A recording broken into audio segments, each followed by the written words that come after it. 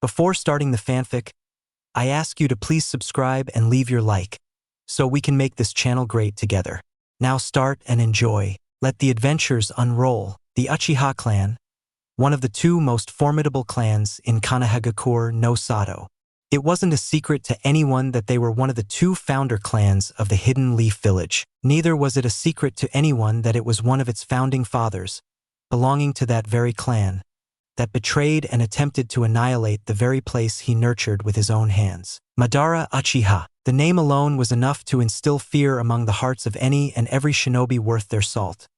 Anyone who had ever picked up a history book regarding shinobis knew that name. That name was the very definition of power and legacy he had left behind. The power to cave landscapes and mark a whole new valley, just to leave a mark when the man really went all out in his battle prowess. The Valley of the End was still a reminder to all those who had ever mistaken to forget the name of the menacing legend, the devil that once roamed across the land of fire like the Reaper himself, annihilating the very existence of any person he found unworthy of breathing from the very face of the earth. But not many knew that the man had married in secret. Yes, Madara Uchiha, the tyrant, crimson-eyed demon, the very virtue of death himself. Many names had been given to the legendary shinobi, but none had ever imagined him to be a man who would ever even think to have a family. But he had. The man who was rumored to be completely unstoppable against anyone other than the legendary Shodai Hokage Hashirama Senju. The same man wielding the Mokuton, the only one who ever went toe-to-toe with Madara, and lived the next day to tell his tale. The man who tamed the Lord of the Bijus, the kyubi in the palm of his hands with a mere glance of his menacing eyes. That man had a family. He married a simple woman and he had a son, a child, born when the man had married a woman of his own clan, one who had managed to creep into the small cracks that were in that stone-faced man's heart. Together they got married and gave birth to a child who was trained by his father to meet the expectations of his eyes. No one knew of their existence even within the village, since Madara's fame brought with itself the hatred of his enemies too. The child who he had named after the very brother who had succumbed to his wounds, in his very arms, and had left Madara with the power to take on the world by himself. Izuna. The boy had lived peacefully amongst his clansmen and villagers for quite some time, but it was only a tiger sleeping among its prey, waiting for the time to break free his fangs and claws and wipe the very existence of the people who he believed were the reason for his family's destiny. His mother, who he loved with all his heart, had gone to the point of death just because the grief of losing her husband had been too much for her to handle. That had been the night when he had let the darkness that hid in the skies to overtake his very being and gift him the power to wipe out anyone in his path. That night he had awakened the eyes that were only wielded once in history by his father. That night he wielded the Manjikyu Sharingan. With the new power coursing through his veins, he had started his rampage. The rampage that had destroyed the better part of a third of the village's infrastructure, and countless lives were lost in his wake of total insanity. Only one man stood a chance against him. It was as if history was repeating itself, as if their predecessors had taken birth yet again through a reincarnation. Tobirama Senju, the Nidaime Hokage of KONOHA no Sato, had taken charge that night. He was the one who stood in front of the insane man and stopped his slaughter midway before it could continue on any further. Surely he was nowhere near the levels of power his elder brother, Hashirama Senju, once wielded. But after years of experience as a shinobi and as a Hokage to the village, there were few who dared to challenge him to a fight. However, Izuna Uchiha wasn't any man. The fight had lasted the better part of the night before his newly awakened eyes had no more to give in to the fight against the fire shadow, who stood tall above the defeated man that lay on his feet. There were few that Tobirama had respected in his life with all his heart. His elder brother, and surprisingly Madara Uchiha, was one of them. He didn't respect him for his actions in life. No, they were disgraceful in his eyes. He respected the man for his strength and character. The man held himself like a man of his stature should, and for that he had Tobirama's respect. But above all, what Tobirama respected the most was Madara's loving heart. Yes, that was what Tobirama knew to be true, no matter how ridiculous it sounded to anyone else. He had done his fair share of studying into the power that hid itself behind those crimson eyes, the power that the world once cowered before. And finally his search had led him to the truth. He had gained the answers he was looking for after years of study into the secrets lurking behind those eyes. The answer was quite simple in the end. Hate, that was the answer that had shown itself to him for the fruits of his labor. The greater the hatred in the bearer's heart, the greater the visual prowess shall be. But Tobirama knew it to be a contradiction in itself. For, if hatred was the key to unlocking the power behind those eyes, the trauma had to have come from a trigger that led its wielder to that hatred itself. And once again, the legendary Senju had devised the answer.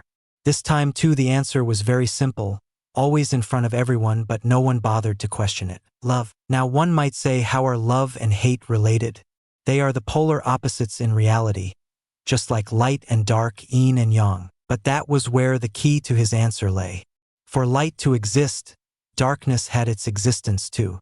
Yin and yang always were in perfect harmony, for without one the other cannot exist. The greater the love an Uchiha hid within his pure heart, the greater the hatred would be when it was crushed by the world. As Tobirama had stood tall, his shadow looming over his defeated opponent, the Uchiha had asked for one last wish. Tobirama Senju was many things in life: calm, stoic, calculative, logical, deceptive, a genius.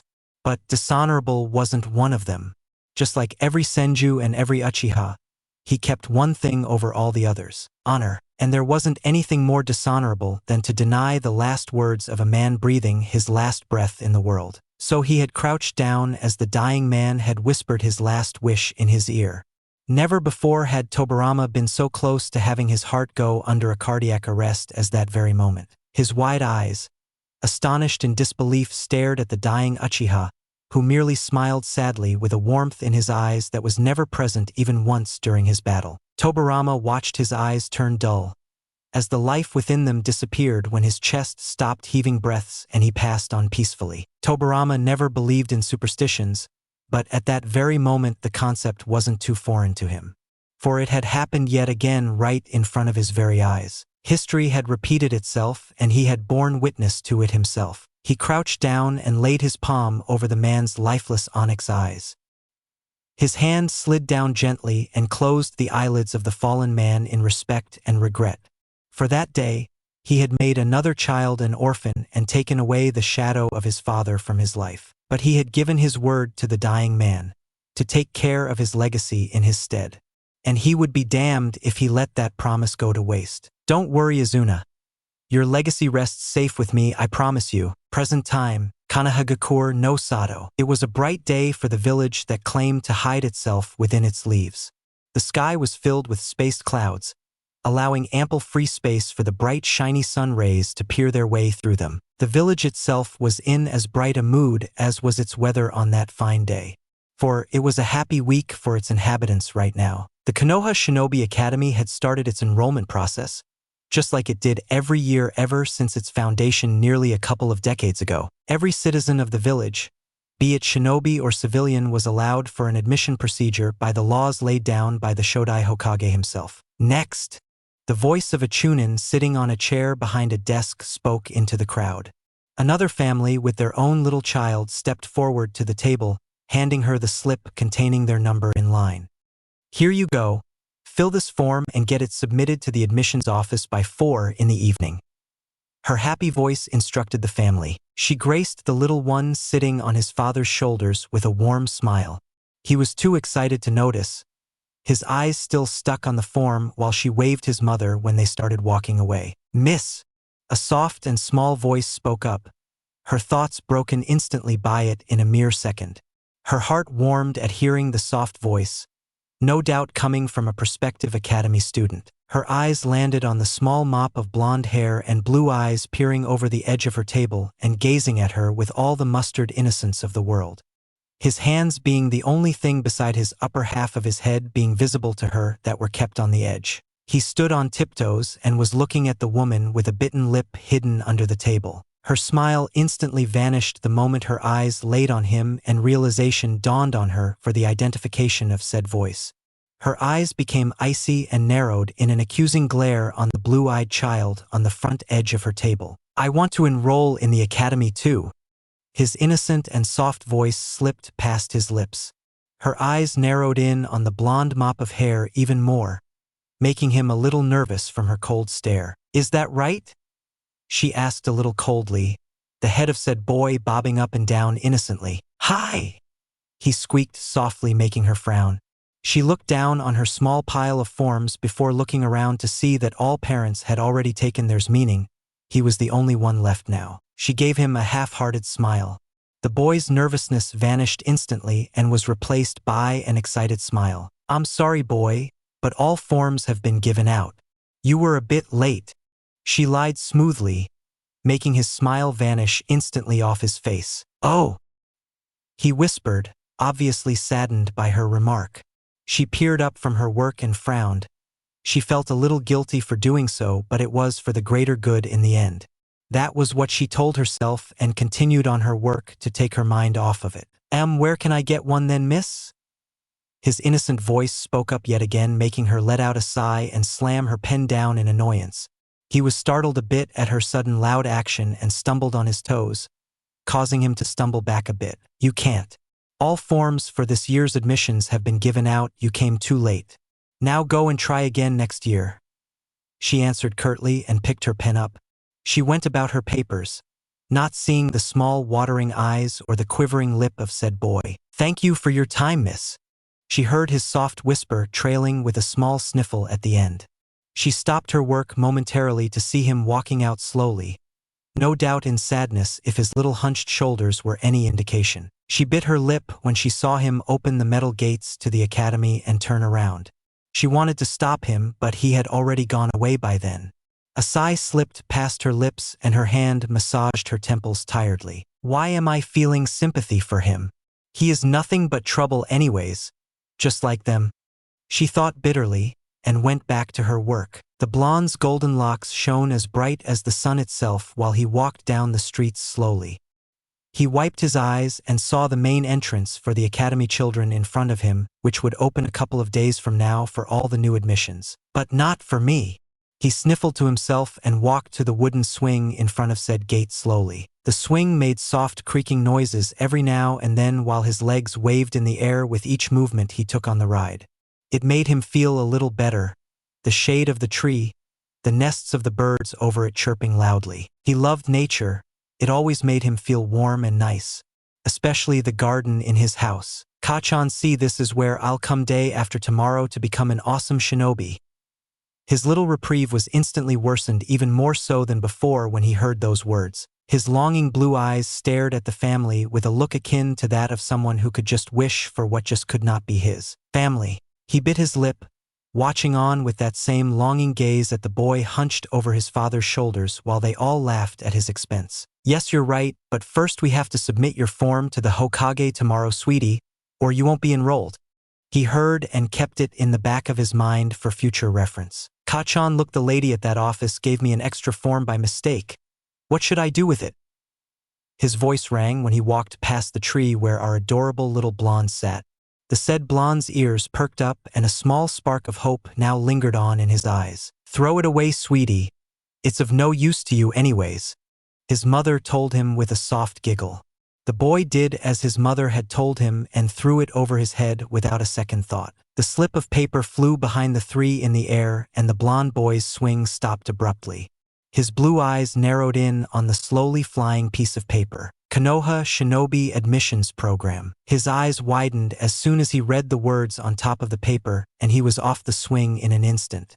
His little feet stumbled a little, but he caught his balance and chased the flying paper for dear life. He leaned down between his stumbling and nervous steps, swinging his arms around for failed attempts at catching the paper he needed so much right now. Finally, his fingers stuck on the flying form, his feet slowing down gradually before he was standing in the middle of the empty street all alone, looking at the piece of paper in his little hands with wide eyes. "KONOHA Shinobi Admissions Program." He read the first line again to reassure himself that he really had one. He bit his lips and clutched the form to his chest as if it was made of gold. His eyes clenched in desperation to believe it really was true. "I've got it, I finally have one.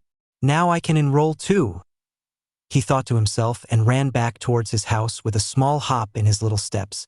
Everyone eyes him coldly, with a look that clearly said, "Are you stupid?" Seeing him clutch a piece of paper to his chest so protectively as if it was his whole life. But the child could care less. He was far too happy right now to pay attention to these little things at the moment. He had a form to fill and submit to the Hokage tomorrow. Next morning, the streets of Konoha bustled with happy villagers going about their lives. A small boy, with his shiniest golden locks, walked around them, snaking past legs to make sure Che didn't bump into anyone. The admission form, now all filled out, was still clutched to his chest like a lifeline. For he had to make sure he didn't accidentally lose it. No, that won't do at all. He had never been to this part of the village. It was the main shopping district, acting as the nerve center for the entire village. He had never needed to. He always stayed in his clan compounds. They had everything he ever needed anyways. They were really nice and cozy. They made him feel safe. Safer than he felt now from all the cold glares and snide remarks being sent his way from all those he caught eyes from. He still got those occasional stares or remarks in his clan too, but they were a lot lesser in his own clan grounds. They were used to his presence there on a day-to-day basis. The rest of the village wasn't. Plus, he wasn't oblivious as to the reason for said treatment towards him exclusively. His mother had told him everything before she had passed away a few months back. His father and grandfather had done bad things to the village and hurt a lot of people in the village before the past two Hokages had put a stop to their actions. That thought made him smile, thinking about his dream. His eyes raised their level upwards, to see the mountain shadowing the back of the village with two sacredly carved faces watching over them all at all times. That was his dream. He would have his face up there too one day. He would become Hokage. Hokage Tower. His soft footsteps made their way in front of the large tower that stood tall smack bang in the middle of the village. His baby blue eyes widened in awe, looking at the tower in nothing but pure admiration in his eyes. He had never seen such a large tower, and now he was a little sad that he hadn't come here before now. It was so pretty and huge. He broke off his thoughts when a jounin gave him a slight nudge and went about without so much as an apology. His eyes gazed on the back of the man before turning back to the tower with a small smile, the form now clutched ever so tightly by his chest. He walked through the large hallways of the tower, stopping every now and then to see and read the small things written underneath some portraits of important figures stacked on the walls. He admired the teak wood walls of the tower and shining wooden floor that made him feel almost self-conscious about stepping on. He walked on like a lost man in an unknown world. Several genins, chunins, jounins, and even some doctors and normal civilians had walked past him now. No wonder this tower was in the middle of the village. It not only had the Hokage, but everyone came here, so it made complete sense to his innocent mind. He tried to stop some people to ask them for directions to where he was supposed to go in such a large building, but no one was stopping for him. Either everyone was too busy or no one wanted to help him. He thought it was the first one. A little uncertainly. Finally, after going on confused through the first two floors, he reached a point where he saw a middle-aged lady sitting on a table, right beside a door that had only one kanji over it. Hokage. He had no doubt that this was the place he was supposed to go to. He walked up to the desk, first looking around to see if he had to get a number in a line like yesterday. He stood there innocently for a few minutes, when he finally saw a man just walk to her before she did something in her book and let him go in. He smiled, finally seeing there was no line or need for any waiting, and walked up the desk. Just like yesterday, he stood up on his toes, his face peering over the edge up to his nose. "Miss!" His soft voice spoke up, startling her in surprise.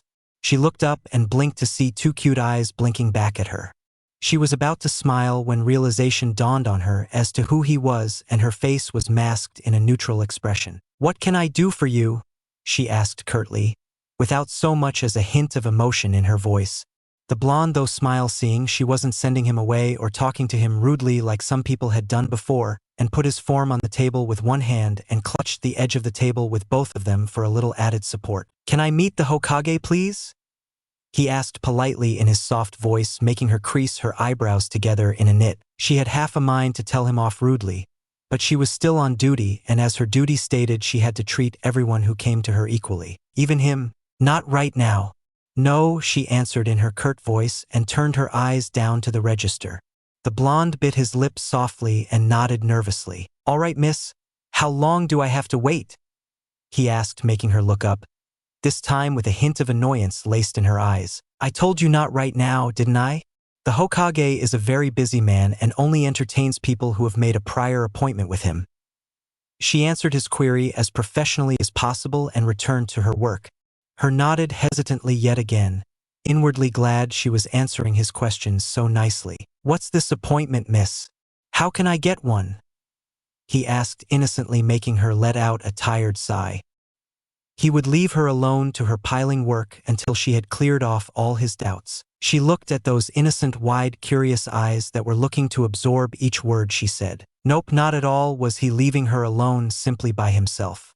Now her full attention was on him to get him away as quickly as possible. An appointment is a fixed time you have to get before you can meet him. He has many people who want to see him and he can't meet with everyone, right? So you get an appointment beforehand to get a meeting with him. Do you understand now?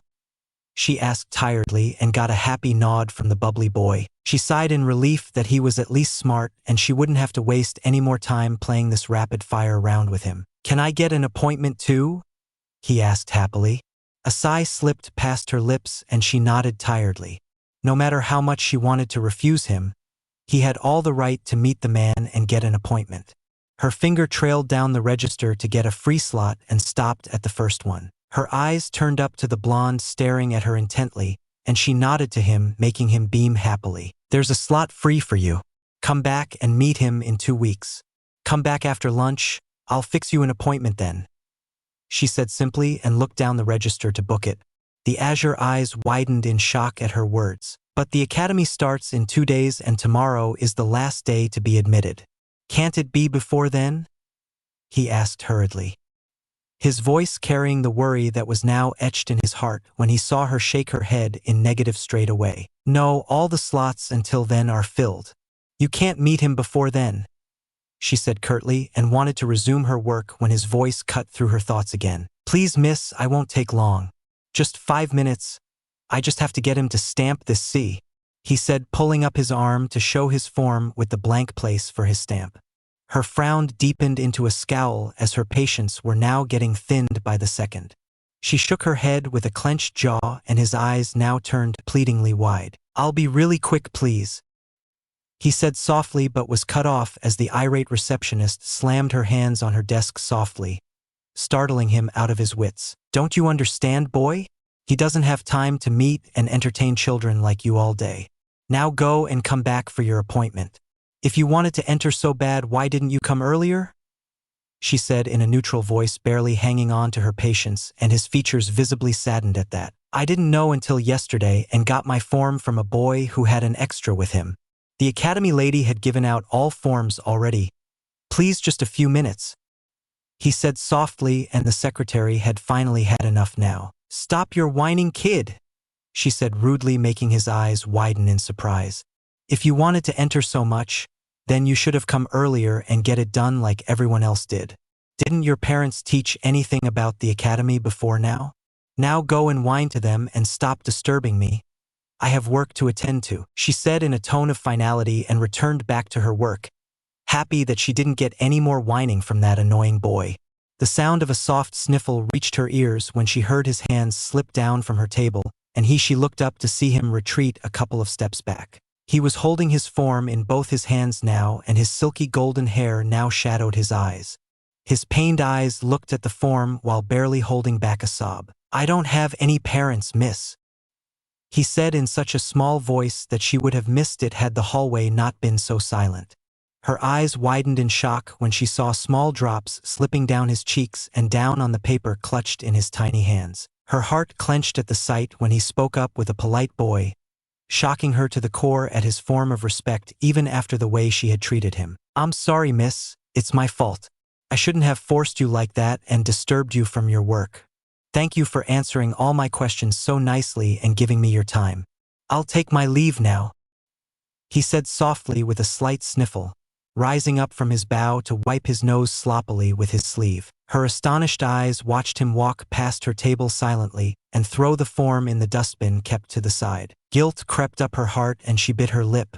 No matter who he was still a little child and didn't know what to do without his parents to tell him. She broke her thoughts to call out to him, only to see him already gone and the now empty hallway making her guilt increase twofolds. Her train of thoughts went on, unaware of a pair of narrowed stoic amber eyes watching the empty hallway quite intently from the sidelines. Tobirama Senju stood by his door, his arms crossed while he leaned with his back to the wall. He had come out to see what this conversation was about and to get his next set of paperwork that hadn't been brought in, only to catch an earful of the last part of the conversation. Needless to say, with what he heard he wasn't pleased in the slightest. This was his village, and no child should be treated the way that boy had been treated just now. For some matter, the boy seemed a little familiar to him, but he couldn't quite place his finger on it for the life of him, and that annoyed him to no end. He wasn't a man to be left with unanswered questions. Everyone knew that about him. He walked up to the receptionist's desk, who looked back to see who it was tiredly. Her eyes widened in shock at seeing Tobirama himself standing there, albeit not looking at her, instead his eyes now dead set on the dustbin kept to the side. She stood up, scrambling the messed up piles of paper hurriedly, knowing how eyeing the man could be for such trivial matters. Hokage-sama? What can I do for you? She asked with a slight stutter of nervousness and cursed herself for it inwardly. He paid her no heed and walked to the dustbin that had caught his eyes now, and picked out the small slip of paper laid on the top. His eyes narrowed in on the sloppily filled form, especially the small wet spots now marring its surface, no doubt made by the tears of that innocent child. He focused his thoughts on the form itself and read it thoroughly as he was used to, like always. Konoha Shinobi Admissions Program. Admittee's name: my name is Naruto Uchiha. Mother's maiden name: my Ka-chan's name is Mia Namikaze. Father's name: my Tsunade's name is Izuna Uchiha. Legal guardian / father's name: I don't know about that, but I'll tell you after I ask Kagami Aji-san. Clan status: if any. I am from the Uchiha clan. Age: I am 5, but I'll be 6 in 2 weeks. Reasons for joining the academy: to be filled in by the admittee. Shinobi are cool. My Tsunade was a great one from what my Ka-chan told me. And I want to be one like him. Oh, and I want to be the Hokage. Pledge to loyalty for the village, to be filled in by the admittee. I love my village, but I don't know what this pledge is. I'll get it after I find it. So please give me a little time to find it, alright? Tobirama, the man known for masking his emotions to the utmost across the elemental nations, couldn't help the mall smirk that was now etched on his face, while his eyes read past the words in pure curiosity. The cute way he had filled out the form with, and how he had forgotten to add his own picture to it, made it quite clear to him that the child didn't have the slightest bit of idea how to fill a form and had tried his best regardless of that, to the best of his knowledge. The small tear stains had smudged up his already sloppy handwriting a bit, but he could make out all of it quite clearly. He was surprised for a moment to read his father's name, but now it made sense to him why his secretary had been so adamant about sticking to the rules, particularly with him. His eyes left the form and looked up to the nervous secretary. His gaze narrowed in on the woman, who shivered a little, gulping softly in nervousness from the man's intense stare. Why didn't you let the child meet me? He asked stoically, though the dangerous glint behind it wasn't lost to the woman. Why, you see, Hokage-sama, there was no time slot left in your timing register, and her voice was cut off by the piercing voice of the man, whose eyes had narrowed even further at her slight stuttering voice. I have a little free time in between my appointments.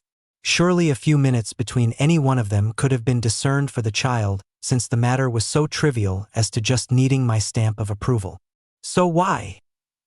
He asked again in a steel-like voice, making her gulp down her nervousness and try to speak, but he cut her off again. You hate him, he stated simply, leaving no room for arguments. Her eyes widened in shock when he slapped the truth in her face, and she shook her head vigorously. He paid her lies no heed and continued on, completely undeterred. He is his father's son, yes. He has his grandfather's blood coursing through his veins. Yes. He is related to 2 traitorous shinobi of the village, yes. He said stoically and watched her look at him speak as if he was an alien of sorts, no doubt shocked by his words, but he didn't stop. But he is a part of this village. He has done nothing wrong. He doesn't even have anyone to teach him how to fill a form properly. He spoke pointedly, slapping the form on the desk for emphasis over his point. The woman flinched at the slapping sound but peered her gaze over the cutely filled form, feeling even more guilty and ashamed than ever before. How would you feel if you were an orphan and someone slapped that points straight into your face? Her words full of disgust and loathing, he asked coldly. She couldn't meet his accusing eyes with her own and turned them down to her feet in shame. She shrunk visibly under his stare that he held for a moment, before picking the form up and walking away. But just before he walked down the stairs, he stopped for his final parting words. "Go home and don't return tomorrow," he said blankly, and the secretary snapped her neck up to stare at his back with horror-stricken eyes. "Hokage-sama?" She stuttered out in shock, and he glanced back with his lone visible eye to make himself quite clear now. "You're fired," he said simply, and walked down the stairs, leaving a stunned and shell-shocked Kunoichi behind. In the village, Tobirama walked through the streets, now a little irritated and annoyed at the new development. His plan to go straight to the boy and meet him to clear of the prior confusion had went completely down the drain. The guards at the Uchiha clan compound's gates had notified him that he had left the compounds in the morning but hadn't returned as of yet. He would have used his sensory abilities had he memorized his chakra signature at first sight. But he hadn't done so, so here he was doing the searching in the old-fashioned way. "Have you seen a 6-year-old blonde-haired, blue-eyes boy around here?" he asked, stopping by a stunned vendor who shook his head nervously, not having words to see the emotionless Hokage asking him such a weird question. He let out a sigh and walked away, asking himself why he wasn't having an ANBU search for the boy. But he already knew the answer as to why. Pride. It would hurt his pride that he, a Senju clan head, the current Hokage and probably the strongest shinobi in the Land of Fire, couldn't find a 6-year-old boy by himself. Plus, it was better than being stuck all day in the office, rummaging about his paperwork. That surely must be the bane of all Kage. I could already feel my skills dulling if I neglect my training in favor of all that in a few months more. He sighed tiredly and stopped at another vendor near the edge of the village towards the Hokage Mountains. "Have you seen a 6-year-old blonde-haired, blue-eyes boy around here?" he asked yet again, and this time relief washed across his heart when he got a nod from the man.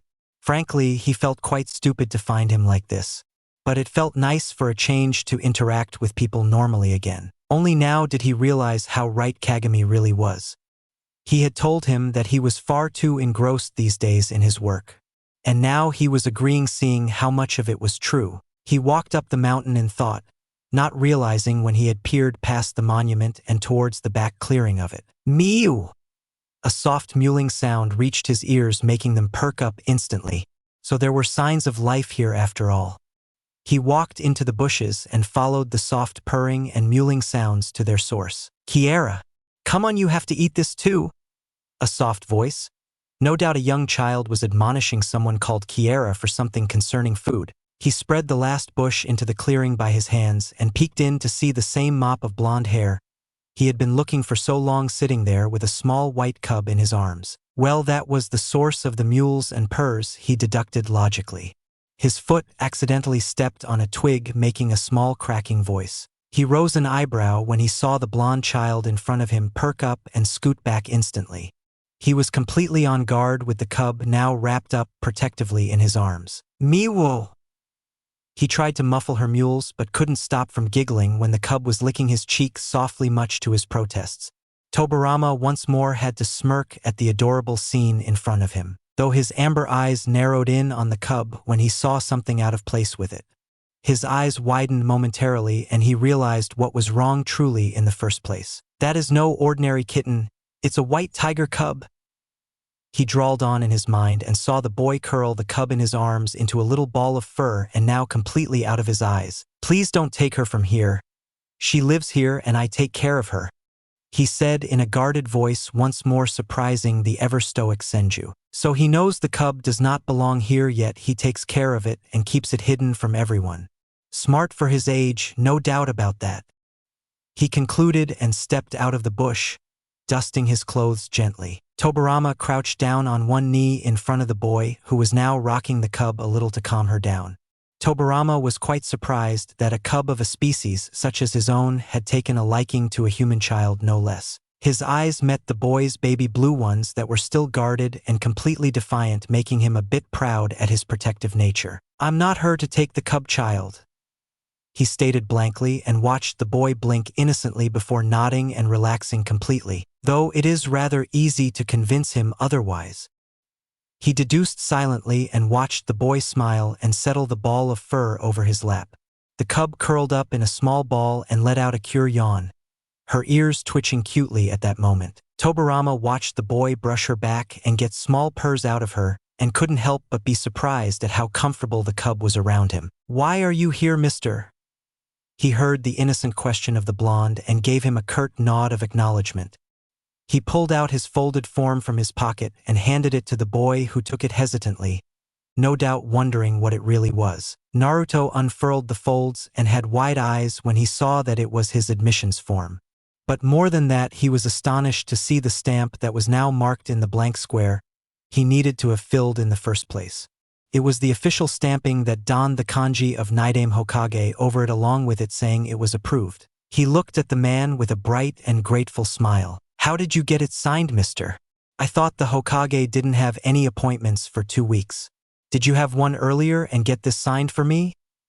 he asked, making Tobirama purse his lips in thought. So the boy had a dream to be Hokage, but was still so innocent and oblivious to the fact that the current reigning Hokage was sitting in front of him. That was amusing, to say the least. "Yes, you could say that," he said simply, and saw the blonde too happy to notice his slight hesitance in words. Naruto put his finger on the cub's nose and gave it a soft rub, only to make said cub scrunch it up in irritation. "Meow wow!" The cub mewled softly, and Naruto kissed her head in an apology for disturbing her nap, getting yet another purr out of her. But he had to show her this. "See, Kiera, this mister got it signed for me. Now I can go to the academy too," he whispered to her, and Tobirama saw now the slight tear marks on his fair cheeks. The child had been crying her, no doubt. "Meow wow!"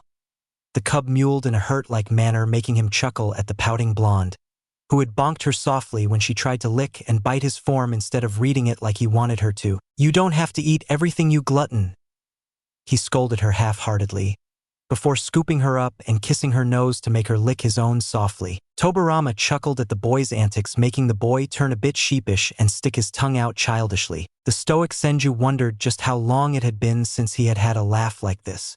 He was now becoming socially inept. Not that he normally wasn't, but now he would be even more. He sighed when he saw the confused-looking Naruto and Kiera blinking at him innocently, wondering what he was thinking, no doubt. "So you want to be Hokage?" he asked to take their minds of his behavior, and saw him look at him surprised before looking down at his form, and then back at him with a small smile, and nodded happily. "Hi, I'll become the Hokage one day," he said, making Tobirama smirk ever so slightly. The boy had said want to become. It was will become, which left only the argument of when he would become one. And why is that, if I may ask?" he asked in a hint of curiosity, eyeing him calculatingly to discern his incoming answer. "Because my Kachan told me how awesome they were," he said happily, making his eyebrow shoot up in surprise.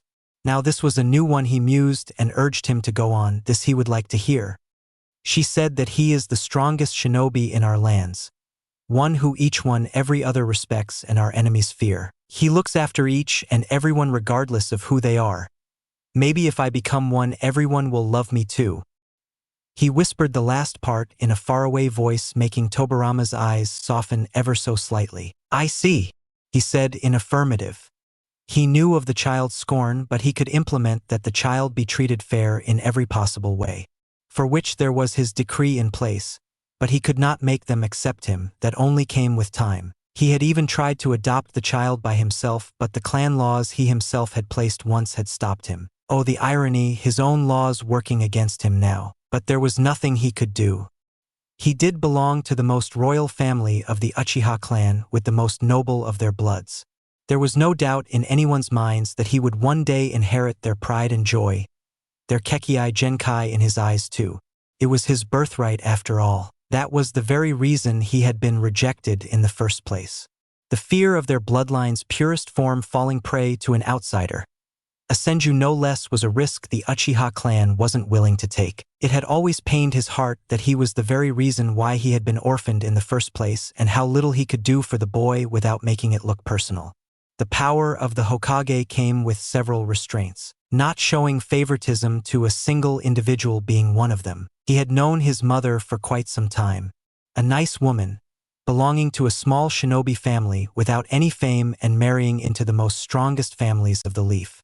Even after her husband's death, she hadn't kept even an ounce of animosity or ill will towards him personally. Both sat in comfortable silence, with Tobirama's conflicted amber eyes gazing over at the waterfall in front of them with a glance holding a hint of solemnity in them. "It's a nice dream," he said, in barely above a whisper but loudly audible to the blonde child sitting by his side, clearly enjoying the calm serenity of nature all around him. "Now I can go to the academy and become a shinobi.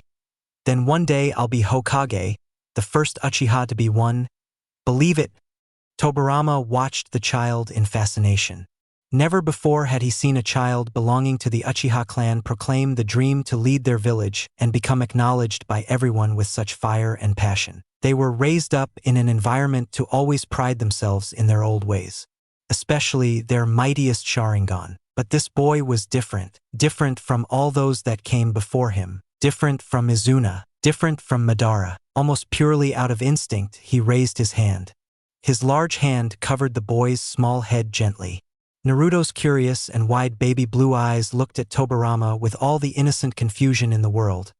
The child was no doubt confused by his action. "I believe you," he said simply, his voice holding no emotions in them like usual, the ever-stoic voice of Tobirama Senju. He watched those azure eyes widen even more than they usually were, and his features suddenly became hesitant and nervous. Naruto hadn't expected him to say that. His voice was so firm, so confident. He couldn't even decipher an ounce of doubt in his words. It made a warmth envelope his chest like never before. He truly sounded like he believed him. The first one ever aside from his mother to believe in him and not outright laugh or send a snide remark at him. Tobirama ruffled his hair gently and looked straight, not seeing the boy glance at the man every now and then in a newfound nervousness shining in his eyes. Naruto couldn't understand the man. How could he believe in his dream just like that? He didn't even know him. "Say!" His soft voice rang in the comfortable silence.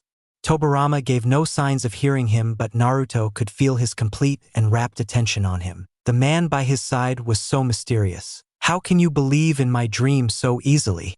You don't even know me?" he asked in childlike curiosity. Tobirama sat in silence for a few moments, as if pondering on the words of the child. However, he wasn't. He knew the answer to the child's question the instant it left his lips. No, he was instead pondering on the nature of his words. They weren't put forth like a normal child his age would. His voice was innocent and childlike, but he knew for these were the moments in one's life, the questions of man's childhood that forged the path he would no doubt endure for the rest of his life. "I know you," he said stoically, chucking a pebble in the lake in front of him. The pebble bounced a number of times, the ripples echoing in the water as if rippling with the weight of the words he was considering at the moment. "For I know everyone in this village," he continued in his emotionless voice. For some reason, Naruto could feel the happiness the man no doubt felt as he was uttering each and every word, even though his face portrayed none. Every elderly man, woman, child, family, place. He continued on, not noticing the blonde's curious eyes glued on his face from the side. Tobirama turned his glance down on the lake's water, his own reflection staring back at him. A leaf fell over it, rippling apart the mirror image. "For I am the stem that holds its leaves, fruits and branches up, even in the mightiest of winds.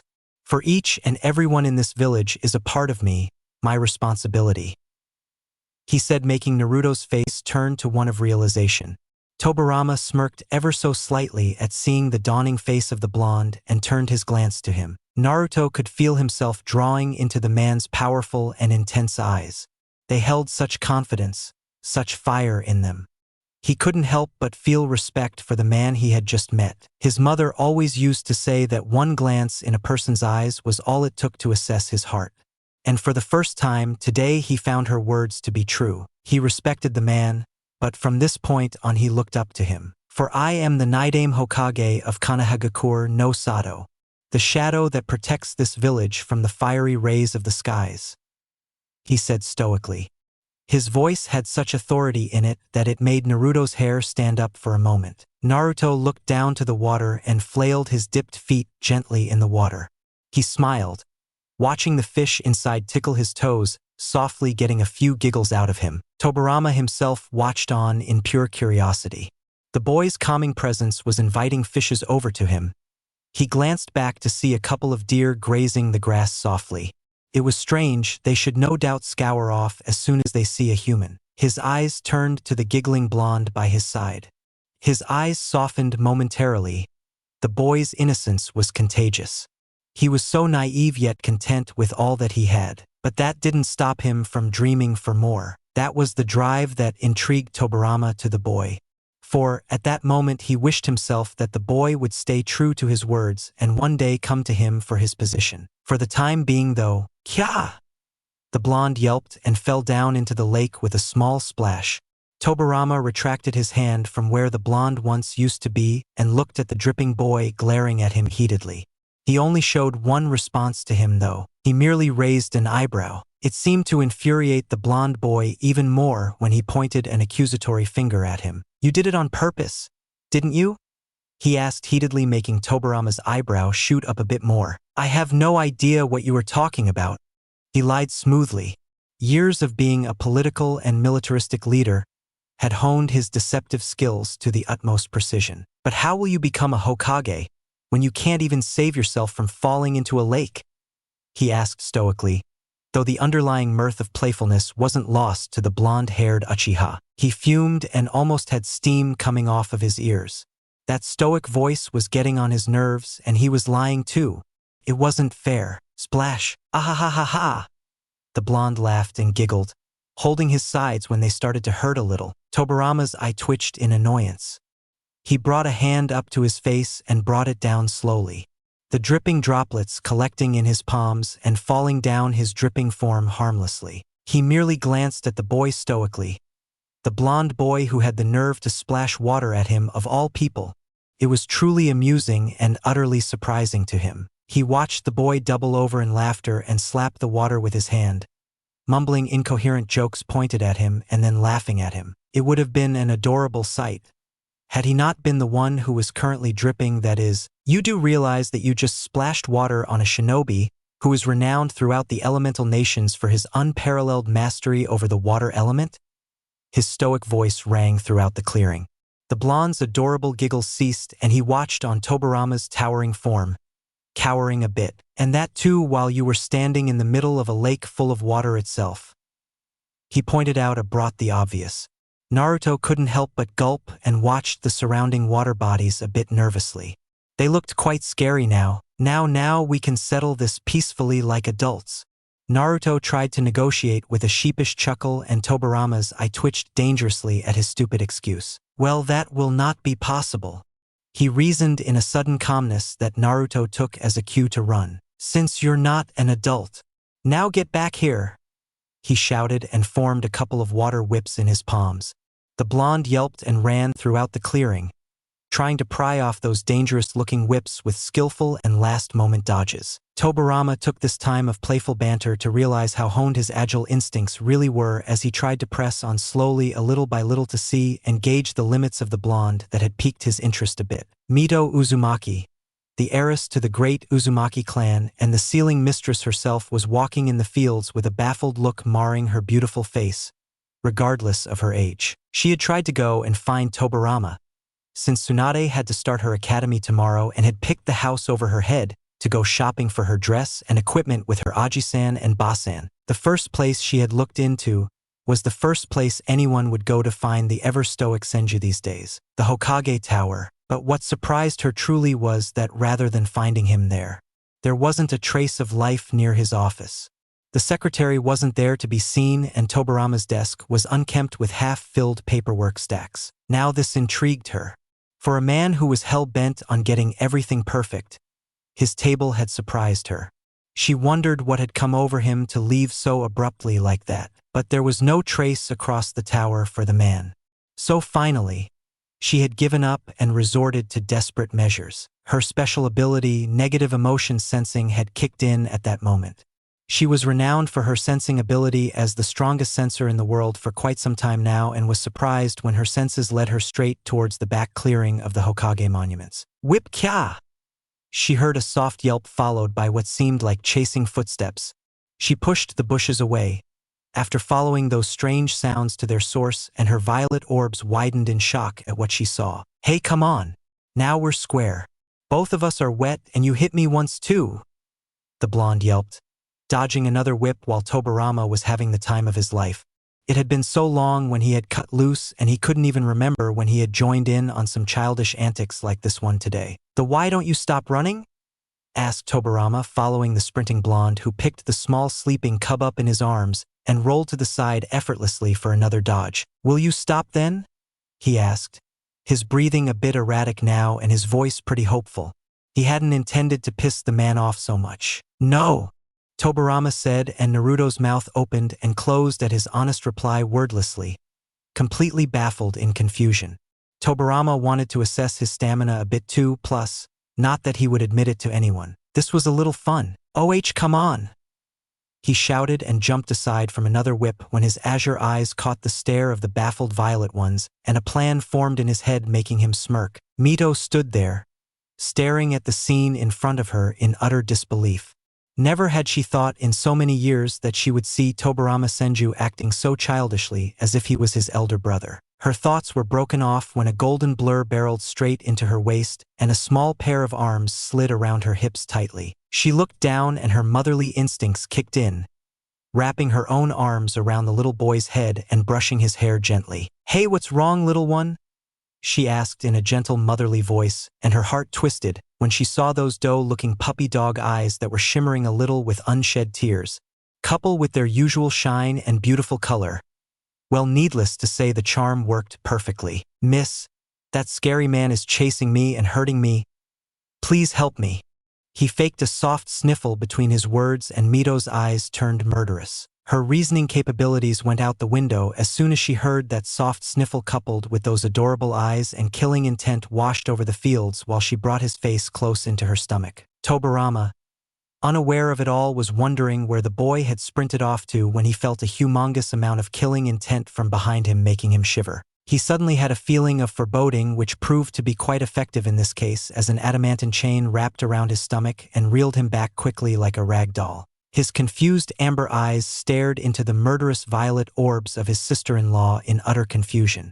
He couldn't get why she was so angry, and for that matter why he was hanging upside down in midair while his ankle had a chakra chain wrapped around it. He turned his head up, which was down in Mito's eyes, and his eyes widened a little when he realized what had happened and how much trouble he was in right now. The blonde giggled softly in Mito's arms, who was gushing inwardly, thinking he was feeling ticklish from her strokes, and not seeing him stick out his tongue at Tobirama and mouth some words that made Tobirama give him a death glare. Shinobi don't play fair, old man. He read the blonde's lips and fumed inwardly when he saw his soft snickers and turned his head down, which was up in Mito's case, and saw her scowling face. Her intimidating posture was towering over him, her hands on her hips to make her point clear. Mito, this is all a misunderstanding, you see. He tried to reason with the bristling Uzumaki heiress, who was in no mood for negotiations, already falling under the charm of Naruto's puppy dog eyes no jutsu. Tobirama Senju, how dare you scare a little innocent child like that? Have you no shame? I didn't expect this, least of all from you. Her regal voice scolded him, and he shrunk a little like a child in front of his mother. But I didn't, he said again, but trailed off when he saw her eyes narrow dangerously, and his ear was being pulled and twisted quite painfully. Now listen here, big man. If I find you chasing innocent children and scaring them like that again. She trailed off, and he gulped, seeing her silent threat, nodding furiously. His sweat dropped a moment later. Wasn't he a Hokage and the strongest shinobi in the world right now? To be scolded by a woman, being held upside down at that, was a great wound to his pride. Especially in front of the blonde, who was barely stifling his giggles and watching the scene in amusement. Tobirama threw him a betrayed glare when he was dropped face first into the ground unceremoniously. His body twitched a couple of times comically, and Mito's eyes turned to the blonde, who was hiding in her embrace, snuggling happily, and they softened instantly. There, no one will trouble you like that again, all right? she asked, and he nodded ever so innocently with a grateful smile. He smiled at the nice woman and nodded happily. She had a calming aura that made him smile and go to her almost instantly. They heard a cough and Naruto turned to see Tobirama dusting his clothes off and trying to gather up what was left of his wounded pride right now. "So Mito, what brings you by her to find me?" he asked, trying to change the subject, and the Uzumaki heiress blinked innocently and realized what she had come here for in the first place. "Tsunade had picked the house up over her head because you didn't come for her shopping appointment as promised.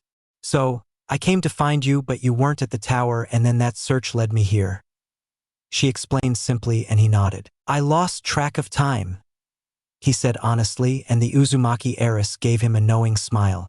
No matter how he tried to mask it, she had seen that playful smirk on his face when he was involved in his childish antics mere moments ago. Naruto looked between the two nervously, seeing how they had forgotten about his presence here, and looked up at the orange sky only to realize how late it was. I should probably just go. It was nice meeting you too," he said in a soft, polite tone, making the two adults blink. Mito, though, caught his shoulders and gave him a stern look that made him freeze in place before her eyes softened, and she cupped his cheek in her hand gently. "You must be joining the academy too, right?" she asked softly, and he nodded, blushing a bit in embarrassment at how she treated him so kindly. He wasn't used to this behavior, with everyone almost always giving him the cold shoulder. Mito squealed in delight inwardly at the adorable boy who was a shy mess at her mere touch right now. He was so cute. She turned her eyes to Tobirama, who had his arms crossed and was looking at the scene in fascination, as if it was a movie for him to enjoy. "Tobirama, since you have missed your spree with Tsunade already, why don't we take this adorable thing with us to make up for lost time?" she asked with a playful smile. He smirked and nodded, raising an eyebrow at the boy who was looking between the two with lost eyes. "Of course, he is in need of new clothes and equipment for the academy too," he said, nodding in affirmative. Naruto's eyes widened and Mito watched him squirm nervously. "What's the matter?" she asked him in a gentle voice and looked to see his adorable wide eyes looking at her apologetically. You don't have to. I have clothes already in my house," he said softly, trying to make them see his point that he didn't really want them to see. Both elders glanced at each other in confusion before turning back to the nervous blonde. "Then you must need books and scrolls, right? You can't have those since the curriculum is revised almost every year by Tobirama?" she asked him, and he bit his lip and said nothing. The two elders were quite curious at his strange actions now. Mito knew who he was. There weren't many blondes who donned the Uchiha symbol proudly on their shoulders. She knew who he was, the only outcast Uchiha in the village, and she, for the life of her, couldn't see how people could ostracize such an adorable thing in front of them so cruelly. "How much are they?" he asked softly. Both of their eyes widened a little, and they knew now what he was so nervous about. The Uchiha clan, as compensation for the actions of their clan head, had to pay off all the costs for the damages caused during the rampage of the boy's father. As such, the clan elders had seized the amount from the head family's funds, taking a huge chunk off from their fortune. No one knew what happened to the rest after his mother's death, but Tobirama did. Not for what had become of the rest of the family's fortunes, that were still a mystery in themselves as to how large they truly were and what became of them. But he knew of the boy's plight and the reason of his current nervousness. He had come to know it through the now clan elder and his ex-subordinate Kagami Uchiha. The man had tried as much as he could to make the boy's life comfortable, but hadn't been able to do much despite that. A lone man against the rest of the clan's despise. He couldn't do much no matter how much he had wanted to. But the clan still had to uphold its honor as the oldest and noblest of them all, and as such according to the ancient traditions of Uchiha Orphan Children Fund. The clan gave the boy a fixed sum of money as set by the elders of that time each month until he was old enough to take care of himself, thereby by considered an adult, or had a stable income source in his life. Whichever condition was fulfilled first, and that in itself was where the problem lay. The Uchiha clan's traditional laws hadn't been updated since a long time, and the amount was a sum set decades ago. Therefore not enough for a proper and comfortable living in this day and time. Now that wasn't usually a problem for the orphan child, since the Uchihas had their own shopping districts and way of life. Their clan members could be said as one of the most caring and protective of all the clans, As funny as it sounded, it was true. The children who had been orphaned due to some reason would get huge cuts in prices and discounts all over the things they purchased, to the point of getting some things free in their clan compounds, therefore nullifying the need for any extra money other than that old fixed stipend. But Naruto wasn't a simple orphan. No one cared if he lived or died. Instead, most would prefer it if he died and no longer a threat to bring more shame to their clan. Mito saw through Tobirama's contemplative expression and knew that the man was rummaging through his mind for a solution. But in this case, she was a bit ahead of him. "Tobirama, don't you have some manuscripts of the books you wrote last year for the new curriculum?" she asked him, making the shaggy white-haired man nod in affirmative at her question. "But they are mere prototype manuscripts I wrote containing only the most essential of materials. It had to undergo a complete rewrite by the order of the council since my writings were far too complex and detailed for children as young as them." He cut her musings short. Can I have them please, Aji-san?" asked the soft and shy voice of the blonde who was standing quietly to the side and listening to their conversations for a while now. Tobirama, though, saw his eyes, the eyes that were eager to learn. But what if he couldn't understand them? They would do more harm to the boy than good. "Please, I'll give them back to you if I don't understand. But if you can, I'll take them," he asked him in a pleading voice, and those innocent eyes made even his heart melt. He sighed. Looks like age really was catching up to him. He crushed those thoughts instantly.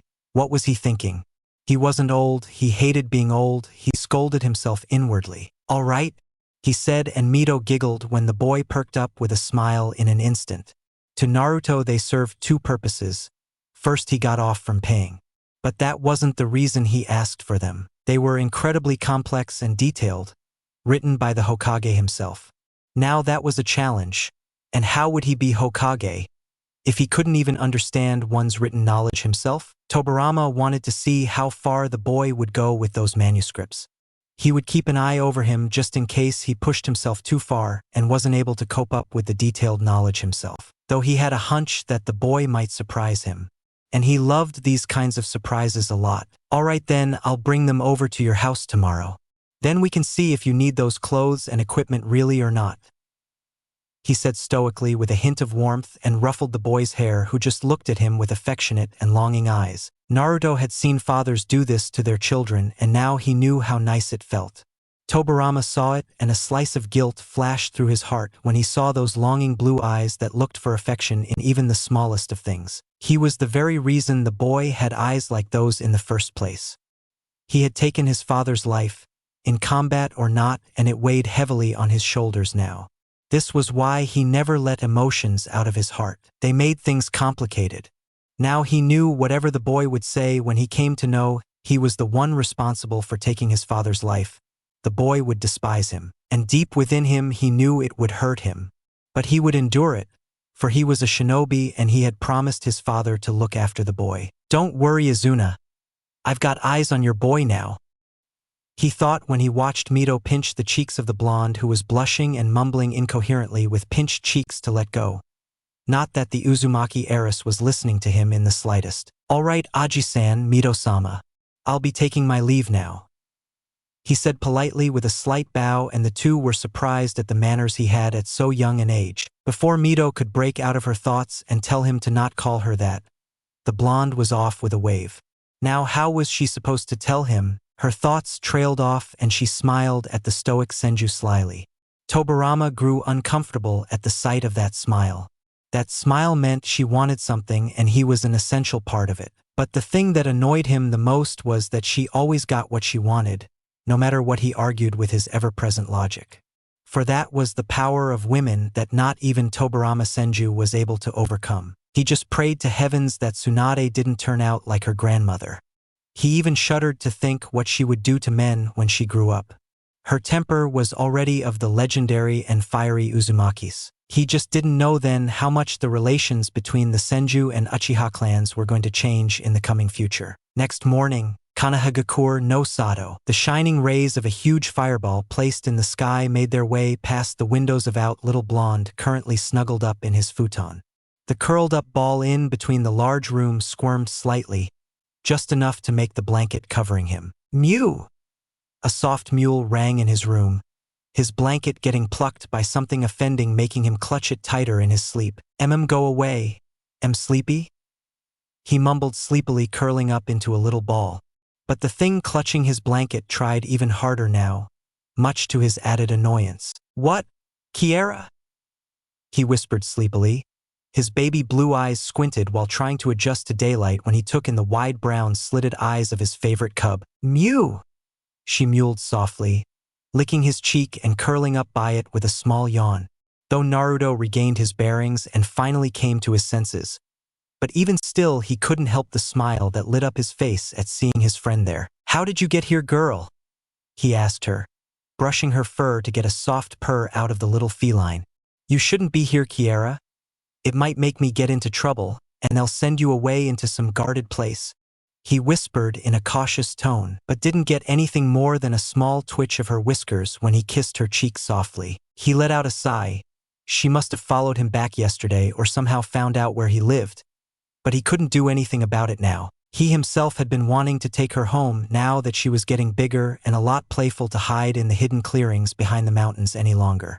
So it was all for the better, at least for now. He sat up, scooping the ball of fur in his arms, who didn't feel much like resisting from the friendly touch she had gotten used to. The blonde boy walked downstairs to his dining room, straight for the fridge, and put the small cub on the table, who was watching her unofficial master quite curiously. He filled up a bowl with the half carton of milk he had and placed it on the table, much to the joy of the little furry thing who had dug in as soon as the bowl touched the wooden surface. He sat down on the table, his chin on his arm, only to look at his lone friend fondly lapping up her milk. His finger rubbed her nose, making her mewl in a hurt voice at being disturbed during her meal. He laughed, though, when she licked off the small droplet of milk on his finger while she was at it, getting herself a small bonk on her head. Glutton! He whispered playfully, seeing the cub mewling in a hurt voice, and he was glad she was here now. At least his house wouldn't be as lonely as before. He himself cut off a small piece from a loaf of bread and started on frying a couple of eggs, feeling a small nudge on his ankle. He looked down only to see the pleading eyes of Kiera looking at him innocently, no doubt hungry from the fresh smell of frying eggs making him smile. He cut off a small piece of his omelet and threw it down, which was eaten before Naruto could even realize, and watched the ball of fur nuzzle against his leg, no doubt quite content now. You're going to run me dry like this, you gluttonous cat? He said playfully, much to the confusion of the cub, who just went up onto his lap while he enjoyed his meal in silence.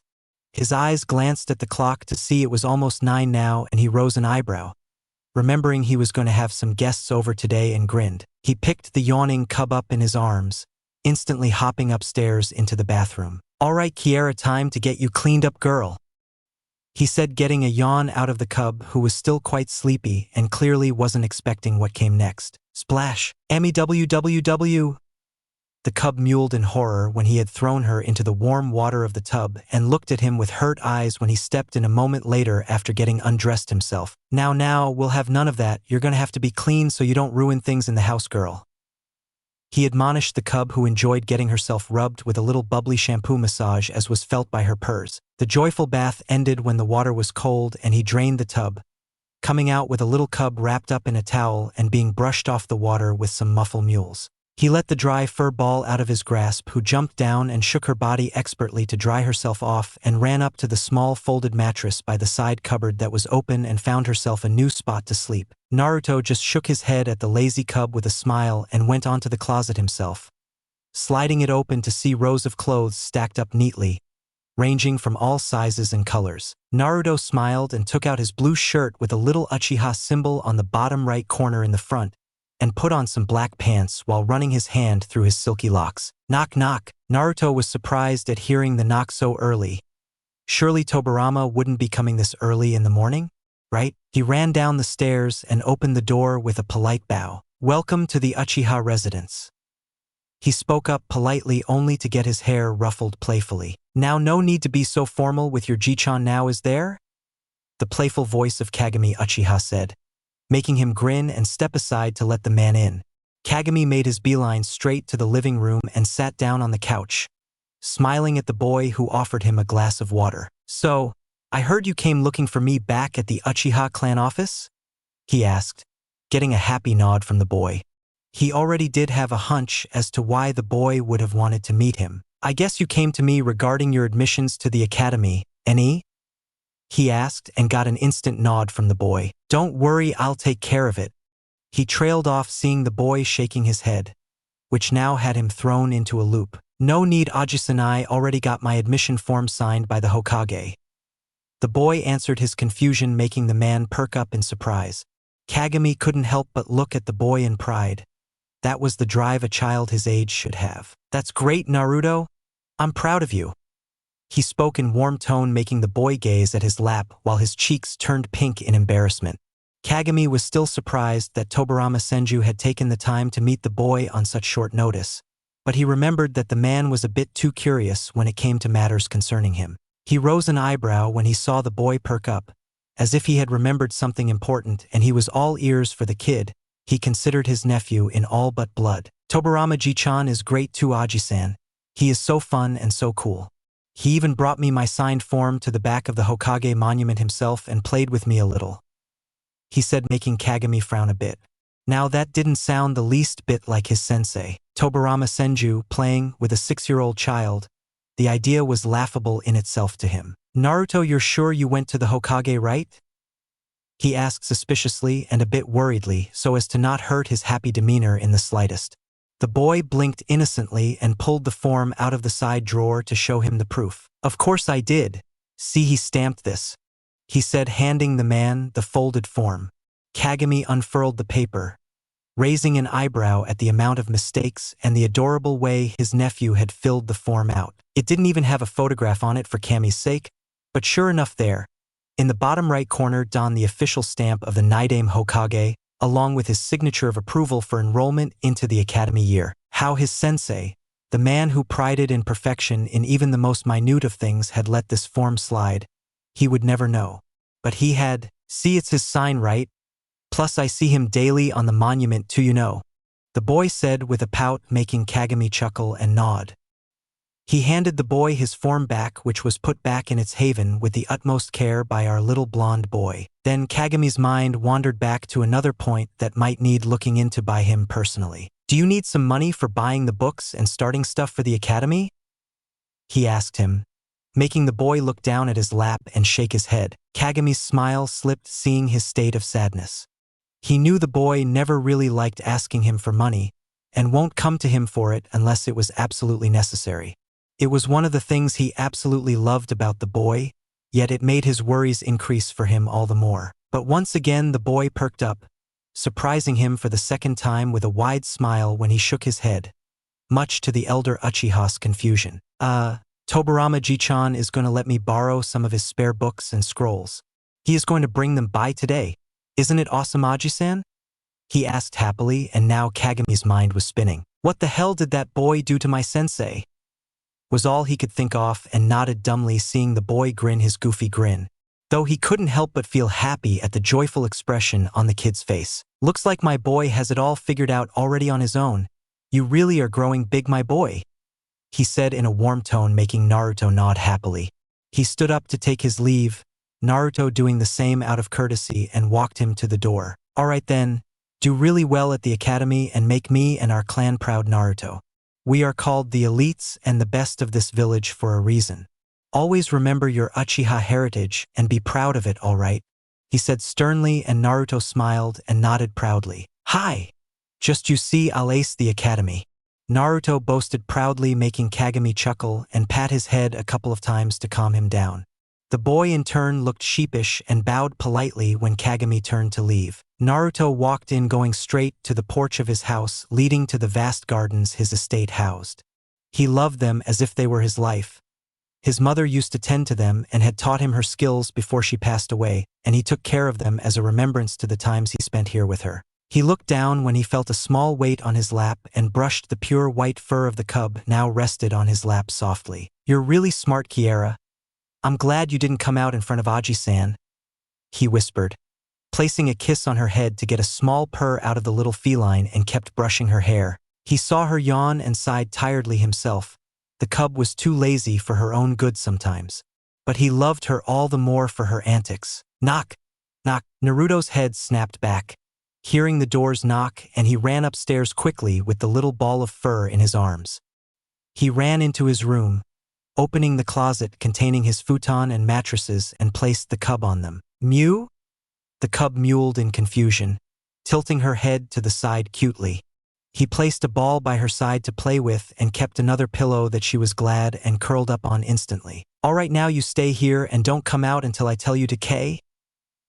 He asked, not really expecting an answer, and ran downstairs straight to the main door. He opened the door and saw Tobirama standing there with his usual stoic look marred on his face and his arms crossed in front of his chest.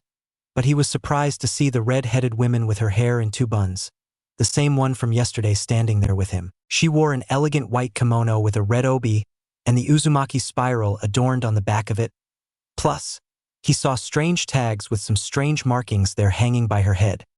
He bowed to them politely like his mother had taught him to do if someone came to his home. "Welcome to the Uchiha residence," he said politely, and the two looked at each other with a smile at the young boy's manners and the way he held himself like a true heir of royal blood.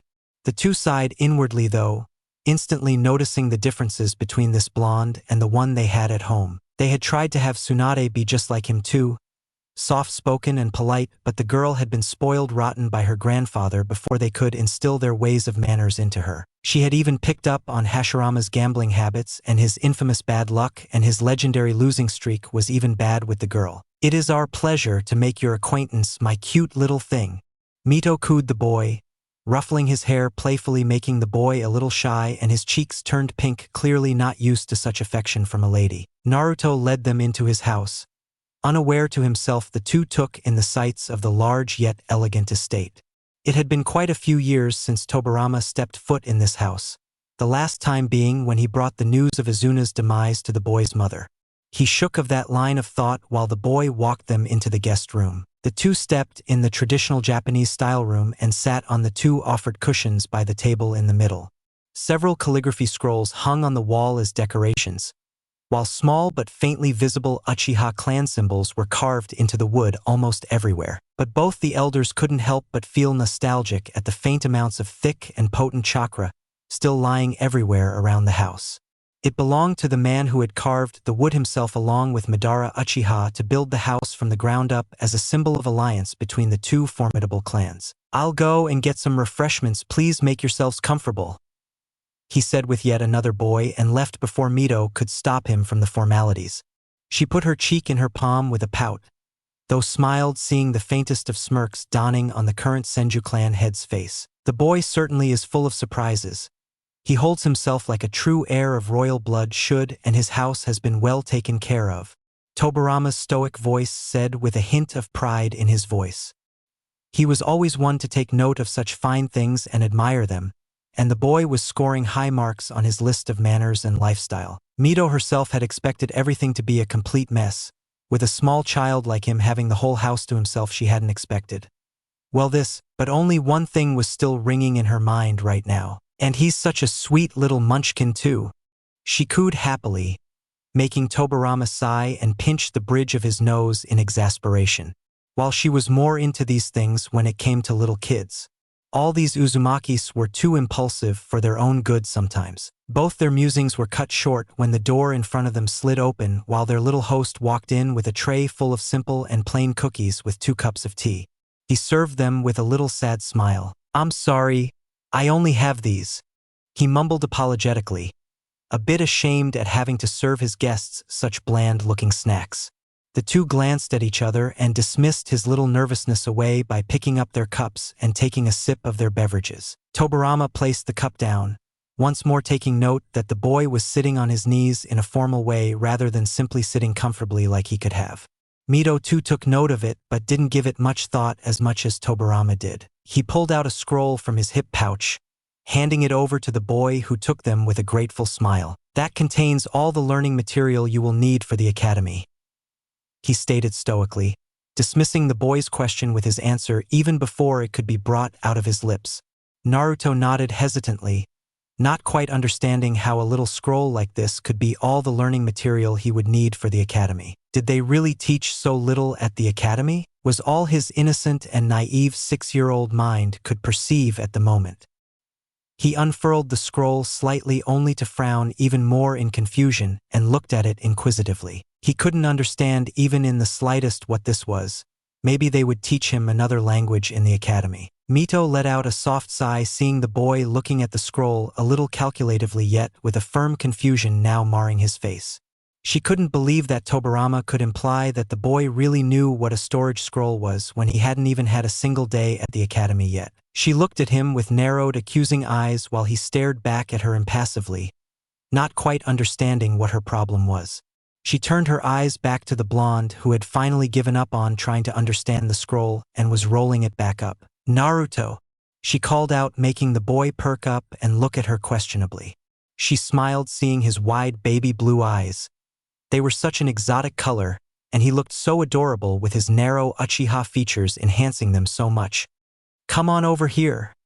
She patted the space by her side. The boy, though a little confused, nodded and went to sit by her side when she took the scroll in his hands and unfurled it yet again. She scooted closer to him, startling him a bit, and put the scroll straight in front of him. "Naruto, this is a storage scroll," she explained, getting a nod from the boy who was now paying rapt attention to her. He loved learning something new, and this must be some shinobi affair. Though he looked on in amazement when she placed 2 fingers over the strange symbols and there was a small poof of smoke. His eyes widened when he saw the small pile of books and scrolls now resting atop the storage scroll. Mito smiled at seeing his excited glimmering eyes and smirked slyly to the ever-stoic Senju, who had a small frown marring his face at not realizing this small fact a little earlier. Though both rose an eyebrow when the boy, instead of going for the books or scrolls concerning the academy, picked up the storage scroll from underneath them and was looking at it as if it was Kami's gift to man. "Wow! How did this little scroll hold so many things? Is this scroll special? Why did these small markings change slightly? How many books can it hold?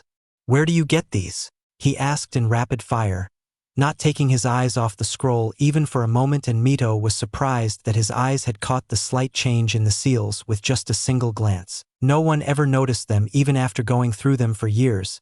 The kid had sharp eyes, she mused, smiling softly at his starstruck face while he was looking at the scroll in pure excitement. "This, Naruto, is a storage scroll," she explained patiently, taking it from his hands, and he nodded, looking at her for more information that she was more than happy to provide him with.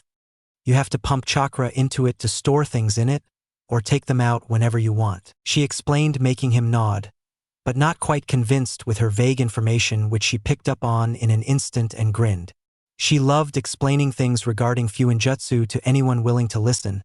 It was such an obscure and unknown art except for members of her own clan. She pointed her fingers on the strange markings, tracing the expertly drawn kanji over them to start her explanation. "These strange markings, or kanji, as you can see in some, are seals or special markings that belong to a very rare and obscure branch of the shinobi arts, Fuinjutsu. These seals hold the things stored in them, placed by the user in the small and confined space of the scroll. Not that the scroll in itself is special. It is all in these seals," she explained patiently, and now the boy had a satisfied smile on his face, liking the little details in her explanation, and was still in awe at the power of these small seals, as she called them. "Sugoi! They must be so powerful. If these little small markings can hold so many of our things in a simple paper scroll, then the complex techniques in this branch would be amazing too," he whispered, gazing at the scroll with a spaced-out look, not noticing the wide eyes of the adults who were staring at him in stunned silence. Both glanced at each other in a seemingly silent eye-to-eye conversation, and Mito smiled slyly at the prospect of having a new candidate who was willing to venture into this exotic branch of the shinobi arts at so young an age. Naruto broke out of his stupor and instantly asked the first thing that came up in his mind. "Will they teach this to us at the academy too?" he asked innocently, but the hope in his eyes wasn't lost to either of them. Tobirama shook his head, breaking his heart a little at the thought of not being able to learn them in the academy. "Naruto, Fuinjutsu is a scarce and rarely practiced art that not many venture into of their own accord." Mito spoke in her warm voice, making him nod sadly, but he was still confused at her words. "But why is that? It seems so cool," he whispered, looking at the storage scroll in front of him longingly. Mito put her hand on the boy's head and brushed his silky golden locks gently. Both the elders were surprised how interested the boy looked into learning this non-flashy and boring art. You really are a surprising child, my little one. Most children love ninjutsu or taijutsu since they look and seem so cool, and all but brush off fuinjutsu since they are only simple markings or calligraphy arts combined with a little basic ninjutsu to create something much more complex. It is really rare for one to take an interest in it on their own, she explained patiently, getting a small nod from the boy while she kept brushing his soft hair she adored so much right now. She couldn't help but gush at his adorable yet saddening crestfallen expression. "It is the specialty of my clan, you know," she said, making him perk up with a smile. "It is only learnt by a rare few outside my clan, and even within us, only a rare few ever get the honor of being called masters at this art. It is the most complex art known to the shinobi world," she stated, and saw the boy turn his gaze back to the storage scroll with a small bout of silence reigning in the room now. Both Tobirama and Mito looked on in curiosity at what the boy might say next, seeing his contemplative face. For Naruto, it intrigued him to no end. In his mind, it was utterly stupid that they didn't teach this at the academy. So what if it was hard? That made it all the more reason for anyone to learn it. "Where can I get books on fuinjutsu?" he finally asked, breaking the bout of silence, and Mito smiled widely at his words. For Tobirama, he was at a loss of words. Normally, children his age ventured into ninjutsu or even kenjutsu since it looked so cool and flashy, piquing their innocent attention a lot. But this young boy was something else. Now Mito was especially intrigued by the kid, no matter if he was an Uchiha. Fuinjutsu prospecting students were rare enough to think of such trivial things. She turned the boy's face to her by her finger placed on his right cheek and gave him a little smile. "Well, I am not so bad at fuinjutsu. Why don't I show you a few things and we'll see if maybe you want to pursue learning the art in the future or not?" she asked him curiously, and Naruto beamed at the nice lady with a happy nod. "Really, you'll teach me?"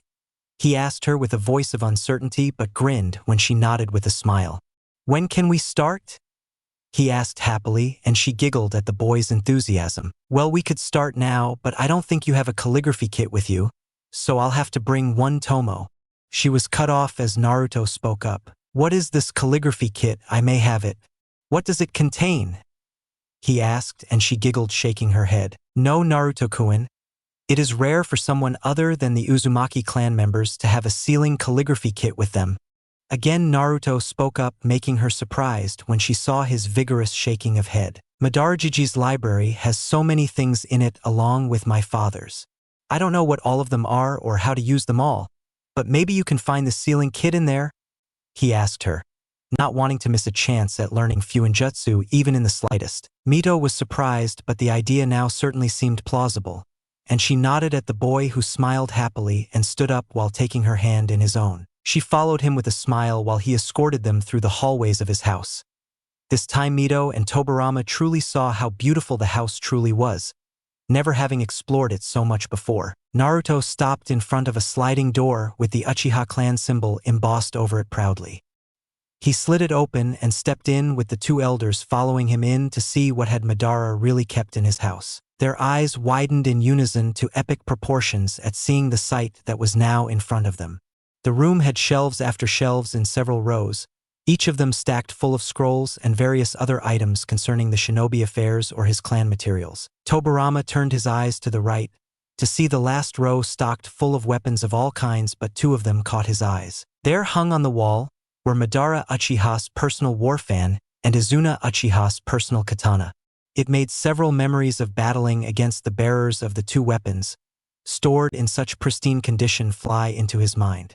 He walked on to the second row with scrolls, and saw them all arranged in several sections of nin, tai, and genjutsu. There were jutsu scrolls of all ranks and elements. Even non-elementals were categorized separately from the elemental ones. It was quite probably larger than the village's own personal library, that in itself was filled more than 3/4 of the contents provided by the members of the Uchiha clan, with them using their Sharingan to document the techniques they learnt from various enemies of various lands. His family too must have documented and preserved each and everything they had scoured over the generations and kept them here for safekeeping. But that in itself raised a peculiar question in his mind. "Naruto, do you by any chance know why your clan elders haven't taken this all in and absorbed this into the clan's property?" he asked the boy, his voice laced in disbelief while unfurling a simple D-rank jutsu scroll to see the personal signature of none other than Madara Uchiha himself at the end of it. And he was surprised yet again when the boy nodded simply. The weapons section alone was enough for the clan to raise hell over a single family possessing it and try and absorb it into the clan's funds, which wasn't taking into account the amount of knowledge that was amassed in here. Mito too was shocked herself that the little boy knew of the reason why his clan hadn't pulled it in themselves and absorbed it for the clan's strength. "Hi, Ka-chan told me when she brought me here sometimes," he whispered, sadness clearly lacing his voice. "Only someone closely related to our family can enter this room. I don't know how it is, but she told me that this room recognizes our blood and chakra signature, and only when it sees that it is someone from my family can they enter it. No one has ever been here except you two till today," he explained innocently, looking for the small kit Mito had told him about and not seeing the completely baffled and shell-shocked faces of the adults behind him. Mito though looked around and narrowed her eyes at the markings laced all over the walls of the room. It was embedded with several layers of security, privacy, and silencing seals. Nothing short of breaking in done by a full-blown seal master. After hours of breaking through the sequence of seals would one be able to access this room. Clearly whoever set this up didn't want anyone to be sneaking around here without her permission. And knowing the kinds of people the previous two owners of this house were, it wasn't the least bit surprising to the Uzumaki clan heiress. The two were very strict when it came to privacy in their lives, and this showed it to the fullest. "Then why have you brought us here, Naruto? It is a family heirloom that has been protected by your family for generations. Why show this to us?" asked the ever-curious Tobirama. Mito wanted to scold the man for such a blunt and rude question that could be taken as an insult for the boy's courtesy to them, but she was curious to this as well, so she let it slide this time and opened all ears to the blonde boy rummaging through the shelves with his tongue sticking out in frustration at not being able to find the kit in this treasure room of a place. "I trust you too," came his answer with a small cough when he found something old and full of dust, making them quite surprised when he continued on. "Ka-chan told me only to bring those in here that I trust completely, and never bring anyone from my clan here since they might try to take this all. But I trust you too. After all, Tobirama-ji-chan is the Hokage and Lady Mito is really nice too. You guys brought me books and helped me get in the academy. Lady Mito even offered to teach me. No one's ever been this nice to me," was all he could say when his shoulders were caught and he was turned around only to gaze into the warm violet eyes of the crimson-haired woman. "Naruto, don't call me Lady Mito," she whispered softly, cupping his cheek in her hand, and loved the affection with which he looked at her, laced with his complete confusion at her words. "Call me Mito Bachan from now on. Okay?" she asked gently, and he nodded, a bit embarrassed when she scooped him in her arms for a hug. She walked with the boy through several shelves, her face still showing surprise at finding some basic level Fuinjutsu scrolls stacked in the shelves too. She was guessing that this sealing work was quite probably done by Madara himself. Tobirama, though, was scouring through his particular interest ninjutsu scrolls. He hadn't found anything that had piqued his interest for now, and for the life of him there wasn't even a single forbidden jutsu scroll in there. For that, he was glad as well as disappointed. Glad that a kid as curious as him didn't have dangerous things to tinker with in his leisure time, and disappointed at not finding anything particularly of interest to him. "Naruto, you say you haven't brought any Uchiha here?" Tobirama's voice rang through the room, getting a simple nod from the boy. Tobirama nodded in affirmative, gazing at the jet-black blade encased on the wall, safely making him remember his battle with the last Uchiha clan head. "That includes Kagami too, right?" he asked, and got yet another nod, surprising him quite a bit knowing how close he was to the boy. "Ka-chan made me promise to never bring another Uchiha in here no matter what, and only those from outside that I could trust completely. So I didn't tell Kagami Aji-san since he is an Uchiha." He spoke innocently, and Mito smiled at the blind faith the little boy had in them. Tobirama too was happy, but the boy was quite naive right now.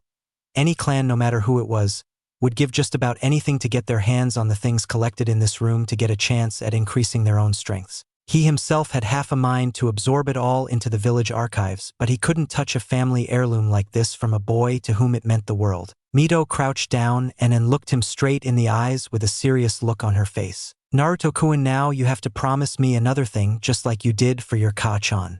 You will that for me, won't you?"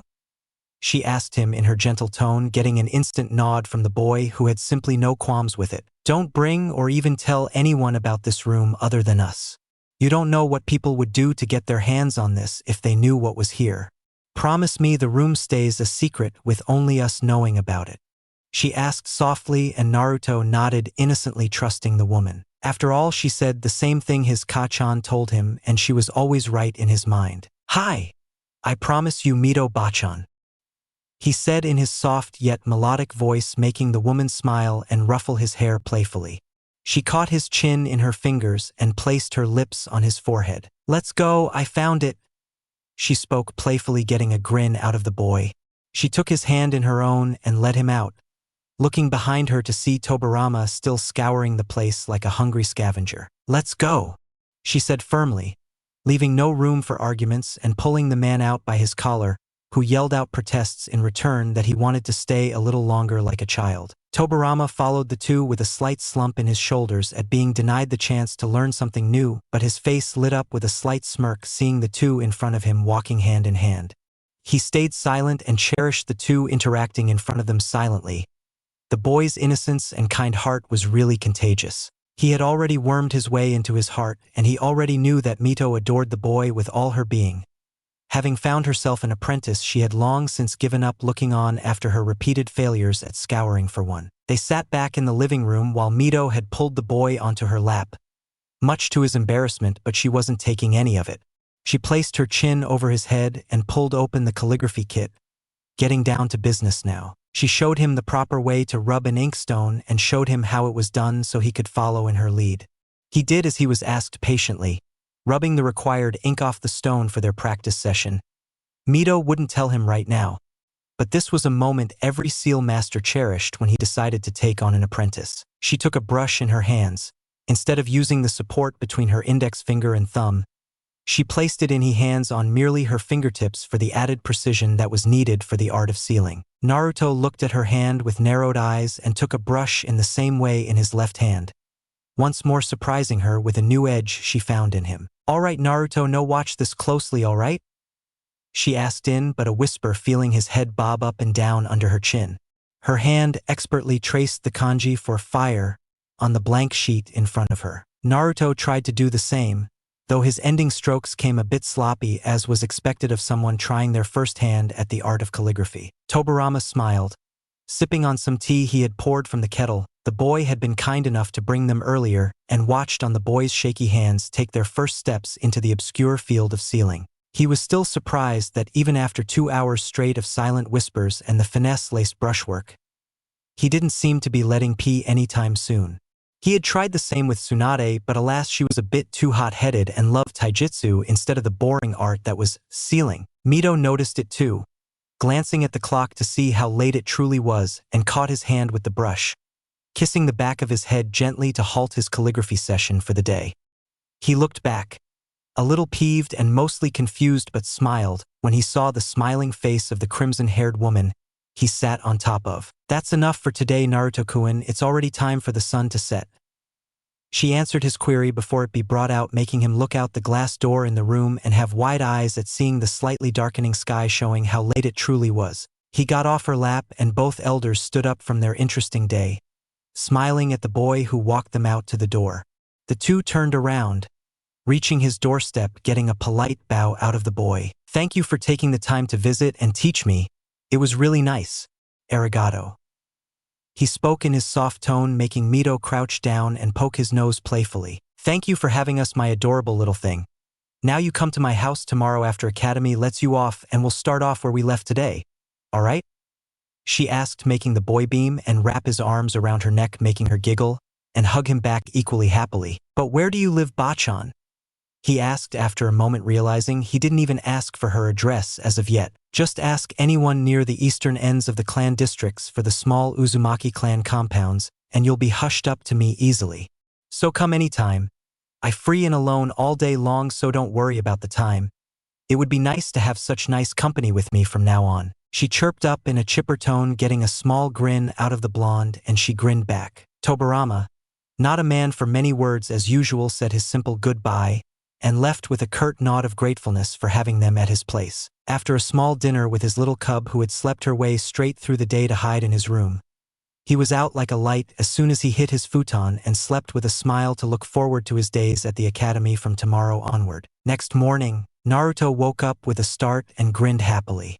Today was the day he finally went to the academy. He looked by his pillow side to see the cub sleeping soundly and picked her up, waving her up in the air. The cub woke up with a start and looked around itself in confusion. Mew! It mewled when Naruto had started rubbing his cheek with hers, and she nuzzled herself against her master. Today's the day, girl. I am joining the academy today. He chirped up, rolling his futon up and placing it in the closet. He jogged into the bathroom, taking a bath after catching the scurrying cub who ran away as soon as she saw the filled tub, but to no avail as she was thrown unceremoniously in the water once again. He cooked up a small breakfast, giving the cub some milk and bacon, while leaving some milk in her bowl for until he returned. He hurriedly packed up the things and books marked for first year in his bag and ran up realizing he was still clad in his towel, forgetting to get dressed in excitement. But today he ran into his parents' room. Walking in, he felt a little sad at seeing the lonely room and some wrinkled sheets lying on the bed. He hadn't made the bed up ever since this room lay vacant. It gave him a little remembrance for his parents. I'm going to the academy today too, San. Wish me luck, he whispered to the walls and walked to the closet in the room. Instantly he saw clothes stacked up in rows neatly in a layered way, having 3 rows of them ranging from all sizes. His father bought clothes and either wore them once or simply kept them in storage, since he didn't like them when it finally became the time to wear them. So they were mostly in pristine condition, thus the reason he never got worried for buying any clothes. But he dared no touch anything that looked like it had seen some life. Those were precious and he cherished them for life. He picked out a brand new looking white full sleeves shirt with a high collar having emblazoned the Uchiha symbol on each of its ends and a small emboss near the back nape of his neck. He put on a pair of blue pants and some blue sandals to go along with them.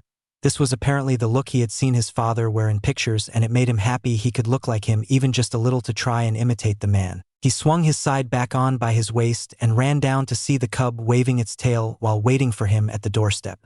He picked the cute thing up in his arms and brought her to eye level, getting a curious stare from the cub who leaned closer and licked his nose to get a giggle out of him. All right, girl, now I'll be back by evening.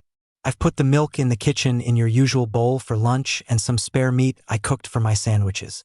So take care of the house while I'm gone and don't make a mess of the place, K. He asked but got a simple tilt of the head to the side while she licked her nose with a yawn, no doubt oblivious to his words. He let out a soft sigh and dropped the fur ball down on her feet, who ran into his room, no doubt to sleep, and he walked out, shaking his head with a smile.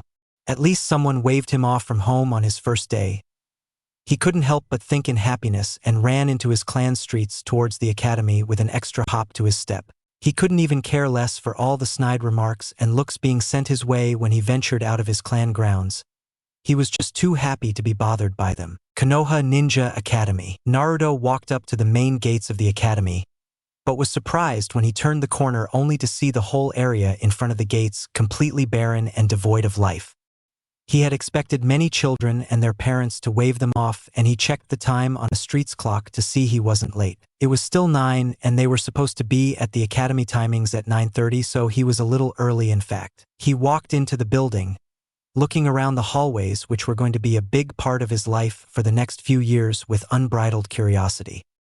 His heart soared when he heard the several hushed voices coming through the closed doors, making him smile. He walked to the assigned room number he was given when Tobirama had given him his assigned form and took a deep breath, standing outside the door with a smile. He slid it open, instantly turning nervous when he saw the population residing in the room clearly wasn't what he was expecting. The parents were in there too, along with their children, and all eyes were on him as soon as he opened the door. But he saw most of them narrowing their eyes at him after a moment, and he looked down a bit to ignore them, but it still hurt him to see those on his first day. "Can I help you, young man?" He was startled by a male voice when a man wearing a green vest and shinobi clothes along with the village's headband stood in front of him with a start. Though he did smile, a small relieved smile, seeing the man's warm smile and kind eyes looking on at him in pure curiosity. He pulled out his signed form, handing it to the man who took it with a curt nod. "I am assigned to this class, sir." He spoke softly and as politely as he could, making the man smile.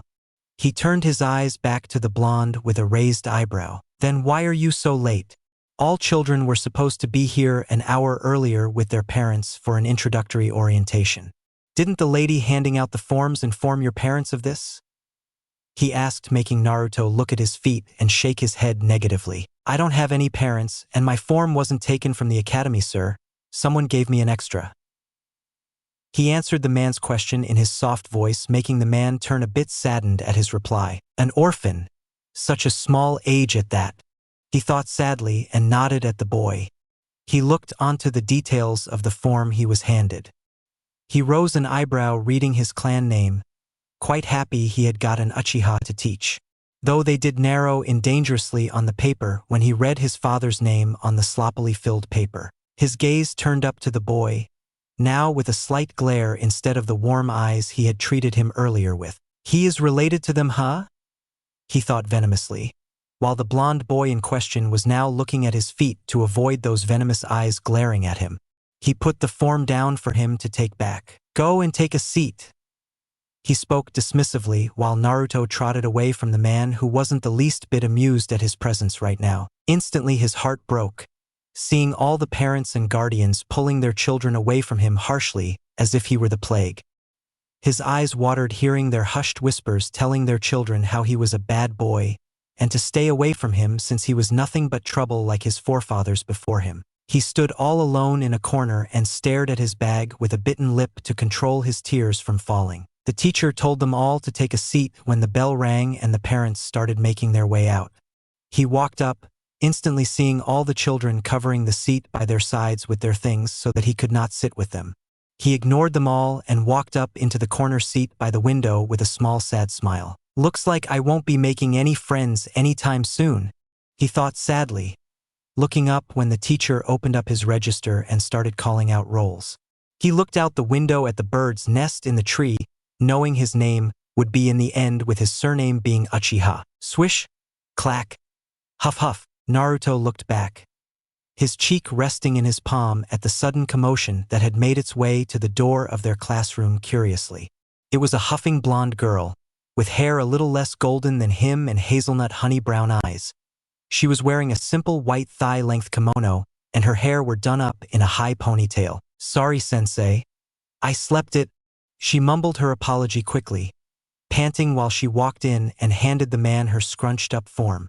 He read it and his eyes perked up when he read her surname along with her parents' and guardians' names in it. He handed her the form back with a smile, forgetting any and all scolding or punishment from the shock of having just had the heir to the prestigious Senju clan walking in. She trudged up the steps, seeing a couple of empty seats by some children still available. The first one had a boy with a smug and prideful smile along with 2 red tattoos marking his cheeks. She ignored it and walked up, leaving a seething Inuzuka there who was quite angry at being dismissed so simply. She saw yet another seat, this time belonging by a boy who had the classic onyx black eyes and hair and that same high almighty attitude she knew too well about. "Uchiha," she thought with a frown and ignored this seat almost immediately. Her eyes scanned the room, finally resting on the back corner of the class where a blonde-haired boy sat, with peculiar baby blue eyes she hadn't ever seen before. Though she did smile at having found a seat for herself and hopped in by his side with a grin. Naruto looked on surprised when the girl took a seat by his side instead of all the other vacant ones. But he was even more surprised when she placed her bag in her desk sloppily, with its handle half hanging out, and turned her gaze to him with a wide smile. "Hi, I'm Tsunade, Tsunade Senju. Nice to meet you."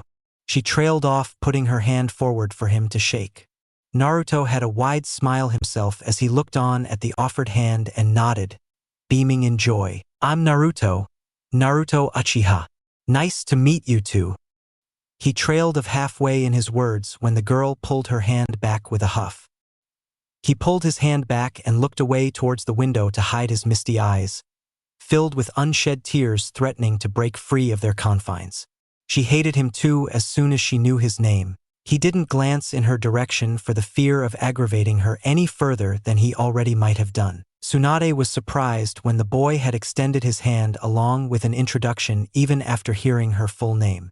But she wasn't going to be falling for any pranks or snide remarks from him.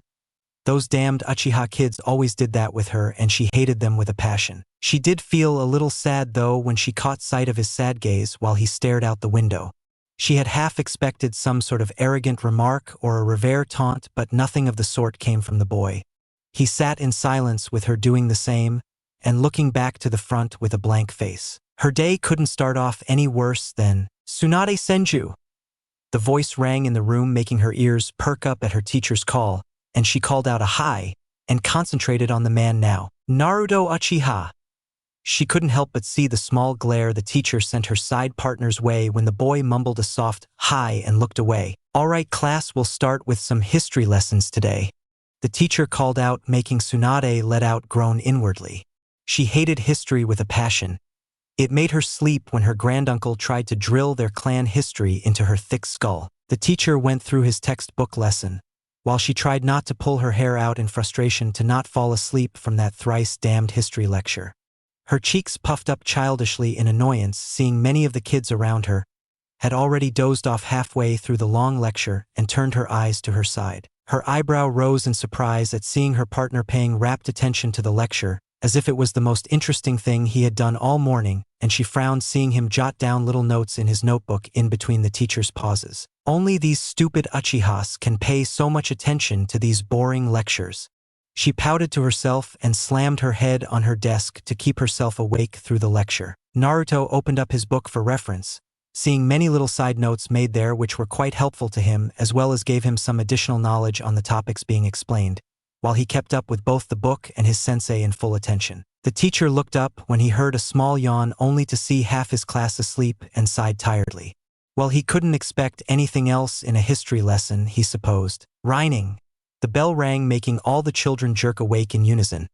When the teacher snapped his book shut and told them of the taijutsu lessons after the lunch break was over, Naruto packed his books and took out his sandwich, unwrapping the plastic wrapping, and munched a soft bite out of his self-made lunch. Everyone pulled out their home-made lunches and bentos. Tsunade grinned, taking out her back and popping her hand in to pull out the bento her mother had made for her. Her eyebrows furrowed while she rummaged for her lunch, only for it to turn into a full-blown scowl before her face marred one of pure horror. She remembered her mother calling out to her and keeping her lunch on the table, but she didn't remember herself putting it in. While she was running around the house due to being so late, she slammed her head on the desk and let out a soft sigh. She had forgotten it at home. Naruto looked to the side after hearing her sigh and was a little confused as to why the girl hadn't brought out her lunch yet. "Well, she was a little late in the morning, so did you forget your lunch?" he asked nervously, making her look at him with irritated eyes. She huffed and looked away, feeling a bit embarrassed that he had pinned the reason right in on the first try. "Why do you ask? Going to compare me to the elite Uchiha?" Her snarl trailed off with an innocent blink of confusion, seeing a wrapped sandwich being forced into her hands. She looked at him stunned. No one else had bothered asking why she wasn't eating except for offering her to sit with them, that she had refused as politely as she could in her hungry state. "Why are you giving me this?" she asked in a baffled voice, figuring it must be some sort of prank, while Naruto had his innocent look on her and gave her a blink of confusion. "Well, we do have taijutsu lessons after lunch," he pointed out, making her nod, but not quite getting his point. "So it will have a lot of physical training and you'll need our energy. You wouldn't be able to go through them on an empty stomach. I brought an extra with me in case I got late for home, so you can have it if you want," he told her, and went back to munching on his sandwich in silence. The silence was eating away at Tsunade's heart, while she stared at the food in her hands with a bitten lip. The guilt was eating away on her now. She hadn't even talked to him nicely yet. He was the only one kind enough to see her plight and offer her his food. "I'm sorry," she mumbled in a soft whisper, her cheeks pink in embarrassment at having to apologize to a classmate on her first day. Naruto, though, didn't hear her whisper in the whole loud racket in their class and looked on at her curiously. "I'm sorry, I didn't hear you. Can you repeat it?" He trailed off, seeing her glare at him with her puffed-out cheeks. "I said I'm sorry for treating you the way that I did, all right?" she asked quickly, her face turning tomato red from the effort it took to get out an apology out of her heart. "But don't expect me to repeat it," she mumbled in an embarrassed voice, making the boy blink in confusion. "Why he wanna do that? Because I won't. Get it?" she asked him sternly, and he merely nodded dumbly, not quite getting why she was getting so hyper. Maybe she was a lot hungry, he answered to himself intelligently and munched on in silence. "And thank you for sharing your food with me," she mumbled as an afterthought, this time surprising him. No one had ever thanked him before, so it did embarrass him a little, and he merely nodded timidly, munching on his lunch with a smile. Tsunade dug in her sandwich, and her eyes widened in surprise at the strange burst of flavors in her mouth. It was unlike anything she had ever had before, a bit weird but still nice. She thought it was perfect a moment later and devoured the sandwich hungrily. She choked on a large bite a bit at the end, and gulped down the offered water bottle half in a single gulp while patting her chest. Naruto smiled that she liked his cooking, as little as he knew for himself, and kept going through his own at a slow albeit calm pace. "So why aren't you being mean to me?"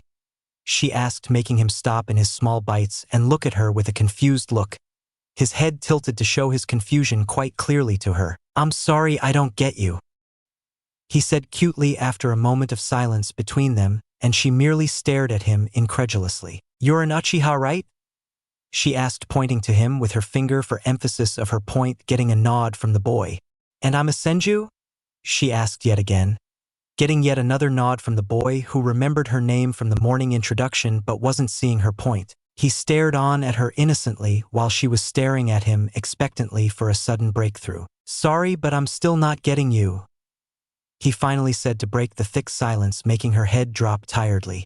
Was she going to have to explain everything around here? "Our clans have been enemies for generations, so all Uchiha kids try to bully me or play pranks on me. So in a rap they are plain old mean to me. Why aren't you doing the same?" she asked him curiously while he merely bit down his last bite while popping open his bottle for a drink. "Well, you haven't done anything to me, so being mean to you just for being a Senju is quite stupid," he said simply, and she was surprised at his simple yet deep words. She grinned and shook her hands free off the breadcrumbs, to extend it for a shake when he finished drinking water from his bottle and popped it close. "Then I guess we can be friends, so let's start again. I'm Tsunade Senju, nice to meet cha," she chirped up happily, making the boy smile. He wiped his hands with his handkerchief, making her quite embarrassed that she hadn't done the same. But she had probably forgotten that at home too, she thought in silent embarrassment when he shook her hand with a grin. "I'm Naruto Uchiha, it's nice to meet you too," he said in a chipper tone, making her grin and nod when they finally shook hands at the start of a new friendship. "All right, class, it's time for your first taijutsu lesson, so everybody come out now," the teacher called out from the door, making them all start to walk out with Naruto and Tsunade walking out together in the back. Konoha no Sato, Konoha Ninja Academy. All the fresh admissions of the academy students stood in the open clearing they were led into by their new instructor. The teacher picked up on his clipboard, having the names and details of all the new students in his palms. He coughed to get the attention of them all, getting quite successful when all the wide and curious eyes turned to him. "All right, this is the first day of our regular weekly academy taijutsu spars we'll have from now on. Now before we begin, go and run a couple of laps around the academy for a little warm-up," he spoke up, getting nods from them. All the students starting running with Naruto and Tsunade flanking the back of the group. "Why do we have to huff run for this?" Tsunade asked, huffing in her jog after they had taken a complete round of the academy grounds, which were quite large in themselves. "We have to warm up so we don't hurt ourselves in the spars. Plus we just had lunch, so sensei must want us to warm up first," Naruto answered calmly, not at all fazed at running the laps they were ordered. He thanked his little furry friend for that. She could be quite a handful, so he was quite used to running laps behind the agile feline. "You huff have an answer for everything huff, don't you?" she asked in annoyance, her breathing a bit labored but not losing as much as a speck of speed. Naruto, though, didn't quite get her point at this. "Huh?" he asked intelligently, making Tsunade try to sigh, but instead she panted and shook her head. Naruto just looked on ahead with a nod when the end came and Tsunade collapsed onto her knees from exhaustion. Naruto himself placed his palms on them and took deep breaths to calm down the blood rush. "All right, class, that was very nice for your first day. I'm glad all of you completed your laps. The teacher's proud voice rang in the clearing, getting smiles from them all. Now come on and gather up around the ring, he said, and all of them stood up shakily, completely exhausted from running, while Naruto straightened up with a deep breath.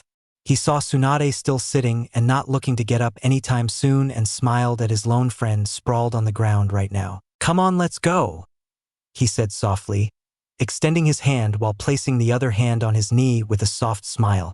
Tsunade looked up, brushing her flailing bangs from her face to look into the twinkling baby blue eyes, as well as the outstretched hand in front of her. But for the first time she noticed how pretty his eyes were.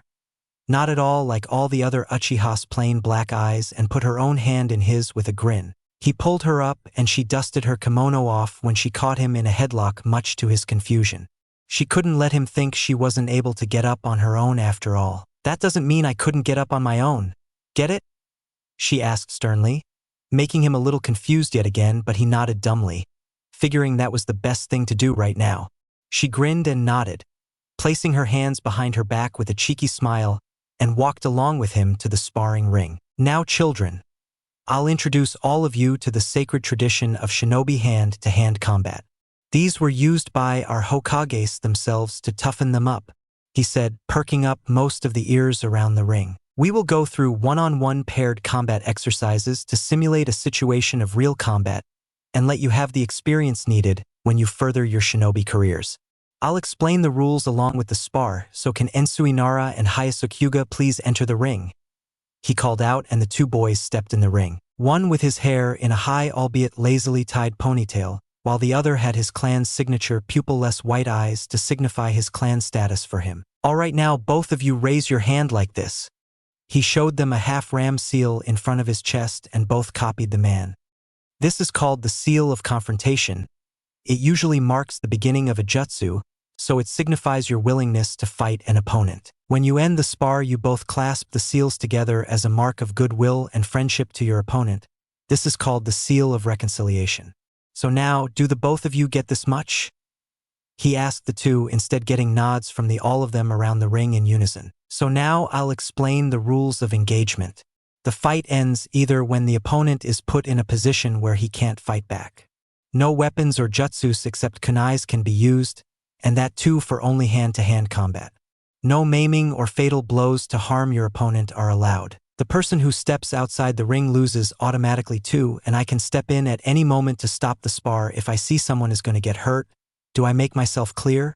He asked sternly, getting nods from the two boys, and smiled, raising his hand. Then let's have an honorable first spar, Hajime, he called out with Hyasuke dropping in his usual gentle fist stance, though all of them were confused when Ensui turned around and started walking away until he was finally outside the ring.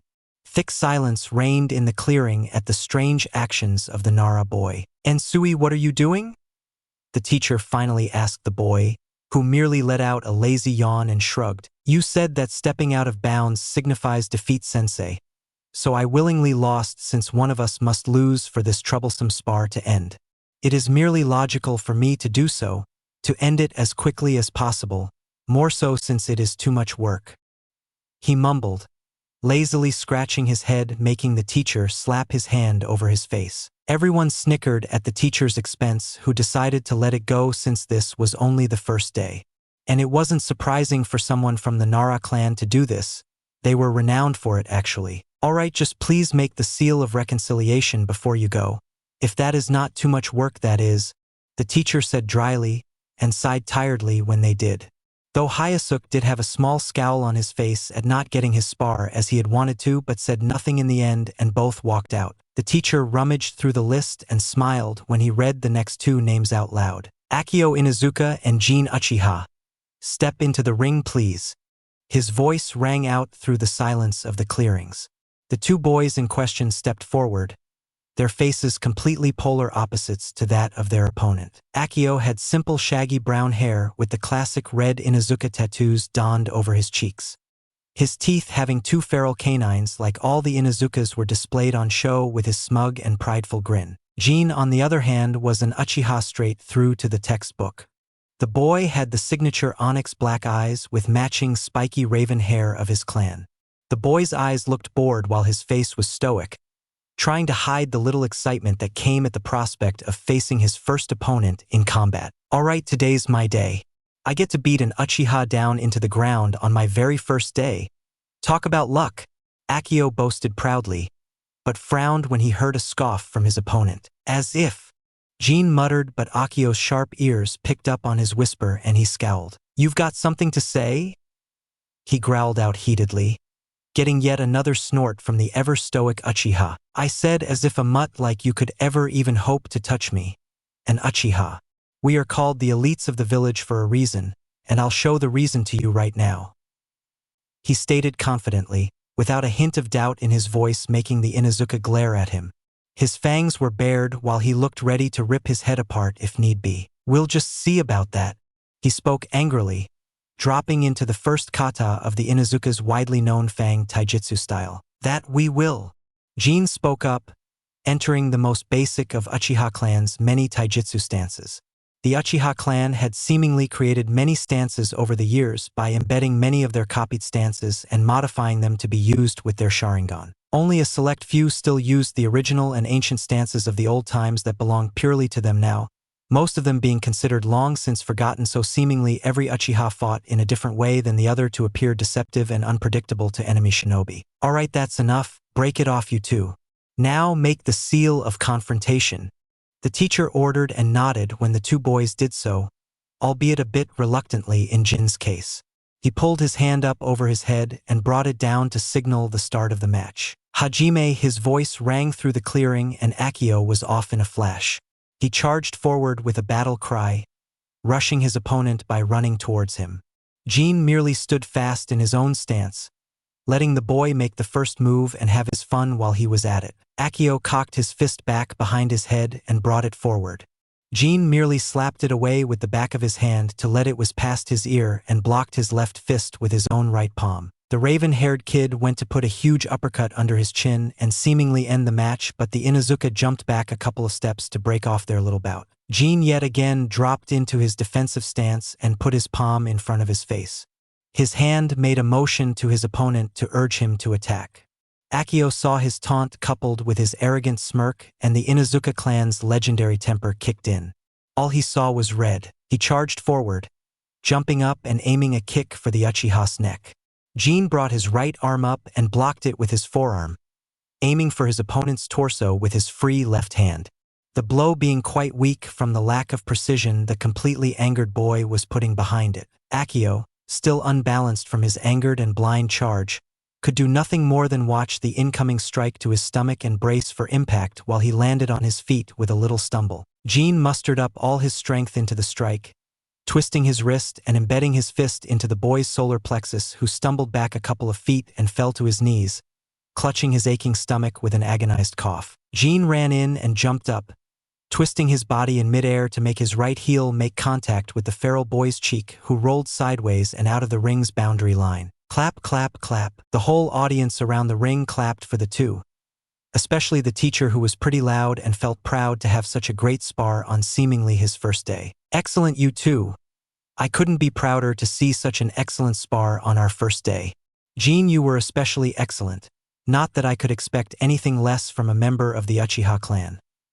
The teacher said, pride evident in his voice. The raven soaked it all in with a slight puff of his chest and walked back with an arrogant smirk. Sugoi Jinkuen, that was so awesome. Many girls squealed in delight with stars in their eyes. He walked back into the crowd, walking past Naruto with a slight bump to his shoulder. Beat that dead last. He taunted in a voice only meant for Naruto, which he promptly ignored and shrugged off his bump as if it was nothing. Naruto turned back on hearing the sound of a small thump and saw Jin lying sprawled face first on the ground. He merely tilted his head to the side in confusion as to why he would do that when he saw the boy get up, with his dirt-covered front, glaring heatedly at Tsunade, who was whistling innocently while playing with her toe, drawing circles in the ground in all the innocence of the world. You might want to get up, Uchiha, or you might ruin the proud Uchiha clan's name, she said in an all too innocent voice, making the boy growl and clench his fists tightly. Everyone around them snickered, other than Naruto, that is, who was still trying to figure out what was going on between the two. I won't forget this, Senju, Jin said angrily and got up, dusting himself off while Tsunade stuck her tongue out playfully to further annoy the already annoyed Uchiha. She felt a tug on her sleeve and looked to the side to see a quite confused Naruto looking at her questionably. "What happened? Why is he so angry at you, Tsunade?" Naruto asked in a lost voice, making the girl smile cheekily. She patted his cheek playfully and shook her head while the raven-haired boy walked off to the side and a ways away from them to maintain his distance. "Nothing for you to worry about," she chirped happily, hiding the fact about sticking her foot out when that annoying Uchiha had bumped into her new friend to get back at him. Tsunade took nothing from annoying Uchihas without a payback, people. "So why was he being such a pest to you? You two know each other or something?" she asked curiously, while the teacher was taking the Inuzuka boy to the infirmary to get him some checkups and rest for a little while. Naruto nodded his affirmative at knowing the boy. "Jin and I have met in the past in our clan grounds. He hangs out with other kids from our clan," he explained, getting a scowl from Tsunade. She didn't want to tell him that he was the team that was on the top of her bullies to beat list and merely nodded, motioning for him to go on. "Well, they don't like me hanging out with them, so I always keep my distance from him," he explained, and got a nod from the girl who could see his point. She wouldn't want anything to do with that annoying brat as well. "But he especially doesn't like me since I wear the Uchiha clan symbol on my clothes so early while he cannot, and is always trying to show me up in front of others," he spoke as an afterthought, getting a confused look from Tsunade. She looked on closely on his collars to see his clan symbol, and even the one on the back of his neck, and then glanced at the brooding boy, who had none whatsoever on his plain dark blue clothes. "What's wearing a clan symbol got to do with you too?" she asked in a completely lost voice, making Naruto confused too. Then he remembered not many people outside of their clan knew of their traditions, and nodded to himself, further confusing the girl. "Right, you wouldn't know, but not anyone can wear our clan symbol just like that. It is a matter of pride for our clan to wear it on our clothes and represent our clan in front of others. Only those who have passed our rite of passage can wear it on themselves after getting the approval of any one clan elder," he explained calmly, getting a nod from the girl, who had her finger over her chin while she absorbed the new information in. Then her eyes went to the clan symbols donned on his clothes. "So you have passed this rite of passage and he hasn't?"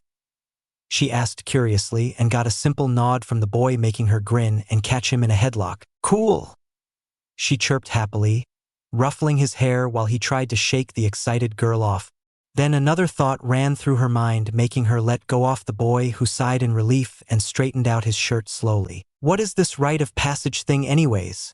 she asked him curiously, making him smile at the ever-curious girl. "It is a small ritual of sorts that all Uchiha have done since ancient times. The Uchiha clan doesn't deem their members worthy to wear the clan symbol until they master the fireball jutsu completely and show it to an elder of the clan, who then gives them his approval to wear our symbol on our clothes. I completed it a month ago and showed it to Kagami Aji-san, who gave me his approval. Jin hasn't yet, so he doesn't like it very much that I can wear it while he cannot." He trailed off, seeing the glittering eyes of Tsunade looking at him proudly, and stood there confused when she caught his shoulders in her hands tightly. "You can shoot awesome cool fireballs from your mouth?" she asked in barely contained excitement, making the boy quite confused at her sudden perking up, but he nodded dumbly.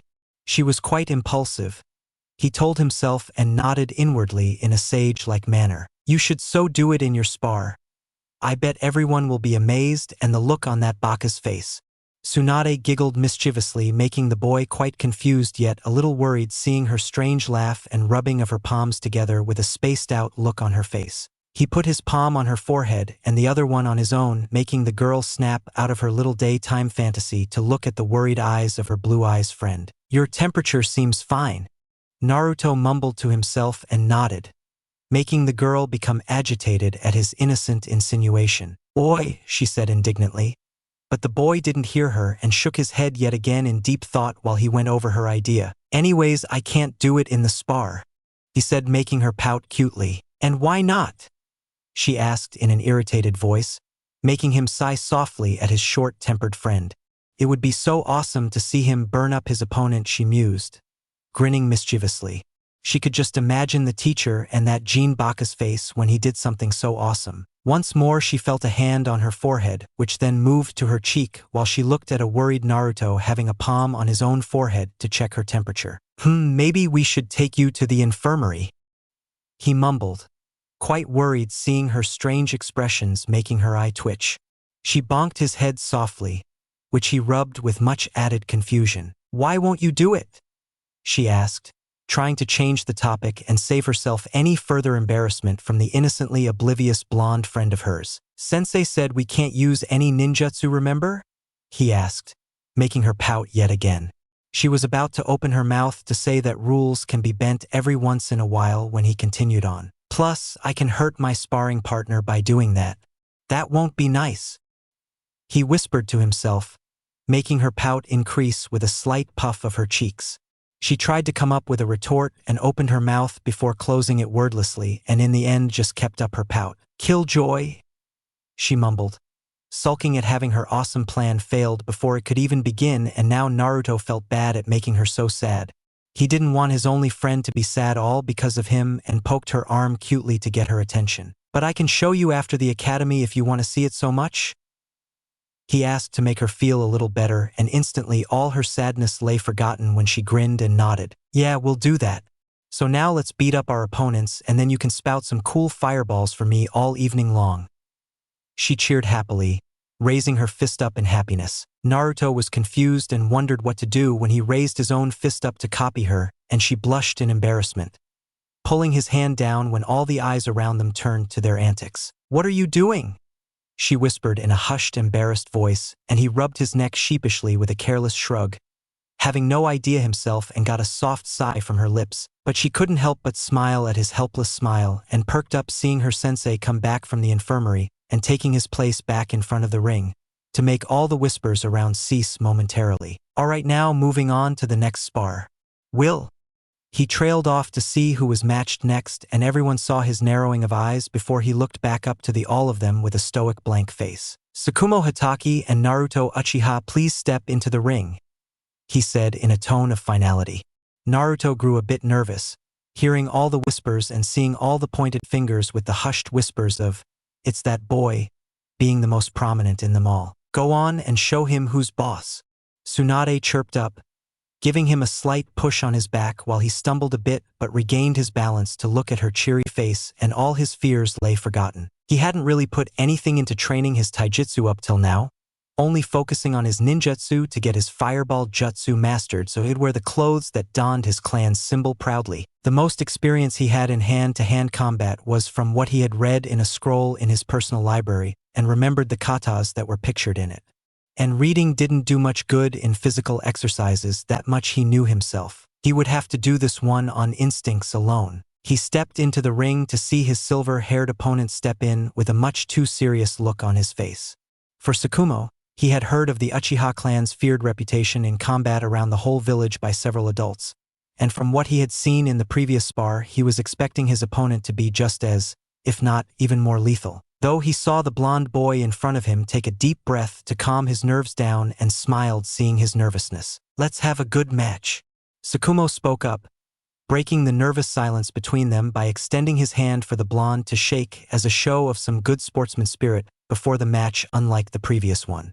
Naruto smiled, albeit a bit nervously, and clasped the offered hand in a shake when they all heard a shout from the crowd. "Go Naruto, kick his ass."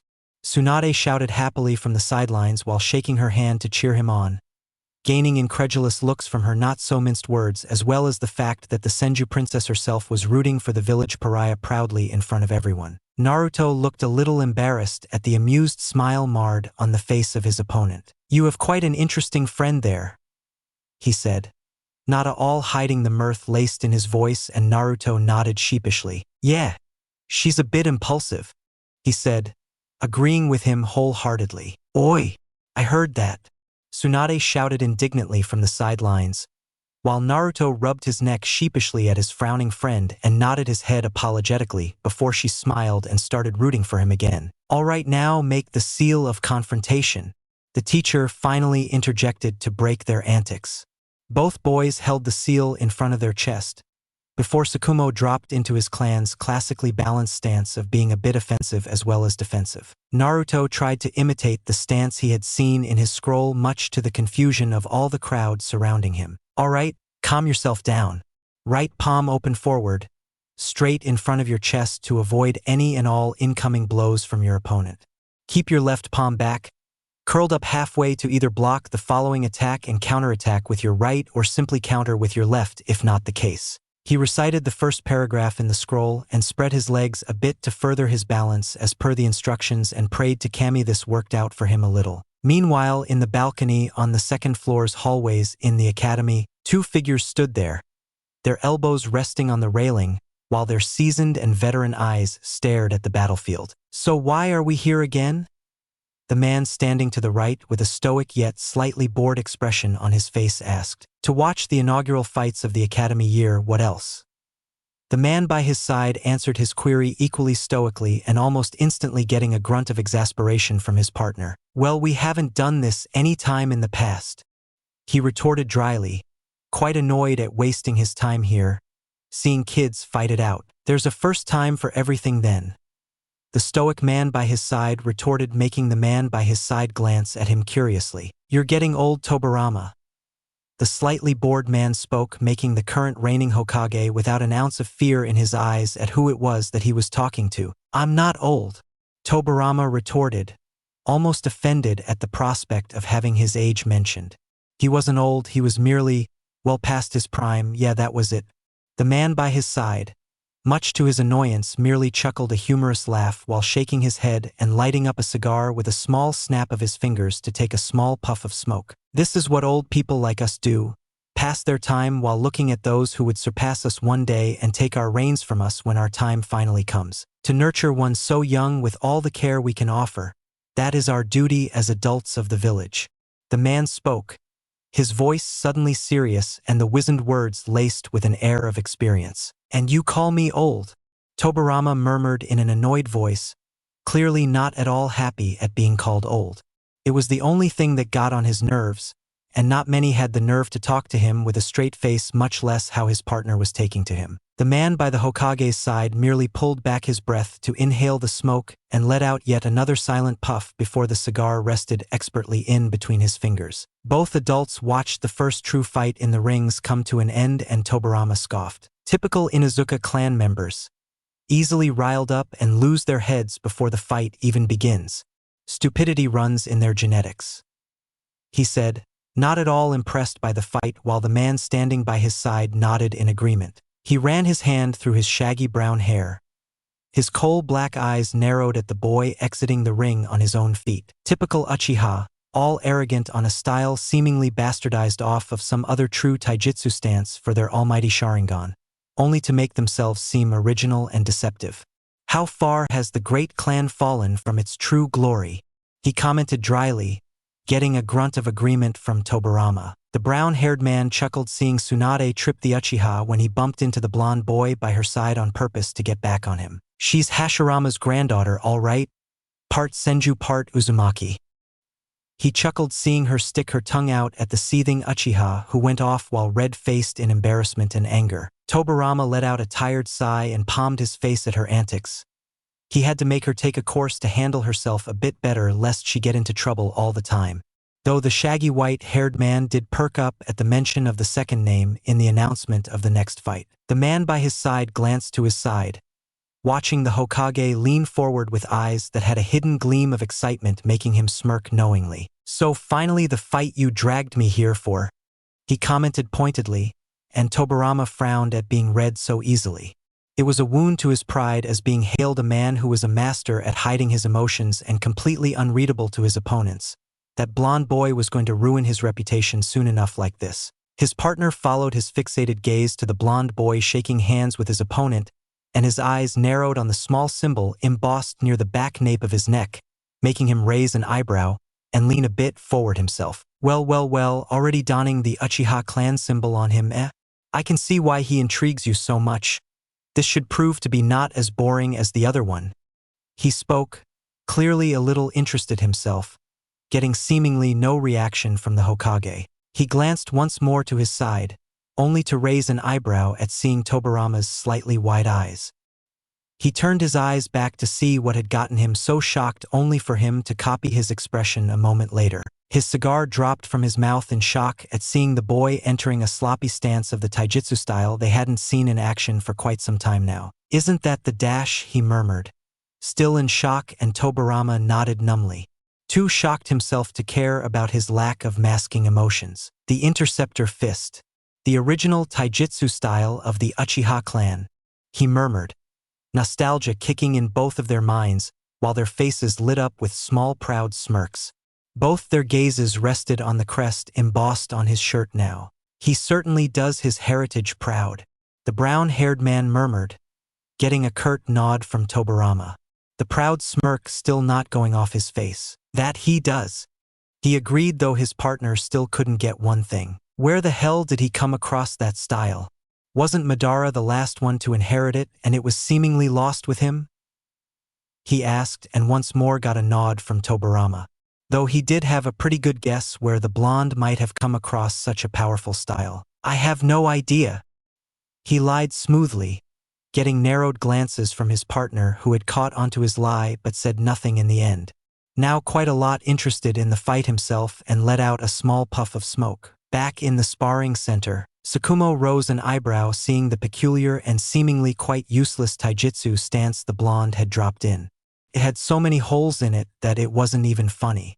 It would most probably need godly instincts to block all the attacks that would enter his guard virtually in no time whatsoever. Though he kept the comments to himself, it would be an insult to question a fighter about his abilities on the style he uses. He dropped in his own stance, legs widely stretched with both arms in a forward guard to either defend or block at virtually the same time. The teacher saw straight through the holes in that style, though didn't comment on them, quite content to watch the brat humiliate himself in front of everybody. He pulled his hand up as a gesture to get ready, and both nodded at seemingly the same time when he brought it down, the whole clearing now in thick silence to await the pending fight. "Hajime," he finally called out, and Tsukumo took this as his cue to charge his opponent head first and take the first hit and flow of the spar right from the start. His feet jogged through the small distance between them quickly, and he wanted to exploit that huge gap in his guard up front right from the beginning and end it as quickly as he could.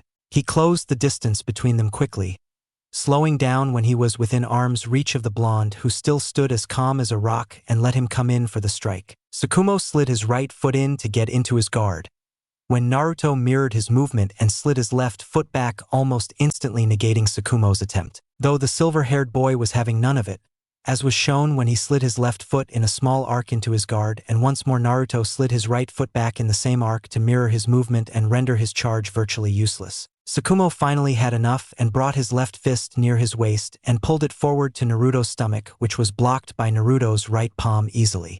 He cocked his right fist back to follow up and pulled his left back when Naruto blocked it with his left palm quite efficiently. He twisted his body in a 360-degree motion to bring his left elbow for Naruto's gut, which was caught by both of Naruto's crossed palms to brace for the force behind his blow. Tsukumo brought his left knee up to his waist and pushed it towards the blonde's right bicep, who curled up his arm to block it with his forearm and put his hand behind the limb to brace for the strength behind it. Tsukumo's eyes widened in horror when he saw the blonde boy smirk ever so slightly and realized how open his own guard was now, while he was trying to penetrate his opponent's seemingly impenetrable defense. Naruto crouched down on his right knee, circling his body in a 270-degree arc to swipe off the boy's lone right leg from underneath him, as was the counter he had read about in the scroll he had found in his grandfather's personal library section. Only hours of practice gave Tsukumo the required time to hop a little and let the not-so-smooth swipe pass underneath him harmlessly while he stumbled back,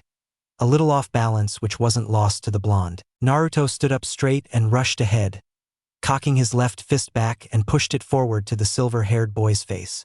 Tsukumo tilted his head to the side, letting it slide past harmlessly, and Naruto pulled it back, following up with his right, which was slapped back by Tsukumo. Tsukumo saw him twist himself in a complete circle, and through his previous spars at home, he knew what would follow next, so he knew his chance was now. Naruto pushed his arm in a horizontal arc to aim for Tsukumo's cheek, but only met thin air, and his eyes widened in shock. Where as he dashed, his thought trailed off midway when a strong swipe from underneath him took his legs away and dropped him flat on his back. He coughed when his back and head hit the rough ground harshly, not used to the sudden blows and spars, and felt his arm being caught in a hand when his eyes were closed momentarily. Tsukumo twisted his arm and threw him around to make him fall down face first on the ground and painfully put it near his spine, getting a moan of pain from his opponent to make him stop lest he snap it. He flicked out a kunai from his holster and placed it on the blonde's neck to signify his defeat cleanly to the instructor who called the match. And that's the match, Shousha Tsukumo Hataki. The teacher clapped proudly and Tsukumo let the blonde's arm go. Pathetic. All the attention of the crowd turned to the snide voice from the side only to see to the source being Jean himself. Being sprawled face first in the dirt while your opponent sits on you.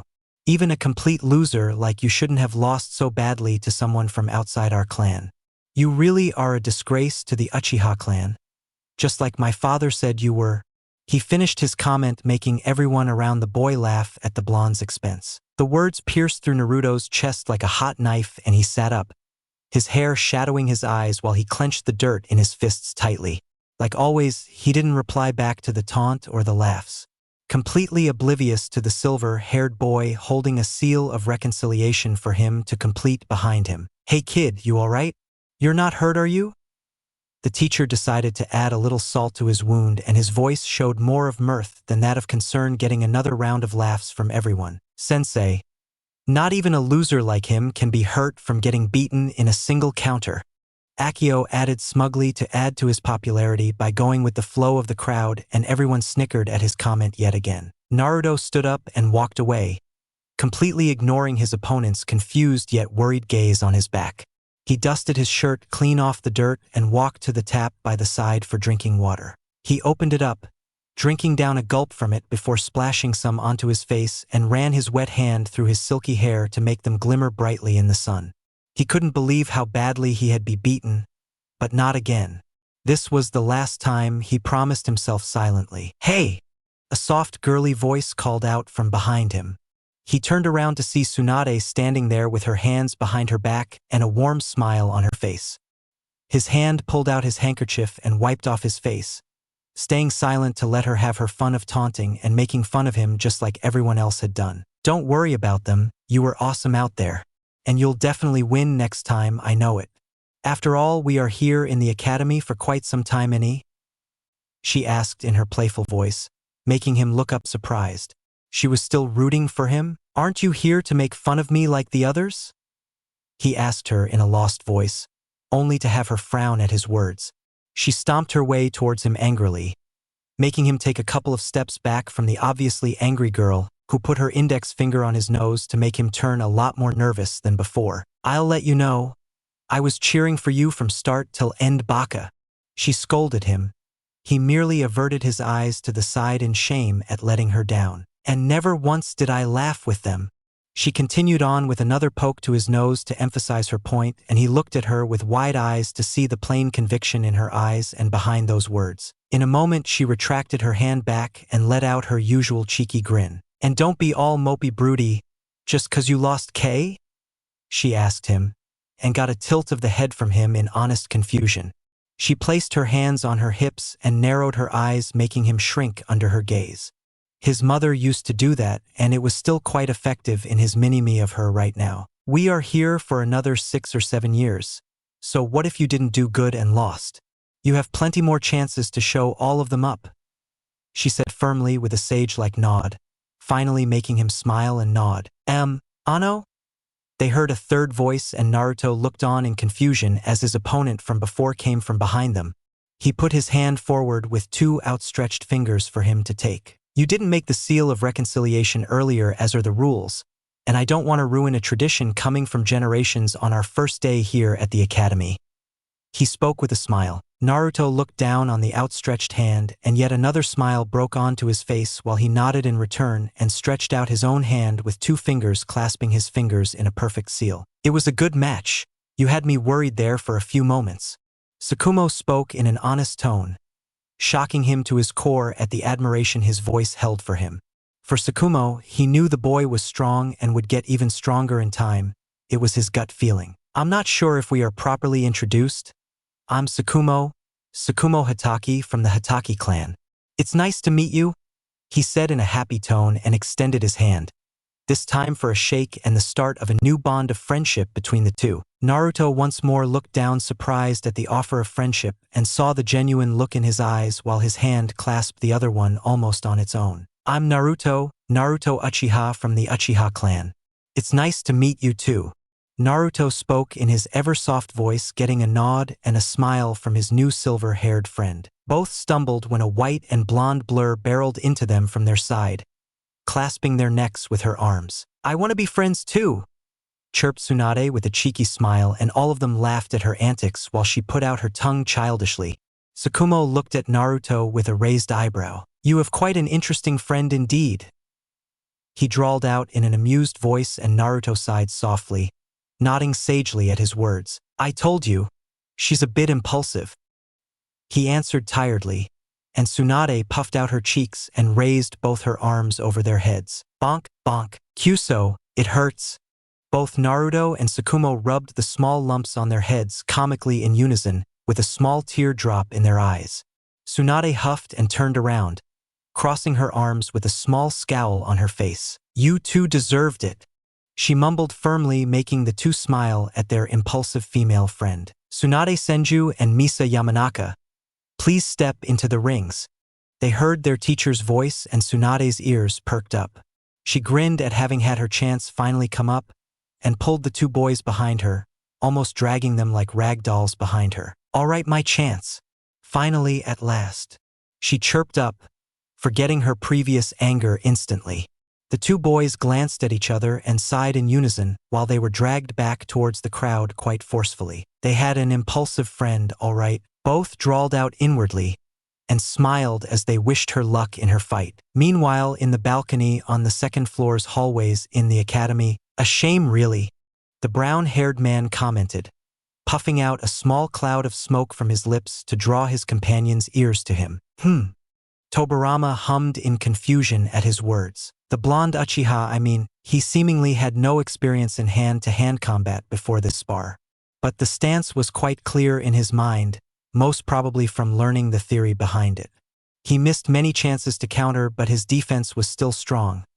A little more experience and he will be acing through the physical workouts in no time. The style was built for his body, fast and agile, requiring flexibility in maneuvers and the keenest of instincts. The boy was born with them in his palms. He will master that, if he has the drive to do so, that is, he explained, making Tobirama contemplate his companion's words. He has the drive. He finally spoke, getting yet another raised eyebrow from the smoking man by his side. Oh, you know him quite well, I presume. He intrigues you, doesn't he? He stated more than asked, and Tobirama merely stayed silent, his silence answering the man's question completely. The smoking man, though, smiled, seeing the three who were by the side near the tap and seemingly nurturing a new start to some precious bonds. This was the thing they lived and fought for each day, to secure a peaceful childhood for them before they were thrust into taking up the mantle from them and trained to be shinobi. He intrigues me too. The both of them do. He finally drawled out to break the silence that had sprawled between them when they saw Tsunade pulling them back for her turn to the ring like sacks of potatoes. This time it was Tobirama's turn to raise an eyebrow, though he smirked a moment later but said nothing, turning his eyes to see Tsunade's match, if it could be called so much. As soon as the match had started, Tsunade had charged and buried her fist in the other girl's stomach with all her strength, who, in turn, had fallen unconscious. Everyone watching the match sweat dropped when Tsunade poked the girl with the tip of her foot sandals. Oi! I didn't hit that hard. Get up, I want to fight. She poked her head again, but the girl was out cold. Tobirama and the instructor palmed their faces in unison at the girl's antics, though the former was still proud of his granddaughter to finish her spar off so early. Sensei, I'll make the seal of reconciliation later. She isn't making one right now.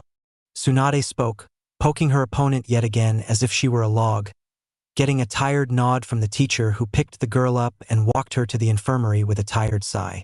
He had a girl high on sugar in his class, it seemed to him. She walked to her two new friends with a wide and proud grin, which was seemingly returned by Tsukumo wholeheartedly. You did great, he spoke, making her grin widen, and turned to her first friend to see what he thought of it. Congratulations. Naruto spoke in his ever-soft and polite tone. She smiled, hearing the honesty in his calm and soft voice.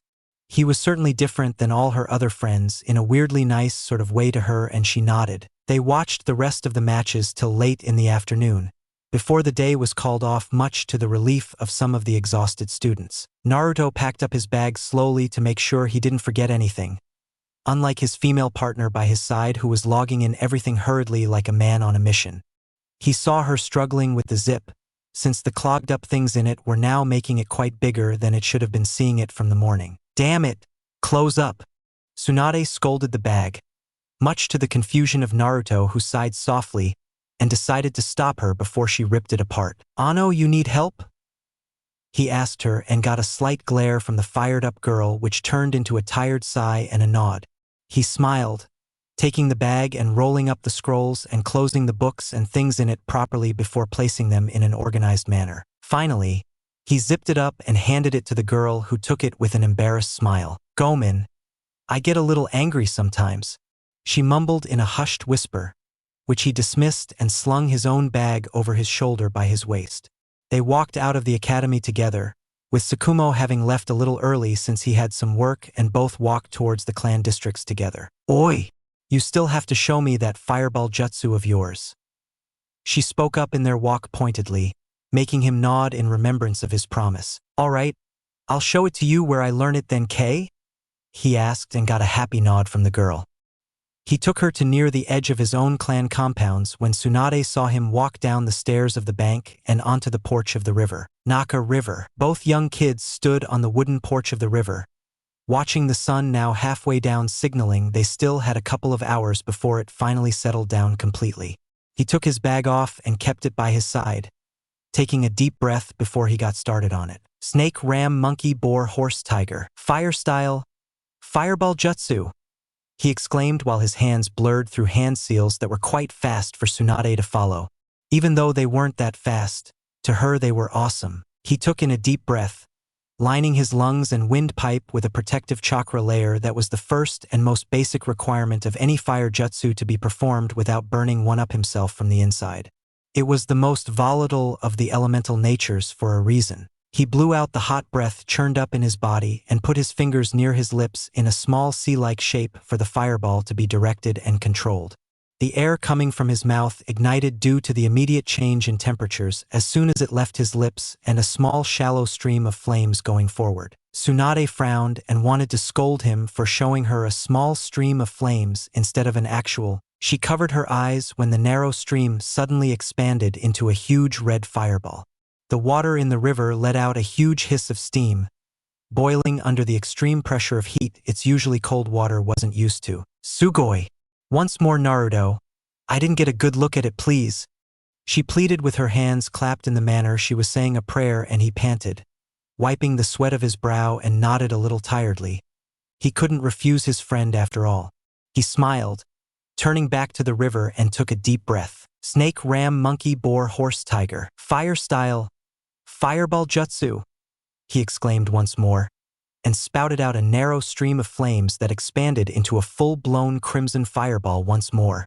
This time Tsunade watched on with starry eyes at the awesome jutsu he was wielding for her shotel right now. He panted a little and wiped his forehead, a small smile of pride on his lips for having mastered this jutsu for now.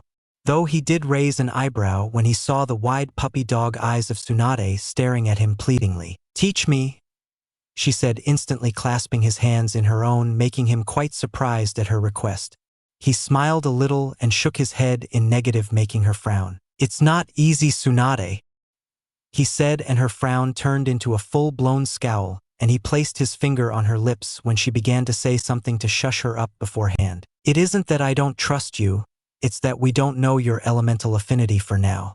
Kagami Aji-san told me that we can use our own element's jutsu rather easily than those that are polar opposites of them. If they aren't of your affinity, you have to first master the pure manipulation of that element before you move on to the actual jutsu part. You actually have to do that with your own affinity too, but we can use our jutsu, albeit a bit weaker than they could be without learning pure manipulation first." He explained her, and she nodded with a calm look on her face now that she knew his reasons. "So your affinity thingy is fire?" she asked, and he shook his head. Dunno, haven't checked it yet.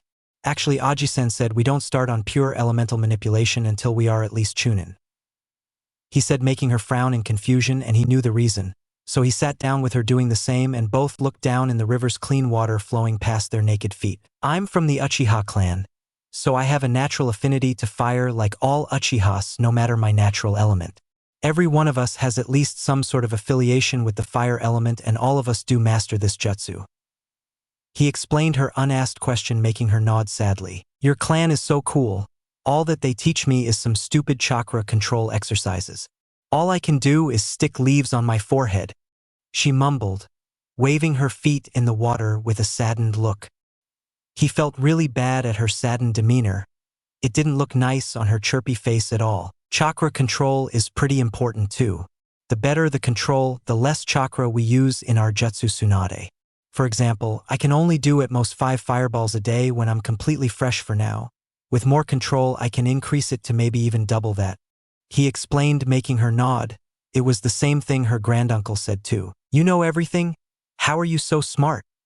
She asked him with a voice laced with admiration. He got a little embarrassed from her words and waved his hand dismissively. I don't know everything. I just know a little about this because Aji-san explained it to me when he showed me this jutsu, and I read some scrolls at my house. He spoke modestly, making her put out her bottom lip cutely. Don't be like that, you're awesome. I wish I could do that, she said honestly, once more waving her legs to take her mind off it. Naruto fell in thought at how to cheer her up before he perked up. I know, how about I teach you a small fire jutsu used to light up small flames for camping and stuff. It's how I started. And even if you don't get the jutsu, you can use this in the future for outside camping and stuff, he suggested, making her grin and nod happily. He got up and showed her the little technique that was virtually simple and not at all dangerous for anybody. Seeing how small in scale it was, all one could get was a harsh throat for a couple of days if done wrong, unlike the higher-ranked fire jutsus, and it was taught to everyone from what he knew, so he saw no harm in it. Alright, it only has 2 seals, one being horse, but the main one being tiger. That is the one that triggers all fire jutsus and is the last seal of them all, he explained, getting a nod from the girl. Both tried to light up some dry leaves and sticks for an hour before they saw it was a little late, and Tsunade picked her bag up. I have to go now, but I'll see you tomorrow, Kay? She asked, and he nodded with a smile. He was now looking forward to his days in the academy, and walked her to the village's shopping center until they parted ways before remembering about the other thing he had to do now before he went home. Kami, I forgot all about meeting Mito Bachan, he exclaimed to himself, and ran to the eastern part of the clan districts hurriedly. He looked around the place she had told him to look into and that he would find it easily. His eyes caught sight of a large house in the corner with a small spiral symbol on its entrance, the same one that was on her kimono's obi yesterday, and knew that was the place. Uzumaki clan compounds. Naruto knocked on the door and stood there calmly for a couple of minutes, trying to regain his breath while he was at it. Mito opened the door, having an idea as to who it might be, and much to her happiness, it was her adorable blonde she was thinking of so much today. But she did frown with her hands on her hips. You're late, Naruto-kun, she admonished him half-heartedly, and he rubbed his neck and nodded apologetically. Gomen, I went with my friend and lost track of time. He spoke in a sorry tone, making her smile that he had made a friend on his first day. Kami knew he deserved it more than anyone, and she welcomed him in, respecting the boy's true and honest answer along with his straightforward attitude. Naruto walked in the house's hallways that had a lot more homey and warm feel to them than he had ever felt before. They were quite vibrant, with many colors and paintings or some strange calligraphy, most probably seals, if he could guess right, all around the place. She took him to the calligraphy room she used for her own sealing practice and sat him on the couch. All right, you sit here and I'll go and bring something to drink for you, all right? She asked him, getting a small happy nod from the blonde, who watched her leave and let out a little tired yawn. Rubbing his sleepy eyes off their sleep, he was exhausted after that little expedition with Tsunade and the toll the day had taken on him. Mito came back with a tray of some cake and milk, only to smile silently at the adorable sight in front of her eyes. Naruto had fallen asleep on the table with his head resting on his crossed arms, no doubt exhausted from his day. She put the tray aside and sat by his side, brushing his hair gently to find him breathing softly, no doubt in a deep sleep at the moment. He looked so cute in her eyes right now. He must have been quite tired from whatever he had done on his first day. Yet he had come to her for practice just because he had promised her to, and that in alone made her so happy. She placed a kiss on his head and scooped the boy up in her arms, to take him up into her guest room and place him in a proper bed for a nice sleep before she went to his house to get him some clothes and maybe his little furry companion too while she was at it. KONOHA no Sato. Time skip 2 years. KONOHA Ninja Academy. Alright kids, this is the final day for the second semester. The testing done today with all of you will go on your report cards, so please take this seriously. The teacher spoke, his voice and eyes pointedly glaring at a certain blonde-haired kunoichi of his, who merely stuck her tongue out at the man for pointing at him specifically, let out a tired sigh and picked the stack of papers on his desk, starting to distribute them all around the class. Naruto took the paper from the instructor, putting it down on his desk with the blank side facing him as was instructed to them, and waited patiently on his desk, his fingers crossed in front of his mouth with an almost peaceful aura surrounding him. The instructor stood in front of the class, glancing at the clock to see it was almost time, and spoke up as soon as the second hand of the clock hit 12. "You may begin." His voice rang through the silence of the room. Naruto flipped the test around, his eyes working their way through the questions furiously to see if there was anything that would trouble him. And much to his relief, there wasn't anything of that caliber. Instead, it seemed a little easy to him. His baby blue eyes glanced to the side, to see Tsukumo raring past the test like an enraged bull, and he snickered softly at the boy, who seemed like he would burn straight through the paper in a few moments. Then he glanced up front into the second row from the front where his blonde friend sat, and he let out a soft sigh from his lips. "I'm doomed. Ka-san is going to kill me for this." Tsunade cried in her head, fantasizing what kind of punishments would be levied out on her for failing this stupid test. She hated history with a passion. What were they going to do with knowing who became the Shodame Tsuchikage after all?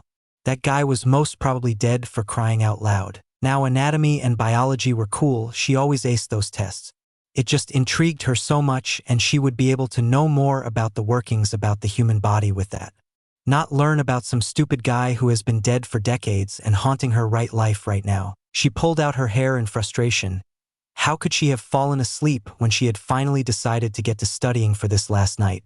Oh, that's right, it was so boring that she had fallen asleep quicker than listening to a lullaby. And she didn't even want to know what her granduncle was going to say when he heard of this, which he most probably would. "I shouldn't be doing this."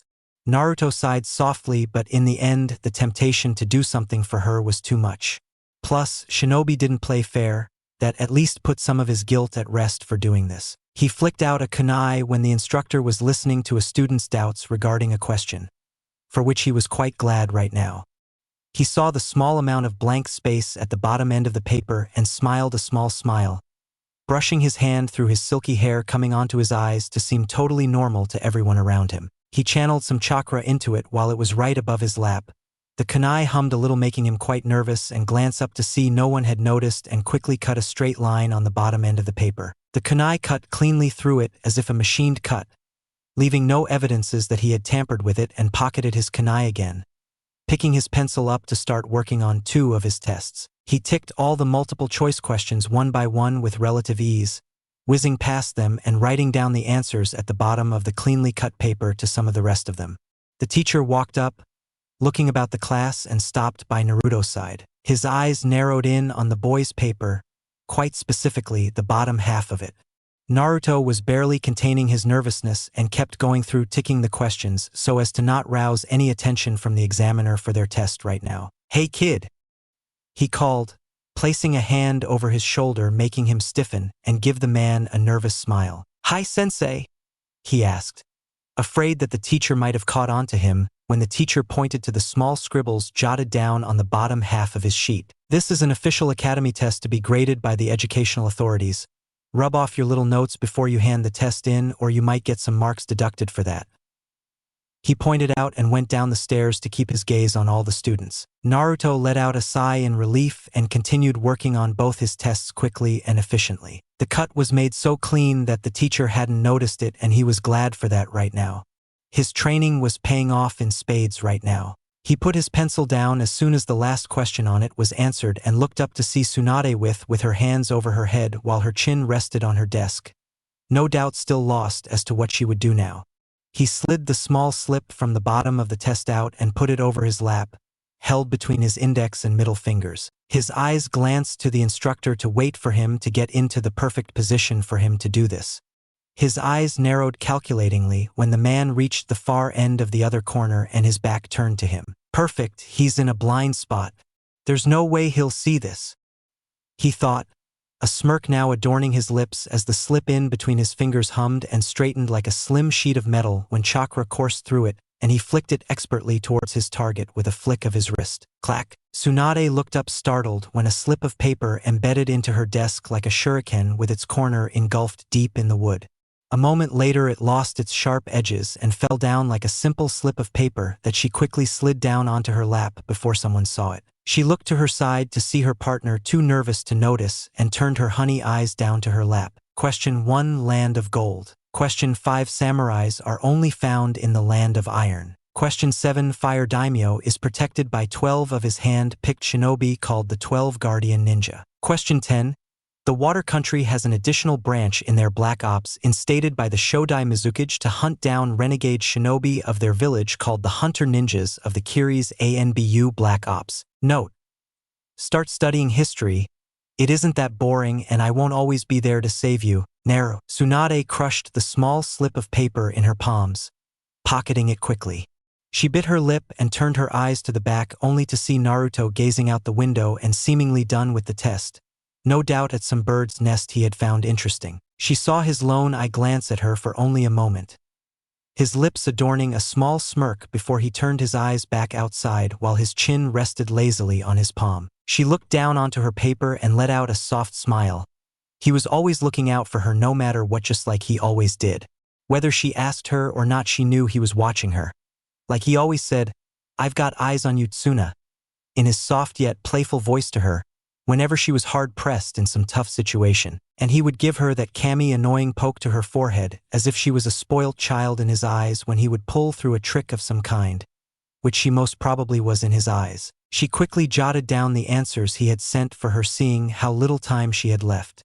As soon as she had finished the last answer, a voice was heard throughout the academy. Ririening, the bell rang, marking the end of the test, and the instructor stood fast in front of the desk looking at all his students firmly. "All right, time's up. Pencils down," he called out, getting all students to obey. "Now come up one by one and put your tests here on my desk face down, and you can go for the accuracy and weapons tests outside."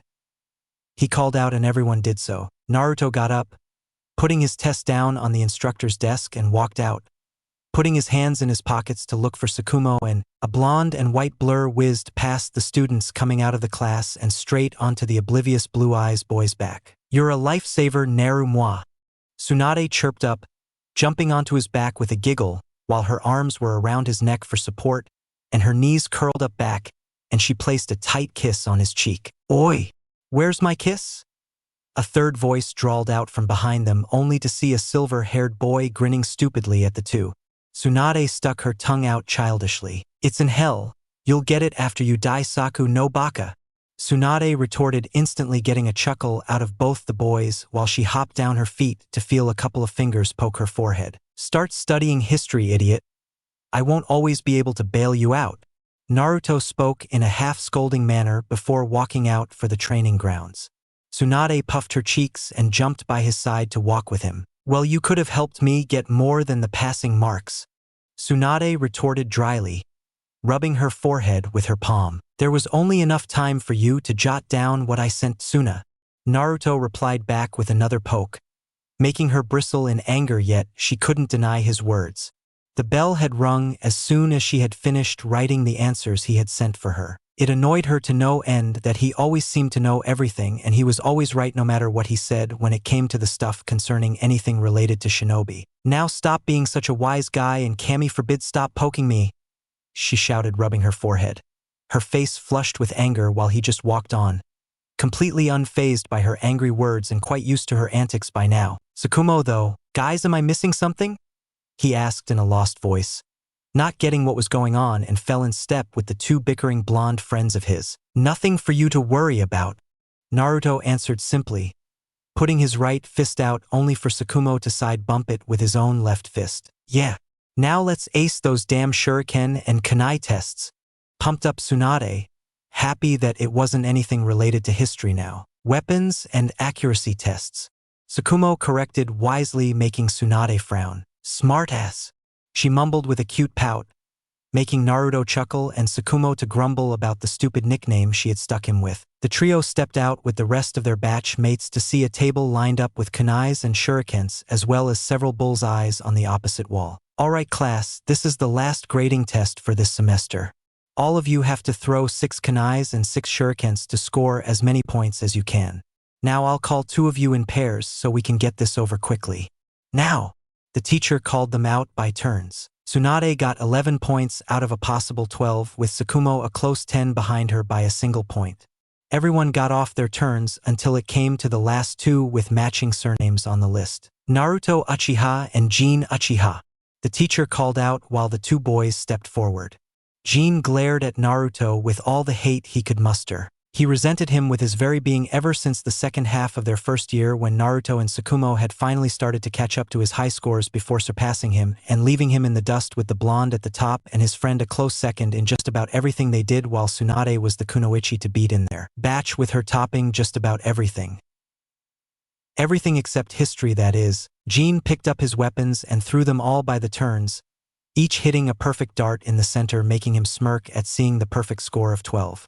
There was no way he could be beaten, and Naruto Uchiha scores a perfect 12 with a single point for the extra credit demonstration while throwing all his weapons at once. The teacher's voice called out, lacking any hint of pride or warmth, and a small scowl on his face at seeing the target's center laden with kunais with the shurikens forming a small plus around them. Everyone let out oohs and of shock at seeing his target, while the boy calmly stepped by his friends to find Tsukumo with a competitive glint in his eyes and trying to burn holes in his target, while Tsunade was puffing out her cheeks. "Show off!" she mumbled, and Naruto sighed. She was going to burst her cheeks one day if she kept this up, and the instructor stood in front of them after rounding up the last of their scores. "Alright, congratulations you all.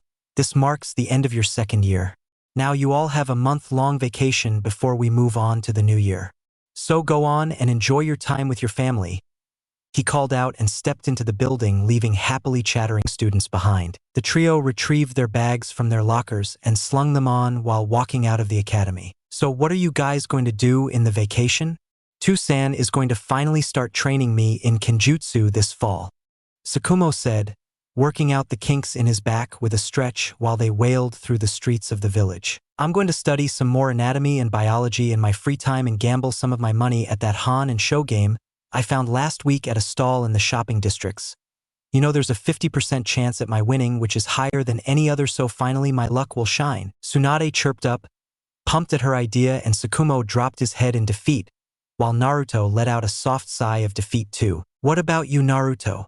Tsukumo asked to gauge what his friend was going to do in his vacation, and Naruto shrugged carelessly, making the 2 of his companions sweat drop. "Dunno, train in what I find interesting and study some scrolls?" he asked, more than stated, making Tsukumo nod. That was just how his friend was, he knew that much. "Guys, I'll go and see you 2 tomorrow at our usual place," Tsukumo said hurriedly, making Naruto raise an eyebrow at his agitated friend. "What gotten into you?" he asked, with Tsunade nodding in agreement to get a cheeky smile from their friend. "I'm going to go get myself a nice training katana today for my vacation-long training," Tsukumo said, making Tsunade and Naruto look at him in jealousy while he smiled in victory. "Lucky," the 2 mumbled with a slump in their shoulders. Tsukumo laughed and ran off towards his house while waving his hand back at them. "Alright, I'll see you tomorrow, Jana," he called out, and both waved at him. Naruto walked towards the clan districts with Tsunade in tow and rose an eyebrow when she didn't take the turn for her house. "I'm coming with you, don't want to go home right now," she said, simply making him nod. It wasn't unusual for her to spend her day at his house. No, she loved lazing around there and had almost made it her haven away from home. Uchiha clan compounds. The duo of friends walked within the fortified clan compounds of the Uchiha, getting several curious glances towards the girl by our hero's side, but none were too surprised after seeing it several times already. Though none did understand why or how Tobirama had allowed his granddaughter to be so close to the Uchiha family's heir, he had resented the most in his past. but none were brave enough to question his decisions. Naruto opened the large gate to his estate and walked in with Tsunade in tow, her hands clasped behind her back with a little smile. He slid the key in his door and opened it to step inside his house. Tsunade slid off her sandals and threw them everywhere before hopping in the house, leaving a sighing Naruto behind. He slid off his own footwear and put them neatly, doing the same for his impulsive friend when a small sound rang in the silent hallway. Mew! A soft mewl reached the ears of both blondes, making Tsunade perk up. She saw the glowing slitted eyes and grinned, seeing the adorable white cub with her tail wagging happily at seeing her master return home. Kiera! Tsunade chirped in a chipper tone and ran up to coddle the adorable thing in her arms. Kiera ran towards Tsunade herself, making her grin and open her arms when she jumped up in pure bliss, when the white blur went past her side and she landed straight on her face onto the floor. Her body twitched comically, while the cub in question rested in Naruto's arms comfortably with a purr. He brushed her fur and rubbed her head with a finger, kissing her head gently. "You hungry girl?" he asked the cub, who mewled an affirmative, making him chuckle and move inside the kitchen while Tsunade sat on the ground with a twitching eyebrow and a tick mark dawned on her forehead. "That traitorous, no good ball of fur," she mumbled furiously, watching her friend walk inside, and went in only to plop down on the couch tiredly with a sigh of relief. Though she did glare at the cub, who hopped onto her couch and was standing in front of her face with a curious glint in her eyes. "What do you want, traitor?" she mumbled in irritation, getting a tilt of the head from the cub in question, and her heart melted when she licked her cheek. "Ah, come to mama," she cooed and scooped her up in her arms, hugging her for dear life, which the cub loved if her purrs were any indication. "Kiera, come and have some lunch." Naruto's voice rang in the kitchen, and she slicked her way out of Tsunade's arms expertly, who tried to keep her in her arms, but ended up falling off the couch face first. Again, she grumbled incoherent curses at the feline, rubbing her aching nose with an annoyed expression on her face, seeing her lap up whatever he gave her to eat quite happily from her bowl. Half an hour later, Tsunade was lying there lazily, hearing the crickets in his large gardens, and Naruto sat on the porch with the cub lying on her back and her legs high up in the air. "Where does it all go, you glutton? You don't even grow up, neither are you fat or chubby. You're still so small," Naruto asked the cub while tickling her stomach to get muffled mewls from her. Her paws tried to pry him off, but to no avail, and Tsunade smiled. Kiera had become a part of their group too over time. "Oi! Where are you guys?" A familiar voice called out, surprising them quite a lot. "We're in here. Come on up back." Tsunade called out, and sure enough, both saw Tsukumo come around with his hands behind his back and a wide grin on his face. Tsunade laid on her elbow, looking at him with a raised eyebrow. "I thought you were going to buy your sword, smartass," she pointed out wisely, getting an eye twitch from the boy at her name-calling, but he gulped it down for now and grinned. His hands were put out in front to show them a beautifully crafted katana unsheathed with a completely white blade and a black sheath to go along with it in his other hand. "Tsusan gave me the family sword when I got home. I ran straight from home knowing you two would be here. Isn't it cool?" he asked with a cheeky smile, getting nods from the other two, who were looking marvelously at the beautifully crafted sword. "It's called the White Light Chakra Saber, by the way. It's been passed down within my family for generations now," he explained to add a bit more fascination to it, and got dumb nods from his star-struck friends while Tsunade ran her finger on the blade in amazement. "Sugoi, you got such a cool sword," Tsunade whispered, making him puff his chest out proudly. "Idiots have all the luck in the world," she continued, making him deflate and cry anime tears at her words. Naruto laughed, and all three enjoyed their free day happily to enjoy their friends' happiness together, playing around the house some card games, Tsunade's choice by the way, of which she won none of them as always. A week later, some unknown clearings on the borders of the village. Naruto walked past the trees covering the forest like clearing, while taking in the beautiful sights to his heart's content. This part of the forest he had never been in before, and he was sure no one else had either, seeing the non-trampled grass growing all around the area. He looked up and smiled at seeing the sun rays coming past the leaves of the trees and illuminating the beautiful clearing with its sheen. His feet took small and careful steps to avoid any dangerous insects or snakes going around on the ground. He loved doing this to see the places in the village no one else ever ventured into. It was a loss in his mind of their own accord to not explore the place they lived and breathed in down to its very core. Finally, he walked into a small clearing in between the thick forestry of the seemingly lost-to-time area of the village. He looked on amazed at the large and thick tree in the middle of said clearing, as if it were the whole nerve center of the village. He walked closer to the tree, which was of the size of a small house in itself, and touched its large bark with his small hand.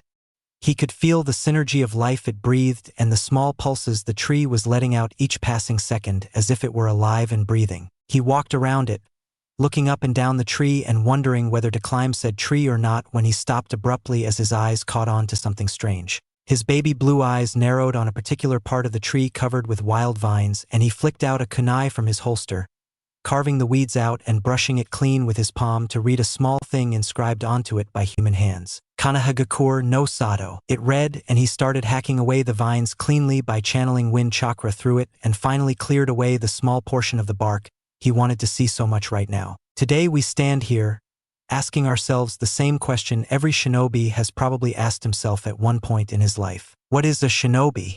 Why do we kill others as a way of living, mindlessly staining the ground scarlet? My friend asked me this today too, after our small truce of peace marking the stop of centuries of conflict between our clans.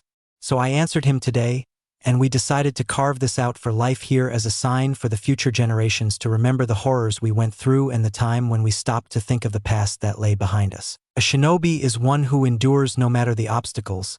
That is what we could say in a sentence. Why do we kill then? Why destroy life? To protect life, life must be taken. That is the very law of nature. The cycle goes on, but what differentiates us from animals is that we have the sense to feel others' pain and bask in it, to share his sufferings. That is what me and my friend dreamed of years ago, a place where everyone will understand each other's sufferings and pain and grieve together. A place where children will grow up peacefully, shielded from the violence outside the confines of that peaceful wall covering them. We dreamed of a village where children, adults, and the elderly would come together and form bonds, where children won't be thrust out to kill before they knew how to hold a brush and could enjoy the taste of sake before they died. And today the two of us are content that this dream has come true. For today, this place marks the beginning of the peace we dreamed of achieving one day, and shake hands to form a village where everyone can be happy. Today, here with a shake of our hands, we unite the two great clans of the Senju and of the Uchiha to form KONOHA no Sado. Hashirama Senju and Madara Uchiha. Year 1197 Warring Clans Era. Naruto's eyes widened and he reread the whole thing again before brushing the inscription with his palm. Gigi, he whispered to himself, realizing what the Shodai Hokage and his grandfather had went out to achieve together. No one had come to this place since then, if he could guess right, and it was seemingly forgotten. He read the thing again and again, not getting enough of the beautiful words inscribed on the tree. The handwriting was mixed of two people, one of Hashirama Senju and the other of Madara Uchiha. The year was the last year of the warring clans before shinobi villages rose up from everywhere to achieve what the two formidable clan leaders had once sought to achieve and had it in their palms at that time, seemingly bringing an end to the clan wars and halting the mindless bloodshed then and there. His senses tingled suddenly, his eyes snapping back and glancing dangerously to the side. He flicked his kunai into a tree, making the birds fly up from it, and he stood up, looking around the clearing furiously. "Who's there?" he called out, getting nothing but silence in return, and clenched his fist tightly. "I know you're there, so no point hiding yourself anymore," he called out yet again, and this time a reply did come back. "You're good for a child your age, to be able to sense my presence at so young an age. You are the grandson of that man, basking in the writings of his lost dreams." The childish voice cackled a blood-chilling laugh, making him flick out kunais in each of his palms and stand in his defensive kata, crossing the kunais in front of him defensively. "What do you want?" he asked in a guarded tone, knowing he was all on his own in this abandoned part of the forest. "Nothing." The voice echoed from everywhere, and his eyes roamed around to gauge his opponent's location, his untrained senses not quite able to pinpoint whoever it was that was hiding here. "But everything," The voice said in a cold voice, making him stiffen when he saw a strange hooded figure with a straw cloak sitting on a tree and launched his kunai at it. The figure caught it in his finger by its hole and shook his finger in a not-so-good fashion. "Your potential lays hidden," he whispered suggestively, confusing the blonde boy with his words. Naruto could feel a foreboding feeling in the back of his mind at seeing the figure who was hiding his appearance expertly in the shadow of the tree so he could not see him. "What do you mean? Who are you?"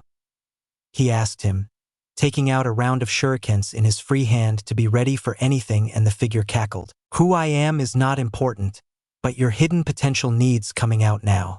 But certain conditions must be met to do so." He spoke in his same childish tone, once more throwing him in for a loop. "What conditions? What potential are you going on about?" He asked him to milk everything he could from the man who laughed evilly. "The potential that can only be found when you would lose someone you love, right in front of your very eyes," he whispered, leaning forward with a waving finger to make his point. Naruto couldn't help but shudder at whatever psychopath he had come across. "Today you'll achieve it," he whispered suggestively, once more baffling out the blonde boy. "Your friend, that girl," he whispered, and Naruto's eyes widened in horror. He only had one female friend. He looked at the man with such hateful eyes. It almost made him shudder and lick his lips at the same time. "What have you done to Tsunade? I swear if you have done anything to her," he threatened the figure on instinct, getting yet another childish laugh from him while he waved his hands up in defense. "No need to get all riled up on poor old me. I come in peace," he spoke childishly, making Naruto snort inwardly, though he tried to gauge what the man wanted right now. He was much more than what he seemed to the naked eye. "Then why mention her when you come in peace?" he asked him seriously, to know what he was talking about. "Well, anyone would mention a person who was abducted by some shinobi of a rival village, he asked curiously, and Naruto's kunai dropped in shock. "What?" he asked in a whisper, but the figure heard him and grinned, seeing his horrified eyes. "That girl, I saw a man take her from a clearing, all tied up and gagged, slung over his shoulder like a sack." He trailed off, feeling a cold metal on his neck. He glanced back to meet the cold eyes of the blonde and saw the boy he was talking to right now disappear in a puff of smoke, making his eyes widen momentarily. "Shadow clone?" he thought, and heard a small whisper in his ear that made his grin widen to ever-epic proportions. "Where is she?" Naruto asked coldly, and the man couldn't help but feel glee on his insides. "The southern edges of the village. He must have crossed them by now and moving on towards the borders of the country. I would hurry it up if I were you," he whispered before Naruto saw him disappearing right in front of his eyes, as if he wasn't ever there in the first place. Who was he? Was he telling the truth? "What should I do?" he thought, his mind jumbled up with a million doubts and questions right now while his hands shook in fear of what might happen to her. Should I go back to the village for help? No, would take too much time and the man would escape cleanly without a trace seeing how far I am. There's only one way then, he thought before blurring from the branch he was on a moment later and rushed past branches, blasting several off on his way with huge bursts of chakra from his feet. He saw the trees coming to an end and jumped down on the ground, running at blazing fast speeds, as fast as his legs would go while pumping them with chakra to keep his muscles going without tiring even a little. "You're going the wrong way, Gaki," a voice spoke from his side, only to see him, the strange figure hiding in that cloak of straws from before. "You won't be able to catch up with that man no matter how you see it," he spoke wisely, making Naruto glance at him dangerously. "Watch me," he spoke calmly, before the figure saw that the blonde was running for a huge cliff.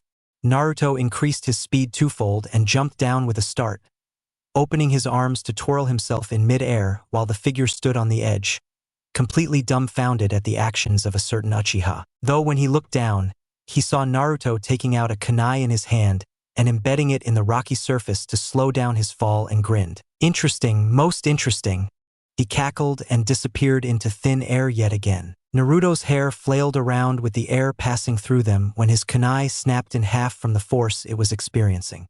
He took out another in both of his hands and embedded them in the rock at the same time with all the force he could muster. It worked. His speed slowed down and he buried them into the rock right to the hilt to get blocked by a small boulder in there and halt his motion momentarily, and he placed his soles on the rocky surface only to let out a burst of chakra to kick himself back and back flipped to land on the ground while skidding backwards and stopping himself by burying his kunai, which were chipped off to the point of no return now. His arms ached with the huge strain he had put them through, but he paid it no heed and started running again. He jumped from boulder to pass the small stream quickly, and just as he did, he was out of the village's borders. He ran up to see the start of the forest and hopped up on a branch to begin his chase yet again.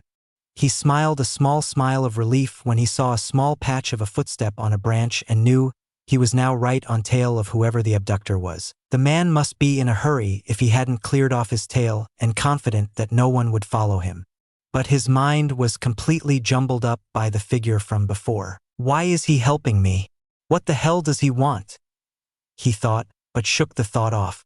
He would have time for that later. Right now he had a man to stop. A man with a face mask covering his face along with full black clothes for stealth hopped from branch to branch straight towards the rain country's borders. He smiled behind his mask. The information about the small slips in security of the leaf had been spot on, and now he had the Senju heiress on his shoulder. Then they could rebuild the Senju clan in Kumo and use her offspring or even the girl herself for making perfect Jinchurikis. The Raikage was going to be smiling in glee at having her in their midst with the leaf unknown about her loss until it was too late. Swish, he jumped sideways, but howled in pain when 3 shurikens got embedded in the back of his left thigh. Tsunade wriggled in her bonds and her screams were muffled by the gag tied over her mouth. He looked back to see the forest completely empty and growled behind his mask. You have some nerve, leaf scum. I am a censor myself. You cannot hide from me. He shouted in the seemingly empty clearing but got no response in return. Swish, his ears caught the sound of another sound of metal whizzing in the air, and he ducked when a lone kunai went past where he stood a moment ago, only to growl in annoyance and look around furiously. Finally, his senses tingled and he grinned. He turned around to see Naruto falling down from a branch over him, a kunai in his hands to embed it straight in his skull.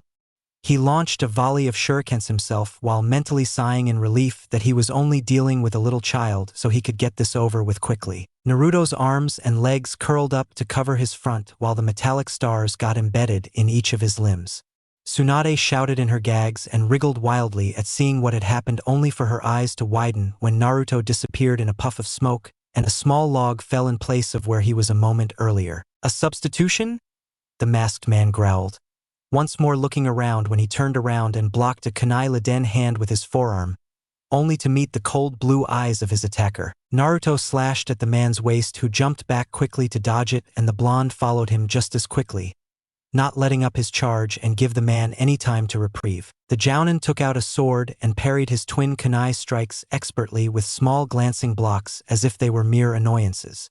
But he had to admit the boy was fierce and relentless in his slashes, that were being executed with perfection laced in them. You damned brat.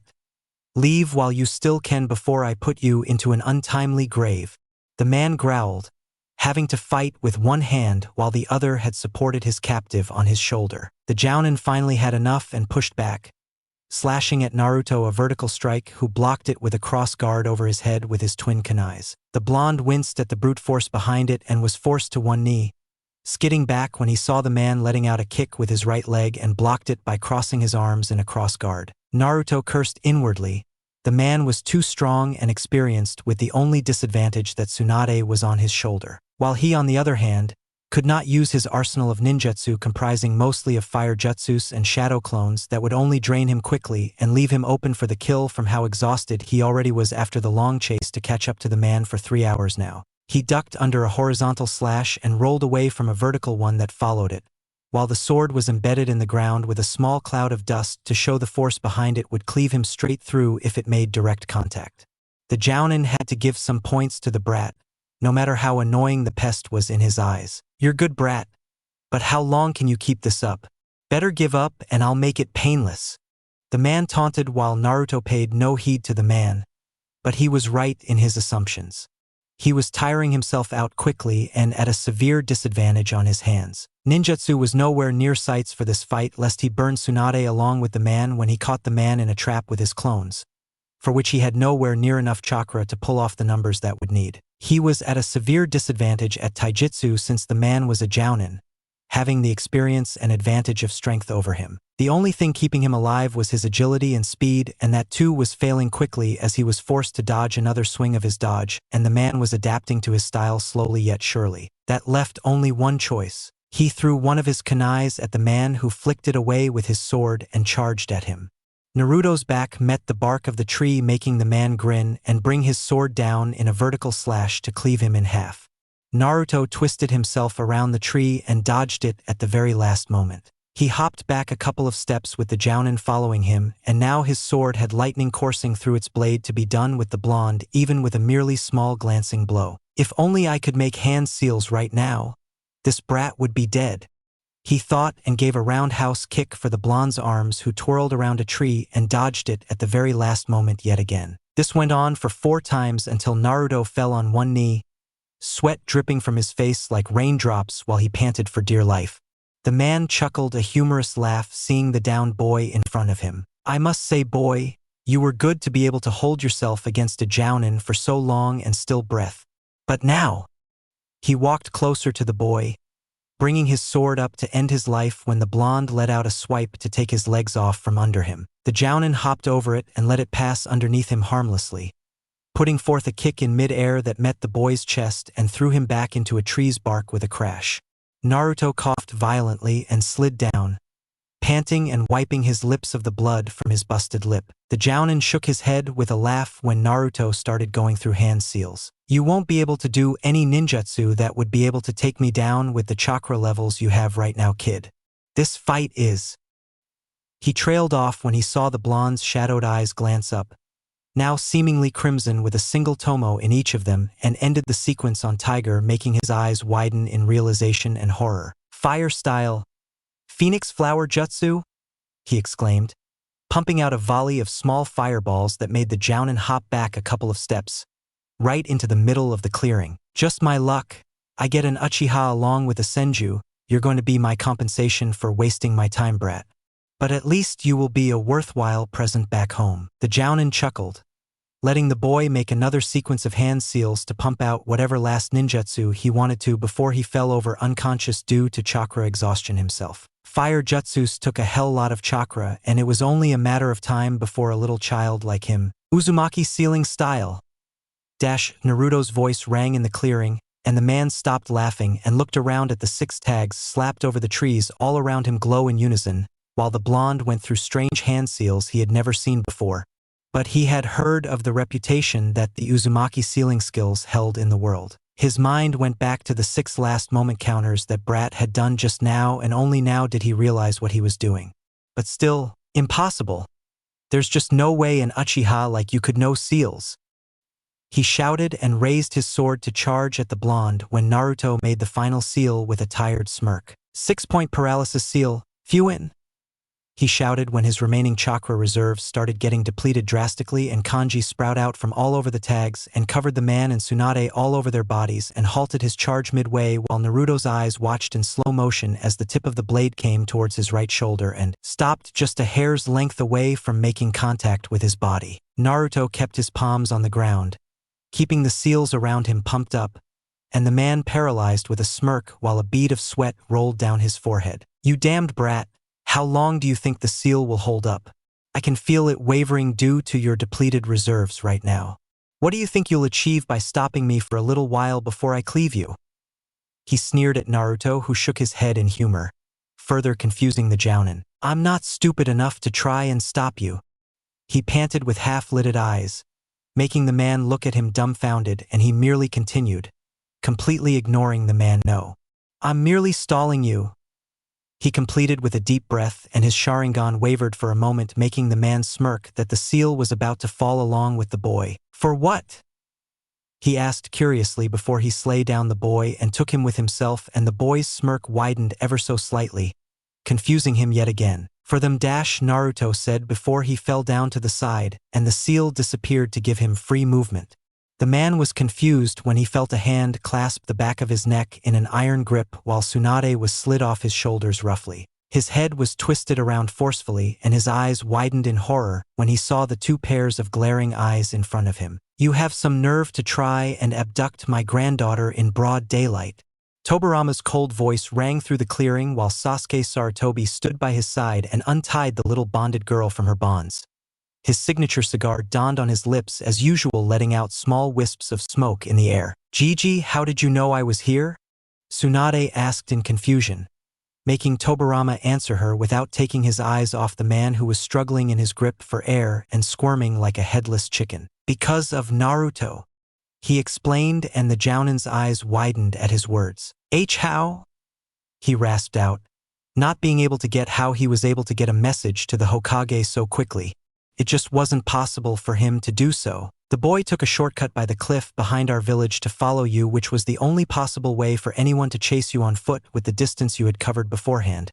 Just as he crossed the river where our village's borders end, he let out a huge pulse of chakra on purpose to alert our barrier team." Sasuke spoke, and the Jounin glanced at the unconscious boy with incredulous eyes before his eyes rolled due to lack of oxygen, and he fell unconscious when Tobirama hit his pressure point on his neck and let the body fall down like a sack of potatoes. "To think Mito even taught him about the intricacies of our village's barrier defense system.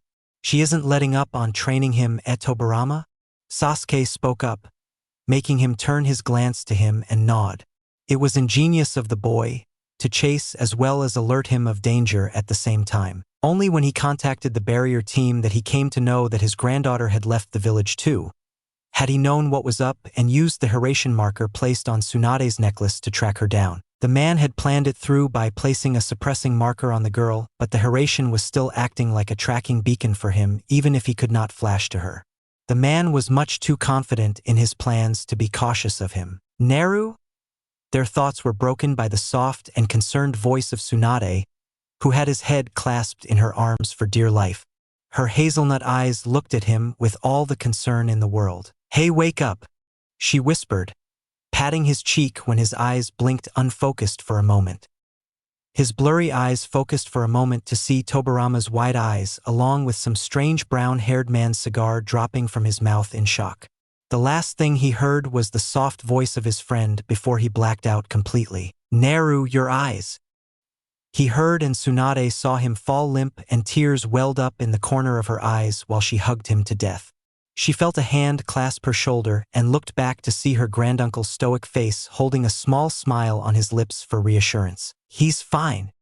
He spoke to calm the girl down and got on one knee when a tear rolled down her puffy cheek. "But Dash," she retorted with a soft sniffle when he placed his fingers of her lips to shush up her mumbles. "He's just exhausted.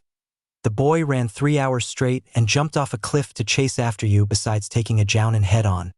He'll be out like a light for a week before he's up and about again." He explained, the girl who started wailing for her life while clutching her friend for dear life. "That idiot. What the hell was he thinking? Jumping off a cliff? I'll send him straight into a coma when he wakes up," she sobbed out, making Sasuke chuckle, and Tobirama slapped his palm over his face with a soft chuckle. Maybe he shouldn't have mentioned that. Even he couldn't stop from laughing now that the rush was finally over and his granddaughter was fine and dandy thanks to a certain Uchiha. But he did remember those crimson eyes he saw before the boy had fallen unconscious and glanced at Sasuke seriously, who nodded and disappeared with the now prisoner Jounin slung over his shoulder like a rag doll and disappeared in a swirl of flames. Tobirama himself flashed back into the village to get the boy some medical aid and get him checked up for all possible injuries along with his crying granddaughter. A week later, KONOHA Hospital. In a seemingly simple room, slept Naruto with a whole lot of flowers and gifts stacked around him. His eyes finally flickered open and he came to, his vision blurring before it focused completely to stare straight into a pair of hazelnut eyes. He blinked and the eyes blinked back at him. He caught the girl in a bear hug a moment later and buried his face in her neck with soft sigh of relief passing his lips. "I'm glad you're okay," he whispered, and Tsunade smiled, hugging him back equally tightly. He broke off the hug to check for her injuries while he had cupped her cheeks when she stopped him with a giggle. "I'm Baka. You're the one who was out like a light for a week," she said, and Naruto rubbed his neck sheepishly with a nod, though he was surprised when her arms wrapped around his chest again and she placed her head on his shoulder. "You scared me, Naru," she whispered, and Naruto smiled and hugged her tightly. You scared me too, Tsuna. He whispered back and she nodded, saying nothing else, both taking a moment to let it absorb that the other was all right. Meanwhile, outside the room, Mito looked on through the small glass window on the door with her hands clasped over her heart and a fond smile on her face. Ah, they are so adorable hugging like that. She cooed softly, getting smiles from the two men sitting by her side. Sasuke's fingers twitched due to not being able to smoke in here, and it annoyed him to no end while Tobirama had a can of coffee which he sipped on calmly. Sasuke popped a chewing gum in his mouth to take his mind off getting a smoke while they waited until Mito had given the Hokage permission to disturb the moment between the children inside. It was really unbecoming of their legendary status to get scolded by a woman. But still, I'm so getting them married when they grow up. She whispered with an ah, and the reactions were instant. Poof! Tobirama sprayed a nurse completely brown by spewing off coffee onto her, and Sasuke had choked on his chewing gum and was patting his chest to get it to go either way and was rolling on the ground in agony. Man! Mito pouted and watched the scene inside with sparkling eyes. Inside, Gigi told me you jumped off a cliff, she said sternly, making him gulp, seeing her angry eyes, and looked around for an escape. Well, it wasn't a jump. It was merely falling expertly and safely with a lot of speed behind it, he explained lamely, making her narrow her eyes and bonk his head softly while she caught his collar in her hand. Baka, don't you dare do anything so reckless again, you get me? She asked him, and he said nothing this time, staying silent for a moment. Won't you do the same for me? He asked her calmly, and she fell silent with all her anger washing away. She looked down and played with her bedsheet, a small dust of pink on her cheeks from his words. She had no answer to that. She would do it in a heartbeat too. Whatever, don't take this on me. You're the one who's stupid.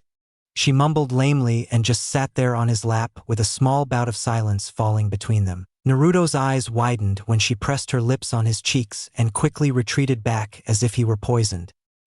He rubbed his cheek where he had felt the kiss and looked at the girl who had turned around with her arms crossed, her back facing him so he couldn't see her embarrassed face right now. Arigato, she whispered, and he nodded dumbly, not that she could see him. And don't tell this to anyone or I'll kill you, she threatened quickly, and he smiled, poking her forehead like usual much to her annoyance. He was glad she was still the same impulsive idiot like always. Hi, he said before he saw her sparkling eyes looking at him in wonder, and he let a soft sigh escape his lips. When did you learn those new jutsu? You never showed them to me. I'm so seeing them later on.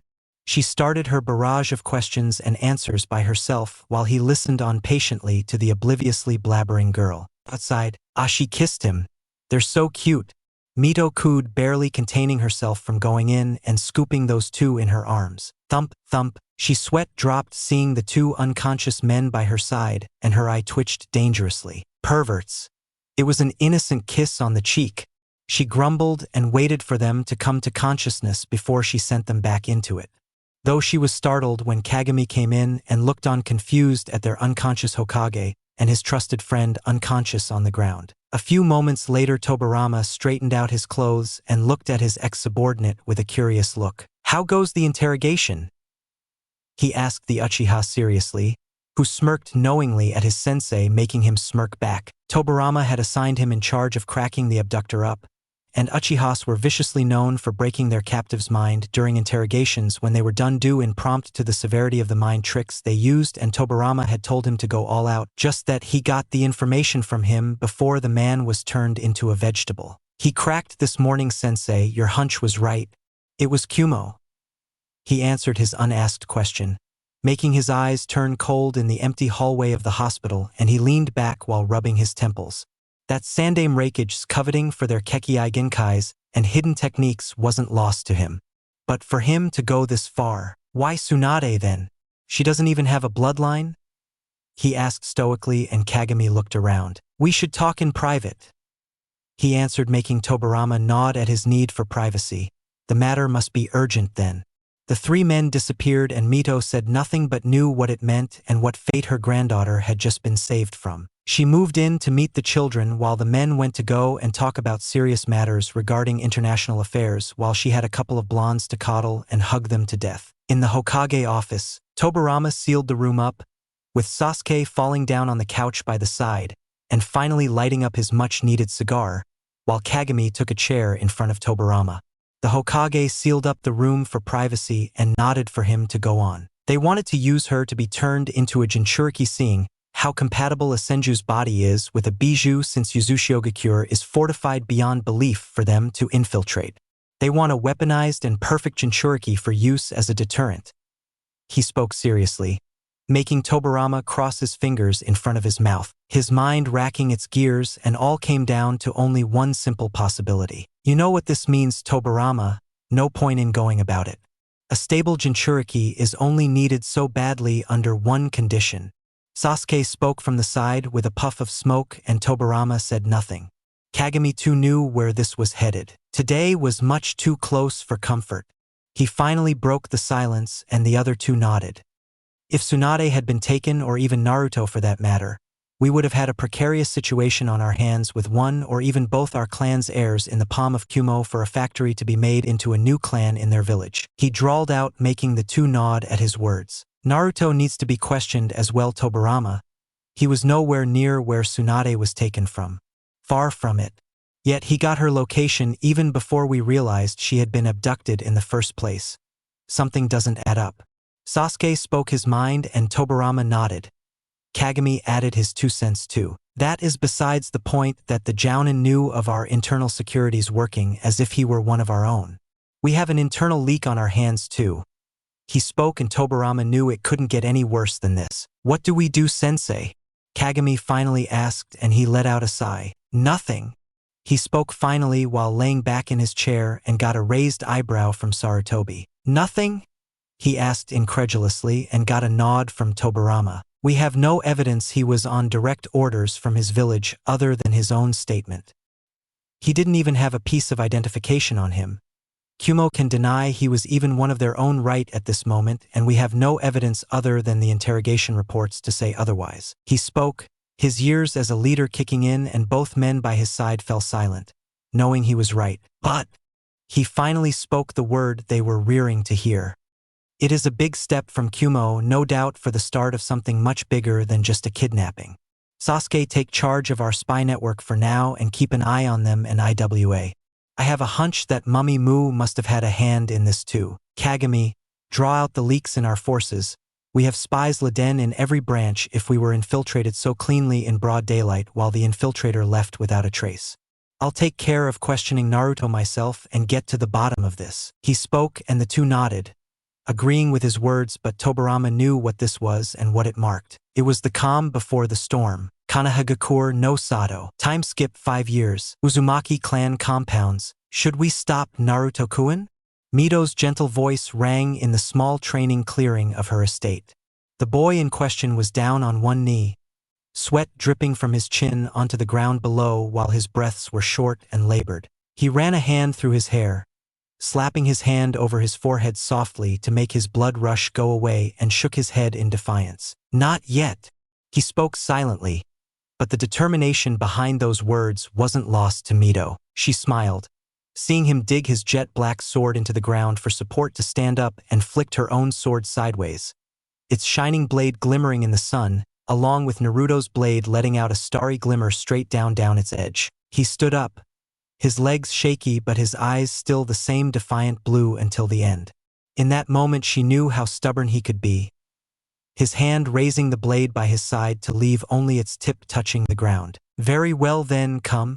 She called him sternly, readying her blade in front of her while the blonde dug into the last of his strength and charged ahead, leaving a cloud of dust behind him, and met her blade with a violent clang. His eyes met hers only for a moment before he broke the engaged blades and started on a violent series of attacks on her from all sides.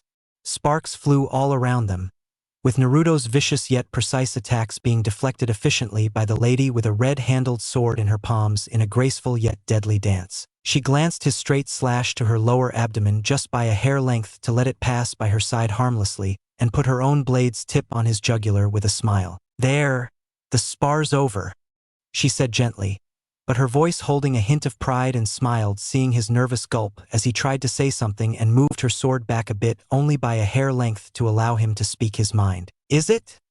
He whispered, confusing her with his words when he smirked. Her eyes widened, She had seen that smirk quite a few times now. Each time it meant he had something up his sleeve. She nicked his neck a little and the result was instant. Poof! The Naruto in front of her vanished in a cloud of smoke, making her heart skip a beat, and a fond smile adorned her lips when she felt the cold steel meet her sensitive neck. Her left eye glanced back only to meet the blue one of Naruto, whose face was shadowed from her angle, leaving only his right eye visible to her, and she had to say it made quite an intimidating sight to behold. "Now it's over," he whispered calmly in her ear. Her lips curled up in an amused smile, yet the prideful look in her eyes increased twofold. "You've grown so much, Naruto-chan," she spoke in her gentle and motherly voice, making his eyes soften at his mother figure when something unexpected happened. Splash! He stood there dumbfounded, completely drenched in water which dripped all over his front now. He heard the sound of seemingly melodic giggles from behind him and turned around only to see Mito sitting on the porch with a plate of cookies by her side. Her hands held her sides as she laughed her heart out, and he blinked in confusion. "You're here," he whispered, pointing his blade at her when his eyes widened in realization. "Then that means—" he whispered in disbelief when her laughter came under control, not stopping but coming down so she could speak, and she nodded, wiping the corner of her eye off its happy tear. "Hi, that was a water clone, my dear disciple. Finally, you were able to beat one with all the restrictions I placed on you." She spoke proudly, motioning for him to come to her like a mother called her little one to her. He crouched down on one knee in front of her and became quite embarrassed when she started wiping his face with the sleeve of her silky kimono with a fond smile on her face. Her right hand cupped his cheek, rubbing it with his thumb while she looked at him with affection and pure adoration. "You've come a long way. I couldn't be prouder." She spoke in a soft and honest voice, making him turn a bit pink in embarrassment and nod timidly. "Arigato Mito-bachan, it's all thanks to you," he said honestly, making her smile. She patted his cheek gently before popping a cookie in his lips and motioning him to go in. "All right, now off you go. Wipe yourself off before you catch a cold," she scolded him, making him stumble in, and giggled.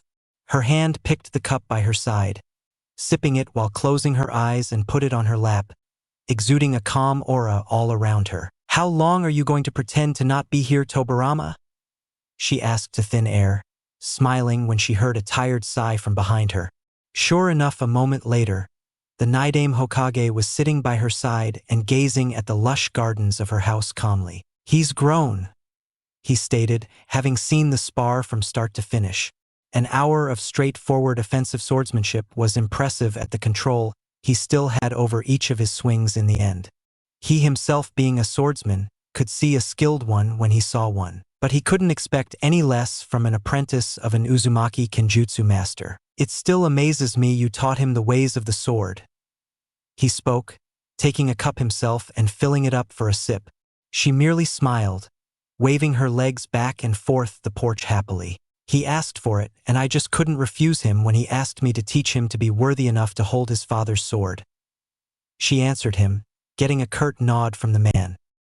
His eyes glanced at the lacquer blade lying by his side, still unsheathed and gleaming in the sun darkly yet gracefully. "He graduates tomorrow," he stated in a matter-of-fact tone, getting a small hum from the Uzumaki heiress. It was the last week before team placements, an off week for all the graduates so they could do whatever they wished before they were off doing missions. "I know, he told me he aced the academy through and through," she spoke proudly while he nodded curtly. "That he did," he spoke, his mind going back to the argument they had 5 years ago. "He could have been graduated long ago." He spoke as an afterthought and didn't glance to her side to know he was being glared at. "He was ready at 8 years old." The educational committee agreed, seeing he outwitted a jounin back then and his knowledge far surpassed that of his peers, 3 years his senior as a matter of fact. He could have been a chunin by now. He was cut off by the Uzumaki heiress, who had a look in her eyes that told him she had heard enough. Or he could have been dead, physically handicapped, mentally scarred from being thrusted into pressures of life not meant for him at so young an age, she retorted coldly, making him sigh. "But he wanted to and had agreed," he replied back instantly in his ever calm and factual tone, making her eyes narrow in on him dangerously. "What do you expect from an 8-year-old? peculiarly curious child when asked if he wanted to graduate and go out into a world he wasn't ready for. Of course he agreed, but I knew better, she retorted just as fast, and he narrowed his own eyes on her. Did you?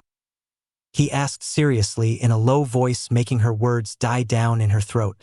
She looked down at her cup, her bangs shadowing her eyes from him while she chewed on her lip nervously. I did what I thought was right, she whispered, her voice wavering as if not trusting her words enough herself.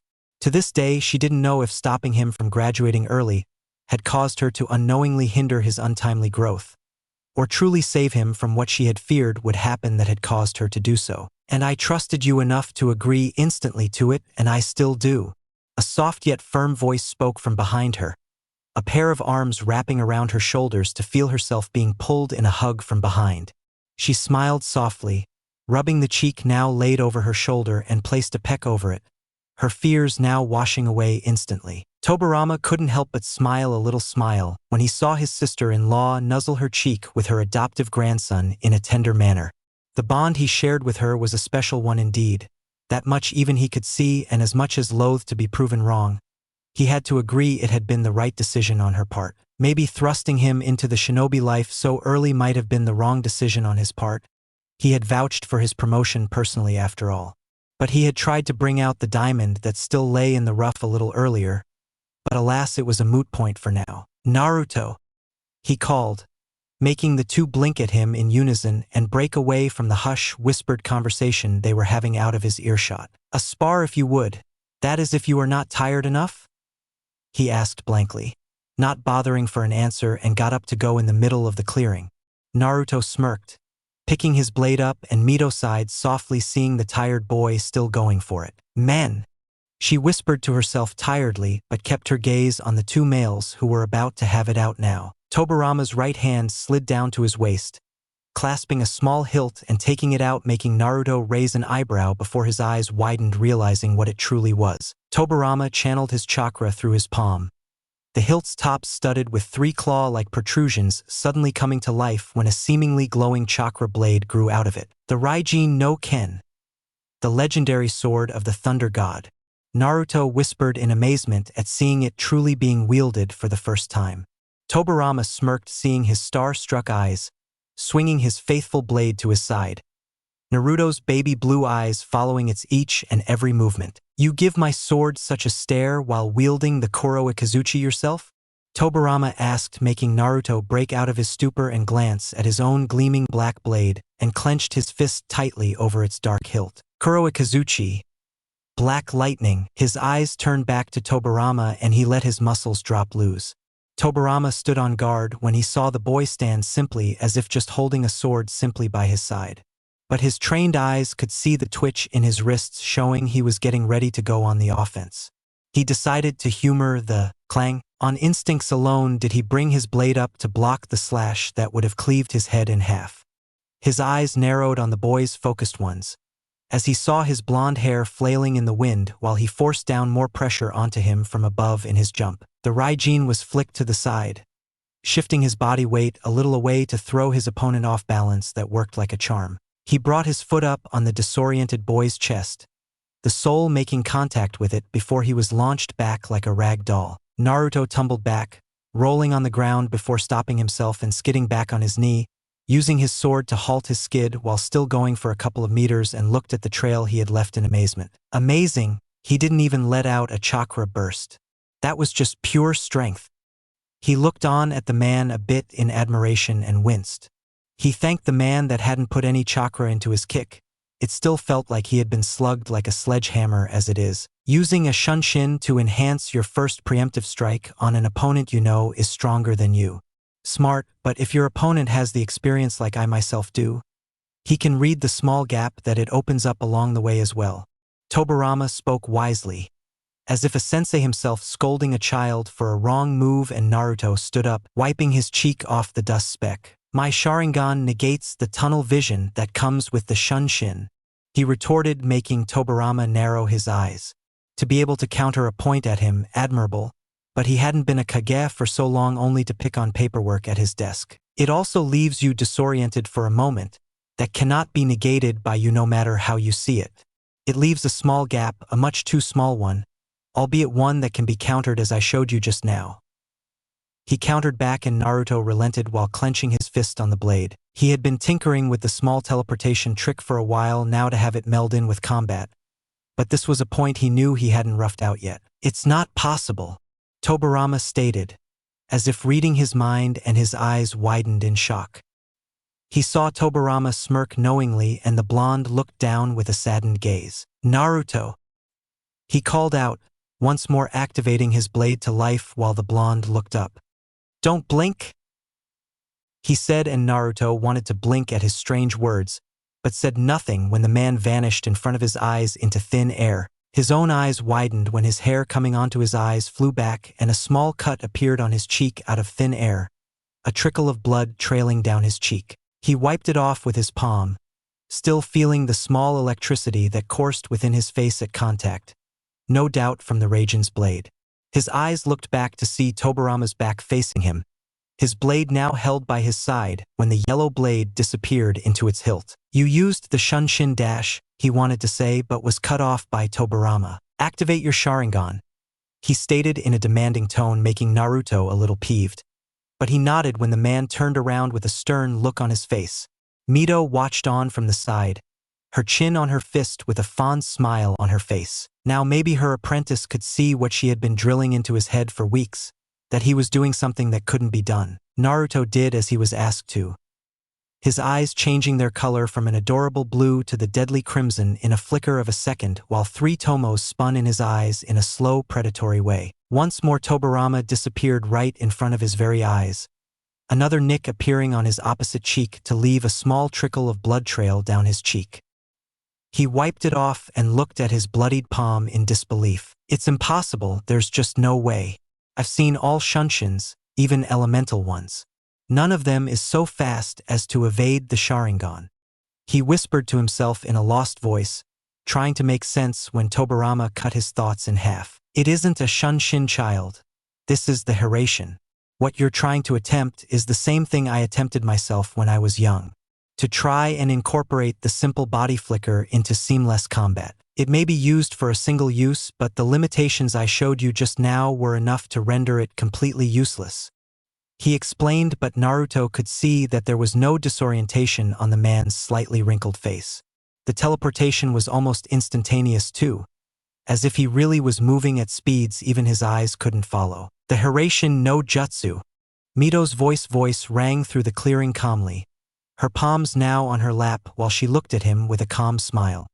Devised by Tobirama himself is what you're after, Naruto. It isn't a simple D-rank technique that is used to go here and there, that is instantaneous teleportation through the means of a space-time seal that allows said user to teleport near the beacon in a split second.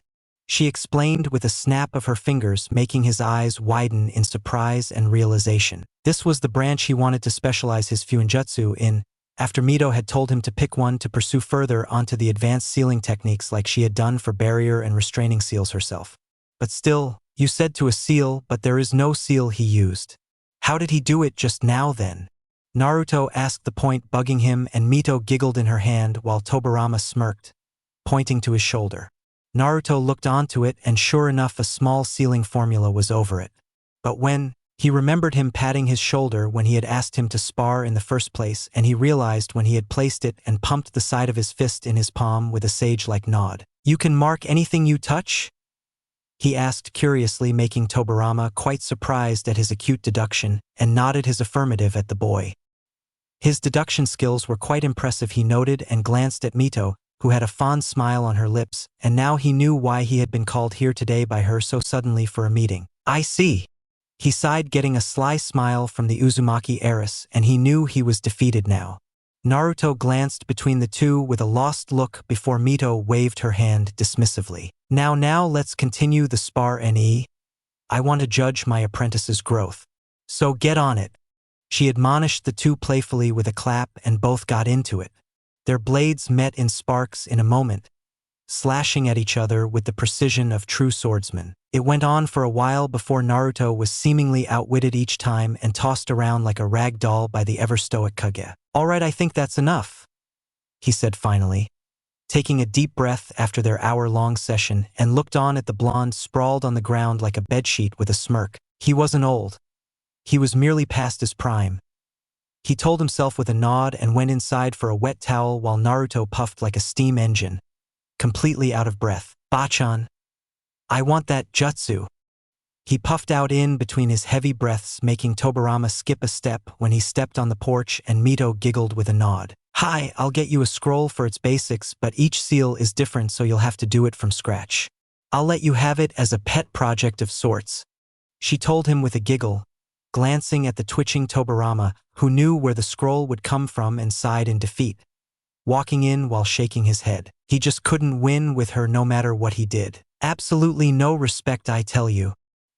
He muttered to himself in annoyance at being pulled by his ear to suit her needs as she pleased. Mito, though, saw her disciple sit up with a faraway look in his eyes while he was staring intently at his blade. What's the matter, Naru-chan? She asked him curiously, not being able to read the boy, who merely let out a small sigh. Why won't you let me use my Sharingan against you, Bachan? He asked her, and she stiffened for a moment but relaxed with a little smile on her face. And don't tell me so I don't become over-reliant on it. Using it once just to see how far I've come is different. You avoid this topic each time I bring it up. If you don't trust me enough, just say it clearly. At least don't make me feel stupid, he whispered to himself, making her heart twist. She hadn't realized what her denial to his questions might be making him got through. But still, there were things he wasn't quite ready for just yet. It is for your own safety, Naruto. She spoke seriously, making his eyes snap at her in full focus. That is all I'll say for now. You aren't ready for the answer to this question yet. You still have much to learn and so much more to explore. I promise you I'll tell you when I deem you ready. So I trust me, all right? She asked him softly, making him smile and nod. At least she had been honest enough with him. All right? I trust you, Bachan, and thank you for being honest with me. He spoke calmly and got you to get a shower and return home when footsteps were heard coming straight to the two. Hey, see who I brought. The happy voice of Tsunade rang through their ears, and sure enough, she had a small white blanketed bundle in her arms. Ba-ba-ba-ba. A small gurgled voice came from the bundle, making Mito squeal and pull the thing in her own arms. Ah, there's my baby, she cooed, and Naruto heard some small giggles from the blanket. He peered in, making the small 3-year-old turn his eyes at her and giggle. Nana Nana, he babbled on, getting a giggle from Mito while the little one clapped happily. She held it to her apprentice, who looked on with a confused gaze. Go on, hold him. She motioned for him to take it when he shook his head and took a step back. No, I shouldn't. What if I drop him? He spoke nervously, making Mito smile. Don't be such a child. He loves you so much, see. She held the boy to face him, who had a thumb in his toothy mouth and looking at him with his wide brown eyes. A moment later, he opened his arms for Naruto, and the blonde took a step closer and put his own palms on his waist to pull him closer. Mito let her little grandson go, seeing Naruto hold him so gently, as if he were a glass doll, and saw his mystified expression, while he poked the little infant's cute cheeks gently with his finger to make him giggle. Mito just watched the scene in fascination while Tobirama came back with a towel and rose an eyebrow seeing Naruto having his grandnephew in his arms. He was surprised. Never did Naruto agree before to hold him out of fright, and they hadn't pushed him, but looks like Mito was onto her antics again. Hey! He whispered, seeing the small, full-of-life child yawn and curl up in his arms to sleep. Naruto put him close in his neck, cradling him as if the child were fragile, and closed his eyes with a smile. Why hadn't he done this before? Hey, stop hogging him, Tsunade. Tsunade's words became muffled when Mito put her hand over her lips, and she shushed him with a finger over her own lips. Tsunade stood confused, then realized her brother had fallen asleep in her friend's arms, and she pouted. He doesn't ever fall asleep in my arms. Always playing or pulling my hair. She sulked, making her grandmother laugh softly. She looked on at Naruto, who was gazing at the asleep infant in his arms, as if he were Kami's gift to man, which he really was. Naruto, let me put him into his crib, she called out in a whisper, and he broke out of his trance and nodded, handing her the bundle gently. Gomen, he whispered, and she shook her head, taking the asleep child and walked in to put him to sleep. Hey Naruto, let's play something or have a shuriken competition. This time I'm so beating you, Tsunade chirped up, getting a poke on her forehead from Naruto, who gave her a tired smile. Sorry, I'm too tired, Tsuna.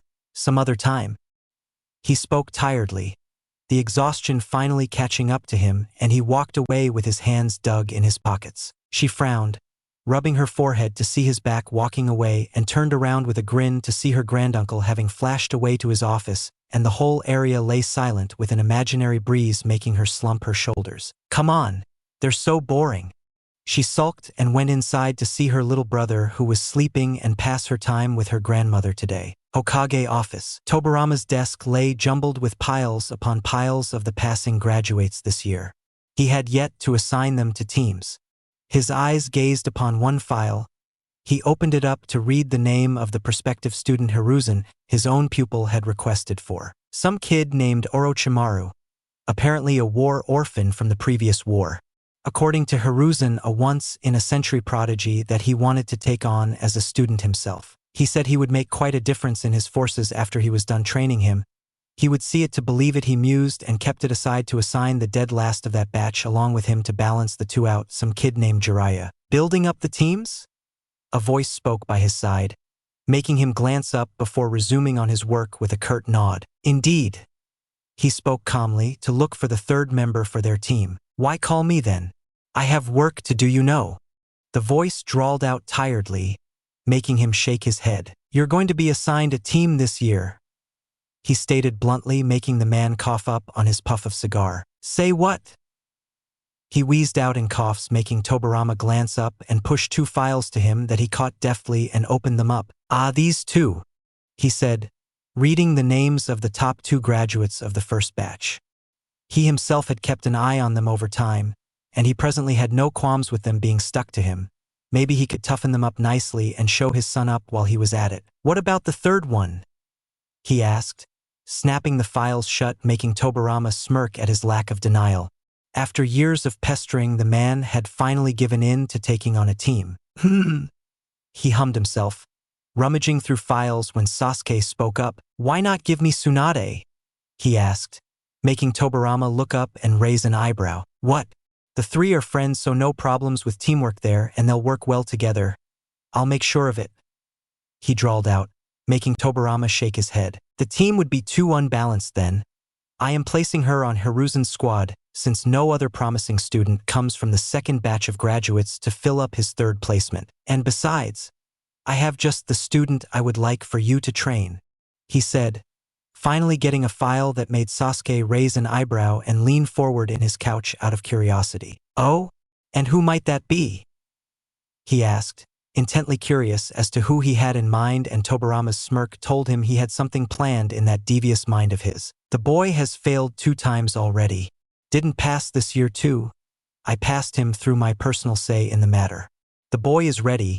He needs a sensei to guide him through his condition, and a pair of comrades he could place his faith on. He'll do quite nicely on your squad, he drawled out, making Sasuke even more curious. Failed twice, you say, yet you passed him personally. What's this condition, and why did he fail twice? He asked, the curiosity now too much for him, and Tobarama smirked. You see, I recently did a personal see-through on his case. The boy, due to his condition, attended the academy during the day while training too hard at night to make up for his flaws, leaving him so winded he would sleep through the classes. Either he'll stay a genin for the rest of his life, or he'll become an integral part of my forces if you help him pull through, he explained, and Sasuke could feel the boy was determined to be a shinobi just from his words, and nodded, trusting the man enough with this and himself wanting to make the boy into what he might be molded into one day. All right, I'll take him, he spoke confidently, and Tobarama handed him the third file to study it thoroughly, while he flickered out in a swirl of flames and Tobarama got back into his job. Time skip 1 week later. Konoha Ninja Academy. All the graduating students from all batches sat in the classroom to await themselves being assigned to their new squads and be off for a new phase of their lives. I wish we could all be together, Tsunade drawled out lazily, lying on the desk in a half-asleep state. Yeah, me too. It would be awesome, right?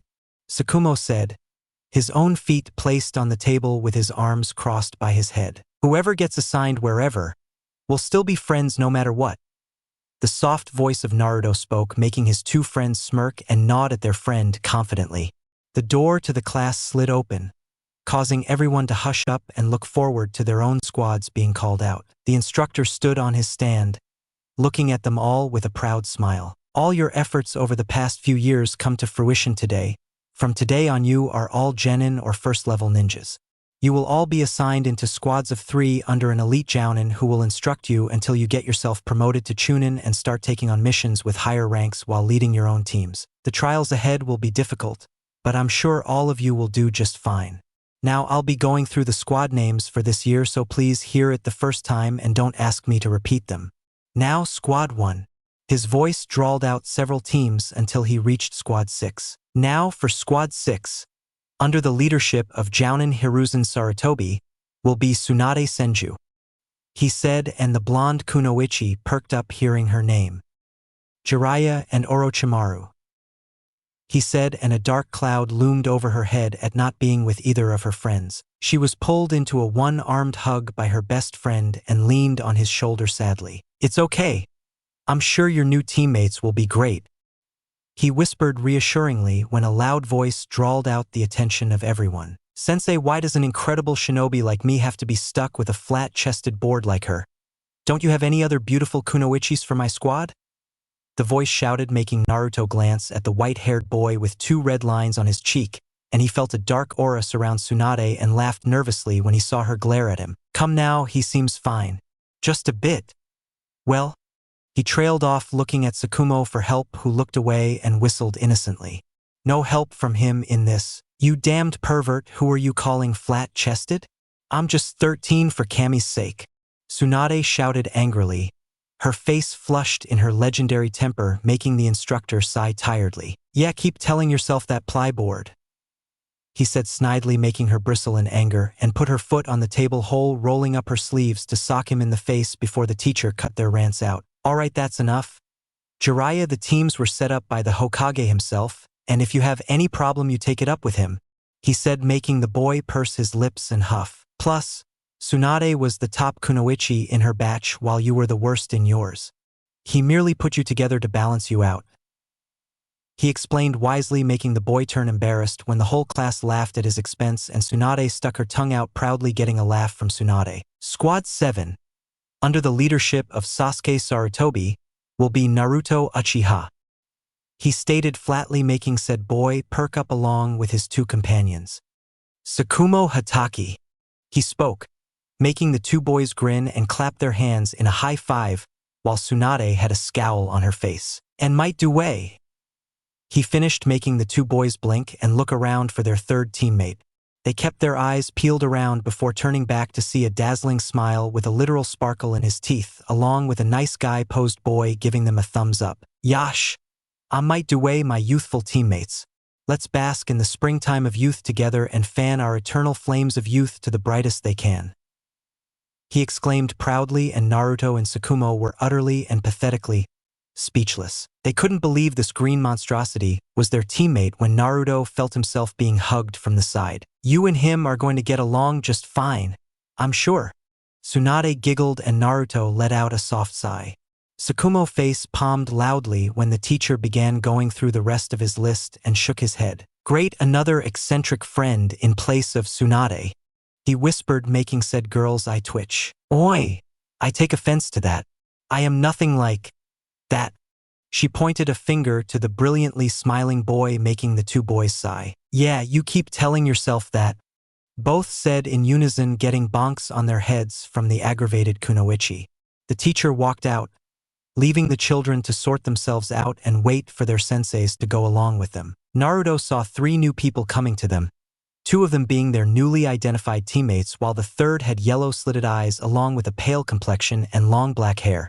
He wore a white kimono with fishnet armor underneath, along with the required holsters strapped on him. Yash, I might do way. It's a pleasure to meet you, my friend. The eccentric boy in a green spandex suit explained, making Naruto smile, looking at the outstretched hand, and shook it with a smile. I'm Naruto Uchiha, and this? He pointed his thumb to the silver-haired boy, who waved simply with a smile.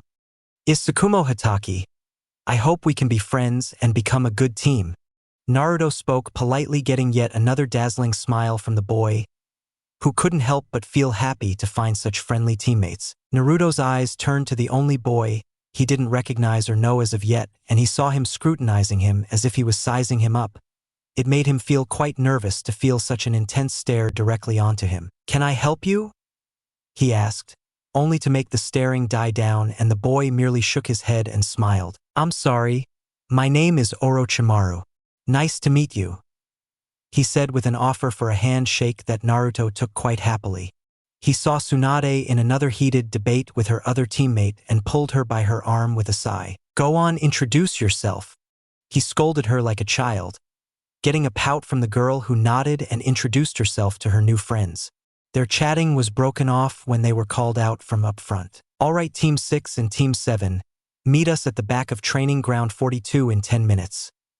The man with a cigar in his mouth spoke before the two of their new senseis disappeared in a swirl of flames. Tsukumo looked at Naruto with a confused look, the blonde doing the same with him. "Isn't that place like 40 minutes away?" the silver-haired boy finally asked, getting a nod from Naruto. "Yash, then my youthful friends, let's hurry up," their overcharged teammate exclaimed and ran out, pulling the two behind him by their hands at blazing speeds. Naruto and Tsukumo struggled to keep up with the boy, who was leaving a dust trail behind him while he ran with them in his iron grip. The two couldn't even breathe to get enough mind to pump chakra to their legs and ran solely on the strength of their muscles with their new overcharged teammate. Training Ground 42. Squad 7 was seemingly the first to arrive, and the two Sarutobis couldn't help but raise an eyebrow to the trio. Due was not even winded and smiling to himself at reaching the location in under 8 minutes, while the boys behind him were puffing out a little heavy breaths. Nothing too much, but Sasuke knew they had ran solely on their muscles and smirked. "Squad 7.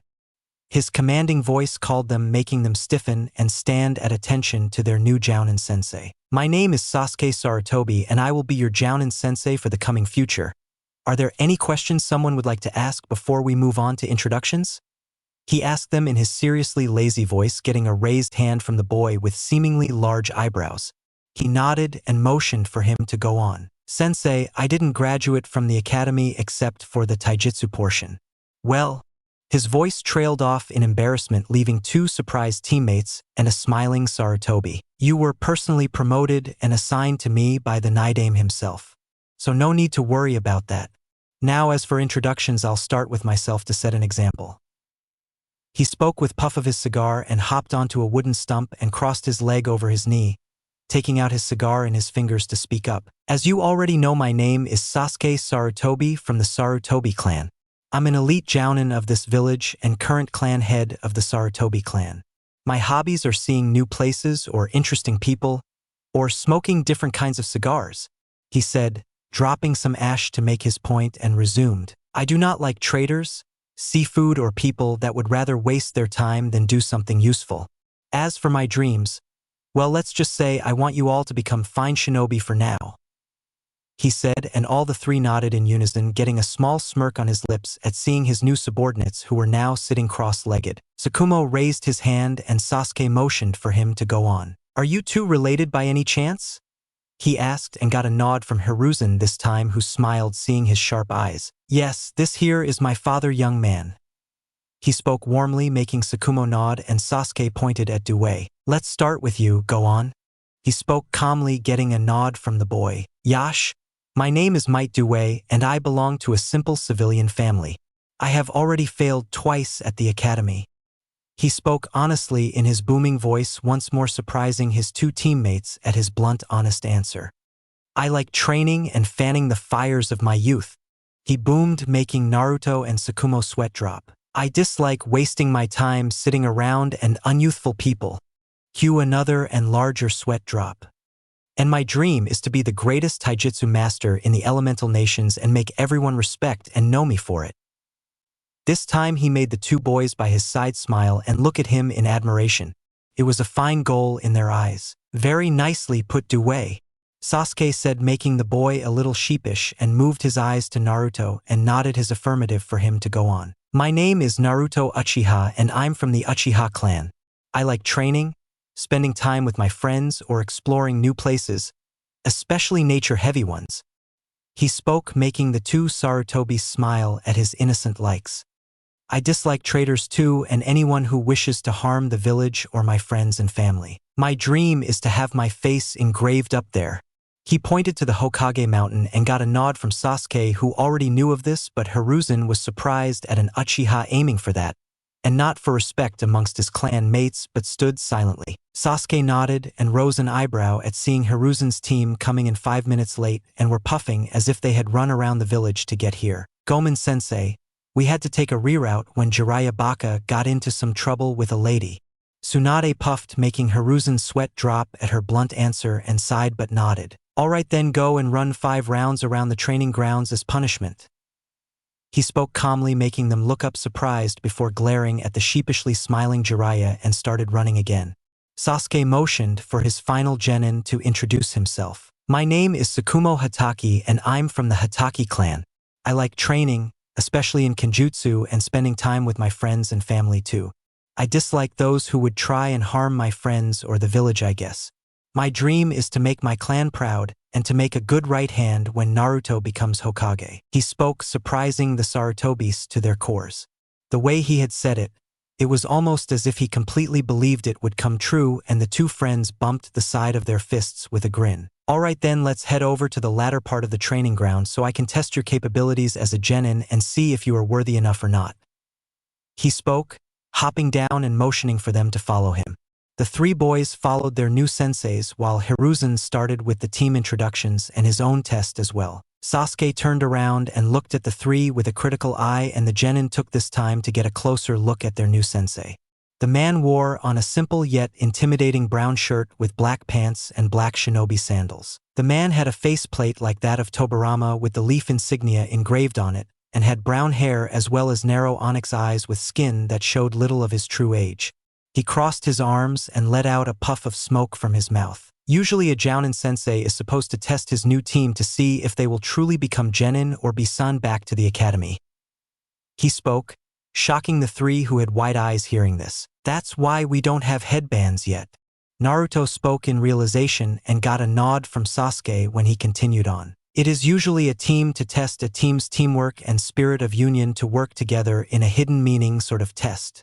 He spoke and took out 3 headbands and threw them to each of them, who caught them with a surprised look on their faces. "But I believe teamwork is built by working together in tandem, so be ready to be taught the true spirit that has made this village's foundations stand strong." He spoke seriously, getting small nods from his genin, and nodded back. "For now you 3 are genin, but if at any point I deem you to be unworthy, be ready to be sent back to the academy for another year." He spoke as if reading the weather, and the 3 gave him nervous nods. The man was quite intimidating without even trying. "All right, now listen to the first task I am assigning you seriously. I won't repeat, so don't ask me if you miss something.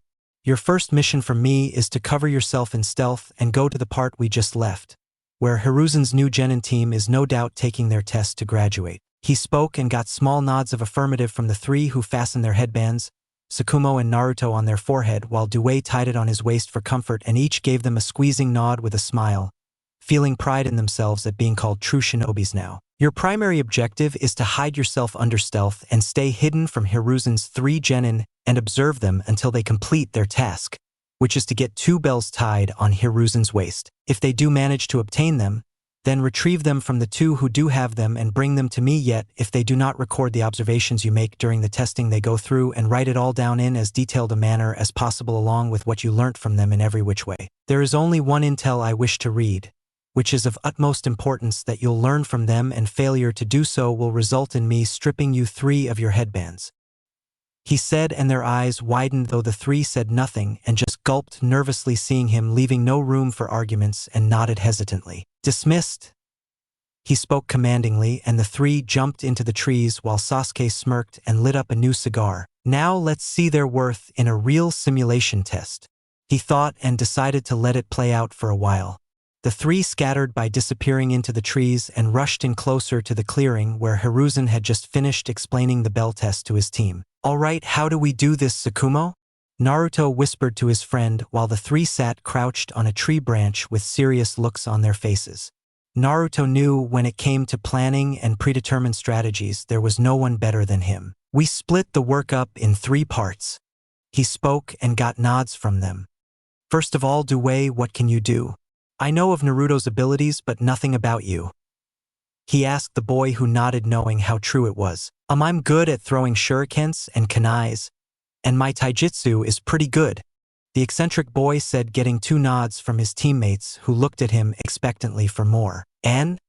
Tsukumo asked, and got a shameful shake of head from the boy, who looked down expecting some insult from the 2 geniuses on his team. No ninjutsu or genjutsu at all, Due?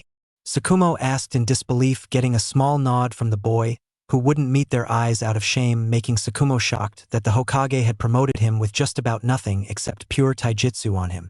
Due felt a hand clasp his shoulder and saw Naruto's baby blue eyes look at him, a bit concerned. Why is that, Due? He asked the boy, who looked like someone had sapped all his reserved energy in a split second. I have a medical condition that doesn't allow me to do so. My chakra coils are very small, so I cannot perform any chakra-based techniques except kawarimi, since it takes so little chakra that it doesn't strain them too much. He explained, and Naruto nodded. That why you want to be a taijutsu master, right? He asked, and got a nod from the boy, a lone tear dropping down his chin. I want to be respected among shinobi like everyone else, even if I can't use any ninjutsu or genjutsu. I'll prove that I can be just as fine a shinobi with taijutsu alone. He stopped when another hand clasped his shoulder and saw the 2 smiling teammates of his shaking his head. Don't worry about it, it's fine. This is just a small handicap and we'll cover it. Naruto and me will cover your weaknesses, so you just focus on your strengths, alright? He spoke, getting a nod from Naruto. Yeah, Tsukumo's kenjutsu skills are awesome and my ninjutsu and genjutsu are great. With you as our personal taijutsu specialist, we'll rear past anything.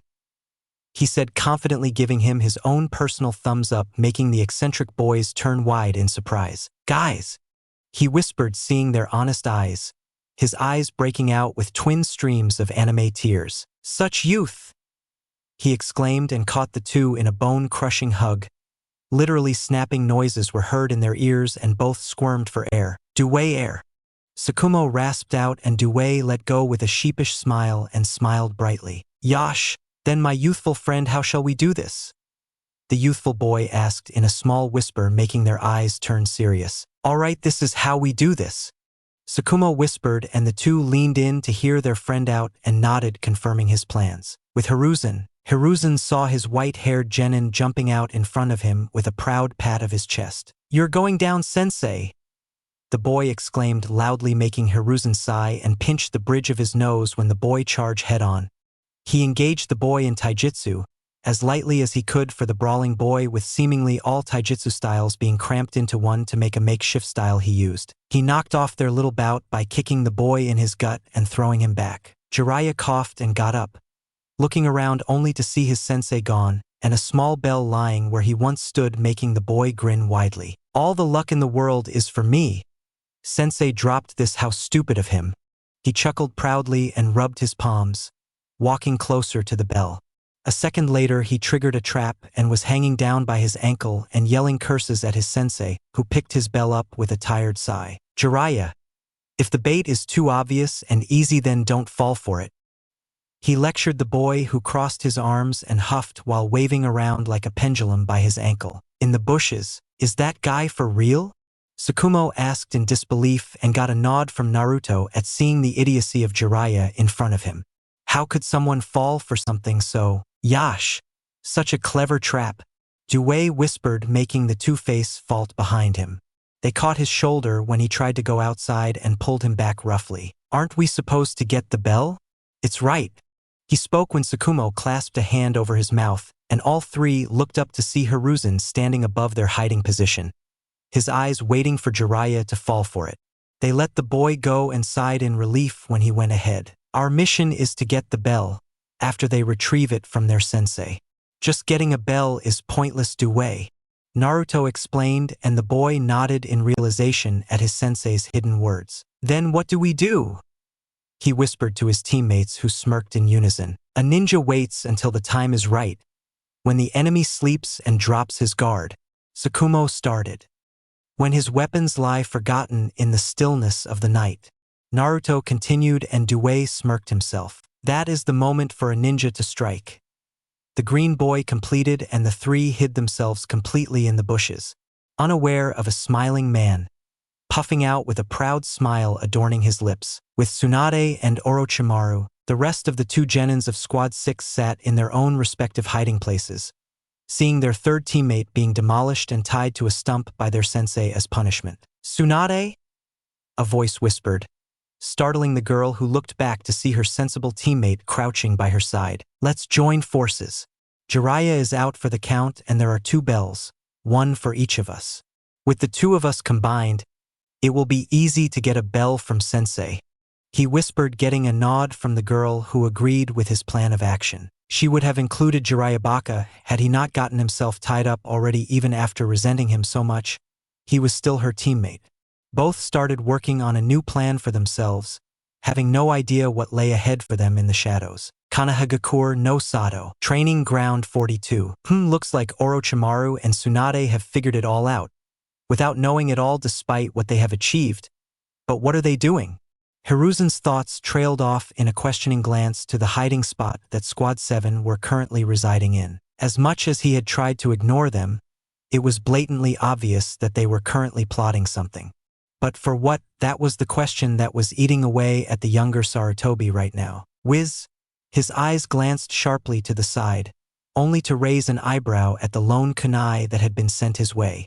Did they really think so low of him that a lone kunai would win style? "Gale Palm?" exclaimed the voice of Orochimaru, and Hiruzen's eyes widened in shock as the kunai raced at double the speed than before after being accelerated by the wind jutsu. Ingenious, using only a wind-style ninjutsu of C rank to catch your opponent off guard. But still it is impressive he can use wind style at all. After all, his file did say he was a primary earth style user. He flicked out a kunai from his own pouch and attempted to swat away the kunai aimed straight for his waist. The kunai swung straight in path of the oncoming projectile, and Hiruzen pushed it forward, expecting a clash of metals when he felt absolutely no resistance in his hands by the projectile. What the dash? His eyes widened in horror when the kunai cut through his weapon as if hot knife through butter, and only now did he realize how much he had been outplayed by his prized pupil. To think he has mastered his second element to such a degree already. I was right, he is a genius only seen once in a century. His feet moved of their own accord to move away from the weapon's path, but he couldn't get away completely. Ting! The sound of jingling rang in the clearing as the younger Sarutobi slid to his right, while the thread connecting the bells to his waist was cut off cleanly by Orochimaru's kunai. He pumped chakra into his feet to intercept the bells before Orochimaru made his next move. "Not so fast!" He heard a shout from above and skidded down to a halt, seeing his fiery kunoichi up in midair with her fist cocked back to bash his face in. He merely jumped back to avoid the blow and was glad that he did. "Hiya!"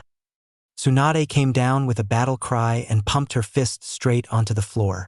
A web of cracks traced all around her fist before the ground fell apart, and some small pieces flew up in the air, making Hiruzen's eyes go wide in horror. Had that fist made contact with me?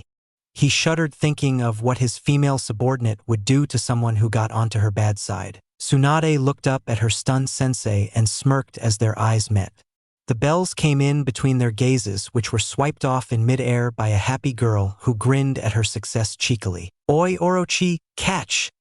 she chirped up to her teammate, who caught the bell, jumping by her side to see a warmly smiling Hiruzen. "We have completed your test, sensei.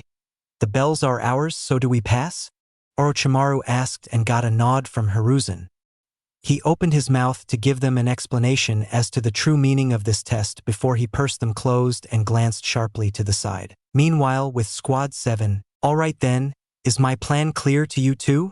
Tsukumo whispered and got 2 nods from his squad mates. "Hi, Yash!"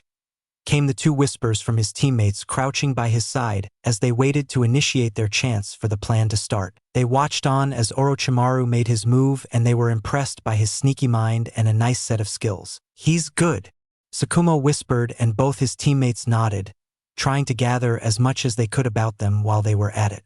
"Hiya!" They watched on as Tsunade shattered the ground itself with her brute strength, making Tsukumo and Dewey's eyes go akin to those of saucers. "That's my Tsuna, all right." Naruto snickered silently in his sleeve, watching Hiruzen's horrified expression and his smirking friend while his friends were watching him incredulously. The blonde was oblivious to their stares, and their attention snapped back to the field when they heard the familiar jingle of the bells. "Scatter!"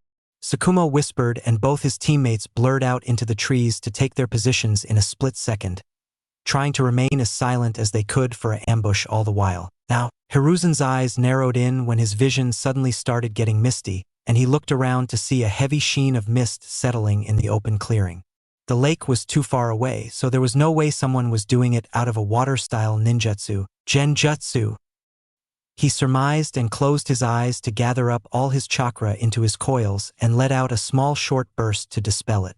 Sure enough, the illusionary mist disappeared in a second, and he saw his students flicking out kunais and looking around frantically. He had to admit the genjutsu was quite subtle. It wasn't a heavily ranked one, so it wasn't as easily detectable as the higher ones, had you not had the analytical skills and experience he possessed, or you knew there was a genjutsu user amidst your surroundings. Clever!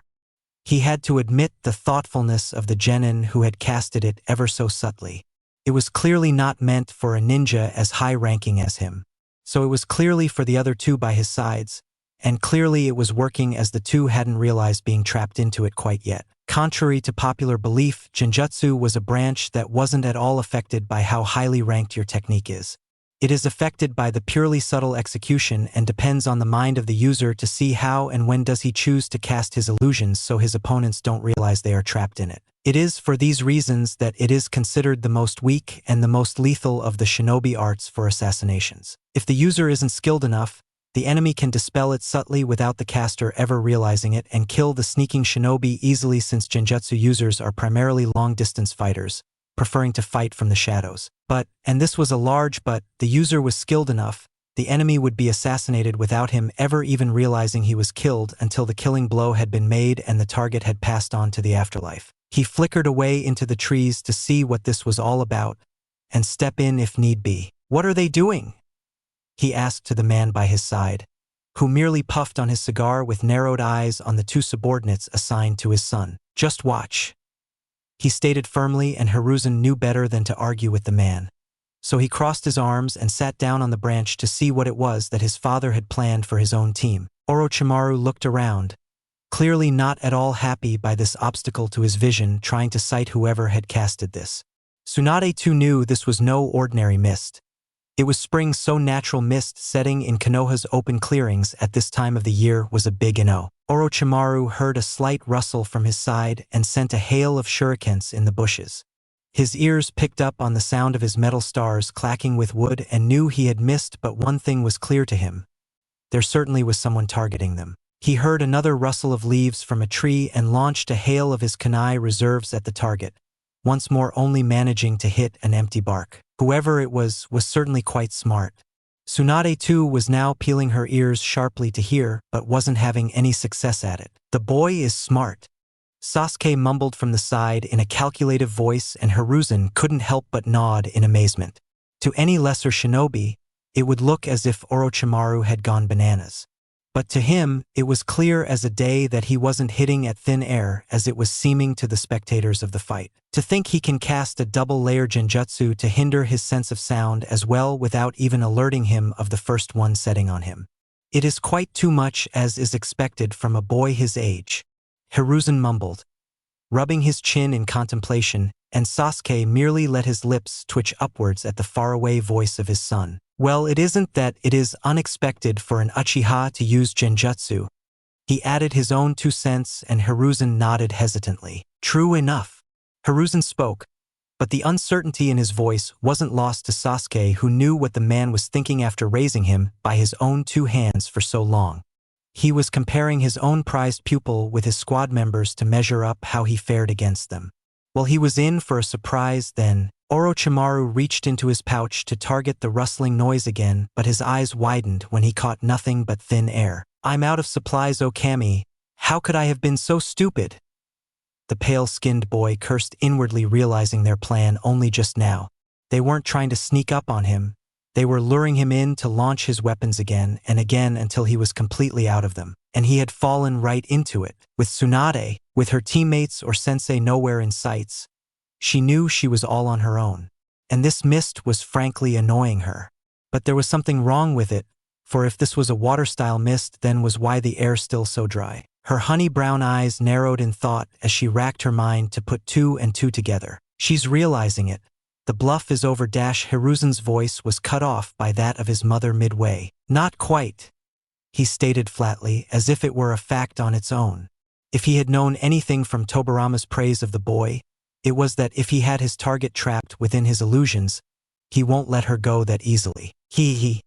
A sinister chuckle ran throughout the area surrounding the lone kunoichi, who stiffened and looked around frantically with a kunai clutched tightly in her hands. Who's there?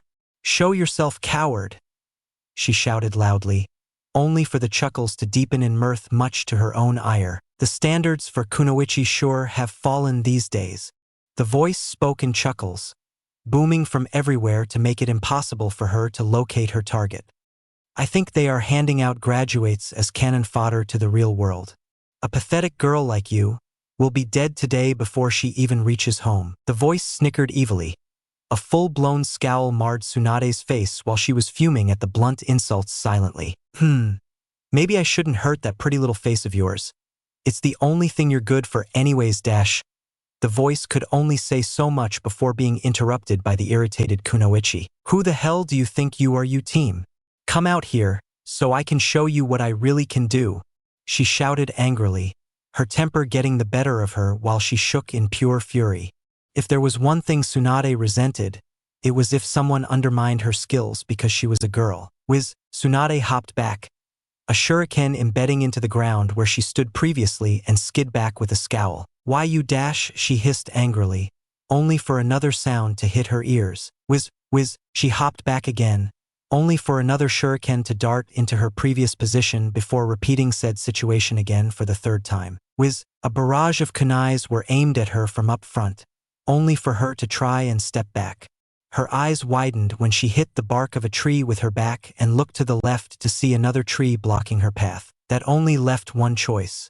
She pumped chakra into her sauls and jumped to the right quickly, flipping sideways in a flexible maneuver before skidding on her knees to a halt from her frantic jump. She scowled at the cowardly attacks from the shadows, as if mere kunais and shurikens thrown like this would take her out. Snap! Her eyes looked down upon hearing the strange voice from the ground underneath her feet. A purely innocent confusion flickered in her eyes for a second, only for her eyes to widen when a small patch of the ground gave way under. Damn! She shouted and tried to jump back, but didn't get the required support from the collapsing ground underneath her feet. She fell down in a loud heap and a dust cloud peered over the edges of the now out in the open pit. Sasuke chuckled and Hiruzen face palmed, hearing a loud groan echoing within the large pit while shaking his head with a sigh. The good old pit traps never get old now, do they, Hiru? Sasuke asked humorously, not expecting an answer and didn't get one as it is.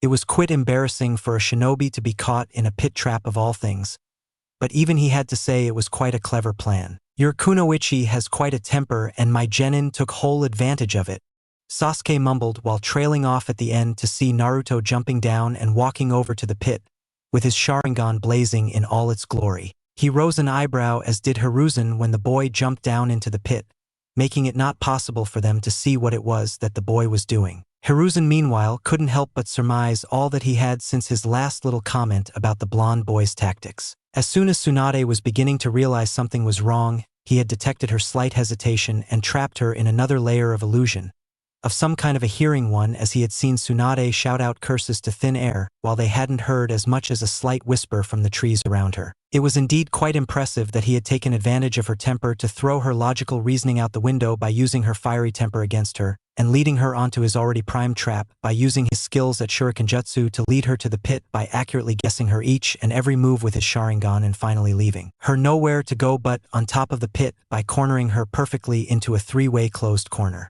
But what does he intend to do now? Isn't it quite reckless to go and take on a trapped kunoichi with the kind of strength she has, in a pit of all places at that? Hiruzen asked, getting a careless shrug from his father, and his sweat dropped at the lazy gesture by the man. He must have something planned for it. Let's wait and see, or we might ruin the surprise. Sasuke spoke wisely, and Hiruzen couldn't help but envy the confidence his father already had in his genin. It was like he was trusting him enough to pull off anything, and he hadn't even been with them a whole day for Kami's sake. In the pit, Naruto jumped down in the hole, crouching on his knees to absorb the impact, and looked around to see Tsunade sitting up while finally regaining her senses. She blinked, seeing the familiar pair of crimson eyes in honest confusion. A palm cupped her right cheek tenderly, his thumb stroking it while his eyes held a worried expression in them. "Are you okay?" his soft voice whispered, making her lean into his hand and nod with a little smile. She closed her eyes, taking in the tender touch happily with a sigh. "My head hurt like hell, Kuso, but I'm fine," she mumbled in a dizzy voice, getting a relieved smile from Naruto. "That damn team who attacked me is so dead for making me fall into this hell-forbidden pit. My head and butt hurt like hell. I'm going to beat him to pulp now that you are here, Naru," she mumbled angrily, while smiling happily that he was here towards the end. He merely smiled, but Tsunade was a little peeved by the sadness still laced in his eyes. "I'm sorry, Tsuna," he whispered sadly, much to her confusion, while she still enjoyed his tender touch over her right cheek by nuzzling it in his palm with a smile. "What are you dash?" Her confused voice trailed off, while her eyes misted over and became half-lidded when she stared into the slowly spinning tomos in his eyes. Her body went limp and he caught her in his arms in a warm hug, kissing her head gently while sighing tiredly when she fell completely unconscious in a dream he had casted in her mind with his eyes. Just as he had expected, she hadn't so much as suspected that he was the one who had been in the shadows and leading her on until the very last moment. Not that he had expected her to anyways. It was what had made him so confident to deal with her all by himself without any fright of hurting her too much in the process. "I'm so sorry, Tsuheim," he whispered while his eyes reverted back to their baby blue counterparts, and he plopped down on his butt, pulling her onto his lap to let her sleep until his teammates were done. He hated using her trust within him like that, but it had to be done after all. He didn't want her to get hurt fighting them all head on like the hard-headed devil she was when riled up. "Naruum," she mumbled sleepily. He smiled and rubbed her shoulder, making the girl snuggle her face in his neck with a sleepy smile, with no worried of the conscious world. She always slept like a log no matter what. "Baka!" He snickered softly at the soundly sleeping girl, who he would have to apologize to later on for hurting her like this and trapping her so easily by using her trust in him. No doubt she would throw a tantrum and try to hit him with all her might before he dodged them all and let her vent it all out. He sighed. She could be such a handful. Meanwhile, with Orochimaru, the boy was confused as hell. He couldn't see a thing in this unnaturally thick mist. Whoever was holding such a widespread water-style jutsu for so long, over such a wide arc, had to have a lot of chakra and experience, which meant high chunin at the very least. The clearing was now silent. Much too silent. And he didn't like that one bit. A green blur stepped in front of him in the flicker of a second, his eyes widening at being so outclassed in detecting his presence until the very last moment. Though his yellow-slitted eyes narrowed in on high enemy that was now in front of him dangerously, his feet splitting apart in a readying stance to go on the offense. His fist cocked back and swiftly made way for his opponent's face, whose face was completely wrapped up by an orange scarf with only his eyes visible to him, and those too barely. He smirked when his fist was about to make contact, quite smugly at seeing his non-suspecting face. No doubt his own vision was hindered too with this thick mist. His eyes widened in shock when he hit nothing but thin air. Impossible! He couldn't have seen my swift attack without at least dodging it with all this hindrance to vision. But where did he go? How could he just vanish? A soul connected under his chin with a harsh smacking sound ringing throughout the clearing. He was launched up like a rocket from a bottle and flew up with a hacking cough, the illusion now broken to make his vision quite clear from the experience of pain he had just had. The dancing leaf shadow, which means he would now follow up from under me, he surmised, focusing his vision back completely, and glanced back to see nothing but the ground under him, leaving him quite baffled. A blunt object made contact with his forehead roughly, with quite a punch pumped into the blow, roaring him down towards the ground at blurring speeds. He coughed out, his body making contact with the ground in a crunching noise, and his slitted eyes rolled back into his head, while the sweet whisper of unconsciousness took over him. Tsukumo landed down onto the ground on one knee with Due coming by his side and poking the unconscious boy with a stick to make sure he was out lest he needed another smack to his head. Tsukumo's sweat dropped, asking him if he wasn't being unyouthful by acting unconscious, but smiled at their perfect execution. Will Naruto be alright? That youthful girl had quite a lot of strength in her taijutsu. He should have let me go. Due asked worriedly when they saw no sign of their third teammate, and Tsukumo merely smiled and shook his head. No, Naruto was our best bet to take down Tsunade swiftly and silently. He knows quite closely, so he had the advantage of knowing everything about her while not knowing Zero was the one who was attacking her. Plus, he wouldn't have let either of us try to fight her anyways. He mumbled the lat part as an afterthought, much to the confusion of the green-clothed boy, who wrapped his scarf back around his neck like usual and tied it up. Why is that? Due asked curiously, getting a sigh from Tsukumo. Because we might have hurt her in the process. That is something Naruto won't let happen if he has anything to say about it. He spoke sagely, confusing the youthful boy even more, and Tsukumo waved his hand dismissively to let the topic drop for now.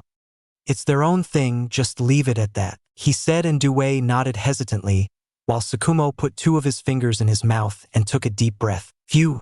Naruto's ears perked up upon hearing the classic whistle tune of Tsukumo, and he stood up, settling Tsunade comfortably in his arms bridal style, only for her to cuddle up in his arms like an infant and mumble about disturbing her so much. His lips twitched upwards in amusement, and he looked up over to the edge of the pit. Channeling chakra to his feet, he jumped up and out of the hole to make his way to the rest of his team. Sasuke and Hiruzen sat contemplatively while watching Due move in to confront Orochimaru. Hiruzen's eyes widened when he saw the eccentric boy go in for the kill with a move that surely would leave some lasting damage to his pupil. His wrist was caught before he could, though, and he looked on at his father only to see the man having his eyes fixed on the fight and followed his gaze. He was surprised to see Due end his technique halfway, and Tsukumo came flying off from a tree and loomed straight over an unsuspecting Orochimaru with his sword held in both his hands over his head. He brought the weapon down, smashing its hilt with Orochimaru's forehead, and Hiruzen winced when the boy landed in a head of dust, but he did sigh in relief that the damage had been contained at a lot less than what it could have been. Both Sarutobis watched Tsukumo whistle, and a few moments later, Naruto walked in with the sleeping Tsunade curled in his arms without a care in the world. Both pair of eyebrows shot up, and they wondered how it was that the boy had managed to pull that off without even a scratch over Tsunade. The cigar-smoking man jumped down from his branch and walked out to confront his students who were swiping off the bells from the unconscious genins. You done? All three members of Squad 7 spun around, hearing a voice from behind them, only to see Sasuke standing there with crossed arms with a raised eyebrow. The three nodded in unison, and Due stepped forward with the bells in one hand and a rolled-up scroll in the other. Yash! Mission accomplished, sensei! The boy boomed in excitement, handing the man the two items, who nodded curtly in return while taking them off his hands. Just one scroll of intel? You would have more chances with more scrolls.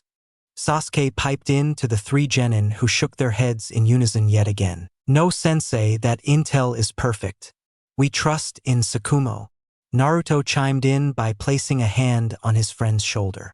Sasuke glanced at Due only to see a sparkling smile with a classic nice guy pose being given to him, and he nodded, throwing the bells back to Naruto and unfurling the scroll to read it. His eyes scanned its contents quickly in a well-mannered way, while Hiruzen made his way to see what was going on just as Sasuke ended his going through of the intel provided by his team. He looked up, blowing out a cloud of smoke, and nodded to them. You all pass. He spoke, and the three cheered as their hyper-excited teammate pulled them in for a bone-crunching hug. For now, I may as well send you back to the academy if I deem it so, he added, but the three didn't quite hear him, and he flickered away before handing the scroll to his son, who let the curiosity get the better of him and decided to read what was it that was written in the scroll. His eyebrows rose in surprise, as it had all the flaws and weaknesses that they had witnessed in the fight, along with how it could have been better used, had they minded their surrounding a bit better. But it was the last line that made a feeling of pride swell up even within him. Squad 6 could have done a lot better had they pooled their resources together like we did. Squad 7. He smiled, seeing them checking on Orochimaru to see if he was all right and place him under the shade of a tree. Naruto sat under another tree with his teammates joining him in to have a chat. Well, that was easy as a bell. Tsukumo remarked dryly to get a chuckle out of Naruto at the irony of the saying while Due boomed another round of his youth. Tsunade wriggled on Naruto's lap, her eyes flickering as her consciousness started kicking in. She let out a small yawn, only to blink at the smiling face of Naruto before she tried to remember how it was that she had gotten here. She let her eyes narrow in on the blonde as she started to piece together everything and looked at him dangerously. "You attacked me?" she stated more than asked, and he said nothing, merely letting his lips fall down from their smile. "Why?" she asked, and he looked down with a sad gaze falling upon his eyes. "We were given a mission by our sensei to take the bells from you two as soon as you got them. I volunteered to take you down," he explained, and got a nod from Tsunade, who knew why he must have done so. She would have done the same had she been in his shoes, but that wasn't the point. "So you used my trust on you?" she asked accusingly, and he nodded shamefully. It was the truth after all. His teammates decided on doing the intelligent thing and stayed silent on the sidelines so as to not incur her wrath upon them. "I didn't want you to get hurt," he spoke softly, his voice wavering at the thought of her hating him for this after seeing this as only an excuse. Her eyes softened and she placed her head back on his shoulder with a small yawn. "Don't do it again," she mumbled sleepily, fisting her eyes off them, and Naruto smiled. He gave her a squeeze for reassurance and felt happy when she cuddled up for a nap in his arms. "I won't," he whispered. She smiled and nodded joyfully, while wrapping her arms around his chest to let her eyes droop into a small nap.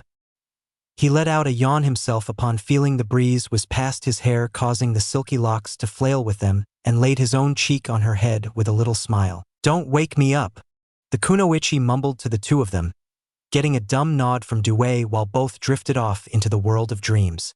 Tsukumo fell down on his back and crossed his arms behind his head, only to yawn as he too felt the soft breeze hit his hair and smiled. "Are they always like this?"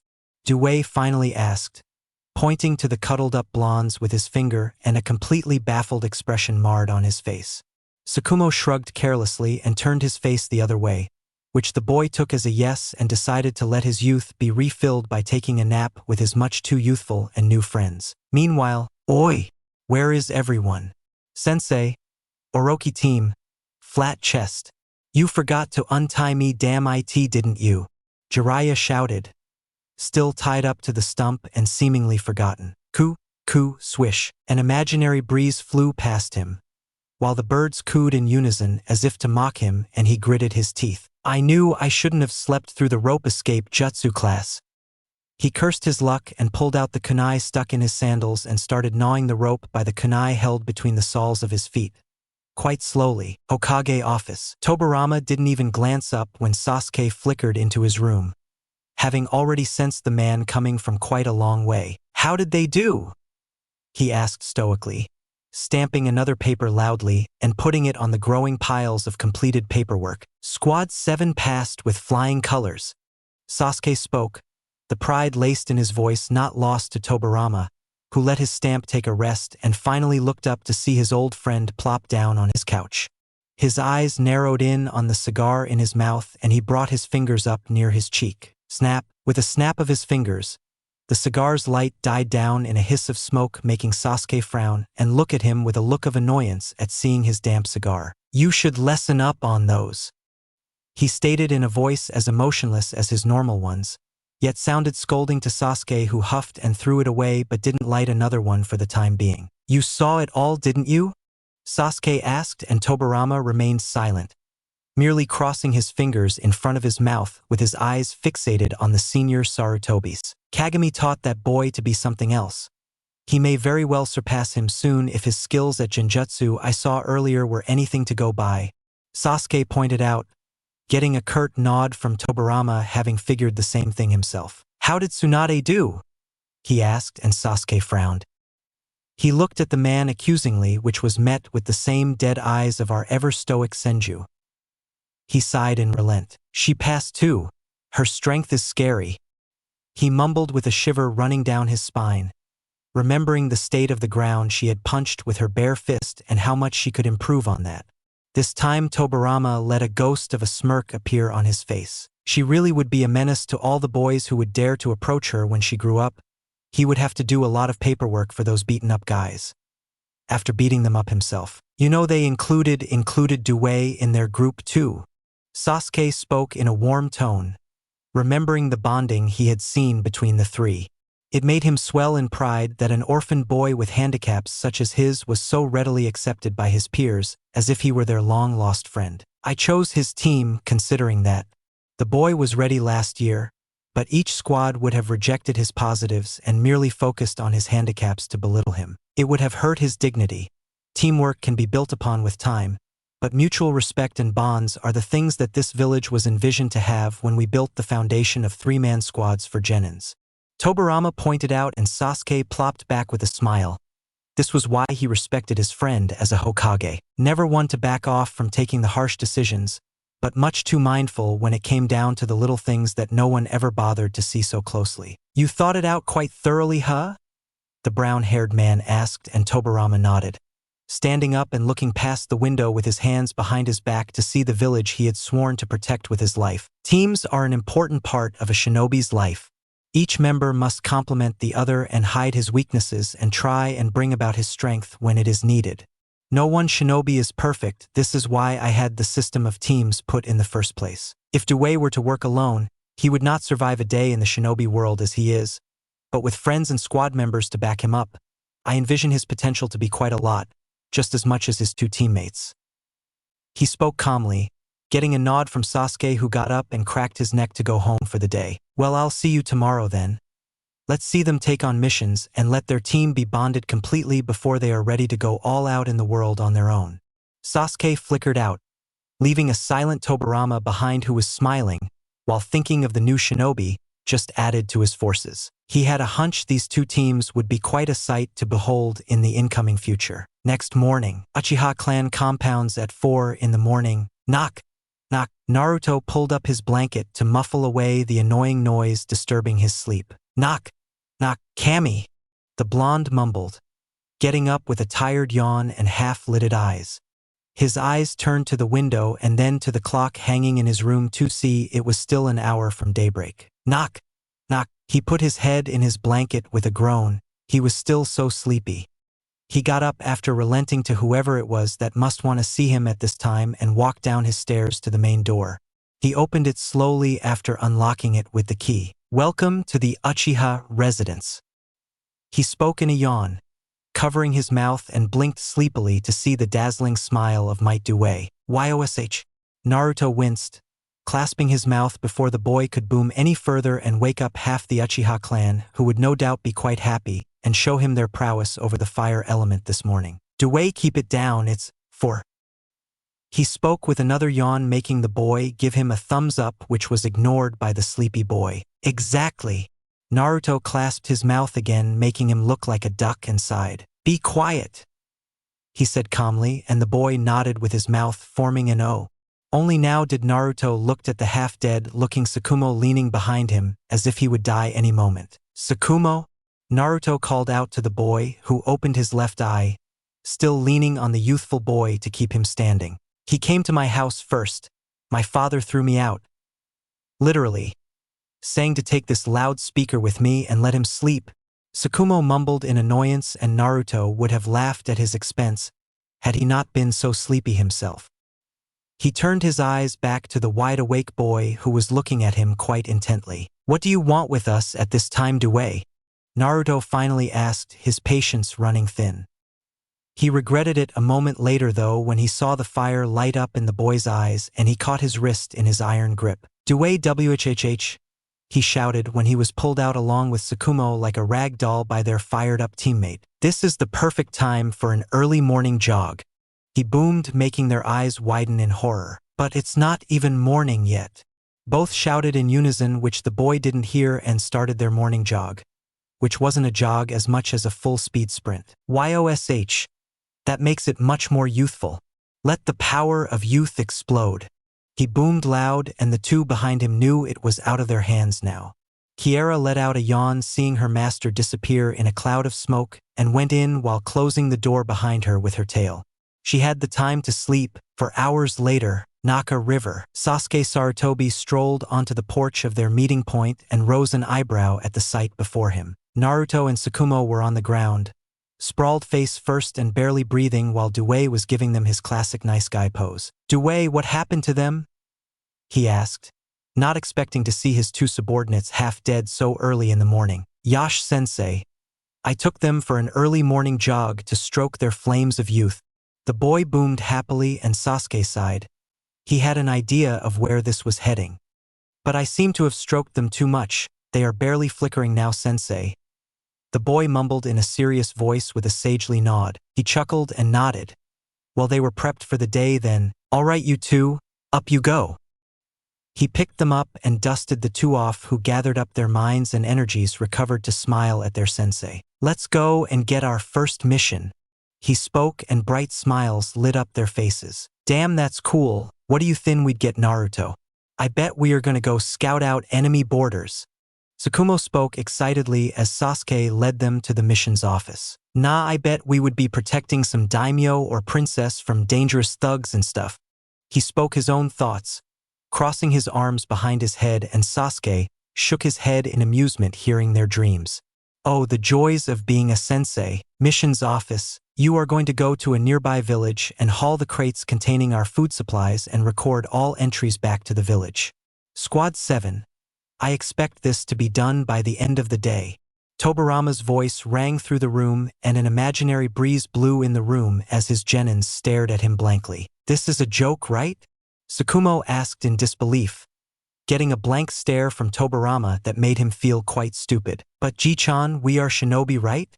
Naruto asked in confusion and Tobirama nodded curtly without a word. Well, this was the most interesting time of the year for him each time seeing these baffled faces of genin who came to him expecting assassination missions. "You are shinobi indeed, but what did you think you'd get? You are untried with no past records. Which client in their right mind would want to hire you for a job?" he asked and got sheepish smiles from all three who now saw his point. These simple missions are assigned to each new squad to get them used to their teammates out in the field, while the Jounin sensei fine-tunes their teamwork before I move on to give you serious missions. But these aren't as simple as chores, mind you. You must record the crates, put them over to the cart to carry them, and then pull it back to the village and rearrange them at our warehouses.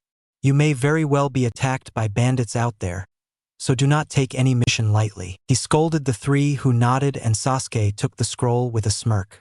He knew it was ridiculous. After all, who would want to steal rice and wheat sacks right now? But it wouldn't be easy to get it done by the end of the day, that much he knew. "All right, team, let's get to it." Sasuke clapped and the three nodded and followed their teacher out. On the edges of the assigned village. "Ah, there's the warehouse you are to empty and haul the contents back to the village." Sasuke pointed out a building in the distance and their eyes widened in shock. "Sensei." Tsukumo gulped nervously and pointed a shaky finger at the warehouse far into the distance. "How far is that?" he asked nervously, hoping he was wrong, and Sasuke shrugged. 20 miles give or take," he surmised, and Naruto looked horrified at his sensei. "But that looks 5 stories high already. How are we supposed to haul everything in that back to the village by the end of the day?" Naruto asked incredulously and Sasuke smirked. "Why do you think the Hokage assigned shinobi to do a civilian's job then? He needs them back and he needs them now. Well, time is ticking. Get to it," he said, and Due smiled brightly. "Yash, my youthful friends, let's not waste any more time. We shall do it by the end of lunchtime. If we cannot, then we will climb the Hokage monument by tying one arm behind our back."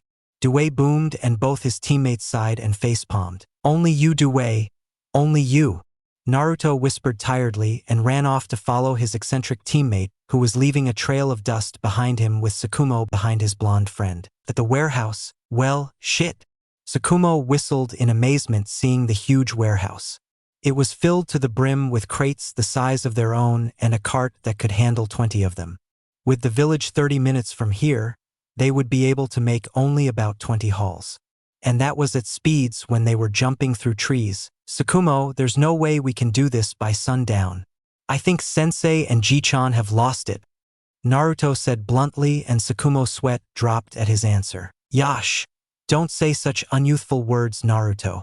Nothing's impossible until the moment we say it is. It's just a matter of finding a way to do it right," he said jovially, and both his teammates smiled, feeling their spirits ignite themselves. "So you have a plan then, Due?" Naruto asked hopefully and smiled, seeing him give him a thumbs up with a nice guy pose. "Of course not," he boomed, and the blonde fell comically on his face. "That's what we have Tsukumo for," he boomed, and this time the silver-haired one fell on his face. Tsukumo sighed and ran fingers through his hair, racking his mind while looking at the large warehouse calculatingly. "Naruto, you have ninja wire, right?" he asked, rubbing his chin in thought, and Naruto nodded. "Yeah, I always keep it with me, you know it already," the boy answered matter-of-factly, and Tsukumo nodded, thinking of taking advantage of his teammate's shurikenjutsu now. His eyes turned to a lone crate to the side, and he turned to Due. "Due, will you kick it please?" he asked in a voice that meant business, and Due hit the crate with a strengthened kick, making it skid quite a far away. Tsukumo nodded to himself and looked up at all the rope heavily tying the crates together that they had to open, and smiled. Naruto and Due smiled themselves, knowing he had a plan, and Tsukumo finally nodded. "All right, here's what we'll do. Naruto, you start building some zipways with your ninja wires and line them up straight to the carts over there." Tsukumo pointed to the 3 carts, and Naruto nodded, seeing no problem with it. "I'll cut off all the ropes with my sword and free the crates of their bindings before Due takes over and kicks them all onto the zipways you create to make them slide straight to the carts," he said, and Due nodded with a smile himself, seeing no problem with it. "Finally, Naruto can calculate how to arrange them perfectly, and I'll do the documenting, and then we'll all 3 pull the carts together," he said, and all 3 nodded in unison and scattered without a word to get on their jobs. Naruto smirked, activating his Sharingan and pulling out a roll of high-grade wire before putting its end between his teeth. Sling! He pulled it down and started to get it into his kunais before darting them all around the room in a spider web-like pattern with the utmost precision that would look like a mismatched pattern to most, but to discerning eyes like his own it was the finest way possible for what Tsukumo had in mind. Tsukumo pulled out his sword and looked up at the several piles of crates tied with thick rope all around them, and jumped up, cleaving through the bindings expertly and blurring through his swings to do it as quickly as possible. Due smirked and tightened his leg warmers and weights hidden under them before smirking and looking at the beelines Naruto had gotten ready, while he was building layers upon layers more to accommodate them all, while marking his kicking points with shurikens. "Yosh!"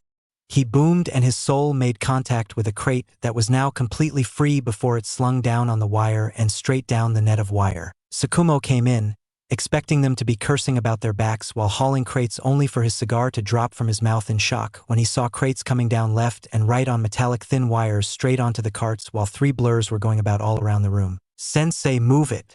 the 3 shouted, and he sidestepped when they raced past him while pulling the hand carts loaded with crates behind them and ran back to the village. He smiled a moment later and decided to just let them be for now, since they didn't seem like needing his help. It was a 3-day job, but in truth, Tobirama had only given them to test their resolves and see how quickly they could get it done. Looks like he was in for a surprise. Back in the village, the guards at the gate rose an eyebrow seeing the 3 genin with large carts filled to the brim being pulled behind them, while they whisked past them and straight to the village's storage warehouses in a jiffy. The 3 genin pulled their carts over at the warehouse and started putting crates back in their places and opened up their lids to count the number of sacks in them. 9 wheat here, Tsukumo," Naruto shouted, and Tsukumo jotted it down in a scroll. 8 rice here, my friend," Due shouted from his place, and the boy jotted it down with them, continuing the cycle for all the crates before pulling back their crates hurriedly towards the warehouse where their sensei was waiting and looking after for. A couple of hours after sundown, 7 soy here, Tsukumo, Naruto called out with a heavy breath, wiping off his forehead with his sleeve. 8 sugar here, Due panted, sweat dripping off his nose and his hands put over his knees. Tsukumo nodded, rubbing his tired eyes before jotting it all down in the scroll that was nearing its limit as to what more he could write in it. "All right, next?" he asked out loud, and watched both his teammates look around them. "I'm done. All documented and done here," Naruto spoke with a wave of his hands. "Me too, Tsukumo. It's all done here too." Due waved, and Tsukumo smiled a tired smile and nodded, putting a full stop with the 3 of them signing its end and going out. Sasuke sat outside on a cement pipe and lit up another cigar to see his 3 genin coming to them, and took in their appearances that were in the moonlight now. Each of their clothes had several tatters along with scratches and little splintered scratches all over them. Their eyes were red, no doubt tired, and he could see their shaking hands from pure exhaustion. They looked as if someone had dropped a small house on them. Sensei, mission completed. Tsukumo spoke up, handing him the scroll for documentation of supplies that Sasuke took, and knew the three were on their last legs now. All right, well done. Take a breather here. Sit down. He spoke, and the three were more than happy to oblige. Sasuke waited for the inevitable and smiled when they leaned on each other and started dozing off. He created 3 clones and picked the boys up, ordering them to take them home before flickering away himself. Hokage office. Tobirama sipped his cup of tea, waiting for the last team to report back before he went home, and looked up when Sasuke came into his office. Though he did raise an eyebrow when the smoking man put a small scroll on his desk. Mission completed. Squad 7 reporting in. He spoke in his business voice, and Tobirama's eyes widened momentarily. You can't be serious? He asked incredulously, only to meet the serious eyes of his close friend, and he looked on at the scroll in front of him in surprise. His hands flicked it open expertly and scanned it quickly, to find it all done neatly and precisely just like he liked it, and looked up. Did you help them? He asked, trying to make sense of the situation, and got a shake of the head from his friend. Nope, it was all them. You should have seen them. Never seen someone use the shinobi arts to haul crates like they did. It was like a mass production factory there. Only instead of machines, there were 3 blurs of golden, silver, and green. Sasuke chuckled over his own words, and Tobirama leaned forward in interest, pulling out 2 saucer cups and a bottle of sake. Have a seat. This is something I have to hear to believe. He spoke, offering the man a chair, who was more than happy for it, and Tobirama poured in the liquid as Sasuke started his tale. Needless to say, Tobirama was impressed and decided to add in a bonus, a good chunk at that, from the village to get it done so quickly and efficiently. His hunch didn't seem too far off now that he thought about it. Time skip 6 months. Konoha no Sado. Hokage Tower. Mission's office. Mission accomplished. Hokage-sama. Squad 7 reporting in. Sasuke's voice rang in the silence, adorning the large room filled with several chunins round a desk with the Hokage sitting at its anchor point. The stoic shaggy-haired Kage nodded, taking the paper with the official report, and scanned it with his critical eyes.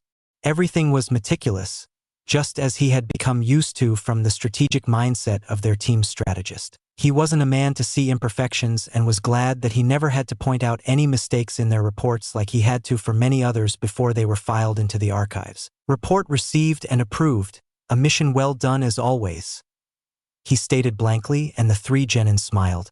It was their 10th C-rank mission, and as always they had put their all into it, just as they did for each of their missions. All right team, you all are dismissed for the day. Meet me tomorrow after resting up, and we'll see what we do from there on. Their sensei told them, and the 3 nodded, with Tsukumo letting out a tired yet happy smile. All right, come on Naruto, let's go out for some food out today. It's been a while since we've been able to hang out outside of these missions, Tsukumo suggested, but got a negative shake from Naruto that confused his dear teammates quite a lot. Why, what's the matter, my youthful friend? The green spandex lad boy asked, and got a little apologetic smile from their blonde friend. Gomen, but Kagami Aji-san asked me to come for a clan meeting today. I have to go, but we'll go next time, I promise. He spoke the last part quickly when their faces saddened, and both smiled with a nod of understanding. It's all right, you go and do that. But next time, Tsukumo spoke slyly, catching him in a headlock and rubbing his head with his fist to make his blonde friend laugh. I'll see you tomorrow, guys, Jana. The blonde chirped up, running out of the office, and Sasuke smiled, seeing his happy blonde subordinate. The boy certainly did bring a joy to everyone when he was around. He just had that calming sort of an aura in him. Tobirama, though, let his gaze linger on the door for a while longer, the symbol embossed on the back of said boy's shirt making him fall into a deep thought of his own. Sasuke saw his faraway gaze, and was surprised that his old friend had spaced out. It was quite unlike him to lose focus when he was on duty over something. Something the matter, Tobirama? He asked, dropping the honorifics to replace it with a warm tone, and the stoic Senju's eyes snapped to his friend, realizing he had spaced out. He shook his head and started working on the papers on his desk with a new vigor, though his mind was still elsewhere for the time being. Sasuke started to walk out with a shrug, only to be stopped from leaving by his friend's voice. Sasuke. The man turned around with a raised eyebrow at seeing Tobirama eyes that told him he was about to ask for something. Tomorrow, he spoke, confusing the elder Sarutobi greatly with his words. Take the day off, he stated flatly, in a voice that meant he wasn't taking no for an answer. Sasuke's eyes narrowed in on his friends, not quite getting where he was going with this. Why? He asked in a voice that demanded he needed answers. The Chunin by Tobirama's side shuddered when they felt a thick tension form between the two shinobis. Finally, Tobirama relented, seeing his firm stare, and broke the silence himself. I have to borrow your subordinate for the day tomorrow. You may give the other two a leave. He spoke blankly, turning his gaze down to his work to make the matter closed there and then. Sasuke knew the man won't say anything else and flickered away in a swirl of flames. Meanwhile, with Naruto, the blonde ran past the streets quickly, seeing the time on several of the clocks placed throughout the street lamps, and wanted to be there a bit earlier than intended. But his eyes caught sight of a figure sitting down on the porch by the Naka River that made him stop in mid-stride, and a small smile lit up his face. Tsunade waved her legs back and forth. Her feet dipped in the water and let out a soft sigh. She hadn't been getting any time with all the labor jobs her granduncle had been assigning them. It wasn't as cool being a shinobi as she always used to. Hey! A voice whispered in her ear, a chin placing on her shoulder, while arms wrapped up around her shoulders from behind. She smiled widely, already knowing who it was from the embrace alone, and nuzzled her cheek by the one now placed by her own quite snugly. She scooted aside when the arms let go and patted her side, where the blonde sat quickly, and she put her head on his shoulder happily with a content sigh. When did you get back? Naruto asked her, rubbing her arm to make her cuddle up by his side even more. Just today, you? She asked him with a curious look, and Naruto placed his own cheek on top of her head with a smile. Me too, he said in a whisper, and both fell silent, enjoying each other's presence that had become quite a scarcity these days in comfortable silence. Naruto watched the sun, now dipping into the horizon, and he knew he had to move now if he wanted to be on time. I have to go, he spoke, making her clutch his waist and shake her head quickly. No, she spoke flatly, and he chuckled, kissing her head to get a small giggle from the chirpy girl. She wouldn't admit it, but these small tender actions always warmed her heart. He got up after wriggling from her grip, much to her protest, and he saw her stand there with her hands on her hips and a frown now marring his face at being disturbed while she wanted to laze around with him a bit. Come on, let's go. He poked her forehead with a smile, making her grumble and rubbed the spot with a pout. She hated it when he did that. He tucked his hands in his pockets, walking slowly towards his clan compounds lazily while enjoying the evening breeze, and smiled hearing the soft humming from the girl beside him. Usually, she would chat her heart away, but he could see that she just wanted to relish the moment they had gotten together as much as she could. He wasn't quite far away from her thoughts either. Uchiha clan compounds. So, he rose an eyebrow seeing the girl placing her hands behind her and looking at him curiously. Where are we going? She finally asked when it became too much to let her questions in anymore, and he looked on ahead towards the right corner of their compounds that had a small hill with a smile. You'll see, he spoke calmly, making her pout, but she pursed her lips and nodded, scooting a bit closer unknown to him to make herself a bit more comfortable while they whizzed past the streets of the guarded Uchiha districts. Nakano Shrine. Where are we? Tsunade finally asked, and the boy smiled, walking up the stairs of their sacred shrine that belonged to his clan. This is the Nakano Shrine, the shrine to the Uchiha patron deity, he answered in his usually calm tone, and the girl huffed. I'm an agnostic, Tsunade mumbled in an annoyed tone, and Naruto sighed softly seeing the pouting girl, who had her arms crossed in a huff. Come on, now be a sport and pray a fortune. Kami won't hurt you for praying to her. He spoke with a chuckle, pulling the girl by her hand, and she followed him with incoherent mumbles but didn't resist his grip even a little. All right now.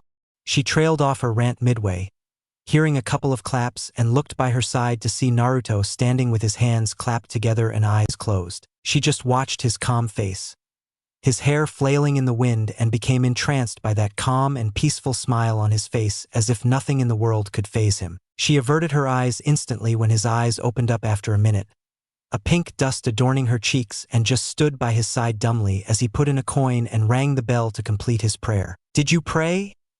he asked the girl, who said nothing and crossed her arms with a huff, not willing to tell him she had spaced out in utter embarrassment. Neither was she willing to lie to him. Naruto knew she was being stubborn again. She was a reliable kunoichi who didn't believe in Kamio any deity. But everyone had to have faith. It was what he had been taught by his mother after all. "Come on now."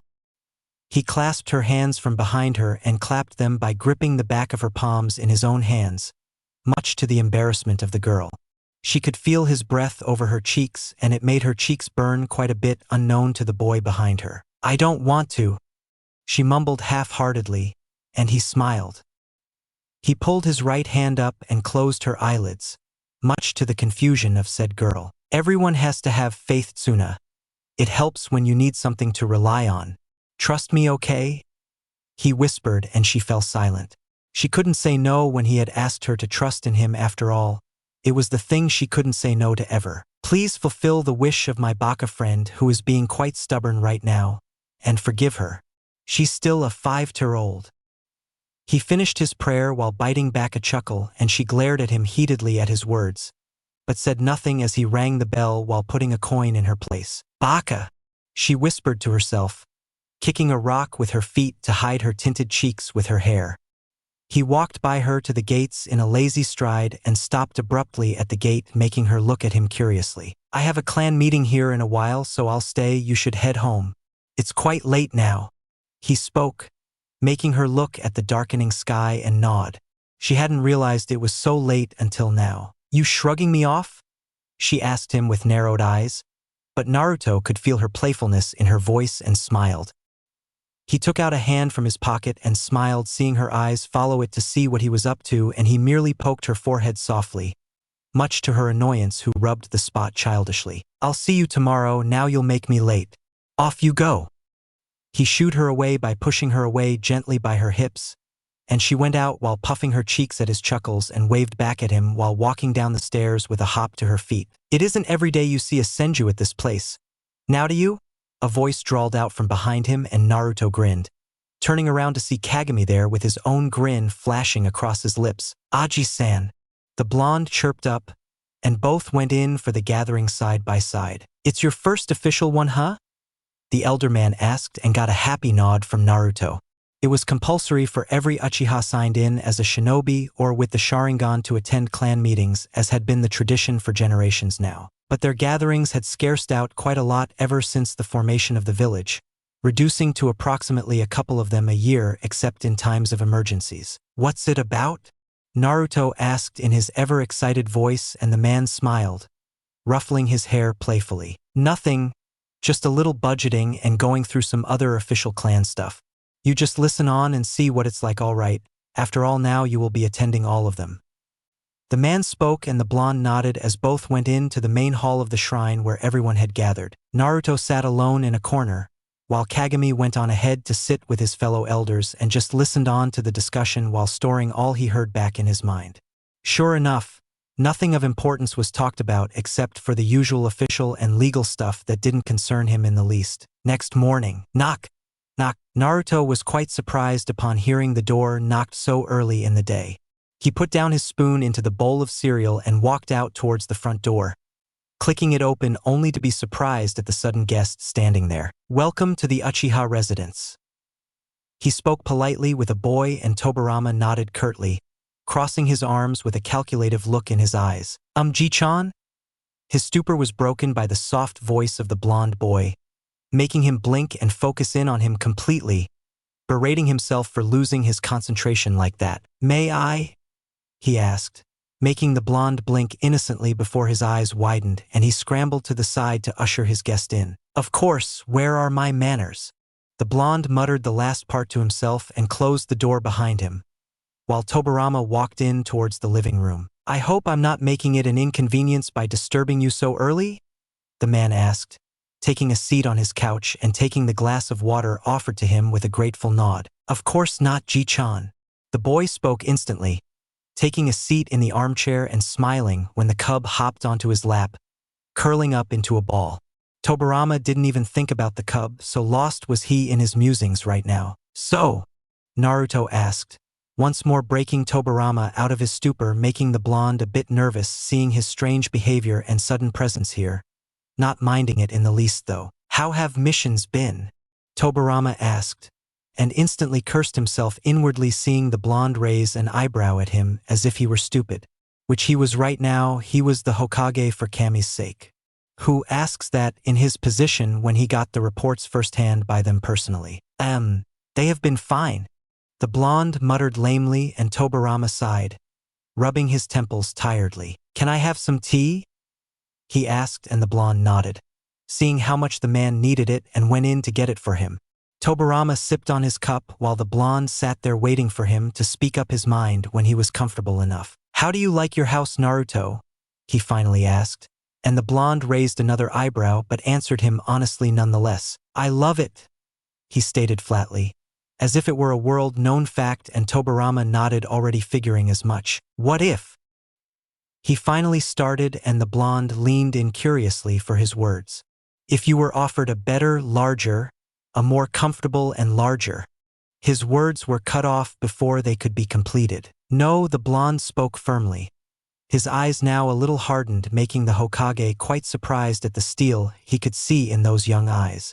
Tobirama pursed his lips, and Naruto now was feeling where this was heading to, but he let the man have his time. "I am considering allocating a new place to the Uchiha clan," he stated finally, and Naruto's heart skipped a beat at his words along with widening of his eyes. Tobirama could sense his shock and decided to elaborate further to make his point. "With the Uchiha clan handling the village's police force, I am assigning them a bit more power and thinking of relocating them to the outskirts of the city, where they will have a larger area to maintain said force and its base of operations nicely. It will be a self-autonomous sector of the village like the one you currently reside in, within the completely empty eastern corner of the village walls." He spoke his point in a single breath, and Naruto absorbed it all in silently, while his eyes became unfocused in thought before blinking back in focus. "Won't that be like isolating the clan to a corner?" he finally asked, and Tobirama sighed. It was exactly what he had been thinking, and the only thing that had him postponing it for so long. "Yes, but it is for the good of the village. We can't have the police force's prisoners being kept in the middle of the village, and the Uchiha will have a much easier time handling it someplace where they are close to them." He explained his plan, and Naruto pursed his lips silently. "I won't leave," he finally said, much to the surprise of the man who could hear his voice and see his eyes hardening even more. "I won't leave my house. This is my family's legacy. Even if the clan leaves, I won't." He spoke flatly, and Tobirama sighed tiredly, already figuring as much. "But this will become a desolate part of the village, Naruto, until the village decides on what to do with the land in the coming future." He was cut off by Naruto, which came as a new thing to him since there weren't many that ever dared to cut his words off like this. "I don't care if this becomes a graveyard. This is my house. It's my property, and I won't abandon it for anything." He spoke firmly, and Tobirama had heard that tone many times before. It was how Mito spoke when she was hell-bent on something and would remain stubborn to the end. It was no surprise he had inherited a bit of that flair too, with how close those two were with each other. "If that will be all, Hokage-sama, I have some things to take care of." Naruto spoke in a blank tone, making Tobirama's eyes go wide at the dismissing tone he heard. But it wasn't that what surprised him. Never once had the boy ever called him by that honorific before. It sounded a bit weird after years of his usual addresses. Tobirama stood up, knowing the boy wasn't happy in the least bit right now with what he had been told. He wanted an Uchiha's honest opinion on the matter that wouldn't be biased to gauge how it will affect the clan. But apart from Kagami, Naruto was the only one he could talk to with a personal level of words shared between them. Thus was the reason for his failed visit here. "Hokage-sama," the boy called out, making him stop at the entrance of the door and glance back with his left eye to see Naruto playing with the cub held in his arms, while he had caught her paws playfully in his hands. "You know, Kiera and I have been with each other for a long time now."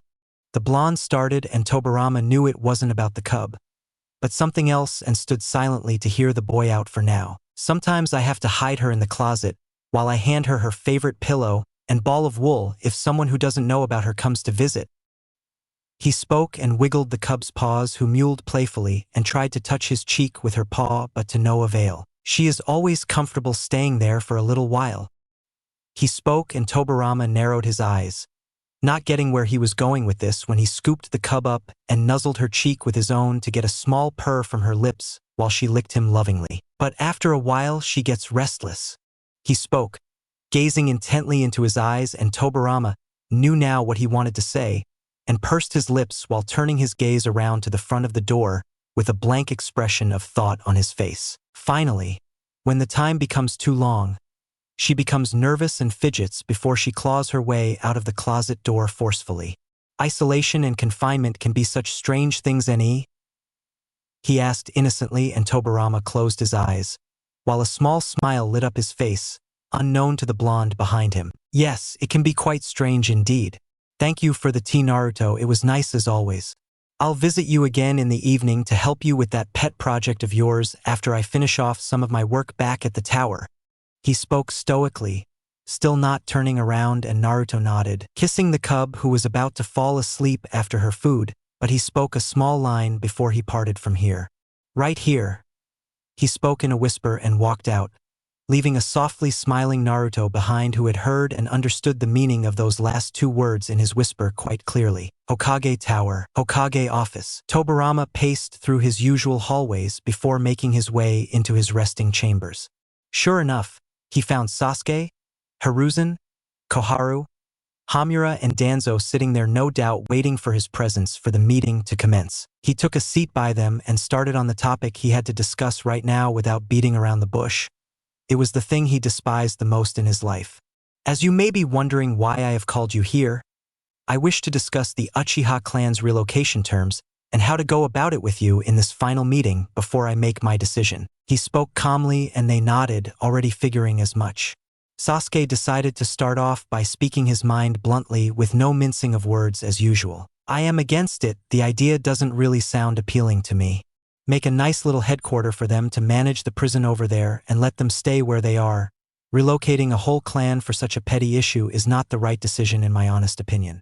Sasuke spoke his mind, and Tobirama nodded, already figuring as much from the man. Hiruzen decided to go after his father, since their views weren't that much different from each other, but was cut off before he could put in a word. I think we should relocate them.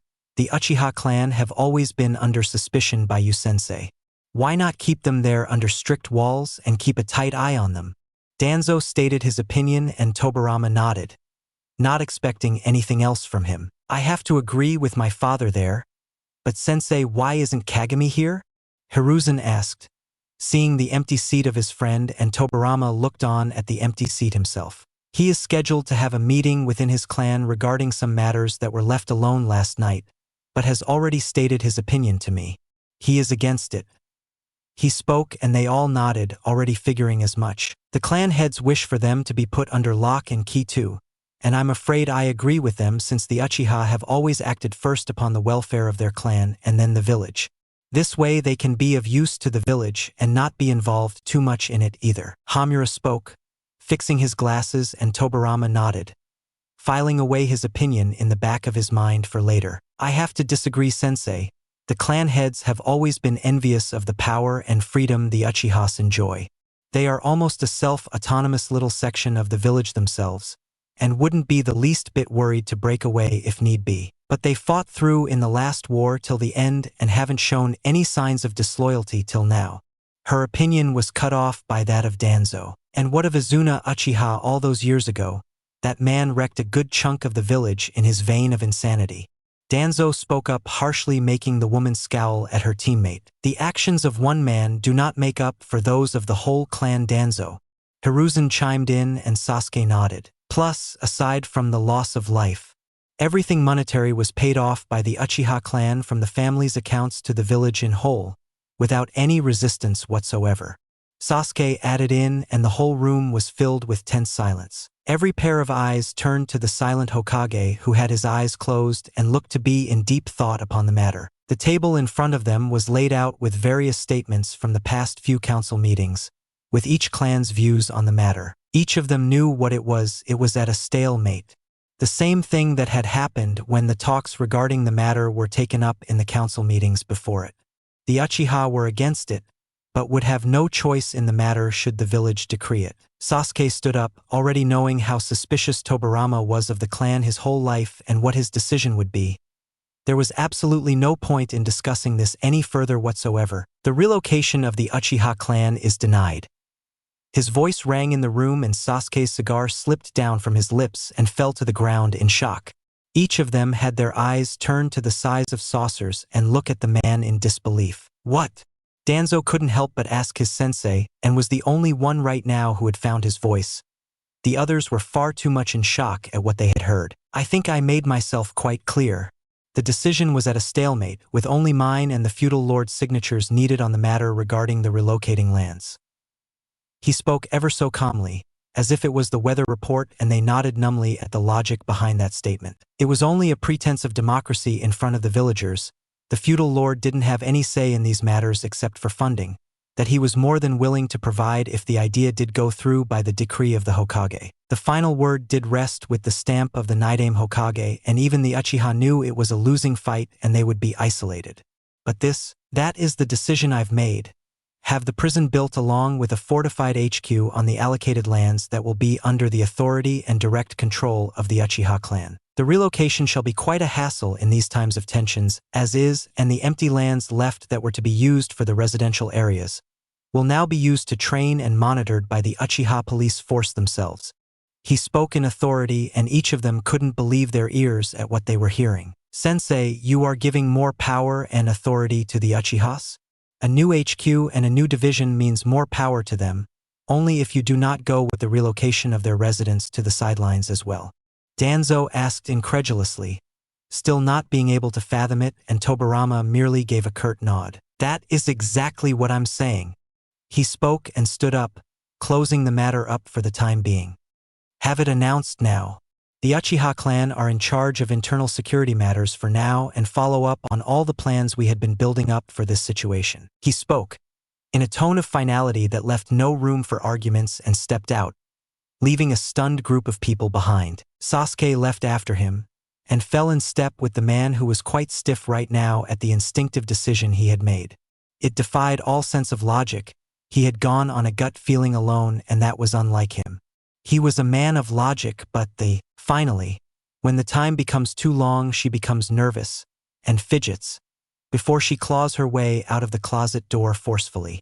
Isolation and confinement can be such strange things. He couldn't, for the life of him, get those words out of his mind. The certainty in that calm voice was like it would happen had he gone through with it, and the thought of a rebellion by the founding clan of the village. The image of Konoha alone would suffer massively. As much as he despised the clan, they were one of the two founding clans and held an extreme amount of influence even still, after being weakened so much. But the Uchiha clan rebelling? Preposterous. That was something he wasn't willing to let happen, no matter he reason. They were a part of the village, and to keep the village united, while also keeping it under security, were his jobs as Hokage. But the thought of going against all logic and going on instincts was so unlike him, it annoyed him. It irritated him to think that he was acting like Hashirama, that boy, I swear. He muttered under his breath, and everyone made way, seeing the irate Hokage stomping into his office as if the Shinigami himself was waiting for him there. This is unlike you, Tobirama. A voice spoke when he stood in front of his window to calm down his nerves.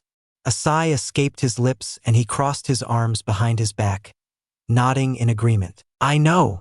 He spoke, and Sasuke nodded. He could see it had been tough for the man.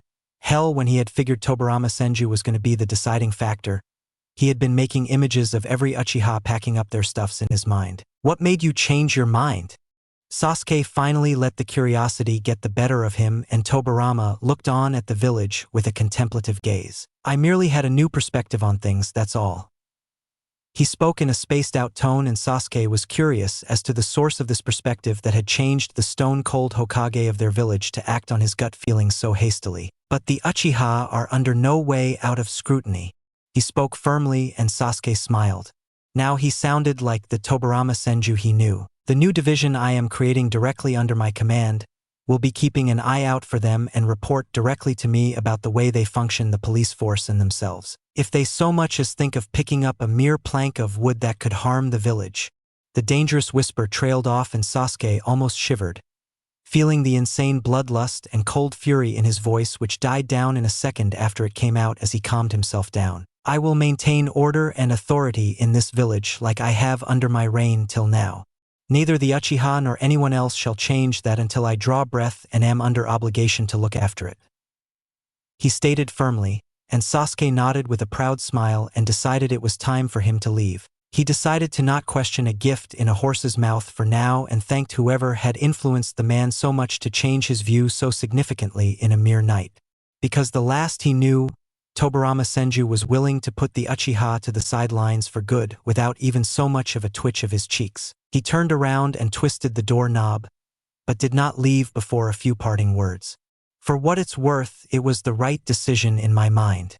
And thank whoever it was that changed your mind so much from my side. He spoke and walked out, clicking the door closed behind him, and Tobirama let out a smile while he stood alone in the empty room now and gathered up his thoughts. Thank him yourself. He is your subordinate after all.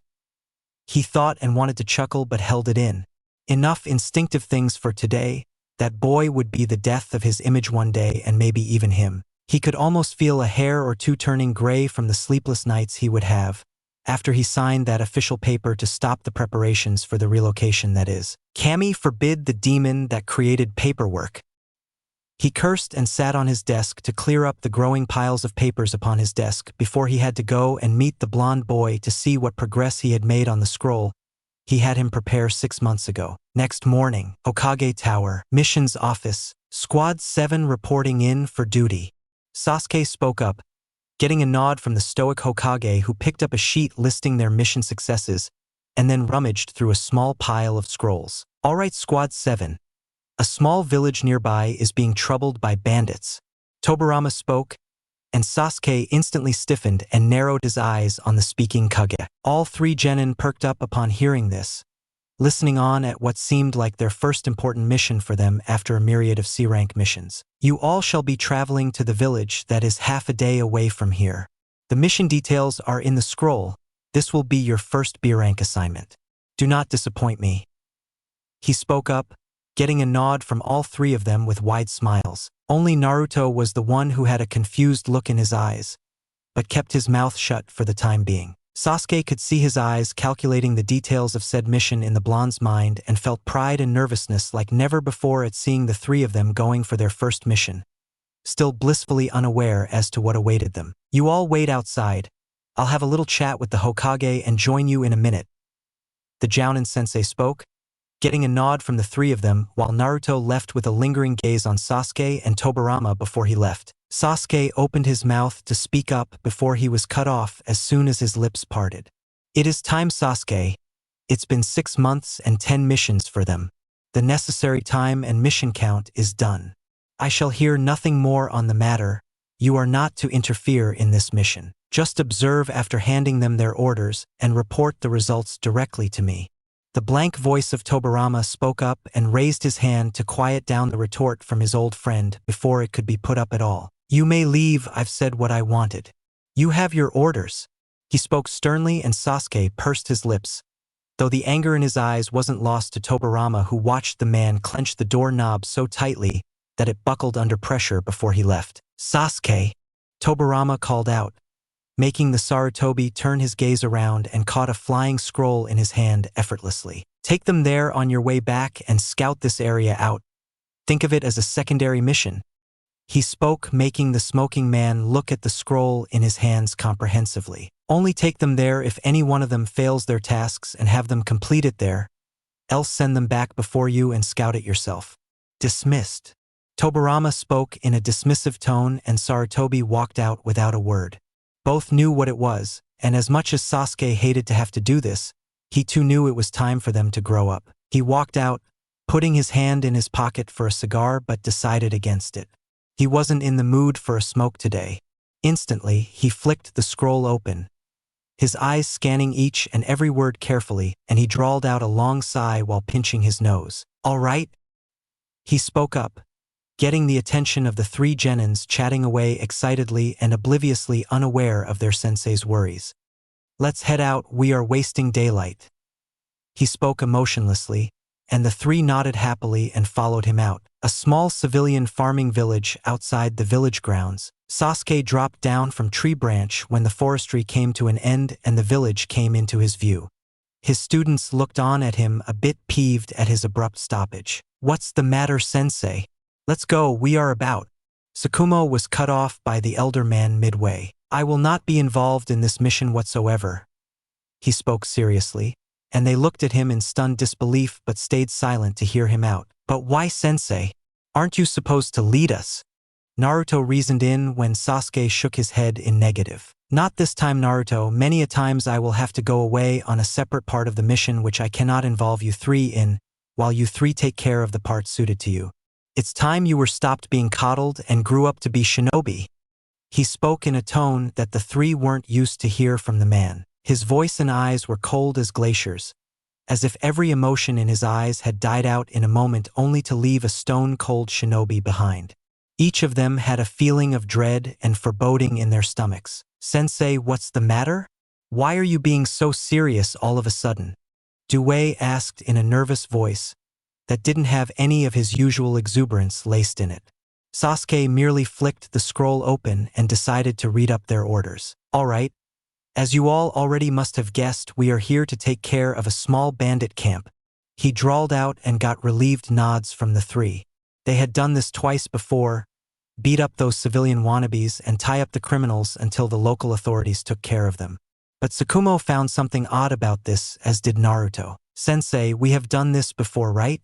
But they were all C-rank assignments. Why is this a B-rank?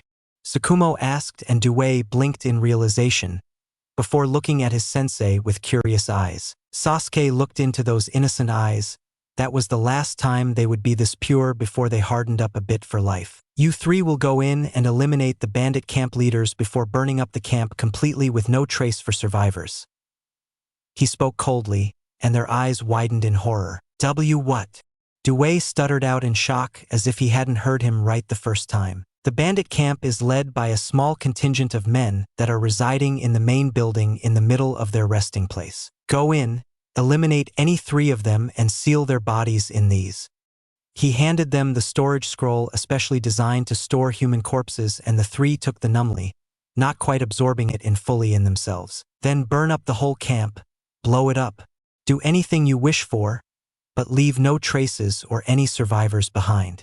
That is your mission. He finished and looked at his three numb students with a heavy heart. He had grown attached to these idiots as much as he didn't want to admit it, and it pained him to do this to them. But sensei, why kill them?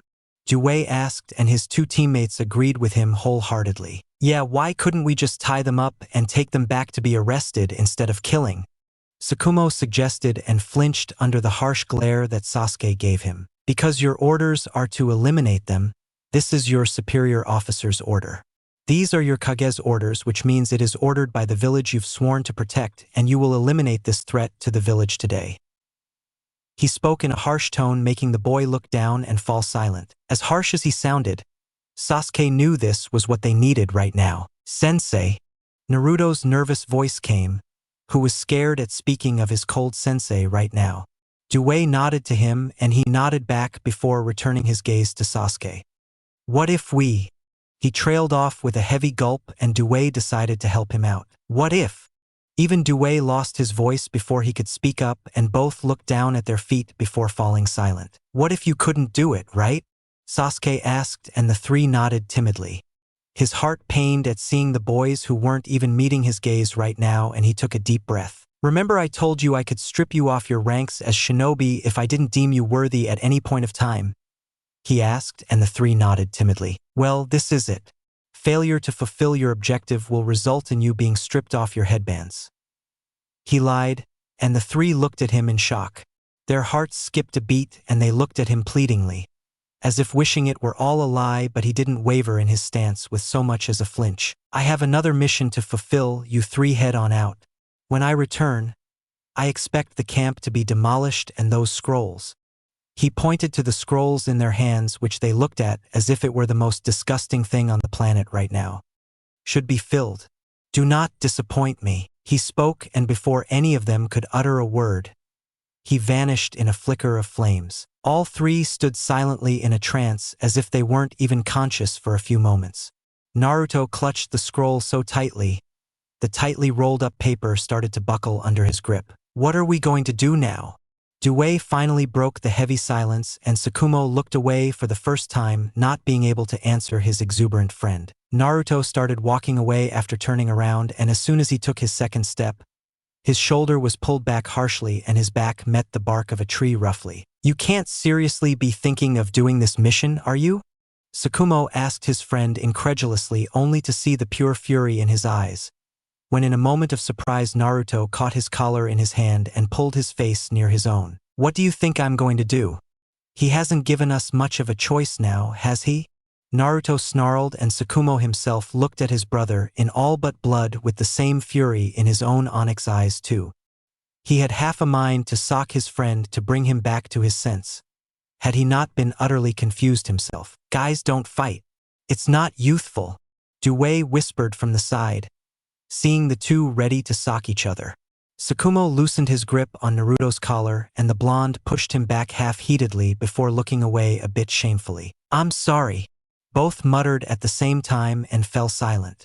Due would have smiled any other day, but today he merely watched on as Naruto started his slow stride to the village where the camps were situated. Tsukumo, what should we do?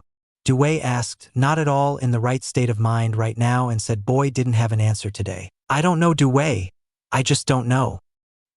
He whispered, hitting the bark where he had pushed his buddy harshly, and clenched his eyes shut to bite back his nervousness, but to no avail. He felt a hand on his shoulder and looked back to see Due smiling at him with a look of understanding. Let's go, my friend. Naruto won't be able to do this alone. He needs us just as much as we do him. He consoled him with a squeeze of his shoulder, and Tsukumo sighed, nodding himself in agreement at his words to see Naruto having walked quite a distance already and didn't seem to be in any mood for stopping right now. Yeah. He whispered in defeat and started walking with the taijutsu specialist of their team to follow up their teammate, who himself was the most confused inwardly as much as he tried to show how firm he was to complete his mission. No one noticed Sasuke watching them from afar, and how his grip tightened so harshly on the branch he was holding in his hand that the 5 inches thick branch splintered itself under his extremely tight grip while he made a cross-shaped hand seal to complete his own part of the mission. Naruto didn't even glance to his side as he stood atop a tree, hiding in its bushy leaves to provide himself the cover to scout out the camp while his friends fell down by his side. There's the main camp. Due pointed to a large tent in the middle, surrounded by several smaller tents, and Tsukumo put a hand on his close friend's shoulder, this time without the harshness and instead a comforting one. Are you sure about this? Tsukumo asked one final time. If he was going through with this, then so was he. Due too nodded to Tsukumo, understanding his silent question with a mere glance of their eyes, and both watched Naruto look back to the camps with a space-out look. No! The blonde answered honestly, and both boy blinked by his side, clearly not expecting this. But we have to do this. It's our mission, and it's not like those people are innocent. They are bandits, meaning rape, murder, and extortion is what they do for a living. I mean, the village will never send us to kill innocents. The blonde tried to comfort his friends, but more so himself with his wavering words. Besides, there is no place for emotions on a mission, remember? He asked Tsukumo, and he nodded back, reciting the 25th principle in the back of his mind. How are we going to do this then? Due asked, finally accepting the mission to heart, and both boys looked at each other before Naruto saw Tsukumo was in no state of mind right now to think clearly at all, so he decided to take charge this time. His hands slipped back into the pouch strapped on his hips, and he pulled out a large bundle of red tags with cleanly brushed kanji lithographed over them. He split the small bundle in 3 equal parts and handed them one each. We'll go around the camp silently. With as much stealth as we could, we will put these on everywhere we can without being seen. Before meeting over there, Naruto pointed to a small abandoned bonfire covered with several logs that must have been used to sit last night, but would now provide the perfect cover for them to regroup before they initiated the second phase of their mission. And then, Tsukumo finally asked Naruto, wanting to hear it from his lips one last time to make sure he was really going through with it. Naruto merely looked on ahead and disappeared with a quick shunshin to act out his part of the tense. Tsukumo looked on as Naruto had started rushing towards the northern part of the camp, and his gaze turned to a confused-looking Due looking at him for any further details he might have missed on. "You go for the eastern part, Due. Leave the west to me," he finally muttered, and Due nodded before rushing off to the eastern parts of the tents. Back with Naruto. Naruto jumped up over the makeshift wall, his eyes narrowing in on his surroundings to avoid being spotted by anyone. He ran past a couple of tents, slapping on the tags over them swiftly with the grace of a dancer, and rushed straight past the shadows like a hawk stalking his prey, who roamed around unaware of the shadow of death that loomed over it. He saw a man walking past the tent he was hiding behind and crouched down, his eyes narrowing when the man stretched and turned his back to him. Instantly, Naruto slapped a tag underneath his armpit, while the man was none too wise, and Naruto went on to slap several more before he regrouped. He jumped up on to the top of a tent, his eyes peering over the edge, and his eyes flickered crimson for a moment to check if he had made the grip of tags as perfect as he could under the circumstances. He had given them his own tags, since unlike normal tags, these were made by him and Mito herself and were a lot more concentrate than normal ones, which were merely used to make brushing burns or distracting foes in combat. These ones could take down normal-sized walls if need be, so he knew at least their deaths would be swift and painless. It was the least he could do for them. He slid down the tent quickly and ran past several tents to their meeting point in crouch sprint, dodging a couple of watchers on his way as he hopped over the log and jumped behind the three-way cover, only to see Due and Tsukumo hopping a moment later. "All right, you guys done?" the blonde asked, and got a nod from the both of them, and he nodded back. Peering over to see the tent they were looking to infiltrate being looked after by two guards standing at its front entrance. "Come on," he whispered, and both his teammates nodded, hoping out from their cover positions and following their teammate in the same crouch sprint as him while keeping an eye around for anything and everything. Naruto reached the back of the tent and put his left arm over his shoulder to catch the handle of his sword and unsheathed it. The blade hummed softly, with the metal conducting the wind chakra its wielder was pushing inside it, and Naruto put its tip on the thick canvas that no normal weapon would be able to slice, but his sword sliced through it as if hot knife through butter. He made a U-shaped cut and lifted its helm. Due slipped in, with Tsukumo following, and Naruto went in before checking they weren't being watched and stepped in while letting the cloth drop down and look as if it had never been cut in the first place. The boys slowly walked in half a crouch, hearing the laughters coming from the middle, and intelligently decided to not go near there. Tsukumo grasped Naruto's shoulder and pulled him back in a makeshift room within the tent, only for him to see a laughing man walking past him, and both sighed in relief. They once more walked around, slapping around explosive tags in places where they won't be seen and find themselves their targets. "TSK, guys," Due whispered, stopping in front of a room and pointed in with his finger with a nod. Naruto and Tsukumo slid beside the edge to its entrance to see 6 people sleeping in there and the strong essence of liquor in the air.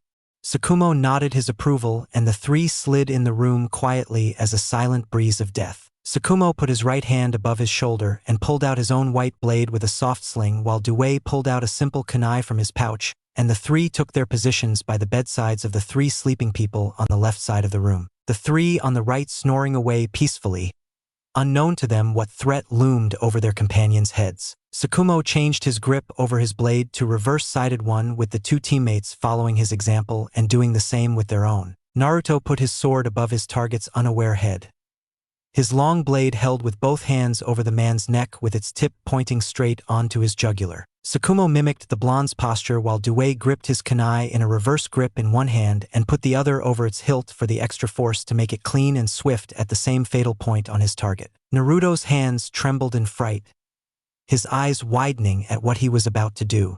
A bead of sweat rolled down his right eye, completely unblinking. His gaze was straight on top of his target's peacefully unaware face.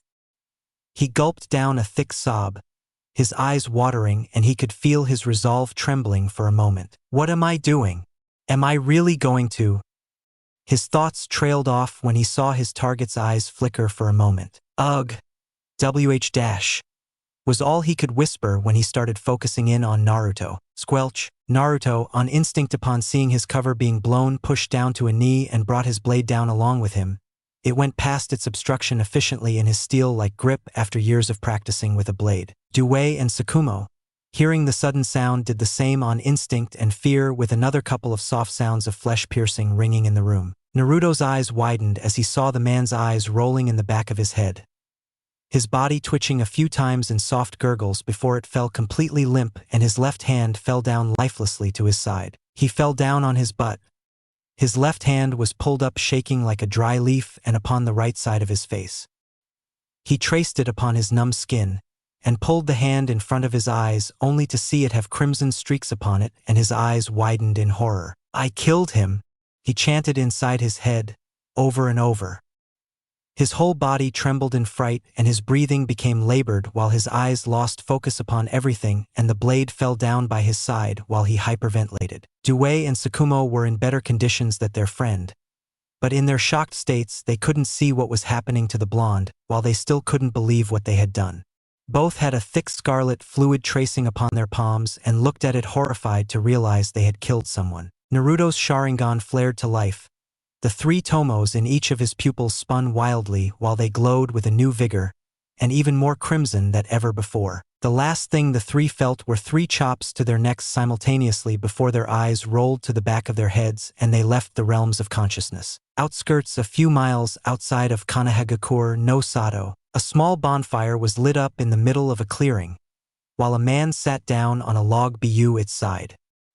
His trusted cigar dawned upon his lips, while his eyes scanned the details of the scroll laid unfurled in his hands in the small light provided by the fire in the death of night. "So that's what you had planned had they not gone through with it, huh, Tobirama?"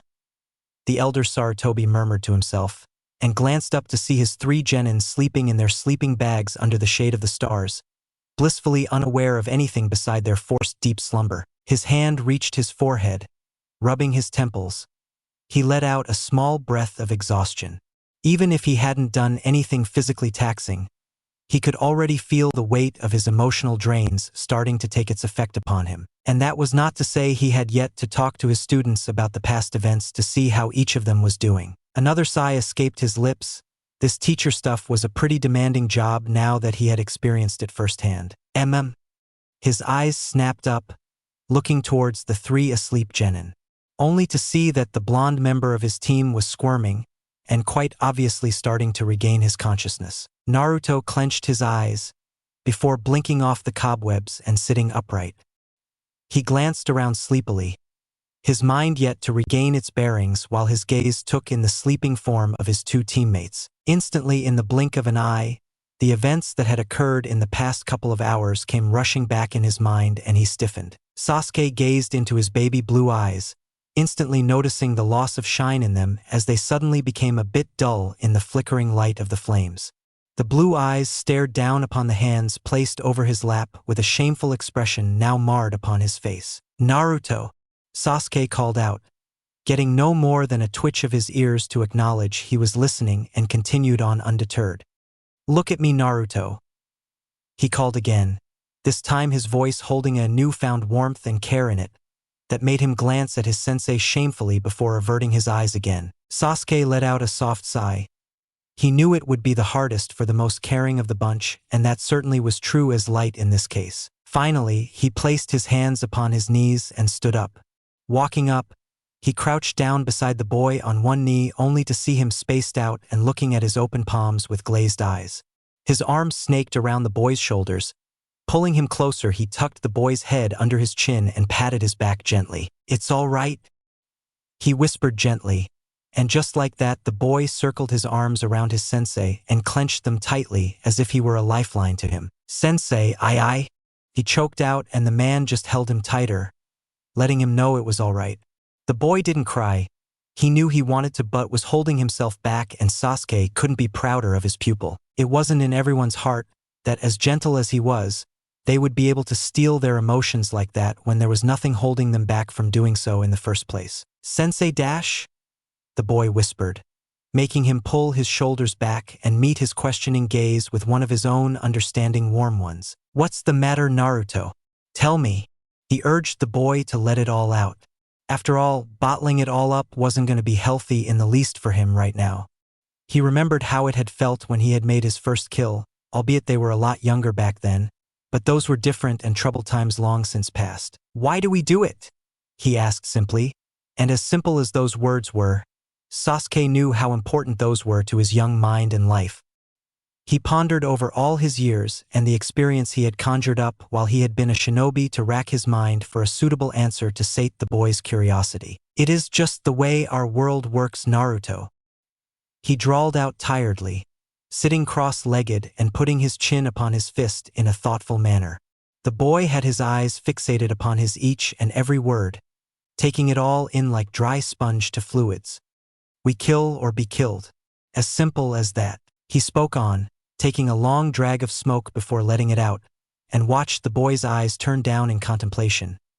He knew that his answer wasn't enough to sate those ever-curious eyes as brief as he had been. It's this way. As of today, we were responsible for the deaths of a few tenths of some common bandits. He explained, and the boy nodded, feeling even worse at hearing those numerical statistics, but Sasuke went on paying it no heed. Had we let them live, however, they would have murdered several times the people of their own count. And that isn't counting the small loots, rapes, and several other vile crimes that are even worse than murder itself. By killing a few, you saved a lot of people today, Naruto. He explained in his ever-calm tone, and got a hesitant nod from the boy. A hand clasped his slumped shoulder firmly, making those baby blue pools look up into the stern onyx pools of his teacher. Some people are just beyond saving, Naruto. That lesson is one I want to impart onto you right now, Naruto. You may try and save as much as you can with you have, but there will come a moment when you'll realize that some people are just beyond saving. When they cross that bridge or line, that is where you must make the hard decision and end it, before they may or may not hurt some people close to you. That is what I've learnt over the years, Naruto. Remember my lesson well, child, for it may help you out in what awaits you in the future.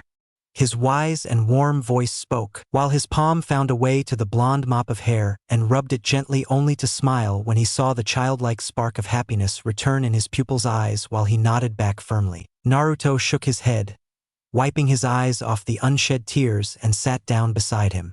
Both eating a little of what the instructor had prepared with the barest of supplies he had in his pouch, and the young one listening on to his teacher's stories from the past to take his mind off the past events and to impart him with some more knowledge that may come in handy for the boy one day, till they finally decided to call it quits and went into the lull provided to them by the shade of the night and the stars up above. Next morning, Sasuke looked on at his genin packing up their supplies and clearing of all traces of their presence with a small proud smile. Tsukumo and Due had taken it better than he had thought, a little tears on each other's parts after a talking to, and they were raring to go again, even though he could see the newfound seriousness and loss of innocence within their eyes. But it wasn't like it was unexpected.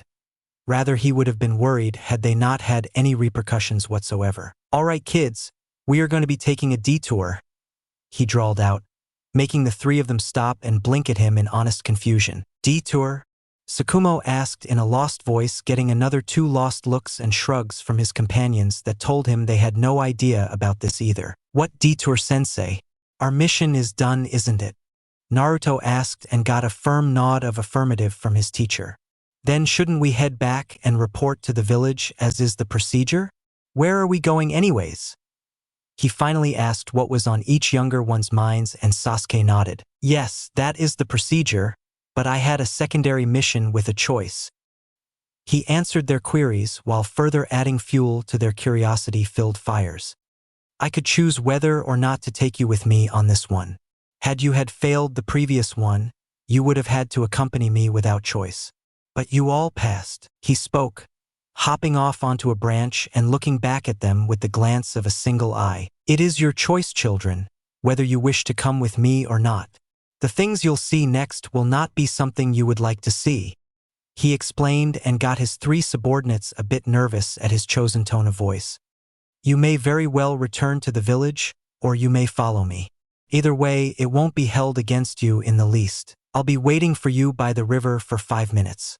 Those of you who wish to come may come there. The rest may return to the village and will report in when I return together." He drawled out and jumped ahead onto the next branch before repeating it quickly and disappeared within the foliage in mere seconds. What could he mean by, "not something you like"? Due finally asked, and got a couple of nervous glances from his teammates which were followed by oblivious shrugs. They had no idea themselves. "I say we follow him." Tsukumo finally broke the small silence that had settled in between them and got a surprised look from his teammates. I don't really know. I mean, after last time, who knows what it may be? Due drawled out pointedly and got a nod from Naruto, who was agreeing with him on each and every word. The eccentric genin looked on at his final teammate, who still remained to answer to see what he thought. It was a silent conversation between them. Either they all went or none of them, that much every one of them knew. Naruto looked up onto the sky and let out a deep breath. He squinted his left eye when a beam of sunlight peered from within the tree and smiled, seeing a small bird flying over their heads. "Let's go, guys," he finally spoke, getting a small smile from Tsukumo, who merely nodded, and Naruto clasped his green-clad friend's shoulder reassuringly. "Come on, Due, let's go." He spoke calmly, and all his nerves washed away, and their friend smiled himself. A moment later, Naruto saw a small fire ignite in his friend's eyes, and he gulped, trying to calm him down, but it was already too late. "Yash! Let the power of youth explode!" he exclaimed when, much to their horrors, he caught their wrists in his iron grip. Both knew what was coming, and before they could utter a word, the pumped-up boy had taken off, with them in tow, like rag dolls peering through the bushes. "Sensei, let's go, we are ready." Sasuke heard a shout and rose an eyebrow when he turned his eyes to the source of said voice. His energetic student flew out of a bush with his two dizzy and leaves-covered teammates behind him. Due blinked, seeing his sensei's amused gaze, and looked behind only to turn sheepish. His two teammates, dizzy as hell, were trying to shake off their cobwebs and cleaning themselves up from their youthful trip. He couldn't help but smile, seeing his three genins argue to each other as if the past day had lay forgotten and they were fine as long as they were together. "Idiots!" he mumbled, hopping off the boulder he sat upon, and decided to stop their banter when he saw Tsukumo bonk Due on the head as punishment and scold him as if he were a child, and himself a teacher, while said boy was apologizing profusely for his youth. But he couldn't be glad or prouder that they had each decided to come. These three never ceased to amaze him, no matter the reason. "All right, break it off, let's go," he drawled out and jumped upon a tree, not caring enough to see if the three were following, and sure enough they were. With quite fired up and determined eyes, that is. "Sensei, what's the mission?" Tsukumo finally let out the question that was on all their minds, and the elder Sarutobi said nothing for a few moments, pondering on his own decision whether or not this was actually a right decision for him. He glanced back, only to see their innocent and confused faces, and looked on ahead with a tired look in his eyes. They need it, they still don't know what they are going to be up against in the coming future. "It's my burden to bear, for they need to grow up now," he drawled out inwardly and let out a long breath. "We have another B-ranked assignment," he spoke up, finally breaking the tense silence. Naruto's feet met a branch and he hopped onto the next one with a curious glint in his eyes. "What is it, sensei?" he asked, and Sasuke glanced to his side to see his genin all having their eyes fixed on him, and turned his eyes ahead onto the path ahead. "It's a simple scouting mission. We have to go close to the nearby border and scout out all the happenings there. That is the mission," he finally explained, and Naruto nodded. "Then why is it a B-ranked mission, sensei?" Due suddenly asked, surprising them all, and the said boy blushed when all eyes turned to him and smiled sheepishly when all of the attention was fixated upon him. "You'll see," was all they got from their sensei before he let out a burst of chakra to increase his speed, with his three genin doing the same and whizzing past the trees at a quick and newfound pace. A small clearing near the Konoha borders, Sasuke halted his sprinting jumps through the trees and rose a hand, making his three charges do the same, and crouched down on their respective branches silently. Due was about to voice a question loudly when he saw Sasuke placing a finger over his lips, signaling him to stay quiet, and peered over the small hole between the green foliage to see what lay ahead. Tsukumo and Naruto, though, narrowed their eyes when their ears picked up upon something coming from the front. Clang! Clang! Boom! Their eyes snapped open in shock, and they too parted the leaves of the tree and peered on over to what lay on the other side. All genin's eyes widened in horror. Numerous shinobi were fighting down the small-sized ravine leading onto the edge of the border. Naruto watched on in stunned silence, as a shinobi jumped up and cleaved his kunai straight through another shinobi's jugular before moving on ahead to the next target, as if the previous scene hadn't happened at all in the first place. Due and Tsukumo too were watching on the bloodshed that was ensuing, and almost at its peak end, with several small skirmishes almost at their bitter ends. "Sensei," Tsukumo and Due whispered, while the elder Sarutobi kept his eyes especially fixated on his blonde subordinate, who seemed to be trembling at all that he was being shown right at this moment. "What is this?"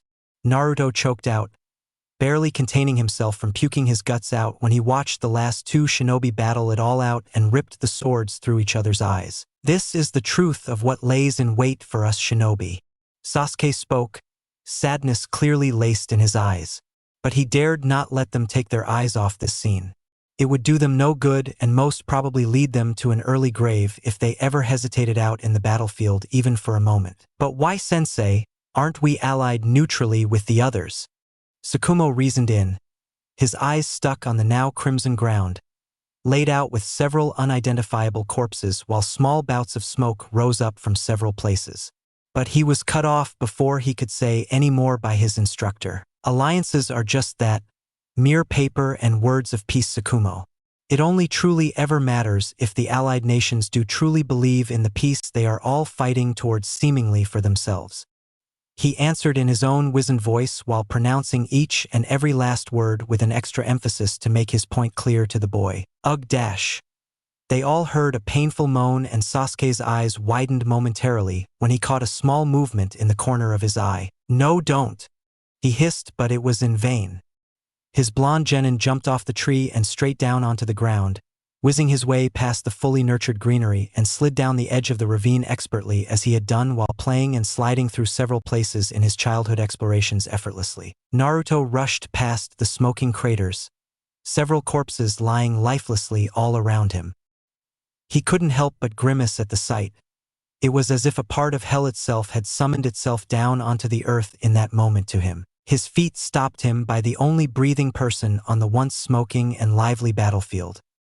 He skidded down onto his knees hurriedly, placing the man's head upon his lap, and instantly began to look through his wounds. The man, clad in all red, had a kunai jabbed right through where his liver was supposed to be and was bleeding profusely. A fatal wound, one any shinobi was trained for and would be proud to have made upon his enemy. His baby blue eyes glanced into the clouded brown ones of the man in his arms, who winced and tried to speak up. "W," was all he could say before he coughed out blood. Naruto had instantly wiped it off his face and put his ear near his lips to hear him clearly and make it easier for the man. "W, water," the man wheezed out, and Naruto nodded vigorously. Instantly, his left hand reached his back and pulled out his small bottle of canteen. He unscrewed the supply and instantly placed it upon the man's lips to let him drink it slowly. He smartly put some upon his face and eyes to wash off the blood and dirt so his wounds wouldn't be affected anymore for risk of further infections. His ears didn't even pick up on the soft footsteps from behind. So far was he focused onto the wounded man in his arms. The man's eyes squinted slightly upon feeling the foreign liquid falling upon his orbs while he tried to blink off his cobwebs, and his eyes began focusing on his savior. Naruto turned his gaze round to his side worriedly, looking at his sensei pleadingly. "Sensei, please hand me some bandages." "This man," he squelch. His eyes widened slightly, before widening to epic proportions and his pupil dilated in shock. He turned his eyes to the side, only to see the man in his arms gurgling blood while a kunai had lodged itself firmly within his jugular. Clang! Naruto looked down by the dead man's hand when a kunai slipped down his lifeless fingers and fell onto the ground with a bounce. His own palm made its way up straight towards his face and pulled it down, feeling a slightly wet substance upon his skin surfaces. His blue eyes gazed at the palm in front of his eyes, only for him to go completely numb upon seeing the sticky and thick substance now coating it. It was scarlet. His head turned mechanically to the other side, only to see Sasuke pulling down his outstretched hand by his side as if nothing had taken place at all. Naruto finally looked down onto the man's completely white and dead eyes that had rolled back lifelessly. "Why?" he asked in a trance, his mind not completely registering it, while the elder Sarutobi merely let out a long breath. "He was going to kill you, Naruto. It was either you or it was him. I chose the former," the sensei explained calmly, as if reading a simple weather report. "But why?" "He was dying. I was trying to help him then," the boy mumbled in his own lost and trance-like voice, not quite registering what had taken place just now as was indicated by his still dilated pupils. "Look at his headband, Naruto." Sasuke spoke in a warm and comforting voice, while Naruto's eyes settled in on the red piece of cloth upon his forehead that had a stone symbol embossed upon it. He was an IWA shinobi, Naruto, and skirmishes between the leaf and the stone have been at an all-time high, unknown to you kids or the village except us higher-ups and border patrols. He explained and got a small numb yet meek nod from the blonde. "But I was merely helping." Sasuke pulled his shoulders sideways to have him face his own stern and cold onyx black eyes into the dilated baby blue ones forcefully. "This isn't a simple fight between two shinobi, where you may show a little mercy to a dying man, Naruto. This a fight between nations." As soon as that man's eyes focused on you, the first thing he saw was the leaf symbol dawned upon your headband. That was all that he needed to want to end you and leave a small mark in his dying breath for his village. He explained sternly, watching the boy's eyes squirm around, but he held them firm by cupping his cheeks in his palms and making him look into his own even more forcefully. "Naruto, we are almost at war," he whispered, shocking even the two genin behind him. Just as Tsukumo was about to argue about the treaty of neutrality and logic, he was cut off by Sasuke's stern voice. "The last few missions we have been doing over the past few months, just what were they?" Sasuke asked while glancing back at the strategic head of his team, who pursed his lips and jogged his memory back to the moments ever since they were a team. "We have been bringing by supplies stocked outside of the village into our secure warehouses from our nearby farming villages. Occasionally a couple of inside village missions regarding some filing and—" His words were cut off by Sasuke in between. "When does a shinobi village start to restock its supplies?" he asked, and Tsukumo's eyes widened, while his blood ran cold upon realization of the meaning behind his words. The instructor turned his eyes back to the blonde who was looking at him, as if he weren't even conscious, but Sasuke knew they had to hear this to be prepared. "Look around you, Naruto." He spoke in but a soft whisper, while the blonde looked around the completely destructed grounds littered with several corpses and fumes of smoke from the aftermath of a small skirmish.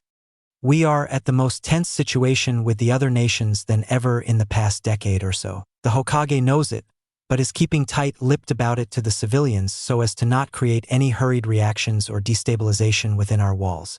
The higher-ranked shinobi know it too. We are almost on the verge of war, Naruto. And this is what it will look like when the final spark that ignites the flames shall be sparked." He spoke in a comforting tone, doing anything but what his voice had intended to do for the blonde. Once more he brought those darting and frightened eyes to look onto his own, and slapped his cheeks gently to make them gain a bit of focus and concentration that they had ceased. "You are the one that worries me the most, child. Even now, as soon as you saw a man hurt, you ran out, not caring in the least whether it was an enemy or an ally. You need to understand that not everyone will think like you. The world isn't what it seems. This is what will become of most of these lands in the coming time. You need to harden up, Naruto." He trailed off, seeing a small drop prickle the corner of those beautiful eyes, and pulled him into his chest for a comforting hug. "Sensei," the boy sniffled, before clutching his shirt tightly in his fists and burying his face into his chest in agony, when he finally let it all sink in his heart and accepted the truths in it. "Kindness will only lead you into despair, and finally to death in the coming times, children. This scouting mission was a choice I had to make, to let you see this or not if I believed you truly were ready. But I want you kids to be ready for anything, for I will not always be around when what awaits us is truly upon our heads. We will be short on manpower, and quite possibly, me going with you on missions will be scarcer than ever before. So promise me that you will always be ready to do what it takes when the time calls for it." He asked seriously, and got a small nod from the sniffling boy in his arms, and glanced back to see his other two students crying too and nodding in tears while wiping their runny noses before he motioned for them to come to him with an open arm. He coddled all of them in his arms, kissing their heads gently and breathing out a tired sigh while letting the three children, no shinobi now, crying their hearts out in his arms. For what it was worth, he was glad to be their teacher, even if he was the one who had to make them see this.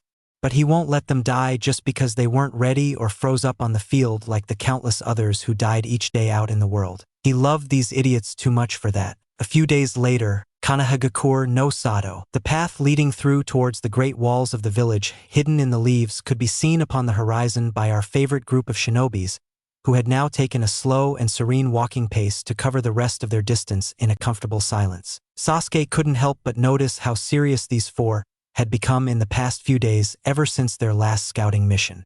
It tore him up to not see them as lively as before. Even if their antics returned a few times in between when they forgot all about it, it was still different from before. Their eyes were different than before. "Welcome back to the village, Sasuke-sama."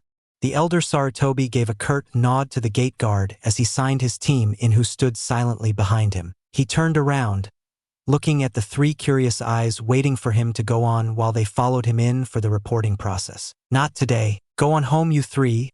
I'll take care of the report to the Hokage. Get some proper rest and sleep. You deserve it." His tone suddenly changing into a warm and fatherly one. He patted each of his genins' heads, getting small smiles from them before they nodded and walked off towards their homes. Sasuke watched them go and himself turned his eyes around towards the middle of the village, straight upon the largest structure residing there, and his feet started making way to his destination. Hokage Tower, Hokage Office. This time the Jounin instructor of Squad 7 didn't bother to use Shunshin to get to his destination, instead taking the classic way by feet and walked through the hallways of the tower while getting several smiles and nods of recognition from everyone around him. The receptionist at the table outside of the main office smiles, seeing him come towards her. "Sasuke-sama, Hokage-sama is a bit busy right now, but if you can wait for a few minutes." Her words trailed off when he walked past her without even noticing her presence in the first place. He raised his fist and gave a couple of knocks, only to hear an annoyed voice stating he was busy from behind the door. "It's me," he stated simply, getting a moment of silence from the inside while he waited outside patiently and took this time to light up a cigar upon his lips. "Come in," came a tired answer from the inside, and he twisted the doorknob before closing the door shut behind him and left a gaping and baffled secretary behind him. His eyebrow rose in surprise when he saw Tobirama sit on the couch with a cup of tea instead of taking his usual seat while his eyes were closed. He pulled out a chair, and Tobirama didn't even bother opening his eyes to look up at his guest and took another sip of his tea. "They did it," Sasuke spoke simply, taking the first initiative to break the silence that had befallen the room with his presence. "I see," Tobirama replied, taking his last sip and putting aside his cup to focus all his attention upon his friend. "All of them?" came his question straight after the first one, and got a simple nod from Sasuke. He hummed in thought, taking in the man's reply and running it through his head before giving a tense nod. "Very well," Tobirama spoke curtly, making his friend put down the written report contained within a scroll being placed upon the scroll holder over his desk. "Don't give them any missions for a week, I request dash." He was cut off in between his tired plead when Tobirama raised his palm to make him fall silent. "I'm not going to," his ever-stoic voice stated matter-of-factly, while Sasuke merely raised a curious eyebrow. Tobirama stood up, walking to his desk and pulling out the last drawer within his desk that contained some scrolls, and pulled out one of them, throwing it to the elder Sarutobi, who caught it deftly within his palms. "What's this?" Sasuke asked, flipping the cigar in his lips to the left side in order to get a better view of the scroll that held the seal of Iron Country placed upon it. "Read it," Tobirama simply said, his tone dismissive, and Sasuke knew he won't get anything more from the man. Tobirama walked to the window in his room, his hands held behind his back while he gazed at the village he had sworn to protect with stern and stoic eyes. Sasuke unfurled the scroll upon his lap, his eyes moving from left to right with each skip through of a sentence. With each word his eyes widened, his face showing an expression of pure disbelief when he ended reading it completely. He glanced up at Tobirama, now understanding why he had handed him the scroll to read in the first place. "You can't be serious," his incredulous voice asked the man, who didn't even move a muscle to show he was paying any heed to his friend's words, though Sasuke knew better. "Kumogakure no Sato is proposing to settle the skirmishes upon our borders once and for all by having a meeting between myself and the Raikage. It is only logical to make a move such as this." His recital of words etched upon the scroll was cut off by an irate Sasuke. "It's a trap, you dumb ass," Sasuke growled, his temper finally kicking in while Tobirama turned to glance him with a raised eyebrow with his left eye and turned back to watch the village almost instantly. He was the only one who he would let these actions slide, for he had been with him for far too long to remember, and he owed him his life from the countless times he had come through for him. This was why he had been the only one who he would go for counsel upon that matter. He trusted him enough to be blunt and honest with it, and to have a safeguard for any rash decisions he himself might be prone to make in a situation as precarious as this. That was completely unacceptable to a man who prided in perfection above all else. Thus why, here he was. Tobirama. Sasuke hissed in a low whisper, catching his shoulder to turn him forcefully for meeting his gaze. When the words died down within his throat, the man's eyes weren't the lifeless or emotionless ones he had remembered seeing for as long as he could remember. They looked so tired and defeated, as if he had accepted an unavoidable fate.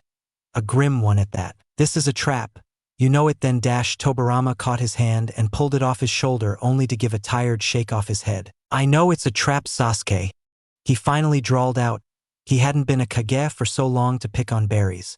The scent of a trap was clear as a day to him as well. Sasuke was speechless.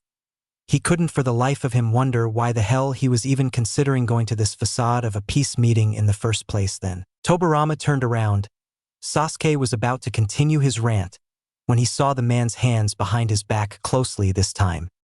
His knuckles were clenched, nerves fleshed out upon his skin from the pure pressure he was exerting while holding himself back from doing something reckless to take out his temper. Sasuke put a hand upon his shoulder yet again, this time one of understanding and compassion with none of the anger, while his eyes contained a worried shine within them for his old friend. What's the matter, Tobirama?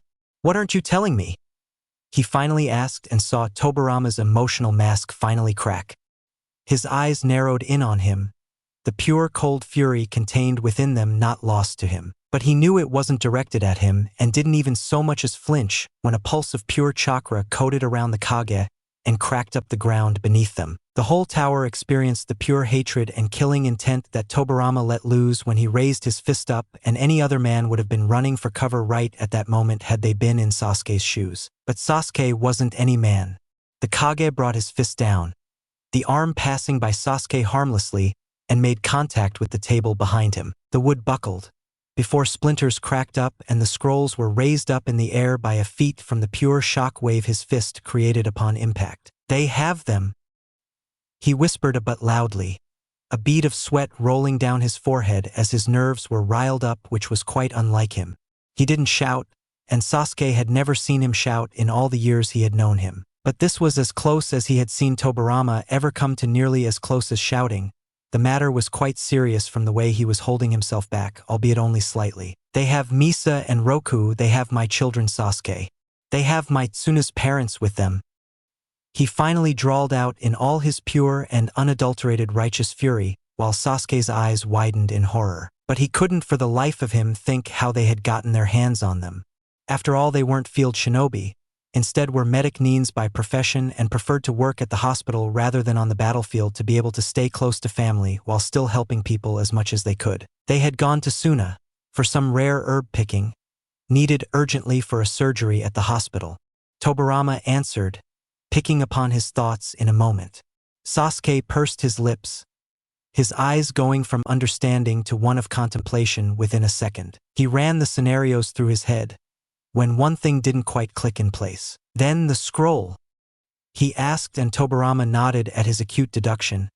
He would have asked about the same thing himself, had he been the one standing in his place. Was found on the borders of Tsunade and Konoha. With these, he pulled out 2 leaf headbands and one from Kumo, while Sasuke understood everything now. It was a missive to draw him out.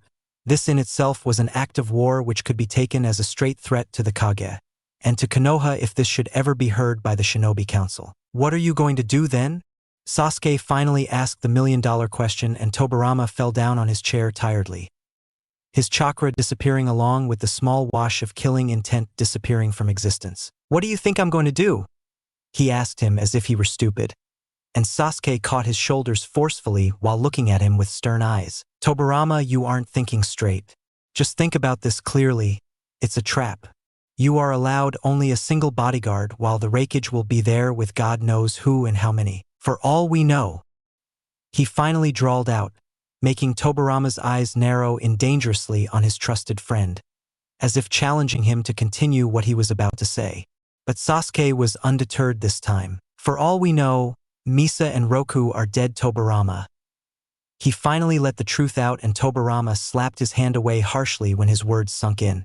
A pit of dread formed within his gut at the realization he was trying to hide from was being slapped straight onto his very being. But there is the chance that they are dash. His words were cut off when a loud voice rang within his office. Slap! Tobirama looked at Sasuke with a slight widening of his eyes, not at all believing what had just occurred. He rubbed his stinging red cheek in disbelief, while Sasuke pulled back his outstretched hand with a firm look etched within his eyes. The condition was met. Sasuke merely stated flatly. Tobirama's eyes widened ever so slightly in realization of the hidden meaning behind those words. He himself had given him permission to do so, if the man ever felt he was going to do something that wouldn't benefit anyone other than his own selfish desires. If ever he was about to do anything reckless. You are being reckless, old friend. Sasuke spoke tiredly, crouching down on one knee and throwing his cigar aside. Clearly in no mood for it today.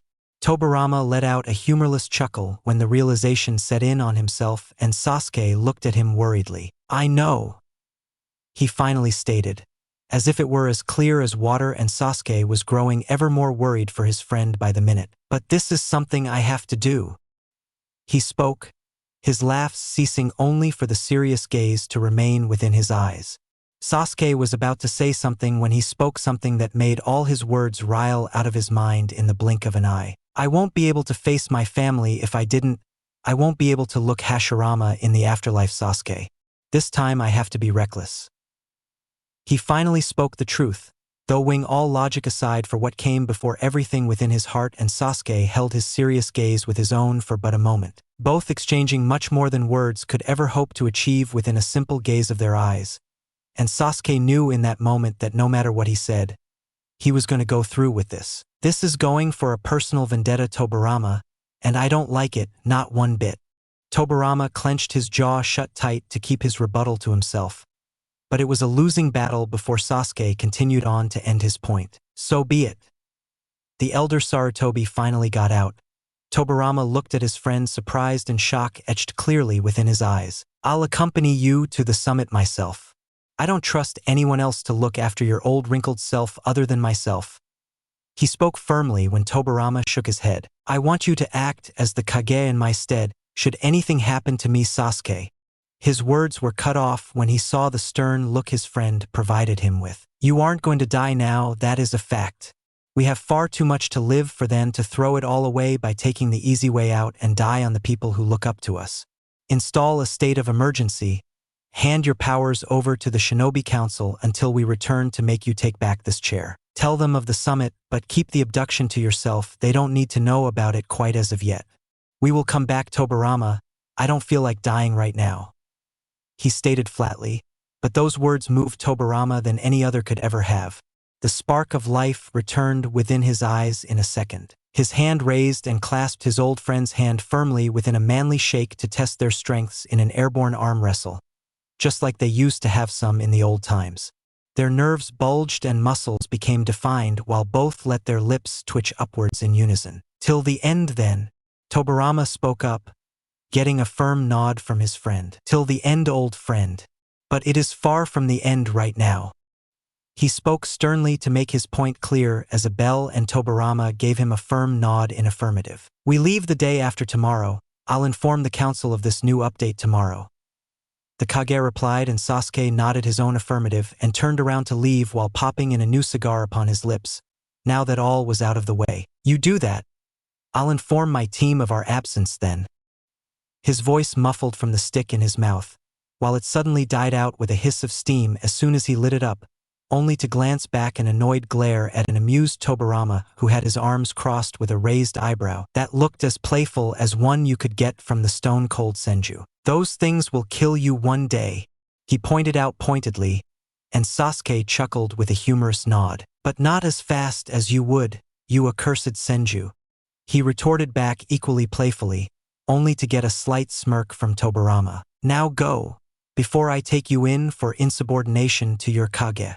Tobirama's dismissive voice retorted, not to let him have the last word in this time, and Sasuke merely disappeared in a small flicker of flames a second later. Tobirama's eyes landed upon a map of the elemental nation's place within the glass of his desk, and he couldn't help but think how many times he would be seeing this, when the inevitable was finally upon them. When war was upon finally them, Konoha no Sato. Time skip 2 days later. Clink, clink, clink. The sound of metal clinking with metal rang throughout the Hokage office. The sounds ringing off while Tobirama Senju put on his battle armor over his usual black and blue clothes. He hadn't worn it in quite some time now. Not that it made him feel any better wearing it today, but desperate times called for desperate measures, and he wasn't taking any chances today. He went for his hip pouch, strapping it onto his back and rolling up the bandages upon his thigh for strapping the leg holster. Finally, his palm rested upon the bladeless hilt of the Raijin no Ken. He picked it up, looking at it sadly for but a moment before sliding it back and clicking it in its own personal holster wound upon his hip horizontally across his back. He wasn't a man to shy away from a challenge to a battle. Not that he was careless enough to charge blindly like a headless chicken into an ambush in the first place like he was going to do today. But the stakes he had been dealt today had been far too high, for even if the slightest chance of his children returning to safety rested within his reach, he couldn't afford to lose it no matter what. Not today, not ever. "You ready?"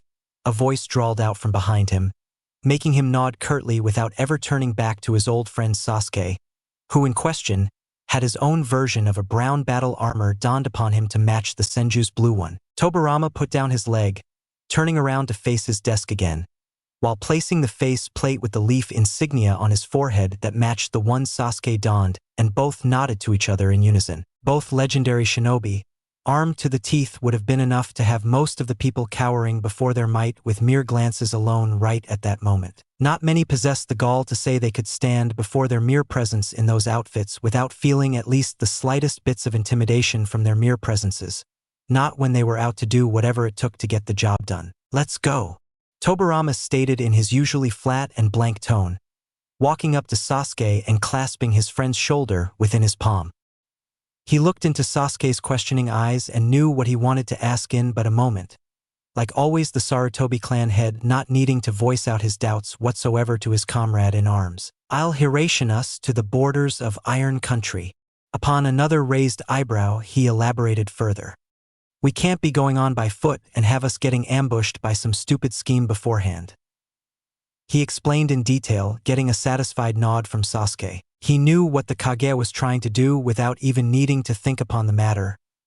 His experience in battle didn't even need him to think about it. Such were their deduction and instinctive reasoning skills after so many battles. Saving his chakra by merely going until the borders, and then going on foot to have the necessary time to recover it back since the distance was so large, and whether he would admit it or not, their primes were now long since past now. Thus why they always relied on experience and cunning much more these days, rather than brute force and tackles like they used to prefer in the older days of the warring eras and even those before in the First Great War. "Let's go.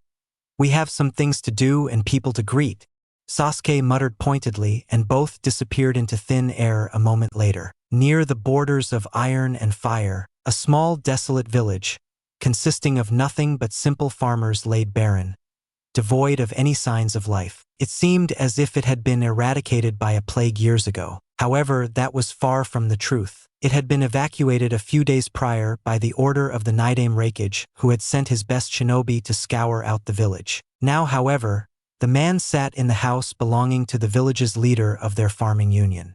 The Raikage second, in fact, was a buffed-up man. His hair dark brown with the usual dark tan skin his country was famous for in many of its inhabitants, coupled with amber eyes and several scars all over his body.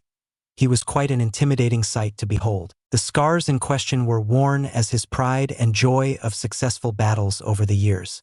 His right shoulder donned a bright black tattoo with the kanji 4, Black Lightning, embossed permanently upon his skin. He sat on the large leather chair, his cheek resting lazily upon his palm with several of his best shinobi settling in, around the room in several chairs, either sharpening their blades or checking on their equipment in nervous anticipation for the upcoming events that were about to unfold. "Do you really think he'll come?"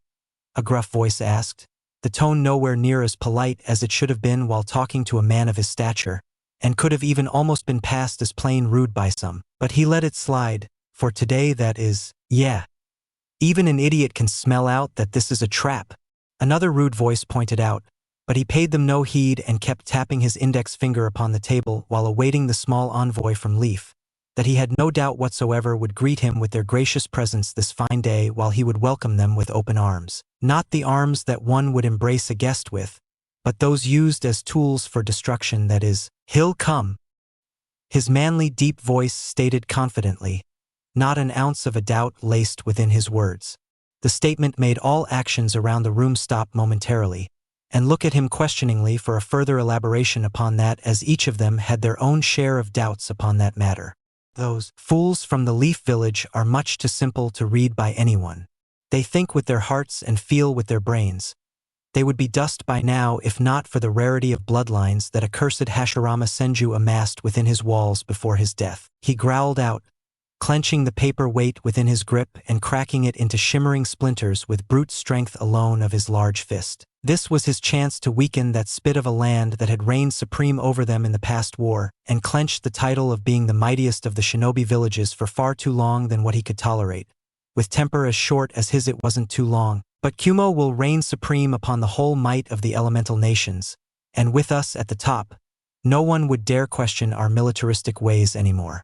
Everything they hold precious will be ours, of that you all can be sure of. He spoke proudly while clenching the shiny dust he had just crushed out tightly to make his point. The morale of his men increased with his each and every word, and he couldn't help but smirk at seeing the fire and thirst for fight within their eyes. He wouldn't expect anything less of them. He had nurtured his village like that for far too long than his predecessor's short tenure after having been declared deceased in the past war. Kumo didn't coddle their shinobi anymore like those of the Leaf.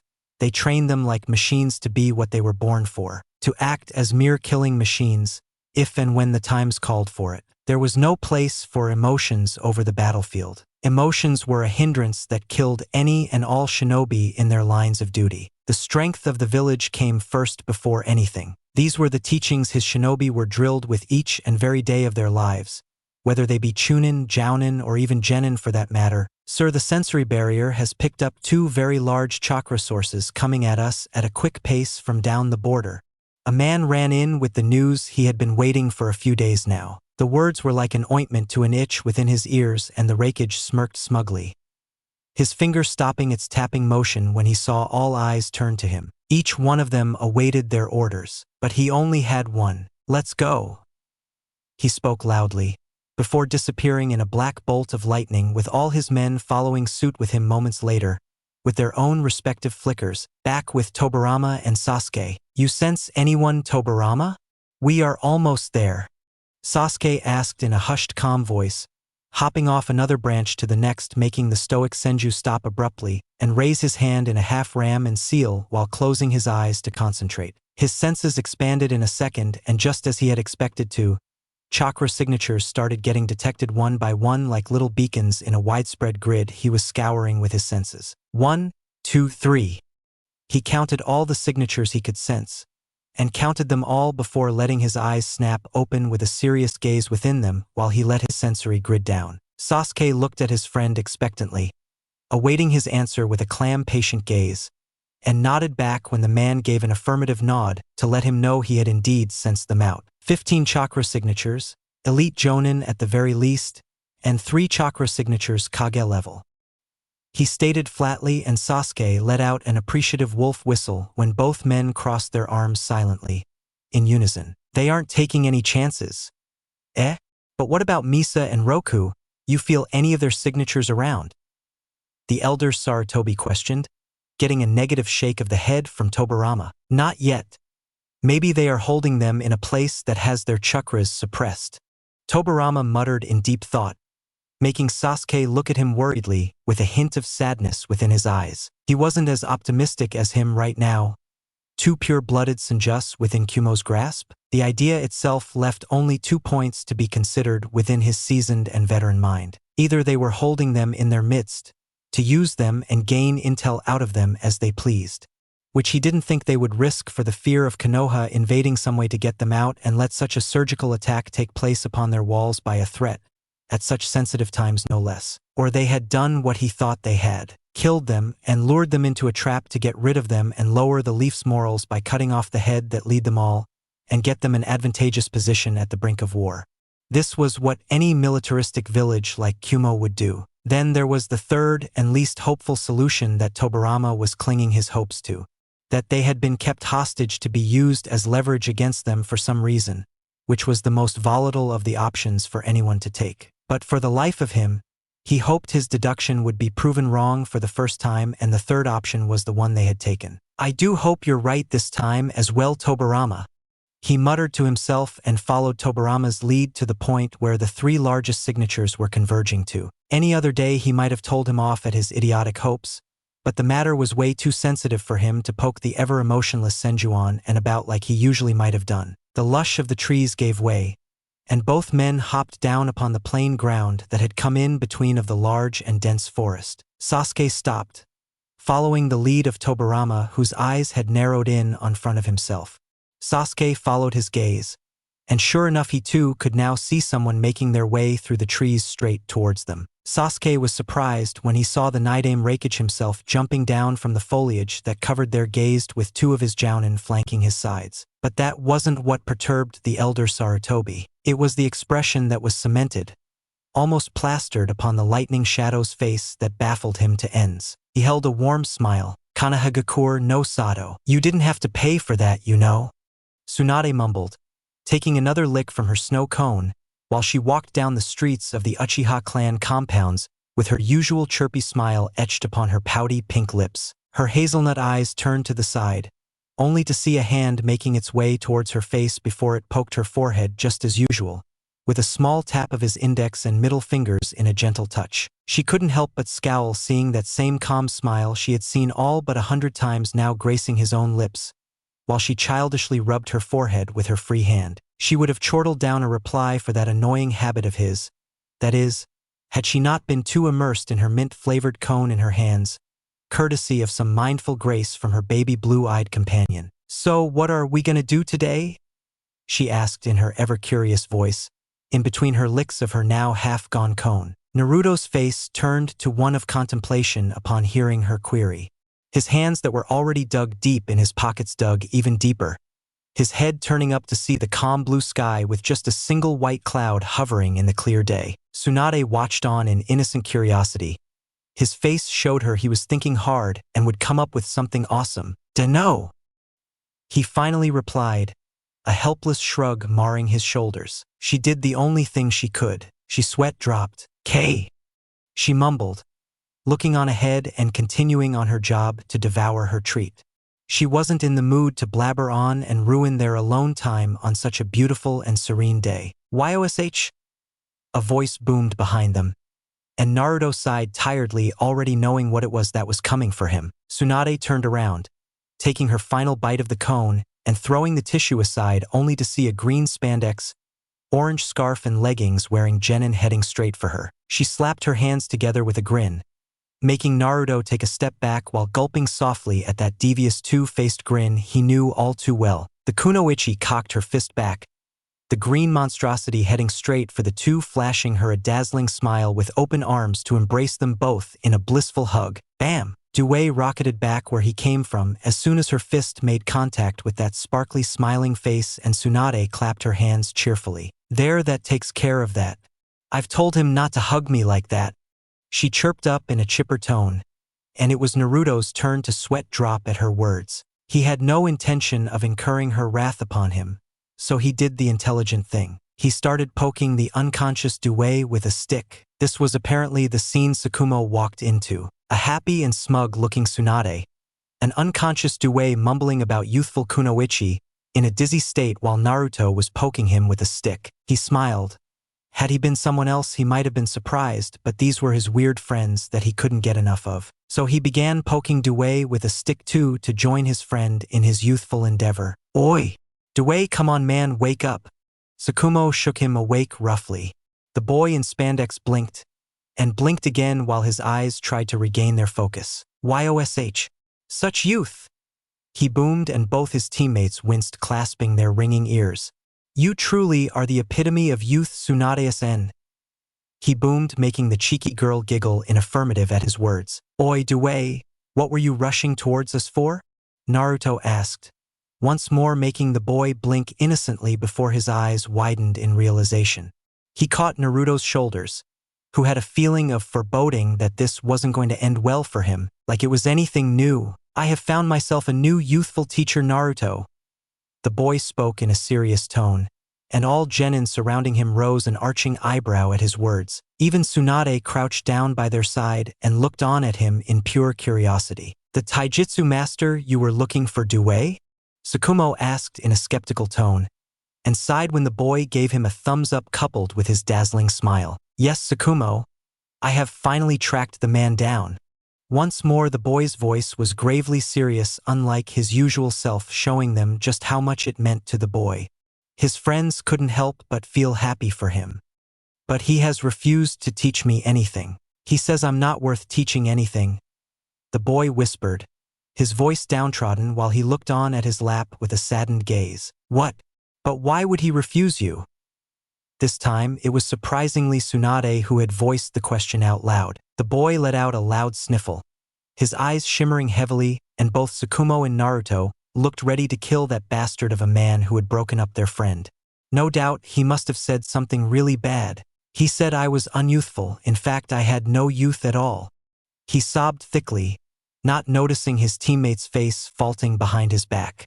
Tsunade giggled happily, patting his head like she did with Kiera to make him look up at her tearfully. So what? You go and show him what you're made of?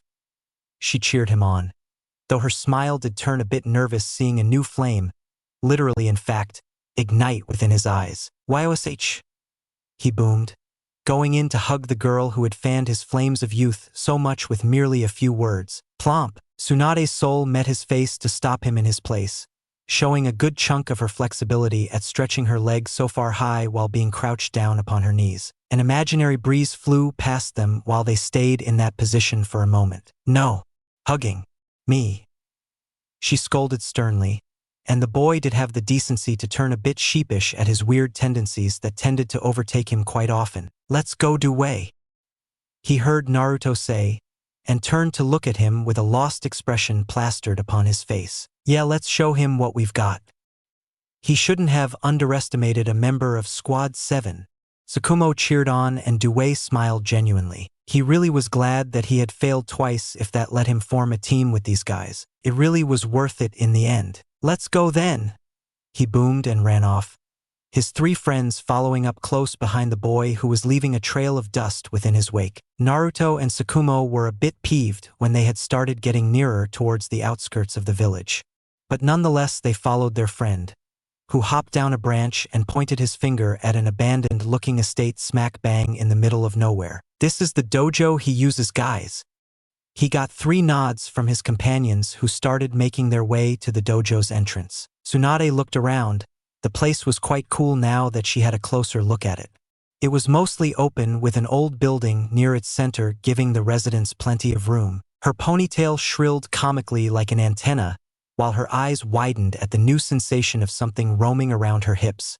Her palm opened up and she twisted around on instinct, and sure enough the boys in front of her heard a loud noise that made several birds fly off from their resting places. Hentai! Her shrilled scream and the loud slapping noise that echoed the surroundings made the 3 boys turn around to see Tsunade covering her hips with her hands while her face was flushed red from anger and pure embarrassment. Tsunade-Naruto gulped when he saw her neck snap to him with an absolutely livid expression plastered upon her face. What happened? He finally got out in an attempt to calm the girl down. She pointed her finger to a smoking mess near the walls of the estate, and all of them narrowed their eyes at the slightly twitching old man who had a stupid grin upon his face. Sensei! All of them were shocked seeing Due crying anime tears while he tried to wake the dizzy old man up. That pervert is your sensei? Her voice was incredulous and Due gave a simple nod, sighing in relief that the man was okay. Naruto and Tsukumo sighed too, though this one was one pointing to the hopelessness of the situation. Of all the people in the world, Due, you have the best luck of them all. Tsukumo's voice was laced with sarcasm that his teammate didn't pick upon. See, isn't he most youthful? The two boys' sweat dropped while Tsunade picked him up by his collar with a stern look in her eyes. "You want this pathetic pervert as your teacher?" She got a nod in return and narrowed her eyes at the boy. "You're better off without him." She finally got out, seeing the lecher finally standing up on his feet. "Is this the fees you got me for your apprenticeship? Then I accept." The jovial elderly voice of the conscious man chirped up, making her gain a tick mark on her head. "You wish, you old pervert, come on now. We are leaving." She pulled the boy along with her when another hand clasped her wrist, only to see Naruto looking at her calmly while he met her livid gaze. "Calm down, Tsunade. This man is the real deal." His eyes were fixed upon the stupidly smiling old man who had just finished dusting himself off. Tsunade, though, looked at him incredulously, but her retort was cut down by Tsukumo's opinion on the matter. "Yeah, he got behind us even when I had my senses expanded. And Naruto isn't half bad if someone approaches us so close. Not saying you're a censor like me too, Tsunade." Tsukumo's voice of reason caused her to blink in realization. If they looked at it like that, it certainly was true. She hadn't sensed him out too, so he was good at concealing himself at least. "Yeah, give him a chance, he isn't half bad."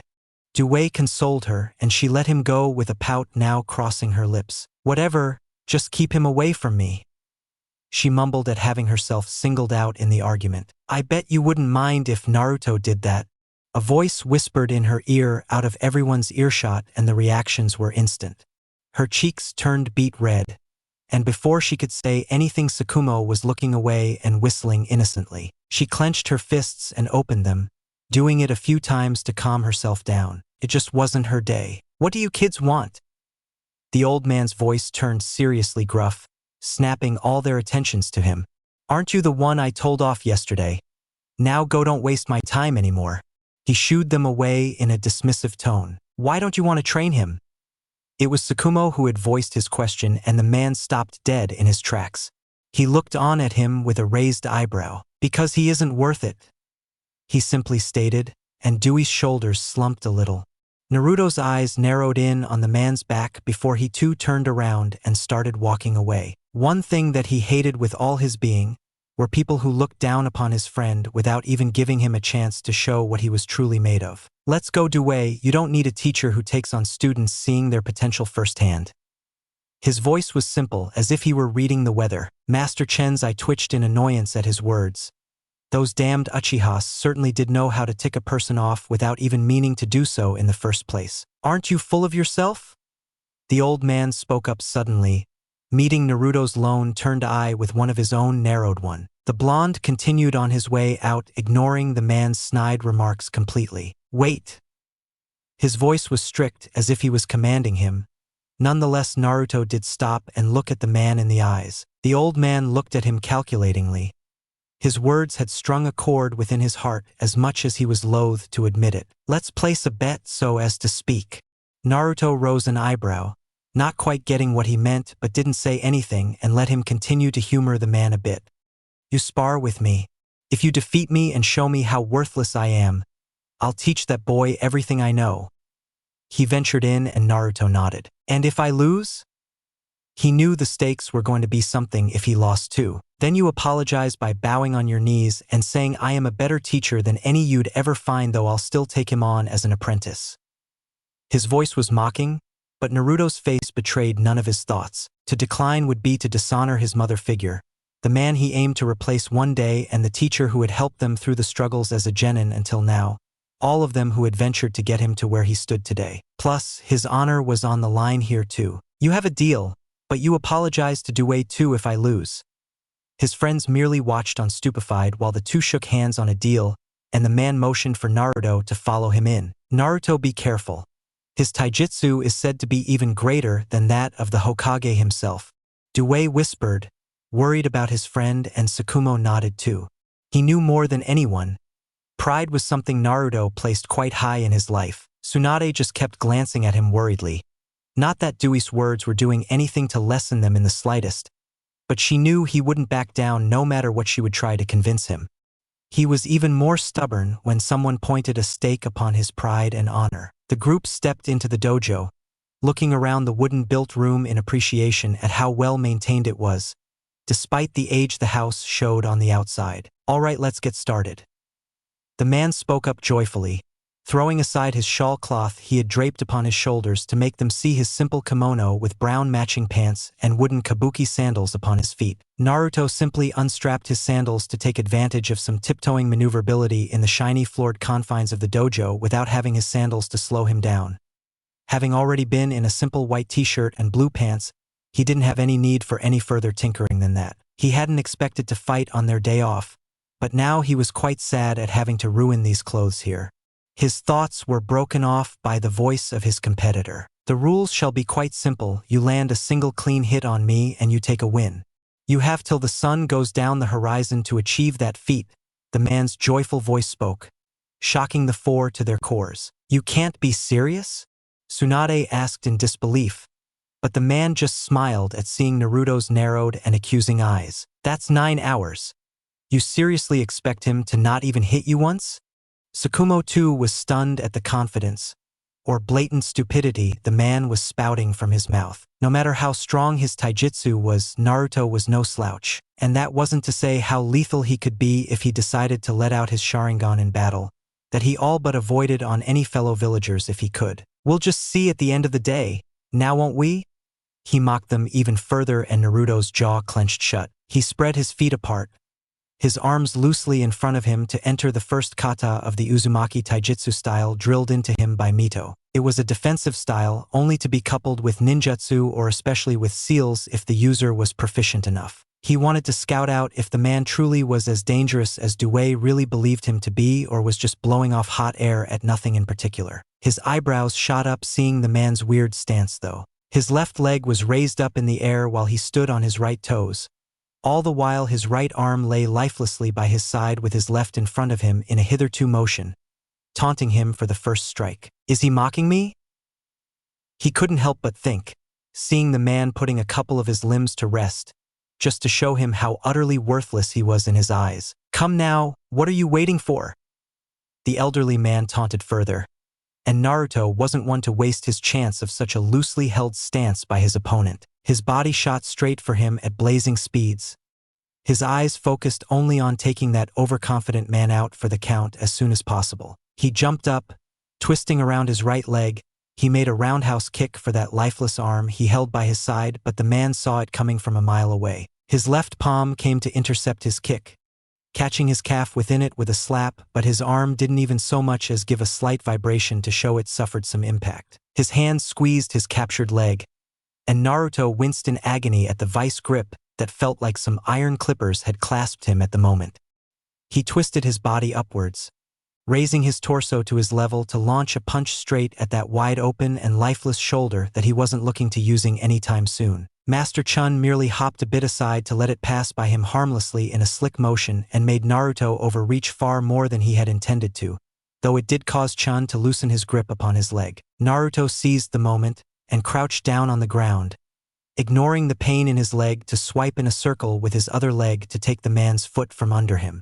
Chun once more hopped up a bit, deliberately waiting for the right moment and pointed his thumb down to land on Naruto's leg. The blonde's eyes widened in agony upon feeling all his weight being concentrated on a single pressure point of his leg, and he pumped up chakra to it to lessen the pain while enforcing it even further to withstand the brutal assault upon his calf bone. He clenched his eyes upon feeling the pressure increase with a sudden piercing of chakra upon the point of contact. But the momentary loss of sight costed him dearly. He barely saw the incoming soul for his chest and crossed his arms across it in a cross guard to take the full impact. A burst of chakra coupled with the man's inhumane strength launched him back, rocketing him straight to where his friends were sitting as spectators. Tsunade and Tsukumo moved aside on instinct to see Naruto rocket past them and straight into the wall behind them with a bang. Naru!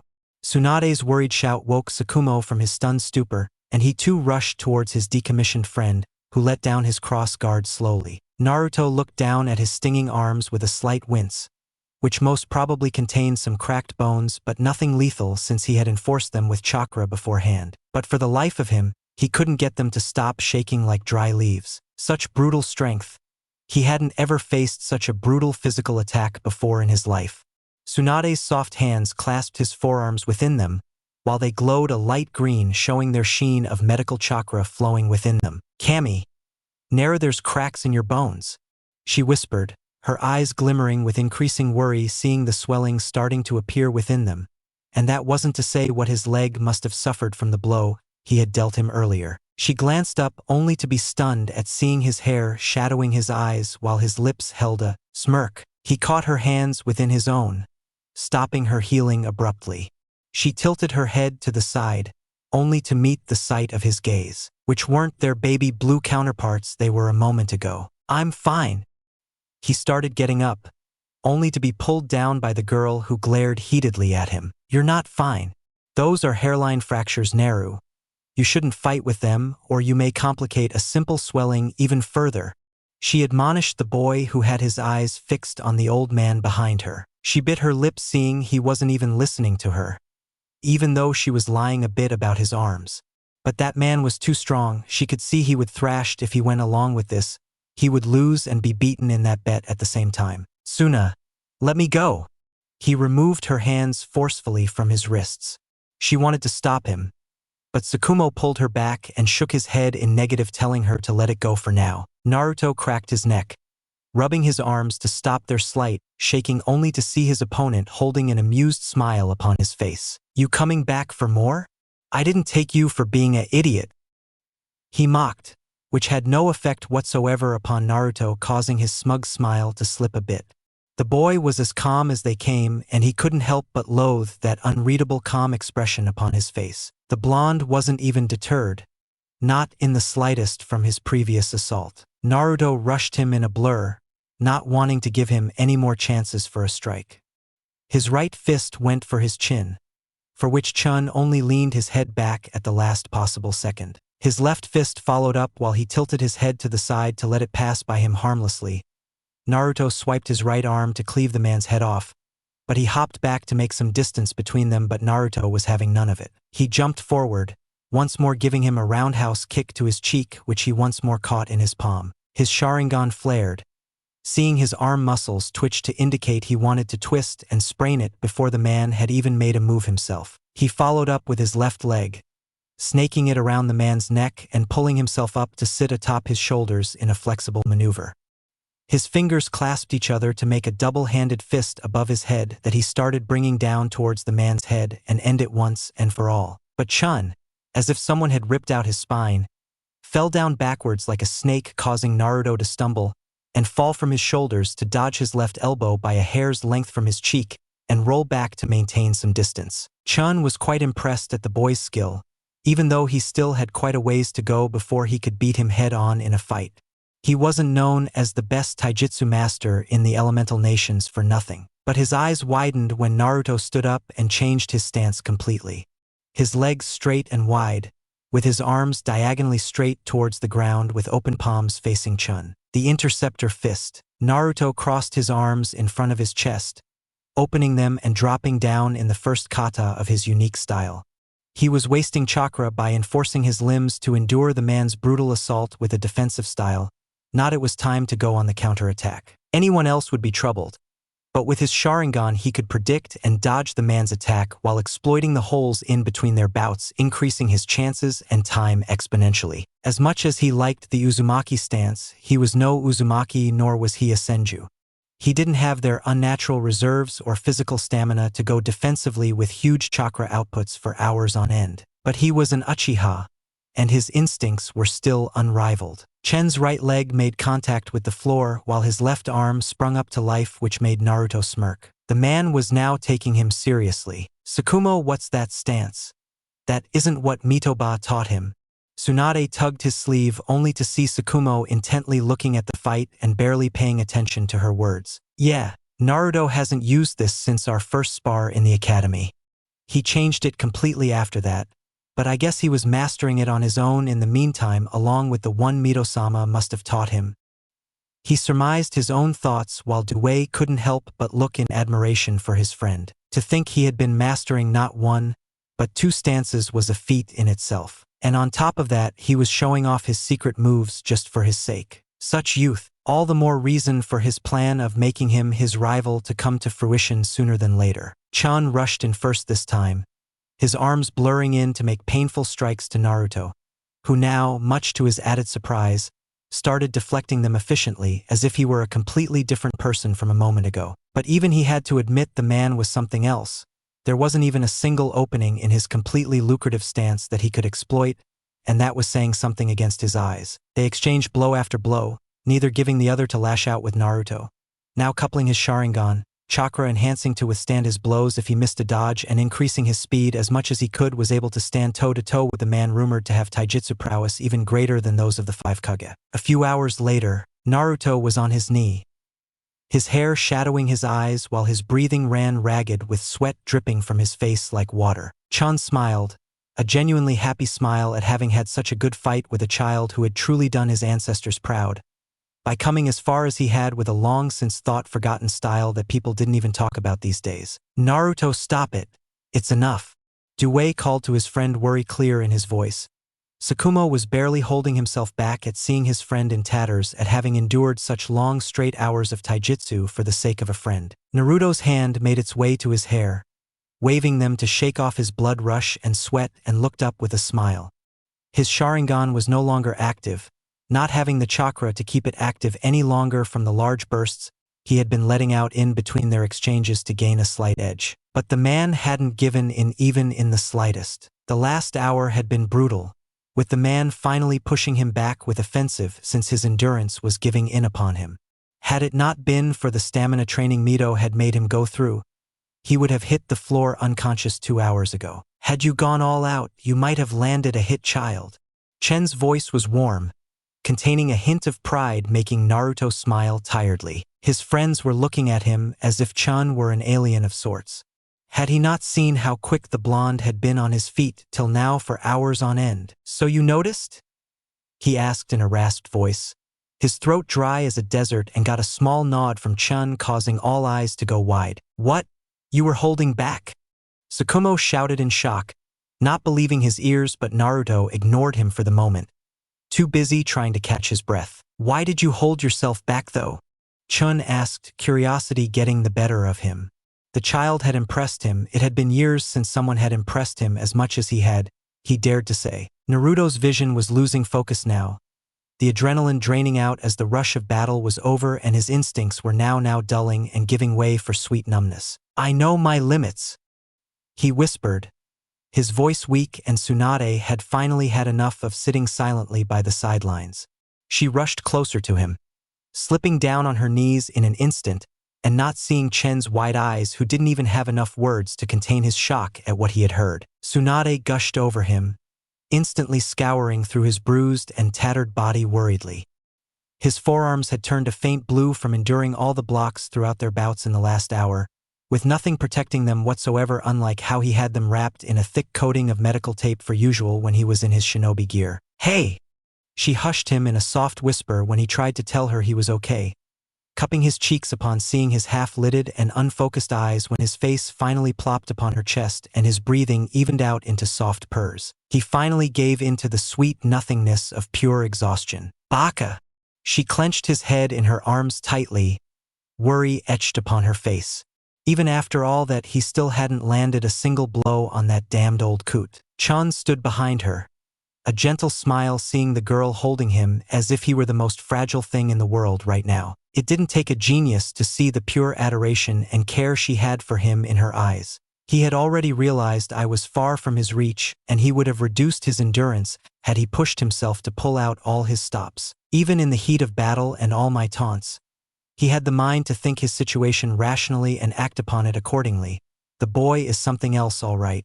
Chen's thoughts were cut off seeing Tsukumo and Due standing behind Tsunade a bit lamely. They too wanted to check up on him, but both knew how Tsunade was when it came to moments like these, and vice versa with the bot she had clenched in her arms protectively like a mama bear. Chan walked up to take the boy from her and offer him some of his natural healing ointments, only to be stopped abruptly by Tsukumo, who looked at him as if he were the one who was stupid. Don't! The elder man's words died down hearing that comment, and he fell silent while pursing his lips. But he shook off the grip and went to help the boy, who was clutched protectively in Tsunade's arms like a little baby. Chan was stunned when Tsunade glanced dangerously at him, as if a predatory look had washed over her gentle face. Her arms gave the sleeping boy a soft squeeze of reassurance while her aura was downright murderous. "Stay away from him," she whispered dangerously, and Chen's eyes softened seeing how beaten up the boy really was, now that he was still and up for him to see. No wonder the girl was angry at him for his condition, and he understood now why that silver-haired Gaki had tried to stop him. She truly would have lashed out had he taken even a step closer to her. He had no doubt seeing the pure and unadulterated fury within her eyes. Senjus and Uchihas were rarely angry, truly angry, but when they were, the wisest choice was to stay out of their way no matter who they were. Hashirama and Madara both had left two historical instants upon the world to show them what they were capable of if ever pushed into a corner. And Kami be kind. The world still shook in terror upon remembering those two events in their lives. Their bonds were deep ones indeed. Tsunade loosened her grip on the boy in her arms and turned around, letting him lean on her back and picked him up piggyback style with a hop. His cheek rested gently upon her shoulder while he slept like a log and would probably do so for a while now. She looked back at Tsukumo and Due apologetically for leaving like this, who smiled understandingly and nodded, already knowing she wanted to apologize for leaving like this. But they couldn't blame her for it. The two boys followed suit and started following her out, having nothing remaining here anyways. "Come back tomorrow for your first lesson." Chen's gruff voice made them stop mid-step before they continued on. "And I'm sorry for my behavior to you," he mumbled, clearly a bit embarrassed at having to do this. Tsukumo shook his head in amusement and pulled Due out before the boy started hugging his new master to death or made him change his mind by letting him live after that. Tsunade walked out the forest, making her way through the busy streets of the residential parts of the civilian side, all the while earning strange glances from everyone around her. She couldn't care less for them right now. Her feet took her to the only place she could think of right now. Uzumaki clan compounds. "Coming!" Mito's muffled voice came from behind the door, before it clicked open to reveal the red-haired woman in her usual robes standing there. Her violet orbs widened upon seeing the state of her apprentice lodged on her granddaughter's back, out like a light before she saw Tsunade's eye prickle with a lone tear in the corner of her tear duct. "Bachan, heal him," she whispered softly, barely holding back the choke that threatened to take over her voice. Mito's eyes softened upon hearing her little sniff and she motioned the girl in, hurrying her into the room she had reserved for Naruto years ago. The little Senju heiress laid him down on the futon Mito laid out and sat on her knees by his side while Mito went to gather some towels to wipe his skin clean off those scratches and little wounds. Tsunade couldn't help but let the slight giggle that escaped her lips when she looked on closely at his face. He was still smiling in his sleep. No doubt he had enjoyed that brutal assault of a spar back then. "Baka!" She broke into a fit of sniffling giggles. He was just so damned reckless. Not once had his eyes or will wavered in that spar, even when he was being beaten into the ground in the end. He was still getting up each time, countering and trading blows as if nothing had happened to him in the first place. And even though she had mostly caught the sight of that small Uchiha symbol on the back of his neck, she knew he must have been smiling the whole time. That idiot was too damn stubborn for his own good sometimes. Not that she was any arg, as loath as she was to admit it. She wouldn't have it any other way no matter what she told him when he was awake. Her hand cupped his cheek, a soft gaze now looking upon his tired, sleeping face with just a little smile etched across her lips. She leaned down, not knowing what had come over her. Her lips hovered over his own. She could feel his gentle breaths tickling her lips and her eyes became half-lidded. She moved in closer, nearly pressing her lips over his own. "All right?" Mito's voice cut through the silence of the room before trailing off in question seeing Tsunade's flushed cheeks and stiffly sitting posture. "Is something wrong, Tsunade?" She couldn't help but ask seeing the strangely acting girl, and looked on confused when the girl barreled past her side in a flash of golden. The red-haired woman blinked a couple of times before sitting down by the boy's side to start healing him. Her granddaughter could be so. Her eyes went wide in shock seeing a small brush of pink lipstick on Naruto's cheek, just near the corner of his lips. Her eyes softened and she giggled herself, now understanding everything, and wiped his cheek clean with a wet towel. "Looks like I disturbed her." She spoke in giggles. "Oh, young love." She mused happily. She wouldn't let the girl know she had come across the mark she had left on her possession. Just thinking about it like that made her laugh. How much could she tease her? Or maybe not. She would just let the girl sort it all out. She knew how big of a klutz Tsunade was in matters like these, and it could be a negative impact on her if she were to make her realize she had been caught red-handed in her attempt. But it made her heart warm that the girl was falling for a boy who would be worthy to claim her heart in the future. He would be a fine man for her little Tsunade. After all, she had practically raised him for these past years. Tobirama would certainly throw a fit when the time came for the two of them to embrace their feeling completely for each other. Oh, the joys of watching from the side, back with Tobirama and Sasuke. Hokage Dano, it's such a pleasure that you made a trip all the way here. The Raikage greeted warmly. Not that it did anything to fool the two in front of him. Both Sasuke and Tobirama glanced at each other, before narrowing their eyes on the large buffed-up man in front of them dangerously. How could we have refused such a warm invitation?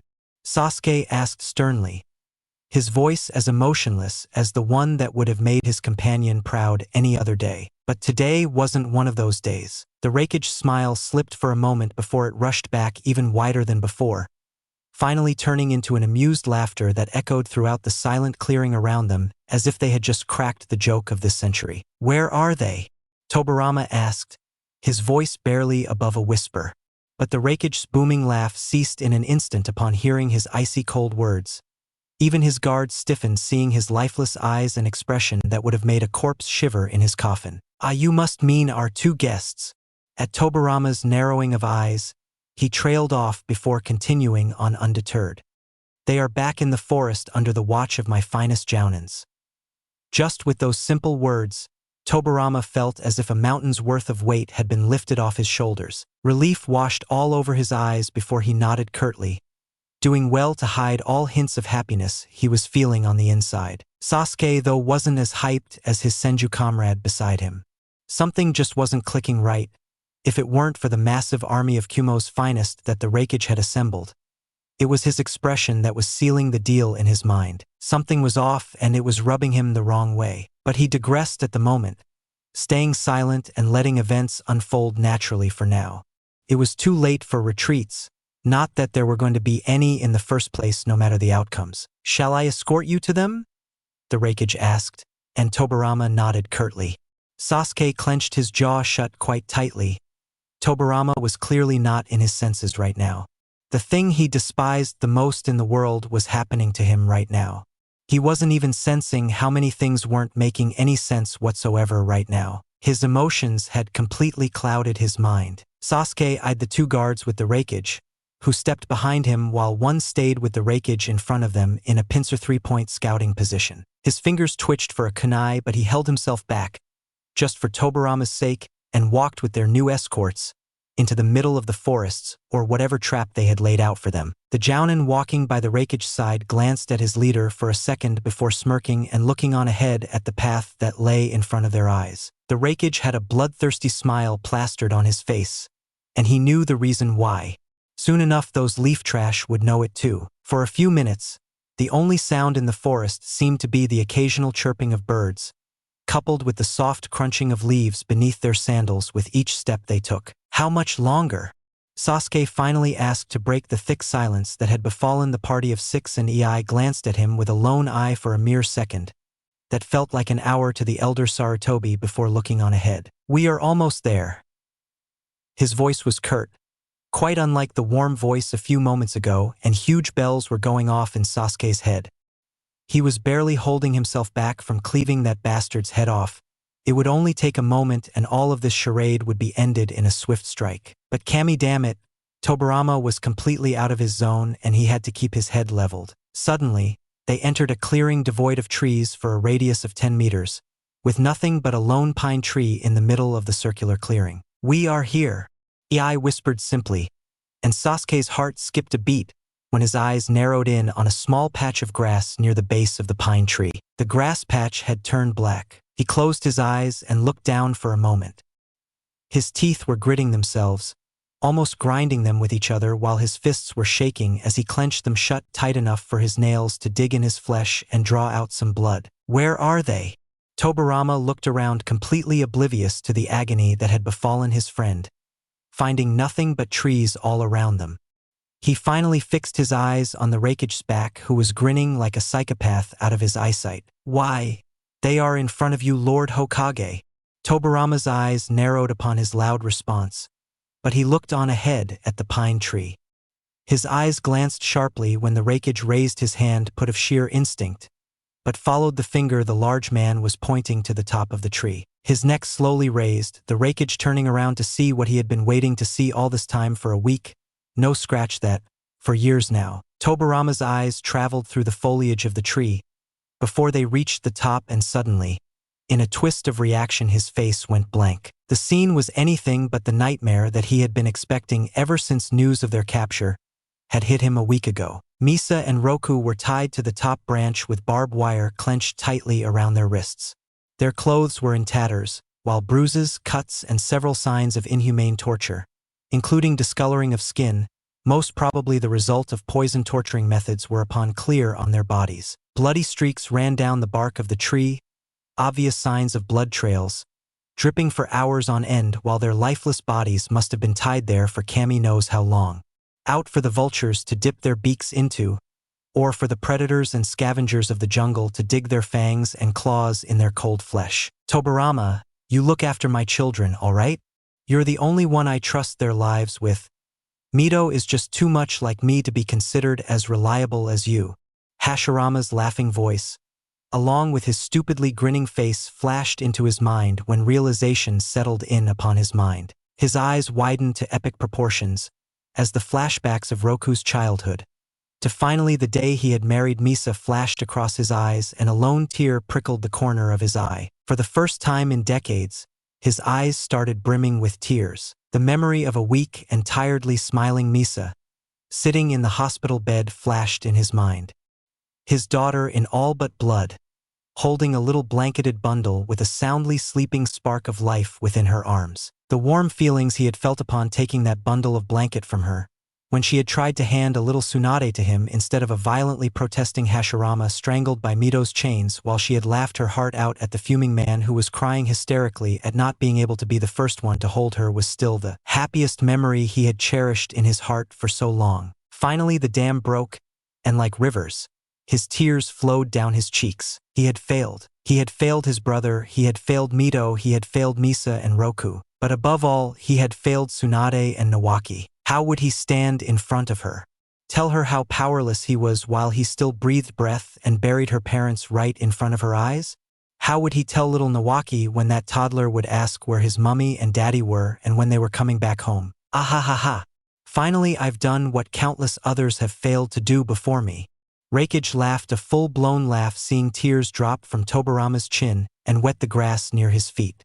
All the while his horror-stricken face stared at the two hung bodies on the tree in a trance. I've broken the iron will of the Nidame Hokage, the man said to have absolutely no emotions, cries in front of us like a pathetic infant, all due to the fruit of my efforts. And look, finally he realizes his place. He chuckled hilariously, and Sasuke shook in pure fury when Tobarama fell down on his knees with the last of his words. But no one had expected what happened next. The two jounin behind Tobarama, going in to restrain the fallen man, flew back like rag dolls and straight into the trees behind them with large slams to their heads. The ground around Tobarama cracked, his body bursting forth with a sheen of purple chakra that exuded a pressure upon the clearing, like none its residents had ever felt in the entirety of their lives. Sasuke turned to Tobarama, a look of startled disbelief etched upon his face, only to be shocked even further seeing Tobarama's violent change of expressions. He had been his friend for more than 3 decades now, and never before had he seen Tobarama angry. But right now he was beyond angry, or even furious for that matter. The man was absolutely livid. The insane bloodlust he was letting out made the 3 teams of jounins shiver in their hiding spots upon seeing the flashes of deaths pass through their visions. The aura of the man was making them feel as if they were back in their genin days again. He was showing them the power of a true Kage right now, and the difference between their strengths had never been made more pronounced than this ever before. Tobarama's hand raised, coming towards his chest at blazing speeds that made the Hokage and the jounin still standing by his side jump back on instinct from the delirious man on instincts of self-defenses within their veteran subconscious minds. His palm clenched the metal armor protecting his chest, clenching its alloy into a twist, as if it were made of simple cloth, and the bindings near his shoulders broke, making the armor fall loose from his right shoulder. He tore apart its other end by pulling it forward as if it were made of simple cotton and threw it aside swiftly. He put his foot forward with a small thump that was as clear as a bell to everyone in the vicinity, and his chakra spiked with his movements when his other hand went down to his hip to grab his trusted blade's hilt and pull it out from its holster. The blade blazed to life, its yellow lightning cackling with the intensity of a lion in harmony with the blue lightning that now surrounded its wielder, Tobirama Senju. He put his palm upon his raised knee for support to stand up, and once more his chakra spiked once again with each and every breath of his movements. Even Sasuke took a hesitant step back when Tobirama stood up fully and his hair flailed around wildly along with his chakra sheen that had formed a small vortex around his body. "I swear!" His whisper made every pair of eyes snap to attention at him. Sasuke gulped softly. He had forgotten how powerful Tobirama really was after years of the two staying silent, especially if the opponents he was facing ever managed to rile him up. But these fools had woken up the beast. No beasts was more like it. He himself spiked up his chakra to allow a coat of pure blue chakra, nowhere near as dense or powerful but almost comparable to the man in terms of quantities as Tobirama's, to let out of its confines and match his friends for what was to come now. "On the blood of my ancestors and forefathers that runs through my veins, I swear on my honor as a Senju, not one of you." He raised his blade up to the rakeage to assert his point to everyone, with a glance of death flashing in his eyes, which was met by Ei's own furious ones equally spitefully. "And I mean none of you will leave this place alive. You'll all wish for death by the time I am done with you. Mark my words, for they shall be your last." His stern statement made each of the Cloud Ninja's blood run cold while Sasuke merely smirked. A feeling of nostalgia washed over him when he too unclicked his chest plate and threw it aside. Those would only get in their way today. The Cloud Ninjas could feel only one outcome from this battle, be it theirs or for their foes, and that was death. With Tobirama and Sasuke, the Raikage was on guard, seeing the display of power and strength the Nidaime Hokage was showing right in front of his eyes. That was what it seemed to everyone on the outside. However, on inside it was a different matter altogether. He was seething, angry, furious, livid. Words weren't enough to describe the amount of contempt he felt within the confines of his heart at that very moment. His plan had been perfect. He had broken the iron-strong will of the Tobirama Senju, and all that had remained was to finish him off while he was off guard, on his knees for Kami's sake. But these idiots he called his precious elite Jounins apparently didn't even know how to execute a simple assassination fluidly, for that matter. And they were the best he had to offer. It would have been a laughing riot had someone recited these events in front of any one of the other villages. His teeth grinded themselves, his eyes furiously staring at the man he loathed with his very being at the present moment of time. Tobirama Senju. How he hated that name. Just the sound of it made his blood boil to epic proportions. His eyelids slowly fell to make a small blink, but he hadn't expected what happened a moment later. Just as those eyelids flickered open in the fraction of a second, there stood only Sasuke within his field of vision. Where the hell? Gore!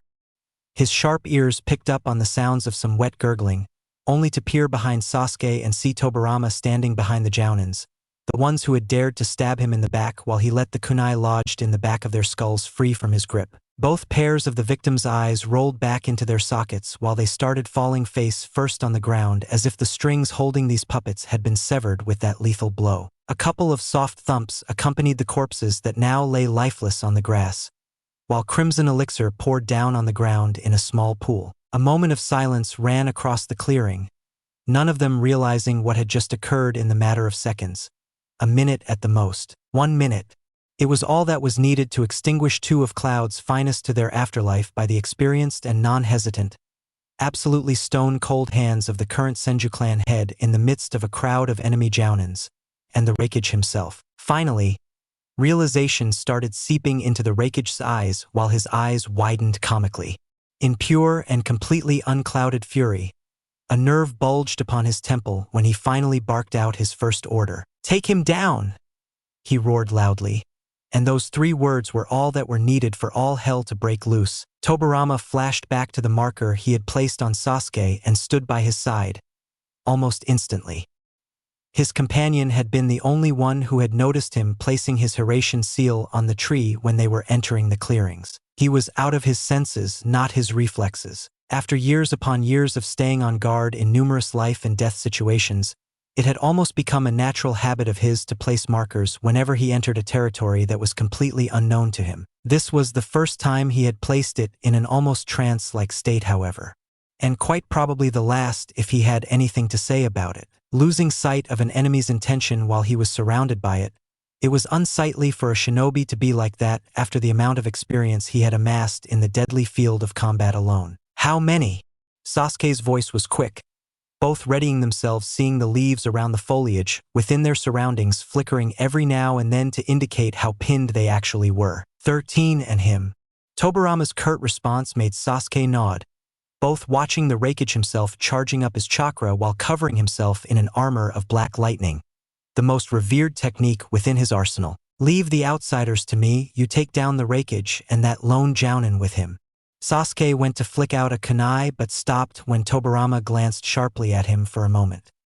His seasoned eyes narrowed in on the senju's hand blurring through simple hand seals, and he understood the coded message quite clearly. Rumble the ground. Sasuke's hands came up to his chest in a blur, and went through a chain of hand seals that were too fast for anyone other than a dojutsu wielder to follow. But the last seal was out for everyone to see while his hair flailed around with his sheen of chakra concentrating to epic proportions in preparation for his opening technique. His hands were clasped tightly in a snake seal. Earth-style dash! He roared, slamming his palms on the ground, much to the shock of everyone. A seasoned and veteran shinobi like him, announcing his jutsu out loud in a shout was unbecoming of their legendary statuses. Each of the jounins stopped their flickering in the shadows of the trees. They were doing so to not come within their eyesight and in order to prepare for whatever Sasuke had in mind for them. Terraforming, he roared, and much like what Tobirama had told him, the ground did rumble. The whole ground started falling apart, a huge chunk of bedrock coming up from the tectonic shakes his technique was letting out while causing a mini earthquake within its wake. The large chunk of bedrock thrusted above made the Raikage and his jounin jump back to dodge the insanely large piece of ground he had intentionally targeted towards them. Sasuke knew EI could easily tear that boulder apart into tiny pieces with a mighty punch of his revered black lightning armor. But there was a catch to it. If he did go that route, he'd have to risk targeting his own shinobi, standing right behind Sasuke, and given his reputation, he wasn't about to be taken down by a few little stones sent flying his way. By breaking his own jutsu no less, so all EI could do was dodge for now. But Sasuke's intentions were far more than what he was letting on, and it was proven right when he roared suddenly. His chakra output pumped up, shaking the ground violently with his massive earth release, while the tremors increased tenfolds. And the effects were instant. The whole firmness of the ground they were standing upon a moment ago, all but shattered in mere moments. Webs of cracks started appearing throughout a large radius of 500 meters, and within just a matter of seconds, the shrubbery around them was destroyed. The grassy fields made way for the bedrock chunks that threatened to overturn them in a second or so. The trees all around, including the ones that the Cloud Ninjas resided within, were uprooted like toothpicks being picked out from a moist pie. Sasuke let the jutsu down after 30 seconds, and for the life of him, he couldn't help the wolfish whistle that escaped his lips upon seeing the aftermath of his actions. He still had his edge. The whole clearing was now a pile of rubble and uprooted shrubbery and trees. Craters varying in depth here and there covered the land as if a chain of landmines had just been triggered within this area. The Raikage had finally had enough, and pushed away the large boulder he had held back with his arms, and looked around the area for any signs of damages. His eyes glanced around sharply, seeing his shinobi coming out all around the destroyed fields like cockroaches, and just as unharmed as their metaphorically referenced counterparts. All that, and not even a single clean hit? The Raikage all but snarled in contempt and pure disgust, but most of all, disappointment. To think a shinobi of his caliber would go to such lengths just to show. Whoever said it was for offense? Sasuke asked, feigning innocence that would have made a baby shy away from his gentle voice. EI blinked in confusion upon his response when a small voice reached his ears, a voice of swirling water. He snapped his neck the other way, only to see Tobirama standing there with his legs spread apart while his hands were clapped together tightly. His eyes were shut to focus all his concentration onto his task, and just as expected, a huge torrent of water was swirling around him in a violently grounded, yet controlled typhoon. His onyx eyes snapped open a second later, the typhoon of water slowing down before crushing its waves against each other in a loud booming voice. The water rushed outwards to all sides around him, splitting into several snake-like tendrils and slithering away from each one of their obstacles quickly, with an intent to all but skewer their enemies' lives into oblivion. The Hokage and his companion were quite aware of his attack and were swift to dodge those tendrils of water while they passed by them harmlessly. But 3 of his other jounins who were still quite dazed, or one other with a severe case of ringing ears from Sasuke's technique in his case, weren't lucky enough to escape. The water tendrils pierced their fatal organs and skewered out the other side with a complete change of color. Shouts upon shouts of unharmed cloud shinobi rang in the clearing upon seeing their comrades being killed off. Shouts of the deceased men's names or instructions to get out of the way, the only thing their stunned minds could comprehend at the moment. The rest, who were lucky enough to dodge, watched all those tendrils work around the clearing like snakes once more, before each of them splashed down into a large enough crater, thereby creating a newly made artificial source of water as if it were a natural phenomenon. EI glared murderously at his 2 opponents, now understanding their opening multi-step collaboration technique quite clearly. It had been thoroughly planned out from the very beginning, right at the moment Tobirama had decided to take on the offensive. And those accursed bastards had pulled it off perfectly, right in front of his very eyes. Tobirama's sudden burst of chakra, deliberately lacking any amounts of killing intent, was only meant to intimidate his shinobi into hesitating at the show of power by the man. Then, he had taken on the advantage by flashing back to his executors with his teleportation trickery to kill of his jounin in a slick movement, even further shocking them at the backfiring of their plan upon themselves. And just in that moment, Sasuke had pushed their advantage even further by planting a sense of panic with his own outshow of power, and that deliberately put-out shout of his jutsu had done its trick, thereby sending his men in a state of panic and having them run circles, all the while letting him prepare for his wide-area technique efficiently. That large earth release technique, with its primary target being EI himself, had distracted him by trying to keep away from those incoming boulders and keeping him busy trying to push back the largest one he had thrown straight at his face. All the while his panicked, half-minded subordinates had completely lost all sense of intelligence upon seeing the destruction he was wreaking, and not once realizing that it would just be serving as a distraction and a decoy to daze them and cut off their senses completely, which came to the secondary stages of their plan, and their second executor being Tobirama Senju himself. That thrice-damned Senju had stood aside, while his partner gave him the large window of time to concentrate upon gathering up all the water he needed by transpiring the moisture from all around him. His sensors, who were too stunned and dazed by their primary attacks,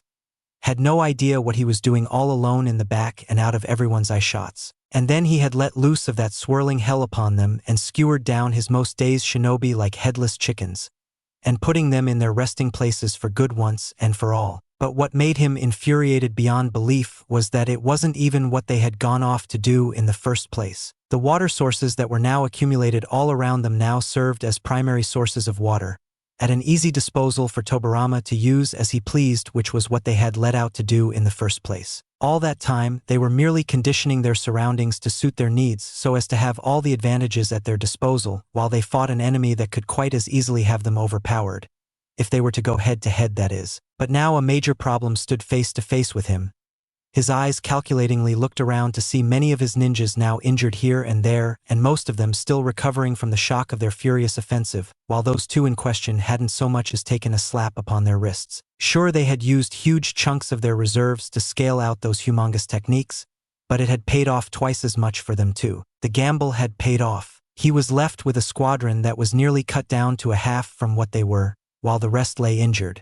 And top it all of, now they had the surroundings to use as they pleased too. A smart shinobi is always mindful of their surroundings. Academy Awareness 101, Sasuke recited sagely, and EI clenched his teeth so tight they almost threatened to pierce his brain, while the black lightning of his armor danced even more wildly around him. But Tobirama's deadly cold voice made the hair on each of the shinobi's necks bump up behind the chilly calmness it held, even in the face of such adversity, as if he were sure to come out as the victor at the end with no problems whatsoever. A legendary shinobi is one who turns the surroundings to suit his needs when the time calls for it. He recited Hashirama's prized quote, as if lecturing a pathetic, no-name civilian child in front of him. "Why, you bastards? I'll kill you, the eye roared, vanishing in a black flicker of lightning and headed straight forward to cleave Tobirama's head off with his fist. Tobirama raised his right arm up in an instant, his blade flickering into life almost instantly to block the Raikage's fist. Bam! Tobirama's heels dug deep into the ground, while he backed the blade with his left palm to apply all his strength to stop it in its place. His biceps strained under pressure while nerves bulged out from them along with his forehead, showing off just how much physical strength the lightning shadow must have possessed to push him so much with merely his lone fist. Now you're mine, the eye snarled, raising his free fist and bringing it down to break down that sword and the bastard of a man who had made his life a living hell in the past few minutes. No years at that, once and for all. But his hands overreached and tore apart the ground instead when Tobirama all but vanished into thin air once more, and appeared back at the tree that had marked his first 2 kills lying on his feet like thrown-out trash. The Raikage looked up, his eyes turning insanely bloodthirsty when Tobirama purposefully stepped upon a corpse's head, on his headband to be precise, and walked over it a couple steps to emphasize his point to the downed man even further, to show him just how far beneath Cloud was to the leaf, be it in terms of strength or of respect. With each step, the Raikage's killing intent increased exponentially. He was taunting him, mocking him, lightning style, electromagnetic murder. Tobirama ducked under the concentrated beam of lightning that passed above his head, doing nothing more than raising a few of his hairs through static as damage, but what happened next did indeed surprise him. Lightning style, 16-pillar bind. Suddenly 4 pillars made up of pure lightning sprouted out around him in a square formation at each corner, thereby concentrating their beams on their center, the center being him, and rendering him completely paralyzed and open for any sorts of attack. He winced, feeling the beam skewering through his abdomen and most likely near his kidney, while he trembled upon feeling the electricity cackle into his nerves from the wound while his blade slipped past his fingers and fell lifelessly upon the ground. Lightning style, now you're mine. AI charged in, as blind as an angry bull at finally having the chance to enact his vengeance upon the bastard for all the horrors he had put his country through in the last great shinobi war. Lariat! He roared, thrashing his elbow to the vulnerable Senju's neck and cleaving it off clean with his elbow. Splash! Tobirama, as AI most likely cleaved in 2, split into 2 parts of water and sprayed his front completely wet. Substitution! He growled out, hearing another shout from behind him. HHH! The Jounin who hadn't left EI's side since the beginning screamed in agony while a cackling yellow blade sprouted out from the front of his chest. A thin streak of blood slipped past the corner of his lips while he glanced back into the deathly cold eyes staring at him unflinchingly without so much as an ounce of remorse held within its gaze. Squelch! The stoic Senju kicked the body aside harshly, flicking his blade clean of the blood that dripped from the tip of its blade, and turned to hear another couple of shouts behind him. The 2 cloud ninjas who had attempted to restrain him, and had almost been successful as was evident by the deep gash by the side of his waist when he had substituted with a water clone but still had gotten grazed by the still-forming electric barrier that tried its best to trap him. But in the end, it was all in vain. A number of earth spikes were piercing their twitching bodies, that still refused to believe themselves to be dead but were quivering their left life out to Mother Nature when crimson pooled underneath them and painted the ground a deep scarlet, almost black within its wake. They shouldn't have taken their eyes off Sasuke. Tobirama clenched his waist with a wince,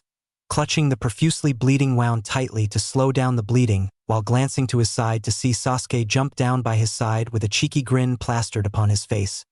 No doubt from the pride he felt at doing so. Sasuke's eyes saw the world spin comically, and he felt his body going in a parabolic path before falling down on the ground with a thump. But his eyes widened when he saw a headless body fall down on its knees while Tobirama retracted back his arm holding the blade to his side. Next time you try to henge into Sasuke, do not grin. Sasuke never does, not during combat. Were the last words Sasuke's head heard before light left his eyes, and Tobirama glanced back to see a tattered Sasuke coming by his side with a limp while holding the opposite side of his waist as compared to the stoic Senju. And then there was one. The elder Sarutobi chimed in, only then making the Raikage realize that they had all but cleaved down his jounins with as little effort as they could put out while suffering only little damage in its wake. Tobirama did arch an eyebrow seeing several cuts and wounds on Sasuke's torso, especially the deep gash extending from his back and only going deeper down to the side of his waist. They had a genjutsu user in their ranks. Bastard was a sensor and a kenjutsu user.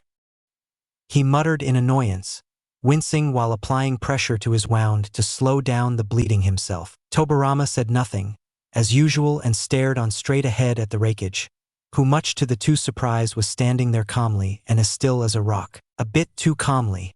For one who had all but lost all his men. Wait, all his men? There were 15 Jounin level chakra signatures, and 3 Kage level, which meant Tobirama had no time to even let out a warning shout before he jumped aside while ignoring his wound that screamed agony to him, only for a large broadsword with a strange design coupled with a talisman of sorts at its end to strike down his last position. He breathed a little easily when he saw Sasuke too had dodged cleanly from his supposed attacker too. At least within his own field of vision, that is. Both Leaf Shinobi skid backwards and looked on at their attackers critically. Sasuke, though, was praising his luck at barely dodging that fist that had all but cleaved his head off with that strange glowing thing wrapped around his attacker's arm. Had it not been for the head that Tobirama had cleaved cleanly and threw in front of him, and seeing the shadow of the attacker's reflection within his headband, that attack would have surely been lethal. But he had gotten out with merely a scratch grazing his cheek. "Ginkaku, do it!" Sasuke's supposed attacker shouted out loud, and the one that had tried to attack Tobirama, now identified as Ginkaku, rushed Sasuke quickly at blinding speeds. Sasuke merely watched on in amusement as the man brought his oversized sword above his head to try and get a hit on Sasuke, as if he would let him be hit with that slow of an attack. What the dash? He clenched his neck when suddenly a blue translucent cloud forced its way out of his throat and lips, hovering in front of him like a kindred spirit of sorts. Ginkaku brought his sword down, while Sasuke jumped back but only saw Ginkaku slashing down that strange blue cloud from his lips, while it was absorbed straight into his blade. Shikasaiken curse. Ginkaku laughed at catching him off guard, and much to Sasuke's confusion, he felt almost nothing at all wrong with his body. He saw both identical-looking men, apart from their golden and silver contrasting hair, that is, laugh humorously as if he were already dead, and he narrowed his eyes on these new latecomers in their battle. "What hell do you do, umph?" Sasuke's voice became muffled when a hand roughly clasped his mouth shut. He pressed down the tip of his kunai to the point where his abductor's liver would be to make a fatal blow, only to hear an all-too-familiar voice whisper something within his ear that made him stop his silent attack. "Don't speak," Tobirama whispered in his ear, now understanding the gravity of the situation they were in with these two new fighters joining their enemy. Sasuke nodded curtly, and Tobirama let his mouth free while stepping by his side. "You are cursed, Sasuke. They put it on you just now." His silent questioning glance was answered by Tobirama almost instantly while he eyed the two laughing men warily. "Do exactly as I say and you'll be fine," he whispered, and Sasuke nodded silently. Tobirama, meanwhile, was racking his mind violently. He had knowledge of their weapons. The tools belonging to the Sage of the Six Paths himself were revered enough to attract his attention and probe him to garner as much knowledge as he could about them. But he had only scoured out so much before hitting a reef of mystery. Myths in ancient texts said that those tools could only be used to their fullest potential by someone of its master's pure bloodline only, which meant these two idiots were in some way related to the father of all chakra. He had heard rumors of Kumo possessing the amber exorcism bottle that they had used to capture the once rampant Hachibi, after failing pathetically to capture the Kyuubi once before. This solidified those rumors completely. They possessed not one but 5 of the 6 tools from the sage, with 4 of them now in action right in front of him. Not much was known of their abilities, but as far as he could tell from the strange thing he had cleaved off from Sasuke's lips before absorbing it into his blade, he could make some vague assumptions. Each tool used some sort of a sealing technique, and from this it was most logically a cursed sealing technique. So it probably had something to do with his voice or words, but that was only an assumption, based on no evidences or proofs whatsoever. Still, Sasuke had spoken a few words before and nothing at all was wrong with him, so, "Sasuke, say my surname. And only my surname. Nothing less, nothing more."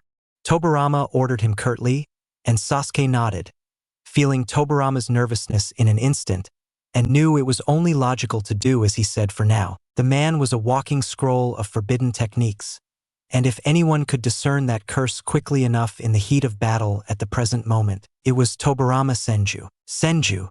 Sasuke breathed a sigh of relief when nothing happened to him once more, and Tobirama nodded curtly, filing away this new development quite intently. The slight stiffening and seriousness of his opponents seeing his actions was enough to warrant his fears that he was walking on the correct path. This strange curse had something to do with either his voice or his words. That much was certain. "What did you do to him?" he asked out loud. He had to gather as much information and buy as much time as he could to understand the curse placed on Sasuke. Both Ginkaku and Kinkaku laughed maniacally, crying tears of joy. Now that would be telling.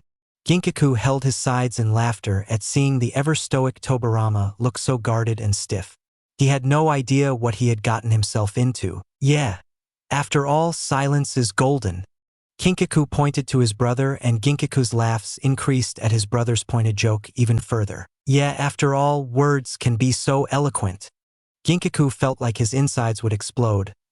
Oh, how he would love to see their shocked faces when they realized how they had been done for without even a simple fight. "You damn idiots, stay serious for once. I want this bastard dead. Do not let that damn Senju out of here alive." I roared angrily, and jumped down by the brothers' side to make their laughter cease. "Yeah, boss, don't worry. These two are dead men already." Ginkaku waved his hand dismissively, and Ei had almost half a mind to attack his own companions right now. But they were right. With the tools and the strength of his secret weapons, there was no way that those two could leave here alive any further. Tobirama, though, did narrow his eyes on the silver-haired one, especially his pointed joke that had made the golden one laugh even harder. The two had no sense of duty whatsoever, and only seemed to be here for fun. Silence is golden. Silence is golden. Silence is... A bulb went off in his head at their implication of words. Now he understood what had piqued his interest in that joke. It wasn't the words, but the implied sarcasm in their tone, which meant it had something to do with the curse, since the silver-haired idiot had glanced at Sasuke for a split second when he had put out his joke, while Ginkaku had laughed harder. They were implying Sasuke to stay silent to stay alive, which meant his secondary assumptions were correct as well. It had something to do with silence. Words can be so eloquent. What did he mean by that? Tobirama racked his brain for an answer, quite glad that the Raikage was quite interested suddenly to let them have their time to make the first move and further solidifying his previous assumptions. Eloquent, that idiot was being cryptic, which meant choose your words wisely while staying silent. Tobirama was running down a number of assumptions, to see which held the most true in this case, and then hope that he was right lest Sasuke was done for. Wait, that's it! He blinked and then blinked again upon deciphering those two cryptic jokes in an instant. Silence is the key, but words must be chosen carefully, he stated flatly, and smirked when the brothers' eyes went wide at his words. They had given everything away without ever meaning do so in the first place. But such was the keen mind of Tobirama Senju, never one to be trifled with. Sasuke. The Sarutobi clan head looked on curiously at his only source for hope and sighed in relief when Tobirama's smirking face was within his vision. That thrice damned Senju had figured it out already. Both parties thought simultaneously, although the feelings towards him were the polar opposites in every sense of the word. Oh, the irony! Only say Senju.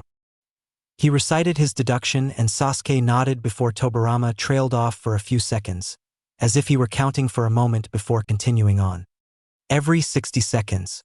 Do not stay silent for more than that, and whatever happens, do not say anything else. Call me out and use hand signs to communicate. You get me? Do not say anything else, no matter what. Tobirama didn't bother for a reply, but Sasuke nodded, smirking himself at seeing the absolutely livid expressions on his enemies' faces. Tobirama could do that to people. He had quite an experience with those situations himself. He might have chuckled, had the situation not been so cruel in pure amusement. I'll take the Raikage, you go for the idiotic-looking two. Tobirama's voice was strict, and none emotion whatsoever could be realized within his words. Ginkaku and Kinkaku bristled in anger. Not only had he deciphered their technique in a matter of seconds, but above all else he was dismissing them and calling them idiots as if it were everyday news. They glared murderously at Tobirama, all but forgetting about Sasuke in anger and going in to attack the Senju with a yell of bloody murder. Earth style. Earth Dragon Bullet. Sasuke whispered within his heart to garner their attentions and take them away from Tobirama to let him deal with the Raikage once and for all while he himself got it over with these two clowns. The Raikage, Only with his vast experience and his superior reflexes did he dodge the slash from behind after Tobirama had mysteriously vanished right in front of his eyes. He reared his right arm back, pulling his forearm back to point out his elbow above Tobirama's head, while it glowed a deep black and cackled ominously. Elbow! He brought down his dark lightning-enhanced elbow strike, but Tobirama vanished again.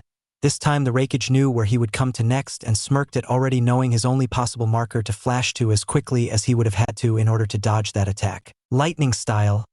Reverse lift. Tobirama's eyes almost bulged out of his sockets when his lightning-charged heel made contact with his wounded waist while EI's roundhouse kick made perfect contact with its target area as he had intended to. A silent scream escaped Tobirama's lips when the Hokage twisted his body at inhumane speeds and delivered a forceful fist, once more straight to his wounded waist and charged out a massive pulse of electricity into his wound. His body rocketed back like a rag doll, tearing its way through a huge pile of rubble and leaving a 30-meter streak in the large pile of mountainous rubble filled with trees and boulders. The ever-stoic Senju blinked unfocused, his eyes showing him nothing but blurs while he tried to shake off the cobwebs within his head. His wound felt numb, much to his relief and annoyance. It meant that it had been wounded so deeply now that his brain was in shock from the pain alone. And that was the cause of his relief too, because it was only the pain that was keeping him conscious from the death blow he had just taken head-on, twice in fact. He looked down, his eyes still cloudy, but he could see a strange dark, murky substance pooling down on his lap, and he coughed out that same substance thickly from his mouth when it choked his throat straight onto his lap. Blood, he realized. I walked on towards the form of the downed Hokage, a proud smirk plastered on his gruff-looking face. That bastard had landed quite a deep gash on his back while he had gambled all in his last strike. But it had paid off. The Senju would be dead just by bleeding out in a few minutes, way under half an hour at most. And that was only if he was lucky. His smirk only widened seeing Tobirama's fallen head, while his eyes went back to the sword that was lying a few feet away from him. An idea formed in his head. It would be a fitting end to a swordsman to die by his own sword, right? He mused and grinned evilly, an insane look flashing across his eyes. Meanwhile, Tobirama was only focused on trying to regain his bodily functions back as much as he could.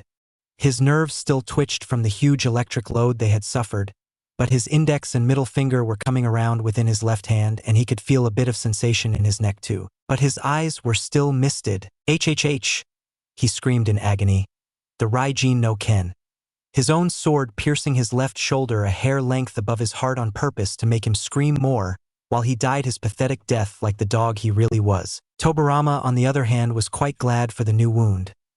His eyes had been restored to focus and his neck was now in the perfect position too. Slowly, he raised his index and middle fingers on his right hand to hold up a shaky half-ram seal upon his thighs and glanced up straight at the Hokage while his lips pursed together with a small opening, as if he were going to let out a small whistle. Water-style dash. He winced when the Hokage kicked his wounded waist once more in a harsh kick, but kept all his concentration upon his last gathered chakra. Water senbons! He screamed inwardly when the Hokage pressed his foot even more upon his waist to increase the pain tenfold. But he let out 2 water senbons from his lips before his concentration broke. But that was all that he needed, as his couple of senbons were straight on the mark. HHHHHH, my eyes! The Hokage's blood-curdling screams rang across the clearings while he clutched his eye sockets in agony and in vain. His eye sockets were now flowing rivers of blood, while he bled at 4 times the speed of Tobirama's own wounds. He had been overconfident in his victory and had dropped his guard, while he had let his opponent breath even when he had the chance to kill him cleanly with a single strike. The man's hunger for theatrics had costed him dearly. Tobirama's eyes widened when he saw the Hokage stand still and try and make his way towards him like a blind man. Move! He whispered in his mind, trying to move anything and everything that he could at that moment of time. A streak of horror ran down his mind when he saw the Hokage take another 2 steps at him while clutching those bloody rivers that were once his eyes. Move it! He thought, frantically trying to get a little sensation back in his arms to have at least some protection from that blind yet dangerous man. A single strike and he would be dead. No, not yet. Move, move, move, move, movie, damn it! His mind roared. But his body betrayed him today. For the first time he knew he was going to die, but he had far too much to live for. He had to repent for his failure at Mito's feet. take all the rage and curses from his little Tsuna.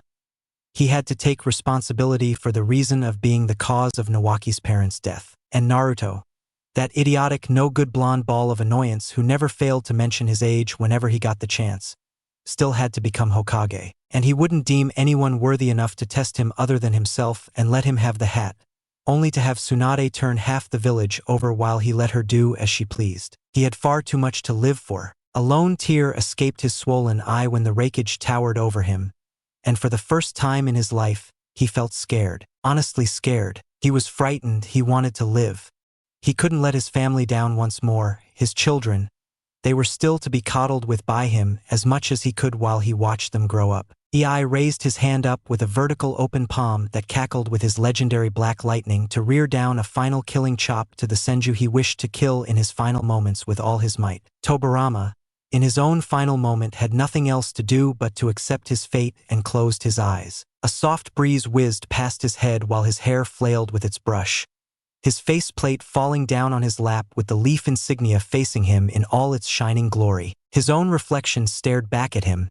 He couldn't help but smile. He really had gotten old. Not yet, Tobirama. Hashirama's voice whispered in his ear, and his eyes snapped open to see an ethereal image of him rearing down upon the wreckage from the back, the sun not letting him see even his final moment's hallucination. Not yet, you damned Senju. We have far too much to live for. Tobirama's eyes widened upon realizing whose voice it really was. Sasuke. Those words strung a chord in his heart, and a spark of hope lit up within his heart at hearing the conviction behind those words. While Sasuke came down from his mighty jump like a soul-hungry Shinigami scouring down for his long-awaited soul. Both his hands clenched the kunais in his palms tightly. He couldn't miss this. Just as Ei started rearing down the chop, Sasuke dug his two kunais in the back of skull and fell down on the man's back roughly to push him down off balance with the help of his bent knees. Ei fell forward lifelessly, Sasuke following him a moment later in a thump right in between Tobirama's knees. The elder Sarutobi looked up and breathed in relief, only to see Tobirama looking at the dead Ei blankly. But his heart shook to the core when he saw the two silent streams of tears rolling down the man's cheeks, while Tobirama let out a content sigh with a smile. Sasuke stumbled on his knees, crawling pathetically to him, and tore apart his shirt, the largest part he could find in one piece, and stuffed it tightly in the man's gaping large wound. Tobirama! Sasuke tapped his cheek, only to see his eyes starting to roll back from severe blood loss so much so that he wasn't even realizing any pain now. Stay awake! He snarled in a whisper, roughly cupping his cheek and shaking him awake. If he closed his eyes, Sasuke knew they wouldn't open again, ever. He smeared off his blood from the wounds he had himself covered in, and brushed it on the back of his palm. Inu Saru Torai Hitsuji. Ninja art dash. He coughed out blood, but didn't let it mind him one bit, gathering up all his remaining chakra to the point he himself felt his consciousness fading from chakra exhaustion. He slammed his palm on the ground and kanji smeared all over the rubble. Summoning! Was all he could whisper before he too fell sideways in a thump, and a poof of smoke appeared near the kanji-covered circle by his side. The little baby ape he had summoned with the last of his chakra, who had a small bow staff on his back and a leather holster to hold some more weapons, blinked, before his eyes widened upon seeing the state of the two barely breathing leaf shinobi in front of him. One being his own summoner. Kiki! The little ape hooted hurriedly, fumbling through his holster before unfurling a large scroll and laid down the two battered leaf shinobi on it, as gently as he could, and all of them disappeared in a poof of smoke. Uzumaki clan compounds. Mito-sama! The whirlpool heiress heard a shout. Pursing her lips, she kept the cup of her evening tea aside. No doubt she wasn't amused at being disturbed in such an uncouth manner during her relaxation times, as was evident by her thinly pursed lips that refused to give away her emotions to no one whatsoever. She arched an eyebrow when she placed her palms upon her thighs to get up, only for the uncalled guest to come running into the backyard as if the Shinigami himself had placed a hit upon his very soul. He was a Chunin. His vest and the way he puffed as if he had run down 1,000,000 miles gave that away quite easily to her. Yes, her melodic voice asked the man, who panted and looked at her hurriedly. My lady, you must make haste. Her eyebrow arched even further up at his words. You're needed at the hospital. He got out in heavy breaths while the woman in question sighed. So much for some downtime. oh well, they only called upon her help when the case was out of everyone's abilities, which was once in a blue moon, by the way. Having been trained a lot in the medical arts in her younger days, and having been the wife of the man whose prowess in the field was still unrivaled, she had picked upon a lot of skills that most would give a couple of their limbs for in exchange for the plentiful knowledge she possessed. All right, then just let me go and get changed. She got out and stood up, going to walk in to get out of her loose robes she usually wore in the house in exchange for one of her formal kimonos. It was unbecoming of her status to look this way in front of anyone. Her hands picked up the cup and the plate holding her snacks to tuck them in the kitchen, while the man looked ready to chew his way out of his lips in a few more seconds out of pure anxiety and nervousness. Her soft steps echoed throughout the silent estates when the Chunin finally decided to say the dreaded words he had been avoiding all along. "My lady, please hurry." Her eyes turned sharply to the man who gulped at feeling her dangerous stare eating away at his very soul each passing moment. "It's Lord Hokage," he whispered dreadfully, and a sharp sound resounded all around the house. Clink, clink. The crockery in her grip fell down and shattered into countless pieces while the temperature of the area dropped a couple of degrees. She gulped down a thick choke, hoping for all the heavens in the world what she had just heard had been a mistake on her part. "What?" she asked, her stomach having lost its appetite in but a moment while the Chunin's gaze traveled down shamefully to the ground. "It's Tobirama-sama, my lady, he and Sasuke-sama." His voice trailed off when he looked up, only to see he had been speaking the last word to no one but thin air and lifeless walls. Mito was already on her way, making straight for only one place that was on her mind right now. Konoha Hospital, Konohagakure no Sato. With the events of the previous day unknown to everyone but a select few who were considered worthy enough to be disclosed with such privy information. Even so, the village still held a solemn air within its usually bright midst. The reason being the news that had spread like wildfire among the entire population of the village, hidden in the leaves. The substantial news being the untimely death of the head family of Konoha's most influential and powerful clan. Konoha Memorial Grounds. Almost the whole village, that is the shinobi half who had been allowed to step in here, had turned up and gathered for the funeral proceedings that were to take place in a few moments and offer their condolences to the duly deceased. The remaining Senju head family, consisting of just Mito, Tsunade, and a little Nawaki clutched in Mito's arms, stood up front with the few remaining members of their clan behind them. Naruto, along with Due and Tsukumo, stood aside and quite surprisingly had chosen to be with his friends rather than his clan, as was the custom followed throughout the decades. "Naruto," Tsukumo whispered in a hushed tone, his head held down in respect while the blonde paid rapt attention to his friend, all the while glancing at the front worriedly every now and then. "Sensei isn't here," he whispered, getting a small nod from the blonde who had noticed it as well. "Tobirama Ji-chan isn't here as well." The blonde whispered his own musings, and Tsukumo nodded, already having seen the missing Senju clan head from the get-go. That was the strangest part. Tobirama himself not attending was really bugging the blonde quite a bit. Something big must have happened for their sensei and the Hokage himself being absent from such an important gathering. He had rushed almost instantly after scouring out a traditional jet black kimono to wear as soon as he had heard the news, with Tsukumo being his messenger. They all turned silent when Hiruzen walked up front to be the one who had volunteered to be the one who would pass out some last words for the fallen family. "Today we are all gathered here for the grievances of some people we all loved and cherished with all our hearts." His gravely sad voice rang in the empty grounds, while each head bowed down a little in respect for the two coffins in front of them that held the two lifeless bodies within its cold confines. Today the earth had two gentle souls less, while the heavens hold two more. Deep within each of our hearts their memory is kept, of ones we loved and whom we shall never forget. Their lives a beautiful memory, their absence is a silent grief. Mito clutched the little boy held protectively in her arms even tighter while doing all that she could to keep herself composed for her little children. In that moment she knew no mother should go through with the curse of having to bury her own children with her hands while she lived on with the weight of their deaths laid upon her shoulders. She didn't even have the courage to be the one to speak those last words she was hearing just now. A mother just couldn't say those dreaded words no matter how hard she might try. Naruto himself bowed his head deeply to hide the tears prickling in the corner of his eyes from everyone, while the words being spoken stung a deep chord in his heart. A million questions passed his mind in a split second, none of which had any positive answer whatsoever. Hiruzen continued on after taking a deep, composing breath. Time may pass and fade away, but the memories of these kind souls shall always stay. A cluster of memories sprinkled with tears. We wish Kami had spared our loved ones a few more years. The held-back tears in most eyes were becoming harder to hold back with each word that passed Hiruzen's lips. But a small voice broke the small bout of silence, his words doing enough to break most of the dams that were holding back a flood of emotions in their hearts. Bachan, why aren't Tsunade and Kachan speaking?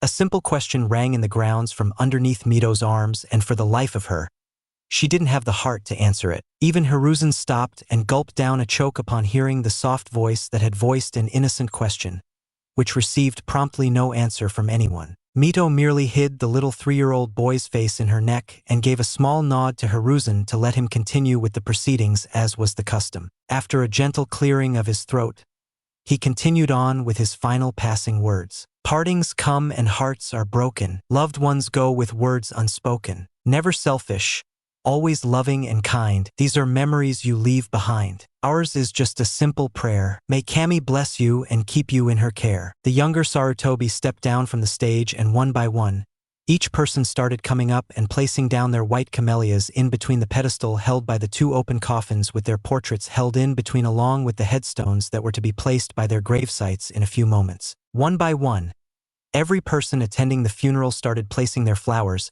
and offering a last prayer to the 2 fallen souls, with the Senju head family being held back for last. Naruto stood beside the coffins for a second, his eyes bleeding crimson out of everyone's eyesight to etch the memory of this scene deep within the recesses of his mind permanently. He kept the flowers and walked away without doing the formality of saying a small prayer like everyone had done before him. It would only belittle the memories he had of the 2 in his mind right now. It would give him a reason to move on and forget them, and that was something which was completely unacceptable to him. Mito gave a small shake of her head to Hiruzen, letting him know she wasn't in any state to go near the cold corpses of her children even for a second. She knew she would break down if she so much as even glanced at their pale and colorless faces for even a moment. Nawaki forced his way out of her hug and looked on towards the coffins that were being readied to be closed any moment now. But his innocent mind still craved for answers that he wasn't getting right now. Bachan, why won't they speak? Once more he voiced his question out loud, the 4 Senju clan members stopping momentarily when they were going to pick up the final lid of the coffins with the Senju clan insignia embossed upon them as soon as his soft voice rang in the clearings once again. Tsukumo glanced worriedly at his best friend. Just seeing him standing in the back all alone with shadowed eyes, it killed him at not knowing whatever it was that Naruto was feeling right now. He knew he was quite close with the fallen family members, having heard of many great things from his lips on countless occasions up until now.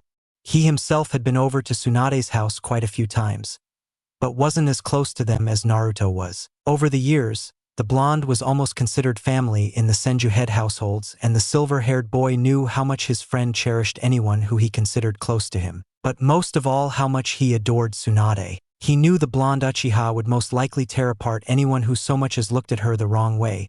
To think what his thoughts would be on thinking how broken she might be because of this and what was most likely going on within his mind, it unnerved him, but he was quite worried for his friend due to plenty more reasons, but one being the most prominent of them all. Seeing her in pain, it must have been killing him right now. He put on a strained, understanding smile, Dewey smiling sadly upon seeing what his friend was trying to do, and urged him to go on with a subtle nudge of his shoulder. Tsukumo clasped the spaced-out boy's shoulder gently, and just like he had expected to, his friend's neck snapped straight to attention at him. But the expression plastered over his face wasn't one he was expecting. Instead of sad and sheen-less azure eyes as he was expecting, he was met with blazing crimson eyes that had their 3 tomos circling slowly, almost menacingly within them. "Don't!"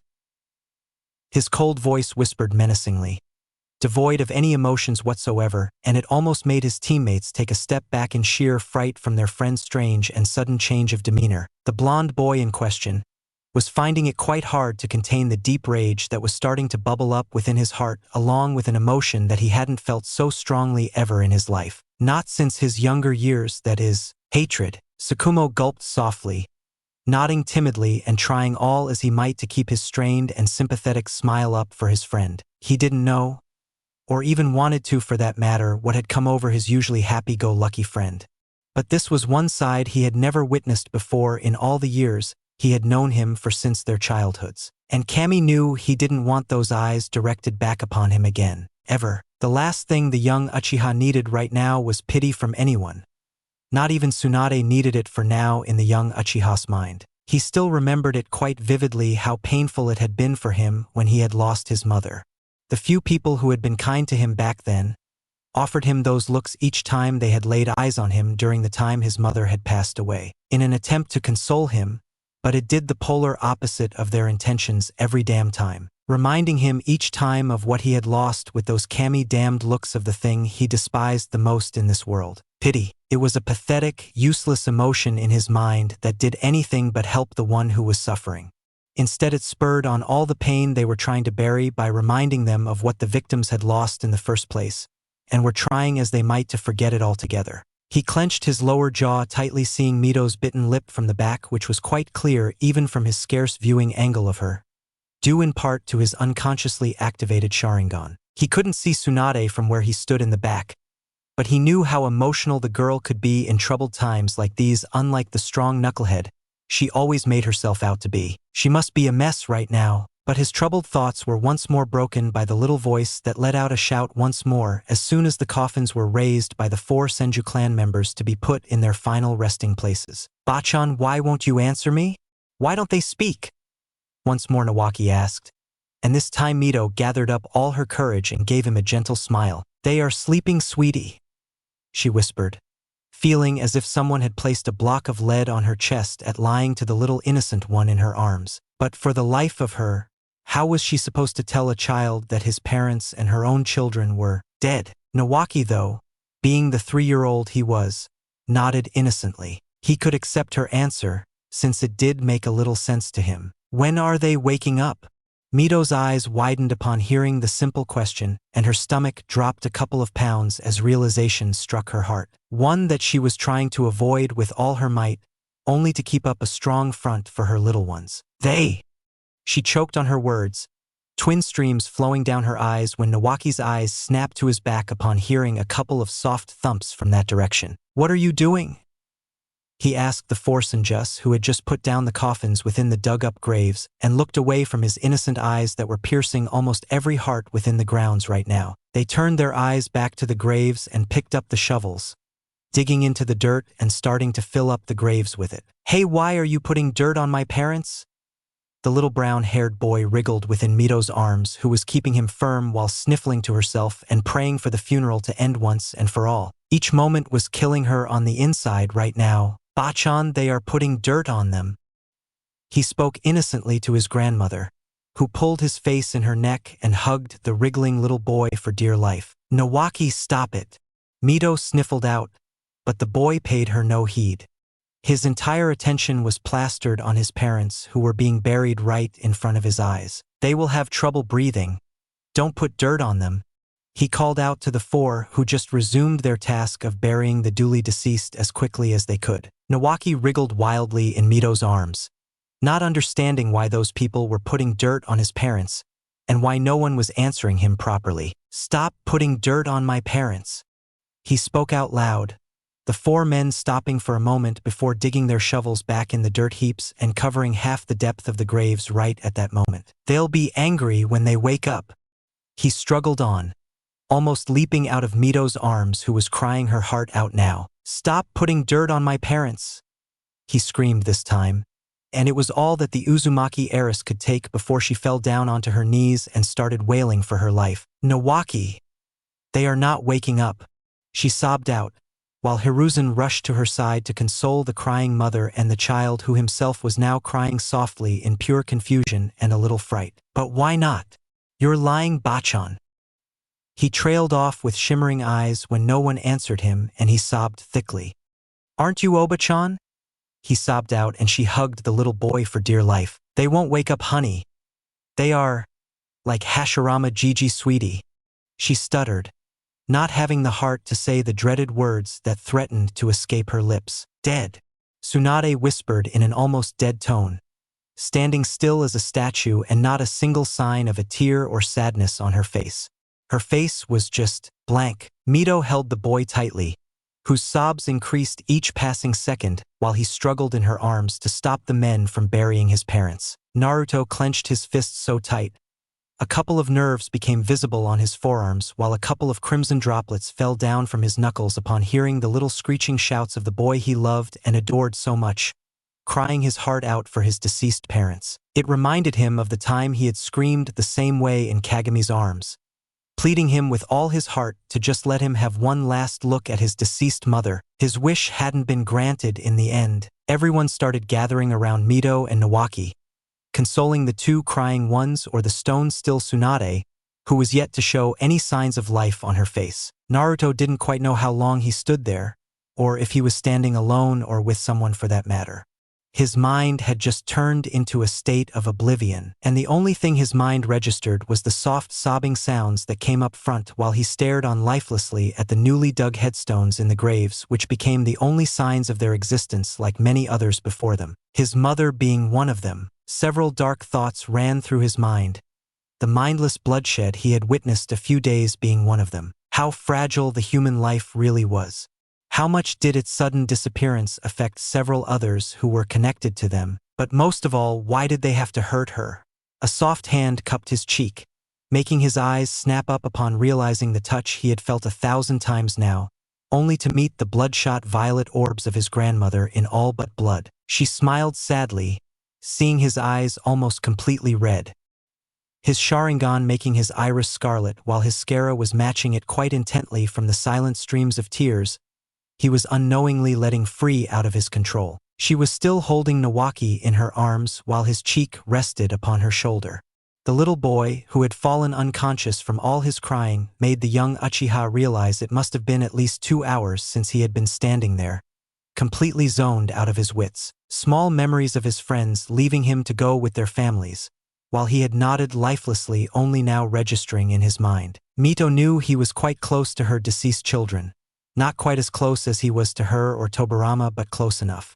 It came as no shock to her that he was hurting too, but she knew he could handle it for now. It was Tsunade who had her truly scared out of her wits. The girl was silent as a mute ever since this morning, and was only nodding with no signs of crying anywhere near in sights, and was staring lifelessly at the graves with no emotions whatsoever. And she knew the only person who could get her to let it all out right now was standing right in front of her very eyes. She wrapped her free arm around Naruto and pulled him in a warm, comforting hug, running her fingers in his silky hair, and kissed his head softly. He hesitantly wrapped his arms around her waist and hugged back the woman he trusted with all his heart, feeling her pain and misery just through the small contact they had. "Naruto, will you do something for me?" Her voice was rasped. She sounded so tired. He nodded, not even needing to think twice about agreeing to whatever it was that she wanted. "I'm going to go and take Nawaki home, then head on home after I've done some work back at the hospital." He wanted to argue, tell her to go home and rest, but digressed for now and stayed silent in her gentle embrace. "Take care of Tsunade for me, will you? Can you do that for me?" Her voice so gentle, like always she could make him do anything she pleased with just a few words in her ever melodic and elegant voice. Only one person other than her had such a tight hold over him. "I will, trust me," he whispered unconsciously, relishing in her embrace for a moment before letting the woman go while passing her a little reassuring smile that didn't fool her in the slightest after all the years she had spent with the boy. Once more she cupped his cheek, looking at the boy longingly for a moment before placing her lips on his forehead and nodding with a genuine smile. He had grown so much right before her eyes. "I trust you," was all she said before walking by his side and going off straight to the Senju clan compounds with Hiruzen shadowing behind her like a hawk from afar, to keep an eye out for the distraught woman's health and safety. Naruto just walked in front up to the two graves, looking up at the darkening sky for a moment to gaze at the sun, almost completely dipping into the horizon. Only he and the girl sitting in front of the graves were left there all alone. Tsunade sat there silently with her knees pulled up to her chest while she sat like a ball in the presence of her parents. Everyone else, already having left after the completion of the funeral to move on with their lives now that their formalities had been done and over with, he stood behind her, tucking his hands in his pockets and just standing there silently like a soul reaper eyeing his ripe soul lifelessly. Shadowing above her to make sure she was all right, Tsunade just stared on at the names engraved upon the headstones lifelessly, brushing her fingers over the names every now and then before wrapping her arms around her legs and continuing on to stare blankly at the graves. She knew someone was behind her. She could feel it even though not having her senses expanding she knew who it was. But it calmed her down knowing who it really was. Only one idiot was foolish enough to keep an eye over her while letting her do as she pleased, just like always. Both just stayed in silent, neither having anything to say to the other. "I'm going to stay here for a bit. You can go home," she whispered after half an hour of silence had stretched on between them. She got no answer, just like she had expected. Not even a small edge of movement came from the shadow that loomed over her from behind. She fell silent once more and looked on at the gravesite as dully as before. A soft yet ice-cold breeze whizzed over the whole village, making Naruto brush the golden locks that flailed over his eyes and looked on at the girl who was rubbing her arms together to protect herself from the cold with narrowed eyes, now shimmering with a hint of concern in their deep recesses. His eyes hadn't reverted back to their blue counterparts ever since they had first turned crimson today, and didn't look like they would anytime soon. "Naruto." Her soft whisper made the Tomo's circle in his eyes a bit right before he stepped a bit closer to her, to let her know he was there for her like always. "I'm cold." Her words were simple, and he knew what she wanted in a split second. Ever since they were kids, he would lend her his jacket to wear whenever it was cold and they were out and about, never caring how he felt himself, masking his own frigid state to show her he could make do so as to not make her feel bad about taking advantage of him. He personally could take care of himself as long as she was all right. Misa had always teased him as being her personal talking ball of blanket after all. He shook those depressing thoughts off and just stood there for a moment, yet after a deep thought he found there was nothing he could do. He was wearing a black kimono shirt as was the custom for funerals, so he didn't have his jacket on him. He would have to leave her alone to go get it for her. Tsunade herself knew he wasn't wearing one. She just wanted to be alone for a little longer with her parents. But he didn't have to stay here for her and torture himself just for her sake. He could go home and get himself a jacket and something to eat while he was at it. Her thoughts trailed off when a pair of arms snaked around her stomach from behind, pulling her back between a pair of legs, and a firm chest supported her back in a snuggly embrace. The young Uchiha's chin rested upon her shoulder while he held her protectively in his arms, away from the cold breeze blowing around them. He couldn't leave her alone now. He just couldn't leave her when she needed him the most. Tsunade actually let her lips curl upwards and smiled softly, all the while hiding the lower half of her face in her thighs. He wasn't the warmest person to hug in the world. Actually, he wasn't as warm as she was. That much she knew from the years she had spent hugging him to death on countless occasions up till now. But he was always there for her, just like this moment, whenever she needed him. And he would always be the warmest person for her in those times. She could always fall back on him and rely on him to make her feel like this, to make her feel safe. Her body started quivering in his arms, not from the cold but from the way he was breaching her barriers and poking into her inner turmoil with his calming presence that was now wrapping all over her heart. The moonlight shone over the two, their shadows stretching on in the memorial grounds while darkness started taking over the night completely in its wake. Any other day, someone might have found the sight in front of them to be adorable. But today it was different. Naruto gave a gentle squeeze to her waist, placing his lips on the back of her head softly, and she curled up into an even smaller ball than before as soon as his tender gesture was done. "Naruto." Her voice started cracking, and it took all his will to not let his chakra flare angrily. But it did coat him completely. The deep menacing purple surrounding him made the night scavengers hovering around the fields fly away from his menacing presence as it started filling up his surroundings like an engulfing flood that couldn't be stopped by anyone. The oppressing aura would have alerted anyone to be on guard for an attack, had there actually been anyone present within their vicinity. It did that for anyone but the girl in his arms. For her it was as if it were a protective layer that was now coating her from anything that could so much as touch her in that moment. "Shoo!" His gentle voice cooed in her ear, flipping the small ball in his arms a bit sideways to settle her comfortably on his lap and letting her bury her face in his neck. As soon as her arms wrapped around his chest, her soft sniffles raised up into loud wails of agony. Her own humongous chakra reserves started going haywire with each wail she let free of her own confinements. But unlike the young Uchihas, the Senju heiresses was a bright golden that made a light and sad aura. It would have made anyone cry from the emotions that swirled within its torrent. And it did do so for Naruto, who cried silently upon feeling the pure anguish in her cries. The way she clutched his chest like a lifeline, and the way she pushed her face in his neck to let out all her inner turmoil almost made him go berserk, while his eyes glowed in the dark recesses of the night like shining crimson rubies. They shone unlike anything they had done ever before. Ever. Naruto. She wailed out loud and clutched his shirt tightly in her fists, whimpering in anguish, and he gently started rocking her back and forth like a little infant to soothe her pain, placing soft kisses on top of her puffy cheeks every now and then, while he merely stayed silent and cooed soft whispers to let her cry it all out once and for all. Unlike anyone else who might have consoled her that it was all right, or that everything would be fine, he stayed silent. It wasn't all right. Her parents were dead. They were never coming back. The hole that had been created in her heart would never be filled.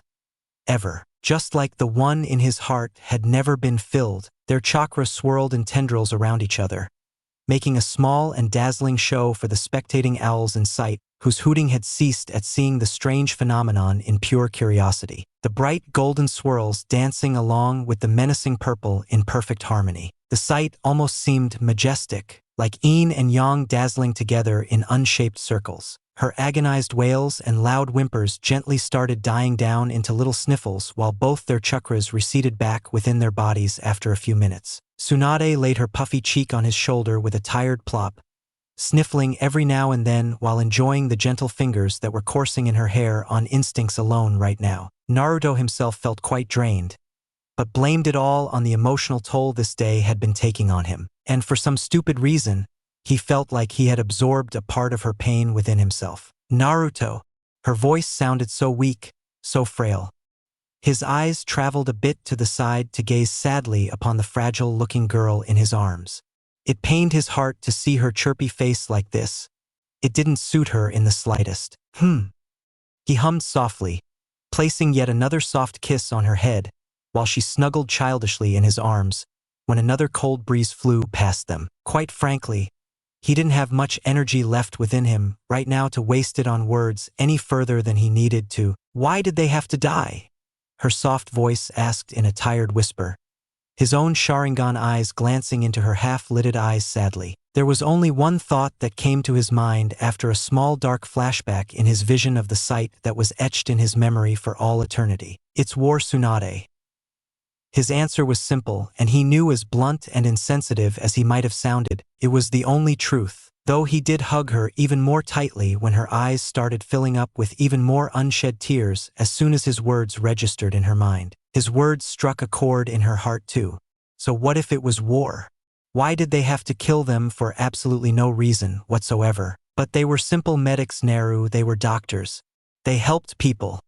She whispered in a small tired argument, letting her eyes droop sleepily with a small yawn escaping her lips involuntarily on its own. Her words did make him think of the truth behind them. And as much as he was loath to admit it, she was right. I don't know. His words and voice were absolutely honest. He really didn't know what to say to that, and she fisted her eyes off her renewing tears, almost on the verge of falling asleep any passing moment now. Why did they have to kill them? They were nice people. Her tired voice trailed off in between her words, and she let the sweet nothingness of slumber consume her mind mid-sentence. Naruto cradled the back of her head with his palm tenderly, pulling her face closer in his neck to hide her from the cold, while feeling her soft sniffles on his sensitive skin every second. I don't know, princess. I just don't know.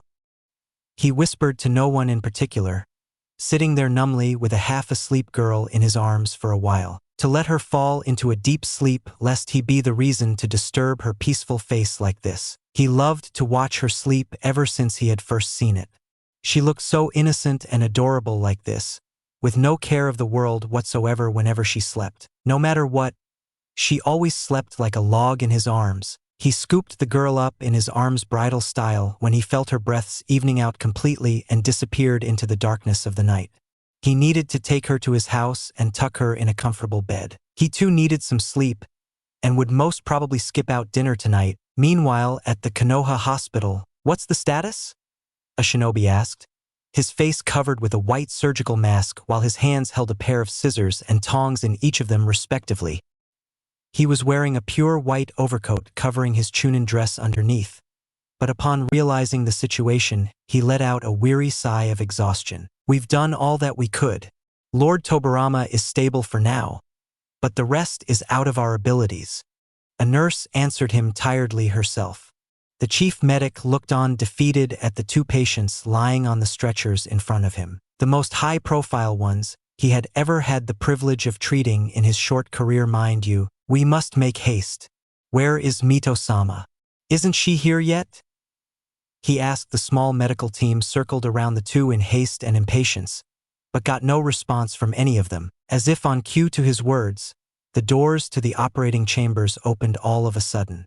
The Uzumaki heiress, still clad in her ceremonial black robes, walked in with tired, bloodshot eyes, and her face lacked every ounce of its usual charm or glowing gracing it usually held, like everyone was used to seeing each time. Her soft steps being the only sounds in the awfully quiet chambers apart from the small beeping the machines were letting out, attached to almost every part of the two patients lying lifelessly on their operating beds. "Mito-sama," a nurse gasped softly, seeing the condition the woman was in. She looked ready to drop unconscious with those eyes that were currently resembling her hair, and her face had lost most of its color, as if she were the one who was sick in the first place. Not one of them had the heart to call her out on her appearance. It was only natural for a woman to look that way, one who had just been to the burial of her children merely hours ago. "How are they?" Mito's voice was strict as usual, but the hints of tiredness were apparent to almost everyone surrounding her. A clipboard made its way into her palms, courtesy of a nurse standing nervously by her side. Just the presence of the regal aura the woman usually held around others was enough to make any lesser person who she didn't consider close to herself to be in such a condition, no matter who they were. Her violet orbs danced around the scribbled medical notations expertly, almost fluidly taking in each and every point worth noting and discarding the useless information almost instantly. The corner of her lips twitched upwards in a little smile as soon as she reached its end. At least not everything today had been a venture in darkness. "Tobarama is all right. I'm glad," she whispered in relief, the last part to herself, but it was audible to everyone besides her, pertaining to the silence that had enveloped the room with her noble presence, her aura affecting it as soon as she had stepped foot in these chambers. "Yes," the chief medic spoke, pushing his glasses up, and he nodded proudly. They had been able to nurse their Kage out of his life-threatening injuries after all. "What about Sasuke?" she asked, looking at the man who had dozens more machines still strapped onto him with a ventilator and life support systems keeping him breathing, almost forcefully in fact. The air around the redhead became solemn and her lips dropped into a tight purse as soon as her gaze landed on the negative shake from the man. "It is beyond our abilities." He motioned the nurse beside him to hand the second clipboard to Mito, that she promptly did, and the heiress almost snatched it off her hands and quickly went through the thick reports as quickly as she possibly could. Finally, she let the pages fall and looked on at Sasuke's still form with narrowed eyes. "Lord Sasuke has been poisoned with a lethal drug that is attacking his chakra system to decrease his immunity and healing abilities quite drastically. The drug itself isn't lethal." He trailed off, seeing the Uzumaki raise her hand to make him stop his short. "It is his condition that is making it lethal, I know." She finished his summary calmly, and the doctor couldn't help but feel like a child in front of his instructor as to how calm she still was even after knowing what they had just let her know. "If only Lord Hashirama were here," he whispered to himself, but Mito picked up on it in an instant. Her features dulled even further, if that was even possible, and her eyes held a faraway gaze, remembering the extreme prowess her late husband had in the medical arts. People still spoke volumes of his skill even after more than a decade of his death. It was still said that the late Senju clan head held the art to pull out a soul from a Shinigami's hold if there was even a single breath still left in his patient's body. That was the true testament of the skill the Shodaime Hokage had left within his legacy. "Mito-sama," a nurse gently shook her shoulder. The heiress blinked, innocently realizing she had spaced out, and turned her attention back to Sasuke, whose life still lay in the balance. with its tip right now favoring the darker side. But she wasn't Hashirama's wife and hailed the best medical kunoichi in the entire elemental nations for nothing. Even if her skills paled in comparison to her late husband's, she was still confident enough to say there weren't more than a handful of people who could argue that she had a substantial knowledge in medical anatomy and healing skills. "Will you please take Tobarama and get him into a secured ward?" Her voice broke the thick silence that was starting to settle in between them. All of them blinked, then blinked again at hearing the distraught woman answer, "Order them," so calmly. It was almost as if, "Should I repeat myself?" This time, though her voice was strict, a couple of nurses nodded vigorously and ran out with a stumble to inform the Hokage's personal guard situated just outside of the change of location they had to do. "Are his wounds healed completely?" she asked the chief medic curtly, who shook his head in negative. "No, we tried using some medical ninjutsu, but—" His voice trailed off, seeing the heiress not even paying attention to his words in the slightest. "Get me some clean water." She spoke to no one in particular, and the chief medic himself brought it to become her assistant for the time being. The chance to learn from one of the best was still too great to pass up. He kept the shallow steel bowl by her side, while the Uzumaki heiress dipped her left hand in it and closed her eyes to take a deep breath. She concentrated completely upon herself to get control of her emotions. A medic's downfall came only when he treated a patient while his mind was lying elsewhere. That was the rule she lived by to this day, preached to her by none other than Hashirama Senju himself. A moment late her eyes opened. She circled her hand in the bowl and pulled it out. A clean globule of water surrounding her palm, and she clasped it within them in a clap with her right one to cover it as well. Her palms danced around each other, the chakra within the water doing its work, and the water started turning a bit discolored each passing moment. The chief medic's jaw almost dropped when she put the water in an empty bowl, and her palms were cleaner than he had ever thought it was possible for human hands to be. He had no doubt they were cleaner than the sterile rubber gloves he himself was wearing right now. The difference in their skills almost sounded laughable to him right now. Mito looked on at the several open wounds that were stitched precisely and quite expertly, she had to admit, but were still bleeding, that made it quite useless in her opinion. If not for the transfusion blood they were wasting to keep him stabilized, he would have been dead quite a while ago. But bygones were bygones. She spread each of her fingers apart in both of her hands, closing her eyes to concentrate deeply on the task. Her palms glowed blue with a chakra coating now covering them. The chief M0 Edik, who was assisting her, watched on mystified as the chakra in her palms started concentrating towards her fingers, before completely closing in on her fingertips. Mito snapped open her eyes, her fingertips now containing a sharp chakra tip within each of them. She curved her fingers inwardly except for the index fingers, which flicked off the stitches over her patient's wounds in a split second. Her assistant's heart almost went into a cardiac arrest when he saw what she had done, especially when the machines connected to him beeped in a state of haywire. But he dared not utter a word and disrupt the focused woman's concentration. If not for her, he would die anyways in a few hours. So it was for the better, at least for now. Mito joined each of her hands spread apart fingers with each other. This time she closed her eyes with a vein appearing near her temple from the immense focus she was letting on in her task. She let the chakra tips on her fingers connect to each other and spread her arms apart with 5 long chakra threads created with pure medical chakra apart from each other to stretch out their lengths incredibly. The man by her side had his jaw dropped comically this time as he gazed at the 5 green threads connected to her right hand. Medical chakra was almost precariously hard to control, but to weave it into a chakra thread as precise and controlled as that, though he nearly fainted when Mito's hands started blurring all over Sasuke's body, that were now weaving and joining the ends of those chakra threads in mid-air. They were too fast for anyone but a Sharingan user to follow, and for the man's eyes it was just a dome made of green chakra threads that was now formed over Sasuke's body, while Mito's hands blurred almost aesthetically over him with a practiced ease that showed how versed her knowledge and kinship was to human anatomy. Mito weaved those threads through his wounds, sewing them together with her free hand to control their trajectory, and turned its ends to the next wounds without ever breaking or joining them. For as soon as she did that, her technique would fall and become useless. In nearly 2 minutes, Sasuke was wrapped up in a strange green cocoon of webs upon webs of medically enhanced chakra threads that now had each and every one of his wounds stitched, except for the large gash in the middle of his chest that had just a corner of its flesh wound now still opened. Mito gracefully moved her fingers over the arc of said wound, the green threads sticking to each of its open lip like ends and joining together like gum. She focused a bit more of her chakra onto the last corner of his wound to make sure that the only joint holding those stitches wouldn't fall apart on her. She broke of her hands from the chakra threads a moment later, her face now shining with sweat, while she felt even her legendary reserves now down to nearly complete depletion. The reason being, she didn't have the necessary control to perform this technique due to her status as a Jinchuriki. But she did compensate for that fact by wasting almost 90% of the chakra she expended into thin air, while using the remaining yet controlled 10% for the technique to be executed. The assistant by her side caught the woman almost on instinct when she started falling sideways while feeling a bit light-headed now that the pressure was over her and her patient was now safe. "My lady, are you all right?" the man asked her worriedly. She merely smiled with half-lidded eyes and nodded.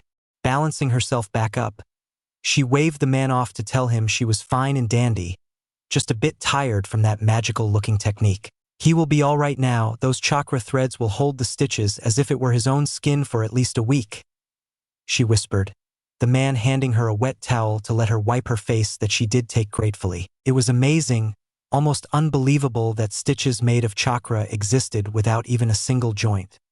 He had never seen such an incredible technique in his life. With a week without having to worry about the stitches, they could hook the man up with a permanent fill of glucose to flush out the poison from his system naturally without any complications whatsoever. "Keep him on glucose," she whispered and clutched her head that now spun like a top. The man by her side caught her shoulders and seated the woman on a chair to let her regain her senses. He now saw the toll that had to be paid for such an incredible technique. To think that the most powerful of Uzumakis had been drained dry off her chakra in mere minutes, it would probably kill off any normal person in a couple of seconds before they had even activated the technique. This was why he had never seen the technique or even heard of it ever before he realized, and the testament to her skills came from the fact that she had stitched up everything with a practically blind eyesight. So fast were her stitches that her eyes couldn't have possibly followed those movements, being a woman who didn't possess the Uchiha's legendary visual prowess. So the only possibility it left were her instincts. The fact that she had laid out thousands of micro-stitches in a couple of minutes would have been laughable, if not for the fact that he had witnessed the amazing phenomenon firsthand with his own two eyes. But he gave her shoulders a squeeze to tell her they could handle it from now on. The woman was still trying to instruct them, being half unconscious herself. It showed the utter determination her clan itself was famous for throughout the elemental nations. "Listen to me," she rasped out, her vision giving her black dots, and she knew she would pass out any moment now. But she had to let these fools know what to do lest they lost Sasuke for good by being careless. "Keep him on life support," she whispered, and he was quite confused at her words since they were unnecessary but listened on silently at her instructions. His mind isn't responding to pain. His nerves were still during the surgery. Extreme blood loss, reason, keep him in intensive care. "He'll be coma," she whispered incoherently before her eyes rolled back and the man supported her gently on the chair with a smile. The woman really was amazing. To think she was actually analyzing him due to not being able to see her stitches and not let that time go to waste was actually the mark of a crazy yet pure genius in the field of medical sciences. He chuckled, realizing his own words lacking any hints of humor, and went out to get the ICU cleared up and ready for Sasuke to inhabit, and let one of Hokage's personal guard carry her back home to let her have a plentiful sleep that she would no doubt want with her children at home right now. She deserved it after all she had been through within the matter of a few past hours after all. Next morning, Konoha no Sato, Uchiha clan compounds. The sun dazzled quite vibrantly over the village this fine morning, as if attempting to lift up the sorrows that had settled over the village's residents yesterday. Its sprightly rays peered in through the windows of the house, the same house that our two favorite blondes resided within. Moaned a female voice, clutching the stump-like thing squeezed over her chest even more tightly than before. Her slightly rosy cheek nuzzled itself into the warm and soft thing that was enhancing her usually deep sleep even deeper than before, though her eyes did squint a bit, remembering that she didn't quite recall having slept in such a comfy place before her senses had dulled. But she shrugged it off. She was enjoying her nap too much to care right now. She moaned yet again, this time with a small frown marring her face. The soft thing beneath her cheek was wriggling, and she didn't like the disturbance one bit. Yet again she smiled when that firm stump-like thing within her grasp stopped moving and her breathing softened into little purrs. Mew! Her eyebrows squinted yet again, this time in pure annoyance upon hearing the offending voice that threatened to disturb her slumber. Go away! Her hand pushed down whatever furry thing was trying to poke her face. She smiled proudly when she heard a soft thump followed by a hurt mule. That would tell them to disturb her sleep. She made herself comfortable, but let a sudden giggle escape her lips out of nowhere. Something wet and soft was tickling her hand dangling by the edge of the bed now. Stop it! Her soft whisper pleaded with a giggle, trying to brush off those tickling touches with gentle nudges here and there. Finally, she had enough. Her honey golden orbs snapped open with a squint, trying to focus themselves into the new lighting conditions with some blinks. Kiera? Her sleepy voice asked in question. The brown slitted eyes in front of her face blinked innocently, prompting her to return the gesture almost instantly. Her eyes traveled a bit to the side, looking on at the chin that rested near her pillow side in a pretty awkward sleeping position. Naruto sat on the floor by her bed. She knew she was in his guest room. The rest of them had traditional futons, with this being the only modern room along with the living room downstairs in the entire estates. She knew its layout by heart now, but a soft smile broke on her face seeing her friend sleep soundly by her side. Just for her sake, she could guess what must have happened.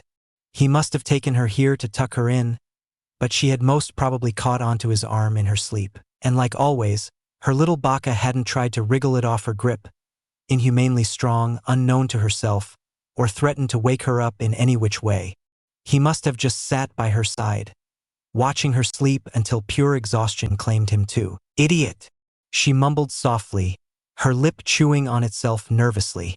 A little dust of pink still rested on her cheeks while a little shimmering tear prickled down her cheek and onto her pillow to make a little wet stain over the cotton. Mew!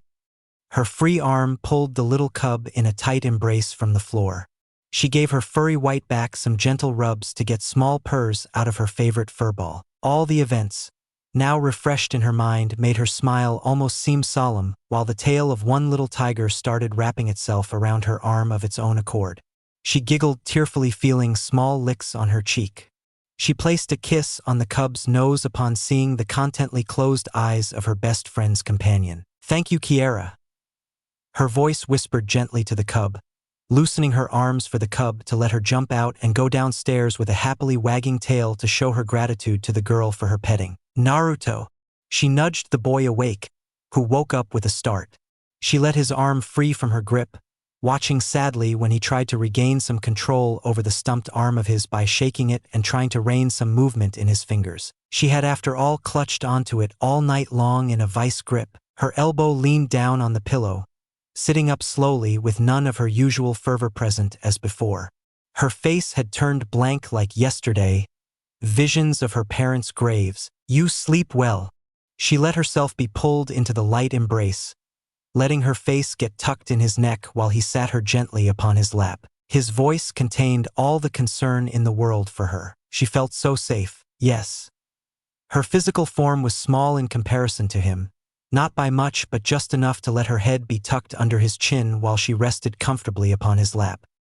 His fingers started working out the kinks in her long locks of their own accord, and she let him do as he pleased to them, just like she always did. He was glad she hadn't cried herself in her sleep like he had done in his younger days.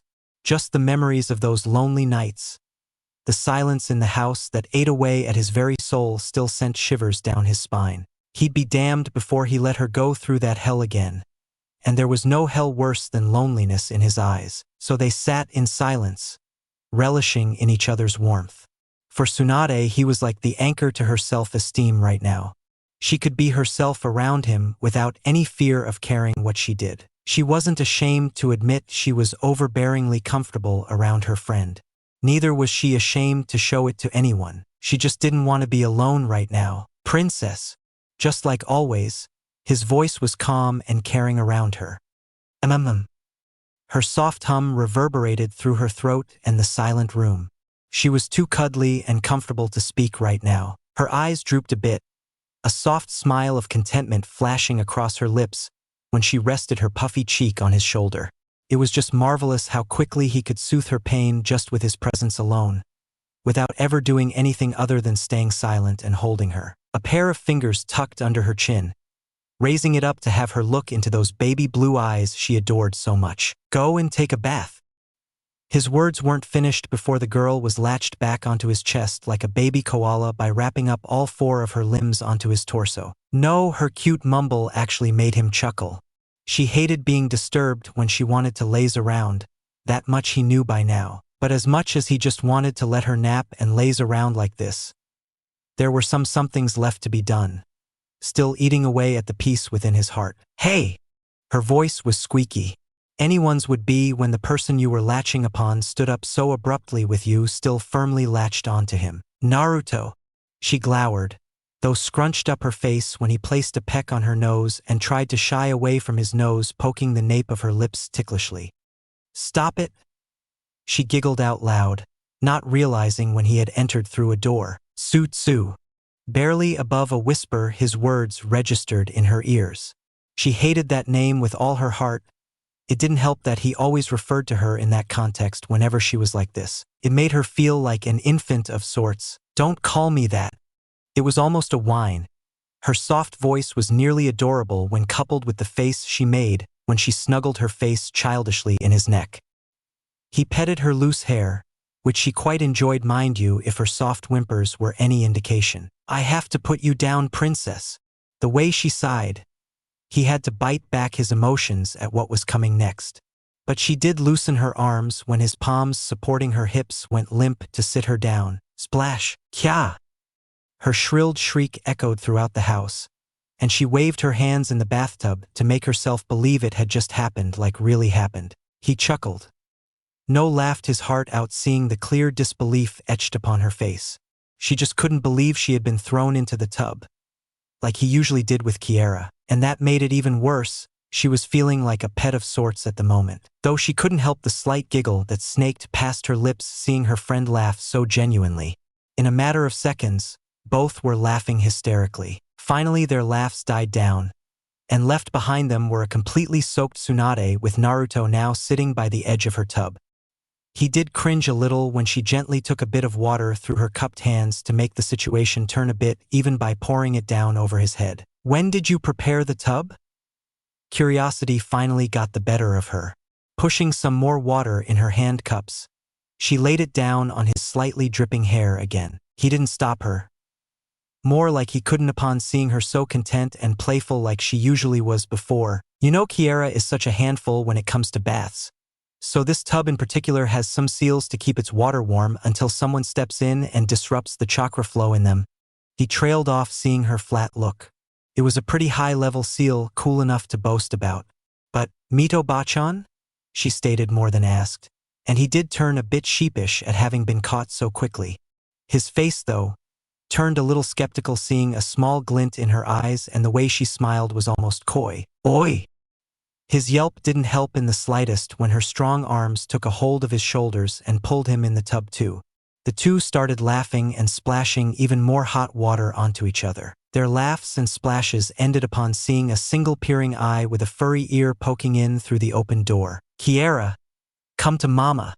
Tsunade cooed softly with open arms, but her form slumped in defeat when the furry thing ran away for dear life. She could listen to me once, you know, she mumbled dejectedly, feeling a slight poke on her forehead only to see Naruto stepping out of the tub. Hey, where are you going? She asked innocently, completely oblivious as to how weird it sounded to anyone other than her, given their situations. But Naruto knew better than to call her on it. Oh, if you wanted that, why didn't you say so earlier? His voice contained all the innocence in the world. His hand started pulling up the helm of his shirt to take it off, and only then did Tsunade realize what he was talking about. Hentai! She shrilled almost comically, picking up the bottle of conditioner by her side on instinct and chucking it like a kunai at the laughing boy, who barely dodged the thing and had the presence mind to run out, lest he came in her grasp and got beaten down to a pulp. Her body dipped down into the warm water nose deep, trying to hide her cherry red cheeks from no one in particular. Her arms wrapped around themselves and pulled off her wet clothes in the water to complete her bath. Why am I so comfortable around him? Her heart pounded like a steam engine with her crazy thoughts running rampant in every recess of her mind. She had to talk to her grandmother about this later on. Her eyes widened just as soon as all her clothes came off. And only then did she realize that just a few minutes of laughs with him, and she had all but forgotten about her earlier problems. That idiot! She mumbled in her head, knowing quite well he had done it on purpose. That thrice-damned Uchiha was too smart for his own good sometimes. Though the smile etched on her lips never left her face after that while she hummed a soft tune to herself while lathering herself in the tub. Naruto stepped downstairs from his room after a bath himself, in his casual clothes comprising of a simple white t-shirt and blue pants. The shirt was emblazoned with a small clan symbol on the back of his neck, with that being the only embroidery upon the pristine fabric of said garment. He blinked just as soon as he made the last step down upon hearing the knock at the main door. As far as he could think, there was no one who would visit him this early on in the morning, though he shrugged and went on to open the door anyways. "Yo!" A happy voice chirped up from the other side of the door, and the young Uchiha was quite surprised seeing these unexpected guests. "Jiraiya? Orochimaru?" he asked out loud, only serving to make the white-haired boy grin even more while the other was as blank as ever. "What are you guys doing here?" He couldn't even think about manners right now. The two were never really that close of friends to him as they were acquaintances, with Tsunade being their moderator of sorts. "We were worried about Tsunade, you know, so we went to her house but it was empty. Even her grandmother's house was barren. So we asked around and everyone said to look here and well," Jiraiya explained jovially, getting a nod from Naruto, who turned to look at the yellow-eyed boy, who, in his honest opinion, didn't look like he wanted to be here in the first place. "He dragged me here." Orochimaru's voice seemed almost annoyed, and a look of realization washed upon the blonde, who nodded innocently. Tsunade had a tendency to do that with him quite a lot too, so he could reminisce with the boy. "Ah, well, come on in. She's here."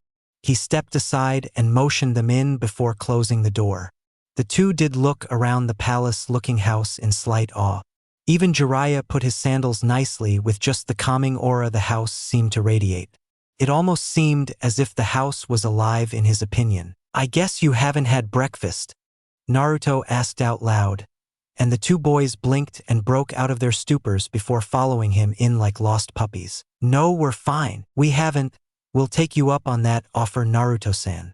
Orochimaru's curt voice cut in through Jiraiya's own, who glowered down at his teammate heatedly. Well, so much for being formal, he thought, hearing the blonde boy laugh in front of him. "That's great. Have a seat." Both boys sat on the dining table while their host got on to work with their breakfasts. "So where's Flat Show?" Jiraiya rubbed his ankle and glared down at Orochimaru, who narrowed his own eyes back. "I mean Tsunade," he finally finished with an irritated grunt. "She's taking a bath." Naruto simply spoke, not seeing the strange grin Jiraiya had upon hearing that. "Naruto, can I take a look around your house?" Jiraiya asked innocently, and got an off-handed affirmative from the boy, who had immersed himself too much in cooking to notice it while Orochimaru was reading a scroll on basic sealing he had borrowed from his shelf. Jiraiya disappeared into the shadows, blending into the walls after making himself invisible with a few hand seals, and started stepping upstairs following the soft tune of humming coming from there. And right on target, he had found his paradise. "Oh, Cammy, I can die peacefully now." His nose dripped with a trickle of blood seeing her come out from the bathroom with nothing but a couple of wet pink towels covering her body and hair. She looked so beautiful, he mused with a blush, looking at her opening her slightly wet hair while wiping them off the water with dazed eyes. She had her back turned to him right now and was standing in front of the closet, which was only a curtain to the peeping Tom before the main show started. Finally, after what seemed like eternity to the boy, did her hands grab the edges of her towel and opened it up front. His mouth opened slightly with an even thicker nosebleed. He was just about to watch the doors of paradise open right in front of him. As soon as she would turn, "Oh, Cammy," he felt like fainting. Tsunade stopped just shy from letting her towel drop. She felt quite strange, as if she was being watched. She molded a little of her chakra, just enough to let her senses cover the confines of the room. She smiled upon finding an all-too-familiar chakra source standing just behind her, and wrapped up her towel back again. "Enjoy the show, Jiraiya?" she asked sweetly, a bit too sweetly in fact. His dazed state broke when she snapped her eyes back straight onto an empty corner of the room. Her eyes narrowed quite dangerously over it. Jiraiya only managed to break out of his perverted reverie upon him when he felt his senses tingle as soon as the insane bloodlust had taken over the room. He did gulp audibly, seeing her look straight towards him that way, like she was about to kill him, and cracked her knuckles loudly to emphasize her point. But what did increase his panic exponentially was her smile. It was sweet, too sweet, and let's just say he had a feeling of foreboding at what was about to come. "Tsunade!" He did the intelligent thing and dropped his transparency technique to come in her eyesight, to not aggravate her any further than he already might have. His palms flailed out in front of him almost helplessly and pleadingly in fact. "We can talk about this slight misunderstanding." He tried to reason with her and be the intelligent one here. Not like she cared anyways. "We'll talk." Once more it sent shivers down his spine seeing that awfully sweet smile coupled with her matching voice while she walked nearer and nearer slowly, almost like a stalking predator coming for his prey. "Once I'm done with you, that is." And just like that, a shadow loomed over his form while he awaited his pending doom. "Ah!" Both Naruto, who was working on the final touches over the prepared plate, and Orochimaru, who looked up from his scroll, blinked in unison upon hearing the blood-curdling scream that came from upstairs. "Wasn't that Jiraiya?" Naruto couldn't help but ask, and Orochimaru's tired sigh did help to confirm and confuse the boy at the same time. Curiosity finally got the better of him, and he stepped out to have a look with the snake-eyed boy in tow behind him. Maybe Jiraiya had fallen in the bathroom and maybe even gotten injured? Were Naruto's thoughts. Orochimaru's thoughts were, on the other hand, much too close to reality. He had a good idea as to what could have occurred given what he knew of his teammate over the past few months. And needless to say, he would be embarrassed quite a lot before being barred entry into a new place again. Like he had been privy to countless times before, courtesy of his teammate, the one and only Jiraiya. The scene was clearly one Naruto wasn't expecting. Orochimaru was, and he was right on the mark like always. Standing over a beaten and bruised lump of flesh that Naruto recognized to be Jiraiya was Tsunade with a slight cock of her hips, still clad in only a wet towel to cover her now dried body. The expression on her face was one of annoyance and irritation, but it changed quite quickly when she turned to her two other guests. Her own golden orbs met azure ones, staring into each other for a moment before her eyes widened. A rosy blush flashed over her cheeks while she averted her eyes from his intense stare, her heart picking up its pace considerably each passing moment. She rubbed her right arm with her left palm to cover herself a bit more and tried to look at anywhere but those piercing eyes staring straight onto her face. "He peeped on me?" she mumbled in a whisper as if she was the one who had committed the act. And Orochimaru's slender eyebrow raised in amusement at seeing this new side of his female teammate. Needless to say, this was one side he hadn't seen until now, though it certainly was amusing. Tsunade felt so embarrassed from Naruto's stare. She felt as if she would faint any moment now when he started walking near her. Though she was shocked when his arms snaked around her waist and cradled the back of her head, the other one resting just above her hip to wrap her up in a warm embrace. "You'll catch a cold like this, silly." He chortled her in a scolding tone, and only then did she realize how cold she was. She was shivering. His head turned around a bit, glancing at Orochimaru, who nodded silently. The boy could understand his message quite clearly and left after picking up a dazed Jiraiya on his shoulders like a sack of potatoes and walked out a moment later. Tsunade's eyes did widen when his hand caught the edge of fabric holding the towel around her body in a loose knot. "Naruto, what are you?" He gave her a squeeze of reassurance to shut her up. "Trust me, princess." And just like that, her drenched towel fell down. On instincts alone, she pressed herself to him tightly and squeezed his chest with her arms. Almost painfully, in fact. "Don't look, please," she whispered. Her eyes clenched tightly to stop the incoming flow of tears that threatened to fall free any passing moment. She felt so self-conscious right now. How much more embarrassing could it get? Naruto's hands caught the helm of his own shirt and raised it up slowly to let it come over his head, and turned it forward to cover her head. His hands took a hold of hers to tuck in her arms in the sleeves, and she didn't even realize when he had taken it off completely and pulled down the garment over her head with a soft plop and let it fall halfway down her thighs. Tsunade finally peeked out from her embrace, blinking down at him with teary eyes, and smiled a bit childishly, feeling him brush her cheek with his finger to wipe off her tears without making her realize she was crying in the first place. He failed miserably at that. She tiptoed on her toes, raising herself to meet his height, and pressed her lips on his cheek tightly in an innocent and grateful kiss for everything he did for her, never once asking for anything in return. Her face hid itself in his neck before he could see her blushing face, all the time smiling and crying like crazy. What she was crying for, she didn't know. But she was, and by Kami did it feel right. Don't tell anyone. Her soft and honest mumble only served to prompt out one reaction from the blonde boy.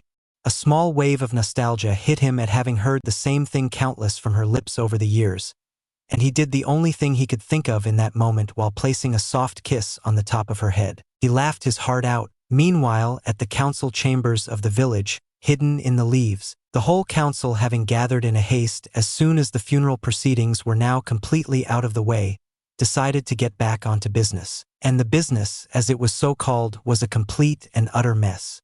The entire village's infrastructure laid down by Tobirama was in a state of turmoil. The man himself was in the hospital, for which there was no information as to what had occurred. In a simple peace talk he had went to have with the Raikage regarding the small skirmishes near their borders. It wasn't a big thing to be noted that the village did encounter these small bouts of violence every now and then.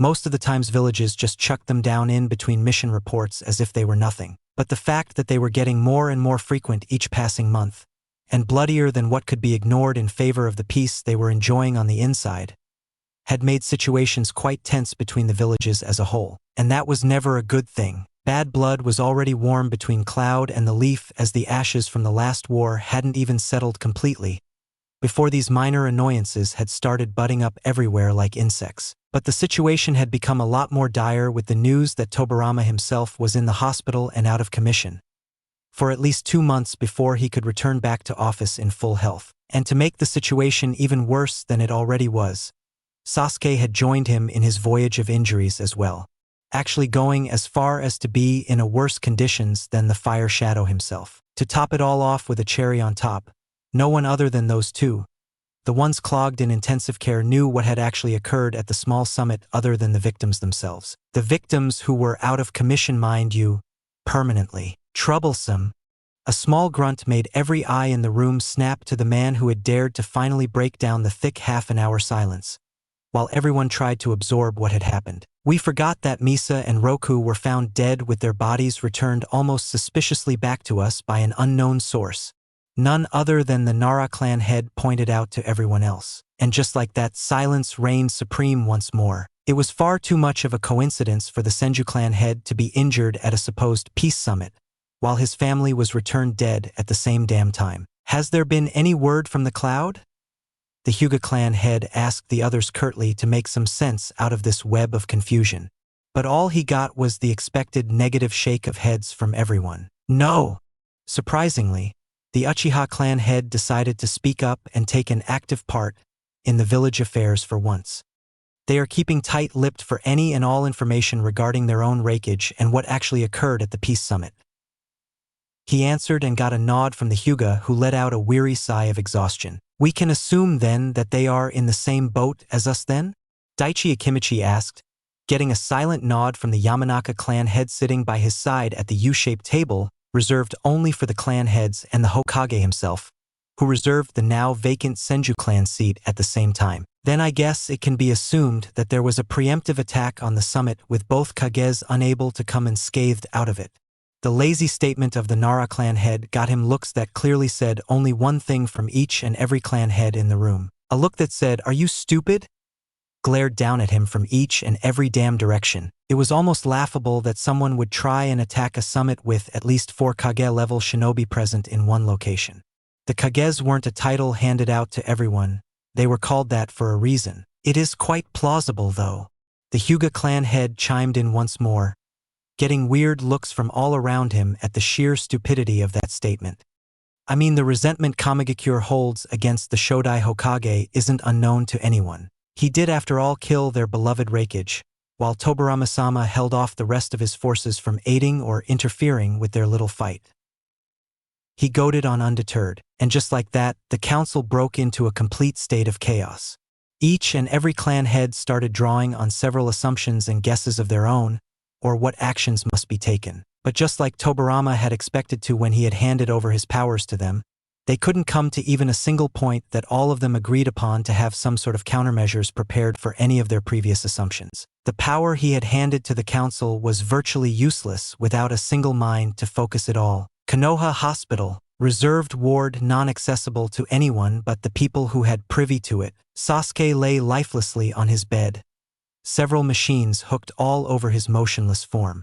The only signs he displayed of even being alive was the slow rise and fall of his chest or the small mist he created within the oxygen mask covering his face. With each beep the machines made, it gave his companion sitting by his side, looking none too good for the wearer himself, the time to think of everything that had taken place in their lives in the span of just shy of a couple of weeks. His children, who were his responsibility, the responsibility his dead brother had left him with, were now dead. He hadn't even been conscious while they were buried, not like he had the right to salvation by offering his condolences, having been so powerless while they were tortured, maimed and Kami knows what not in enemy hands for so many days. And now, due to his rashness and utter foolishness, the contempt he felt at himself was almost palpable at the moment. All because of him, the only man who had stuck by his side all these years, the man who had looked after his back for countless battles and saved his life numerous times, now lay lifeless by his side. He himself was all right, all due to his Senju genes empowering his physical resistance to those toxins. But Sasuke hadn't had that privilege with him. Even with all his experience, the man could have done only so much. They were well past their primes after all, and by Kami did he know, oh he did know, that if not for his chain-smoking friend, he would be 6 feet under right now. But this did give him the time to think. Each beep of those pulsing machines gave him a sign of remembrance of all that had taken place, to devise several presumptions about what had taken place, and how those events could be twisted in the most glorified way possible so that they came out on top. Years of manipulating a complete village full of shinobi, and being called a master manipulator throughout the elemental nations did add onto the fact. But the first thing that had made him a bit relieved was that they had come out of that hell alive and kicking. Even after all the cards being stacked against them, they had come out on top again. Survival was a win in his eyes each time he went into battle. Surely, Kumogakure would be in turmoil right now. They would be absolutely furious, livid even. But what if they weren't? What if they hadn't known what the Raikage had planned due to the scarce of information being leaked on that certain ambush? It was certainly a scarce shot, that too by a long shot. But it could pay off. And it was possible, which made way for endless possibilities for him to manipulate and turn the tide in their favor. If they really didn't know, then maybe, just maybe, he could stall the villages before they went against each other. It would give the Leaf Village just enough time to prepare for what was to come. Heedlessly going into combat on the scale of a war between nations was not going to happen, not on his watch that is. And falling prey to an enemy trap had already almost costed his companion and most trusted shinobi's life. But for now, if his assumptions, more like gamble of sorts, were true enough to pay off, it would be a ripe fruit prepared for their taking. And the key point, what made it all possible, was that all the Raikage's men were dead. He was sure of that. That left no evidence of what would have happened for the cloud to scrape out. They were brought back to the Leaf's custody by Sasuke's summons, no doubt about it. The Monkey Clan had been with them enough to know that the spoils of war were always to be reaped. So the Leaf right now possessed all the victim bodies they had killed off in their battle royal. All but those 2 baboons with jewelry-coated hair. And just the thought of those 2, the key to this particular chain of manipulations, made him smirk. A smirk. A simple smirk that would have made even the Shinigami shy away from his face with just a mere glance right now. As far as he could remember, their names were Kinkaku and Ginkaku, the Gold and Silver brothers. Now he remembered those no-named B-ranked shinobis in the bingo books, but they were nothing like what their profiles spoke of. They were easily S-rank to begin with, without the fact that their blood was far too valuable than anyone who wasn't a royal Senju or Uchiha to him. To think that the Raikage had kept those gems hidden from everyone in the world. And to do that, he would have had to keep their existences a secret from his own village too. For the fear of his own people leaking out the news of his trump cards wasn't something the Raikage would chance enough to take. And that is where lay the crack in their walls that he would exploit to its fullest potential, to make a whole damn funnel out of it for the leaf to invade. Now what would a Kage do? No, scratch that. What would a village, now with their Kage MIA, do in such a situation? A village whose Kage had gone off to meet with another one at neutral grounds would surely send a missive to the leaf for answers, when everything they could investigate would finally come to a naught. It would come to a naught. Answers that would determine the fate of the leaf in the coming few years now lay in his palms. He couldn't help but loathe the emotions that played deep within his heart at the thoughts that were now running rampant within his mind. He loved it, he absolutely loved it. Just the thought of manipulating everyone made him almost turn giddy on the inside. How he could manipulate those with a lesser conscience than his own, that made up most of the damn world to do his own bidding, just made each and every nerve he possessed tingle in delight. All the while, them never even realizing what they had fallen prey to before they were far too deep into it to get out. Just those looks when he was standing on top of their fallen forms, with them just realizing his plans to the fullest while the shine of life left their eyes. That was what made him feel truly alive. There was a reason even his elder brother was truly scared of him. No, not him. It was his mind. The weapon he had far too much skill and knowledge to use that even scared the man revered as the god of shinobi out of his wits. Even Hashirama Senju knew that after Madara Uchiha, the only person who had the power and mind to spark a whole war or to dampen its flames to his own will was his little brother, Tobirama Senju himself. And today he would do just that. The plan was set in his mind, he just had to lay the pieces now. And then, let the actions unfold right before his very eyes. The gentle click and creaking of the door made his neck snap to in the direction of said outlet. His own form slumping, seeing his sister-in-law step in the room in her usual kimono but with a small clipboard, no doubt their medical reports, in her palm. He just watched her come closer to him and averted his eyes down to his lap.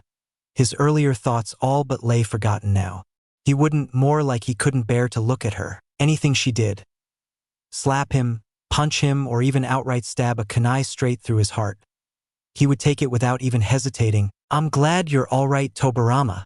Her arms wrapped around his head and pulled him close into her chest. Her warm embrace served nothing but to make himself feel even worse than before. The fact that she just didn't have the soul to hate him made him hate himself even more so than before. Mito could see his troubled eyes. For Tobirama Senju never was one to look away from a person's gaze. His pride was too great to avert his eyes from someone, and he always met one's gaze with his own almost diligently each time. But just the fact that he did so with her told her just how much he was suffering on the inside. She could comfort him. He was after all the only one she had left other than her two babies back home.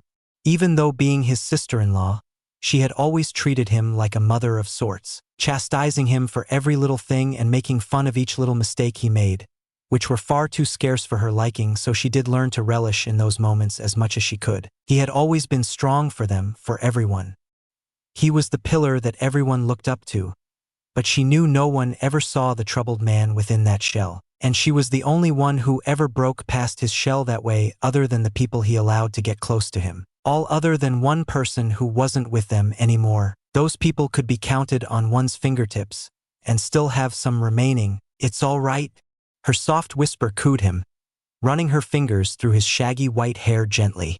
She could feel her kimono get a bit damp, but his shoulders never quivered or he let out even a small sound of emotions. But she knew he was crying.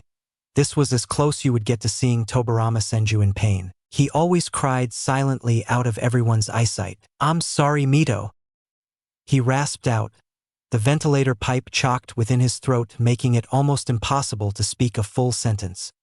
"I'm so sorry." He didn't ask for forgiveness. There was no forgiveness for this failure. There would only be retribution. "Shoo!"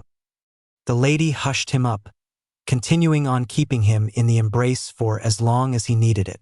And when he clutched the back of her kimono in his fist and curled up slightly in her arms, she smiled. "I'm so sorry. Forgive me." He asked for her forgiveness. He needed it.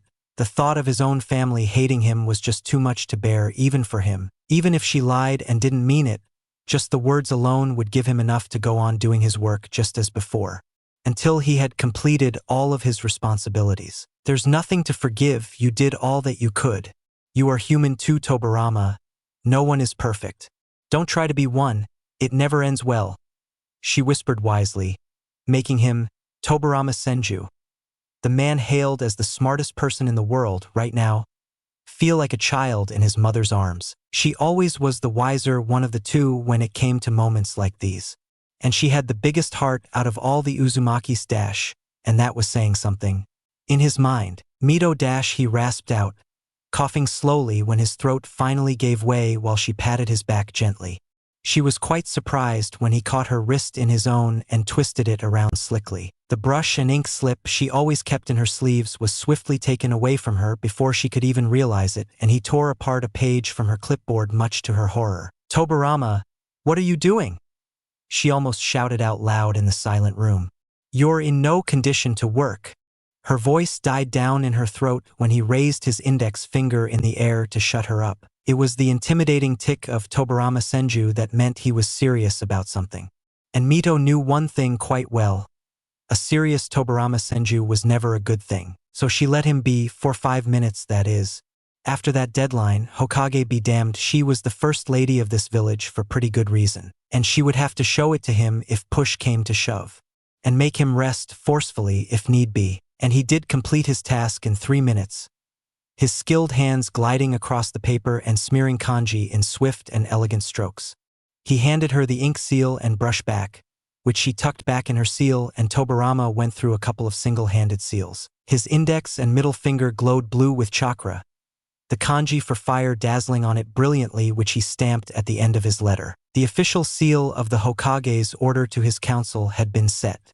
And to top it all he wouldn't have to listen to their annoying bickering due to his condition. Being in a hospital certainly did have its perks. He handed her the paper, and she looked at him to ask if she could read it. The negative shake of his head made her fold up the letter and tuck it in her sleeve almost instantly. Council! He rasped out, and she nodded, pushing the man back gently by her palm upon his chest to make him lie down. He did let her do it, and grunted in relief for the support. He was quite tired now. It was funny to think how some injuries could make even a pure-blooded Senju like him to get tired. I'll get it to them tomorrow morning.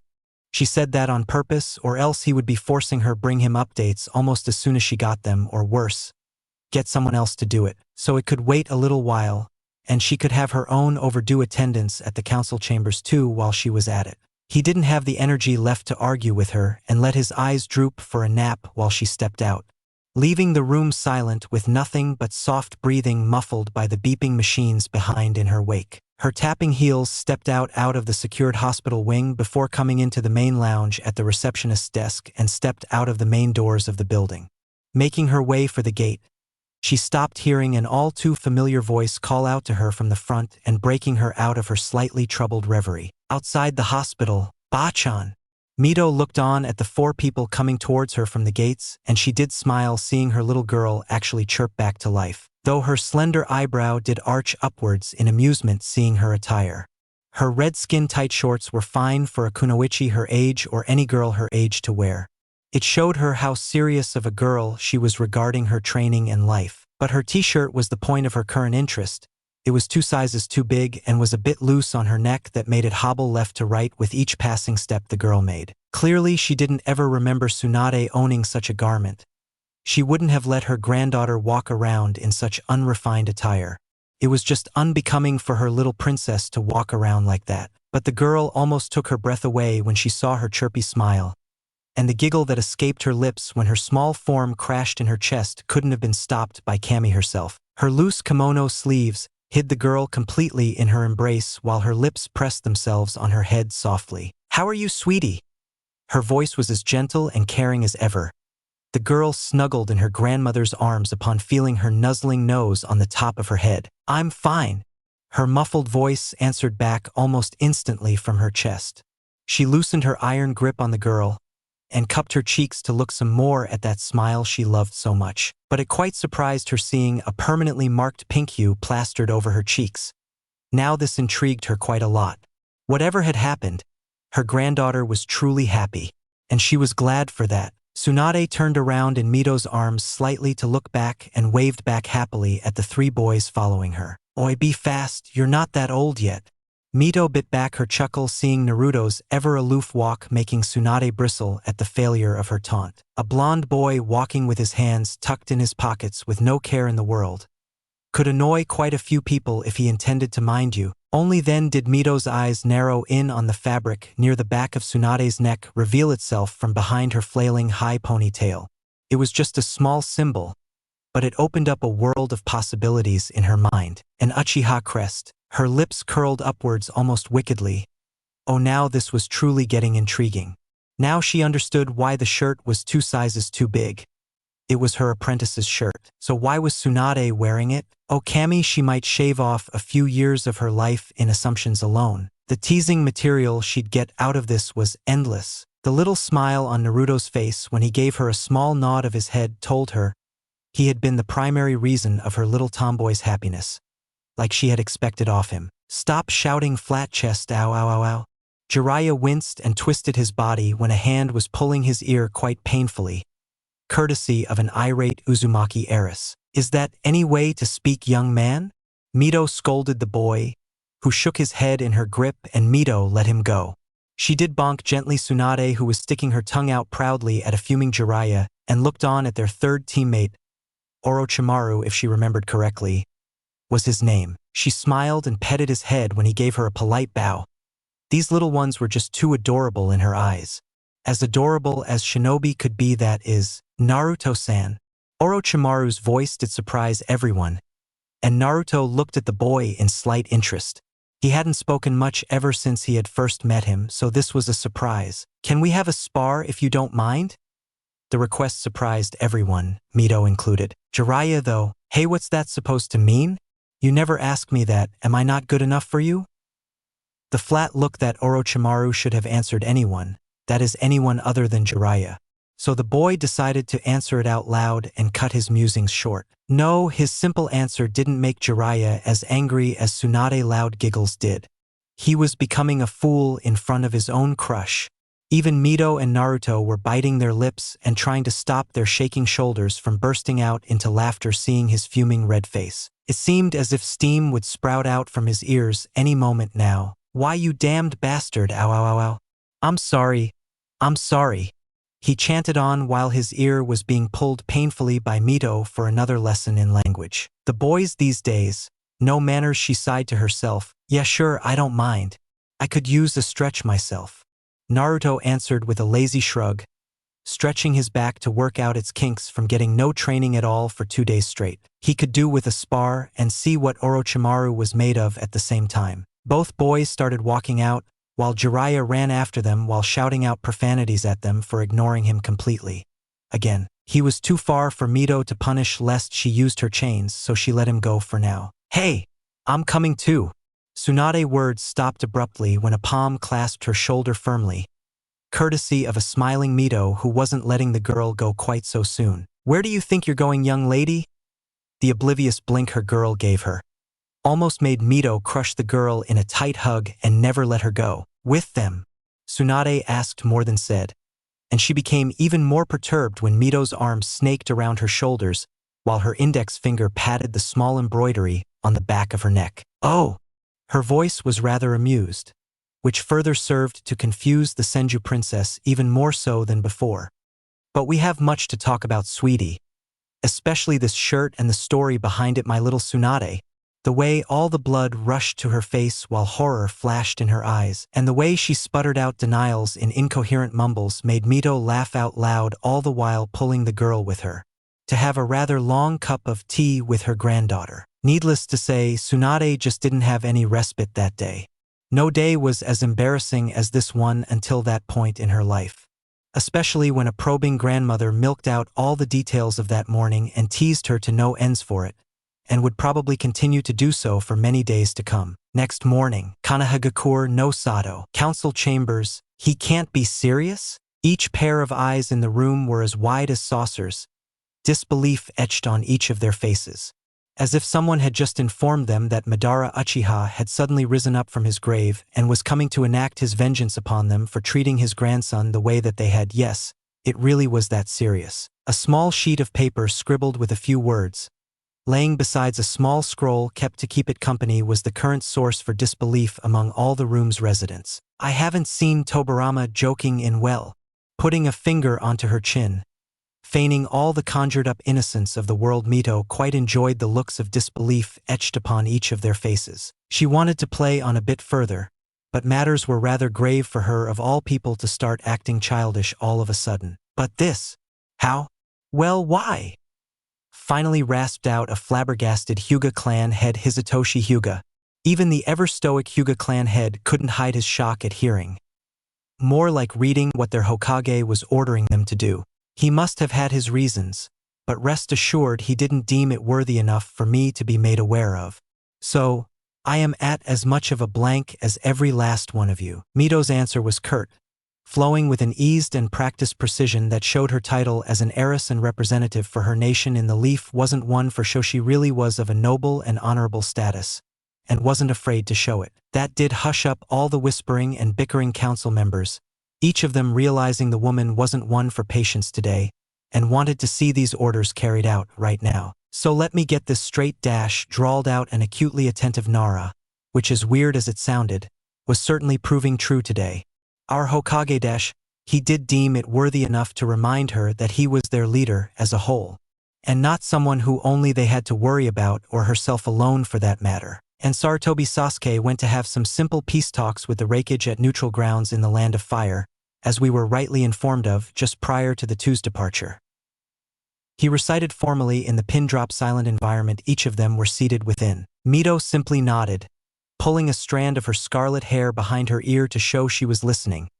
As much as she didn't want to, she was. Each of the other clan heads were eyeing her with scrutiny, to have some sort of reaction, even a little twitch of her ears to discern if her form would give away something to point out she knew something deeper than they did at the moment. The Nara clan head, Ensui Nara, as much as he wanted to believe he might have read something wrong in the letter, already knew he had far too sharp of a mind to have missed out on something. And the ever-noble and stoic face of Mito was actually serving to rile up his own nerves quite a bit in the present moment of time. He took a deep breath to make sure he really was going to say this, his Hokage's words, out loud for the first time in this particular meeting. The two of them attended the summit with Lord Sasuke acting as his personal bodyguard. The only one, mind you, the suspicious tone in his last words wasn't lost to Mito, but she gave nothing away yet again, much to his and everyone's chagrin. Sasuke was one of their best, no doubt about that, but still something was fishy down here. Each of them could feel it within their gut. While the Hokage was there with a small contingent of his own jounins. As soon as they were about to enter the small village picked out for the talks, they were attacked by these gold and silver brothers, B-rank Kumo-jounins in the international bingo books, who then proceeded to ambush them and killed everyone save Kami, Thankus, one Sarutobi Sasuke and Senju Tobirama, while the remaining are now laid to a permanent rest. The victims, whose bodies have been recovered and are in currently our possession, to which we weren't notified until now. He placed special weight on those words again to emphasize his point, though sighed wearily when Mito merely covered her mouth to yawn softly. Great, just great. She was the lazy one here, troublesome woman. He mused tiredly. Are to be returned to the Cloud Envoy, that they will send to us when we respond to their missive that came in just this morning. Everyone eyed the scroll by the side of Tobirama's hand-written sheet as if it were poisoned or would bite them any fleeting moment now. And have them and each of one of our allies on both sides, that makes quite explicably the whole damn world, to put these gold and silver brothers, who were mere nobodies a couple of days ago, as S-rank wanted Ronins that have, and I quote, ambushed a peace treaty between two major hidden villages, namely the Leaf and the Cloud, by attacking their respective Kages along with their escorts to disrupt said meeting, all in a vain attempt to cause strife, thereby to wedge out conflict between said nations, and attempted to kill both the respective leaders while being successful in one, namely the Nidaime Reikage of Kimogakure no Sato. Ensui finished his recital of the last passage from Tobirama's letter, and silence reigned supreme as soon as he was done. Yeah, that sounds about right, was Mito's nonchalant reply that made everyone surrounding her to sweat drop. This is just ridiculous. Finally, the Inuzuka clan head, the most volatile of the gathered bunch, had finally had enough. We have in possession of us 5 whole teams of Kumo-jounins, their best, plus the Reikage himself, which means we right now possess the secrets to his revered Black Lightning Kekii Genkai with countless more of their secrets hidden in those bodies, and he wants us to hand them back to the cloud. Has he gone senile? The way Mito's eyes narrowed in on the fanged man while she leaned forward, plopping down her elbows on the table, was quite an intimidating sight to behold for each one of them. Everyone knew the Inuzuka clan head had just stepped on forbidden territory when the temperature of the room dropped a couple of degrees short. Are you questioning the mental state of your leader Inuzuka? The way she dropped any suffix while addressing him made him quite attentive as to the position he was in right now. She and Tobirama, along with the whole of Senju and Uchiha, were still the two great powers of this village. The Inuzukas were still nowhere near in power as compared to the two mighty clans, one of which he had just foolishly managed to aggravate with merely a single statement coming out of pure brashness. The rest of the clan heads were smart enough to sit back silently and avoid the strife of the already troubled and volatile woman, who at present was addressing the impulsive idiot in front of her as if she were reprimanding a mere 5-year-old. And no, my lady, that wasn't my intention, I merely… Please do forgive dash. His stuttering voice was cut off coldly by an irate heiress before he could sprout out any more words from his mouth. Mind your place. Her cold voice actually made every last one of them shiver. They were reminded why she was the current first lady of the village, and why everyone respected her as much as they did their late Shodai Hokage. And do remember next time that the one you so blatantly called senile is still your current Hokage, and you could be thrown in for treason as such. This is a military dictatorship even with the democratic clan laws in place, so do take that into heed the next time you speak. She chortled him down sternly, the man sitting down as pale as a sheet of paper while nodding silently. Each of them knew she had a way with words, and when it came down to the wire her temper was as legendary as the mighty clan she hailed from. I apologize, my lady. His voice was weak, and the strained, almost scared smile he gave her made him look as if he would faint any fleeting moment now. She gave him a curt nod, showing everyone she had accepted his apology, though didn't seem quite fond of it if her slightly annoyed expression was anything to go by. She always was a mentor when it came to words, especially political maneuvers. Her bringing up had been as a noble heiress, and as such it was expected off of her to be that way. And she hadn't fallen quite that soft just yet. Each of them were reminded of that point, quite vividly in fact in case of a certain Inuzuka. The aura she still held made them remember she was right there at the top of the hierarchy without even ever announcing herself as such. All the while staying out of everyone's way until her presence was actually and absolutely needed by the village, just like today. May I ask why Lord Hokage is ordering us as such, my lady? The Yamanaka clan head was the one who had dared to ask while taking care of putting in all honorifics, himself becoming nervous when her slender eyebrow rose in silent contemplation for a few seconds that felt like an eternity to the man. She had taken that pause on purpose. You may ask me, she answered simply, the corner of her lip twitching upwards ever so slightly in amusement seeing their stupefied expressions at realizing what she had just said.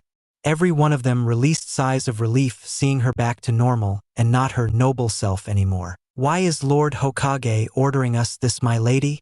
Daichi Akimichi asked in a voice that reflected his own relief, and she tapped her index finger onto her chin a few times like before, thinking it through. That I do not know.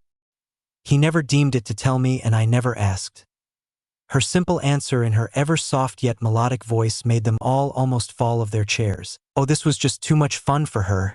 They were just too easy. Now I guess I'll take a leave. It's time for my afternoon tea and I wouldn't want to keep you gentlemen from getting back to your work.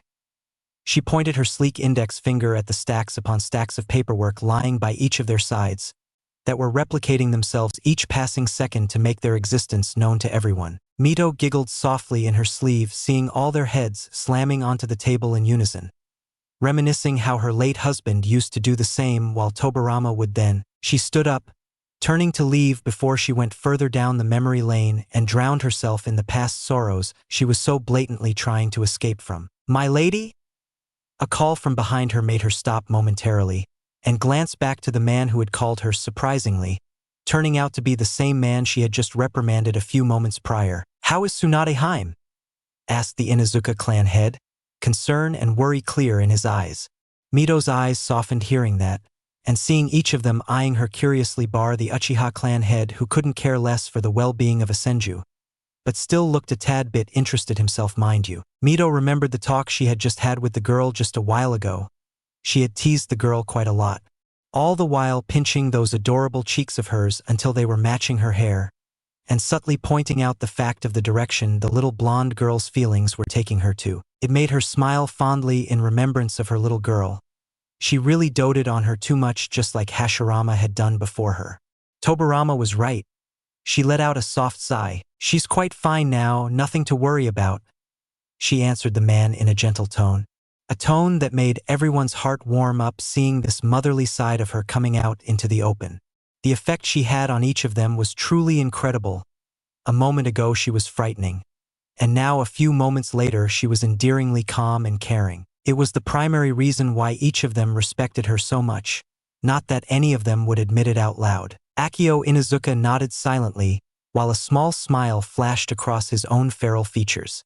As much as they all tried to hide it, each of them doted on the girl as discreetly as they could, just as much as her grandmother did so herself. The love and care their beloved Shodai had showered on her in her younger days was still fresh in everyone's minds, and his loss a few years prior to it made the whole village treat her as royalty should be, in nostalgic remembrance of the man once hailed as a god among shinobi. Never was she asked to pay for any food at the Akimichi restaurants, or for any other clan services for that matter, whether she had the money or not. Though due to Mito's way of raising her up and how strict she was in such matters, there were only a select few times it had actually come to pass. So, it was only natural that each of them showed a little concern to the well-being of said princess who had just lost her family a couple of days back.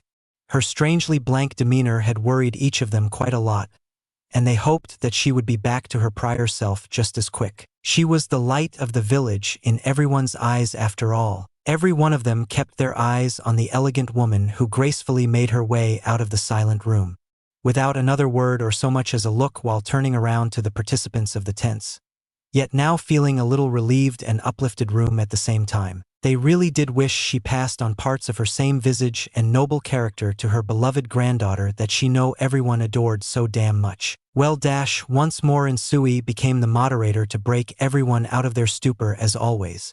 You heard the troublesome woman, let's get this over with?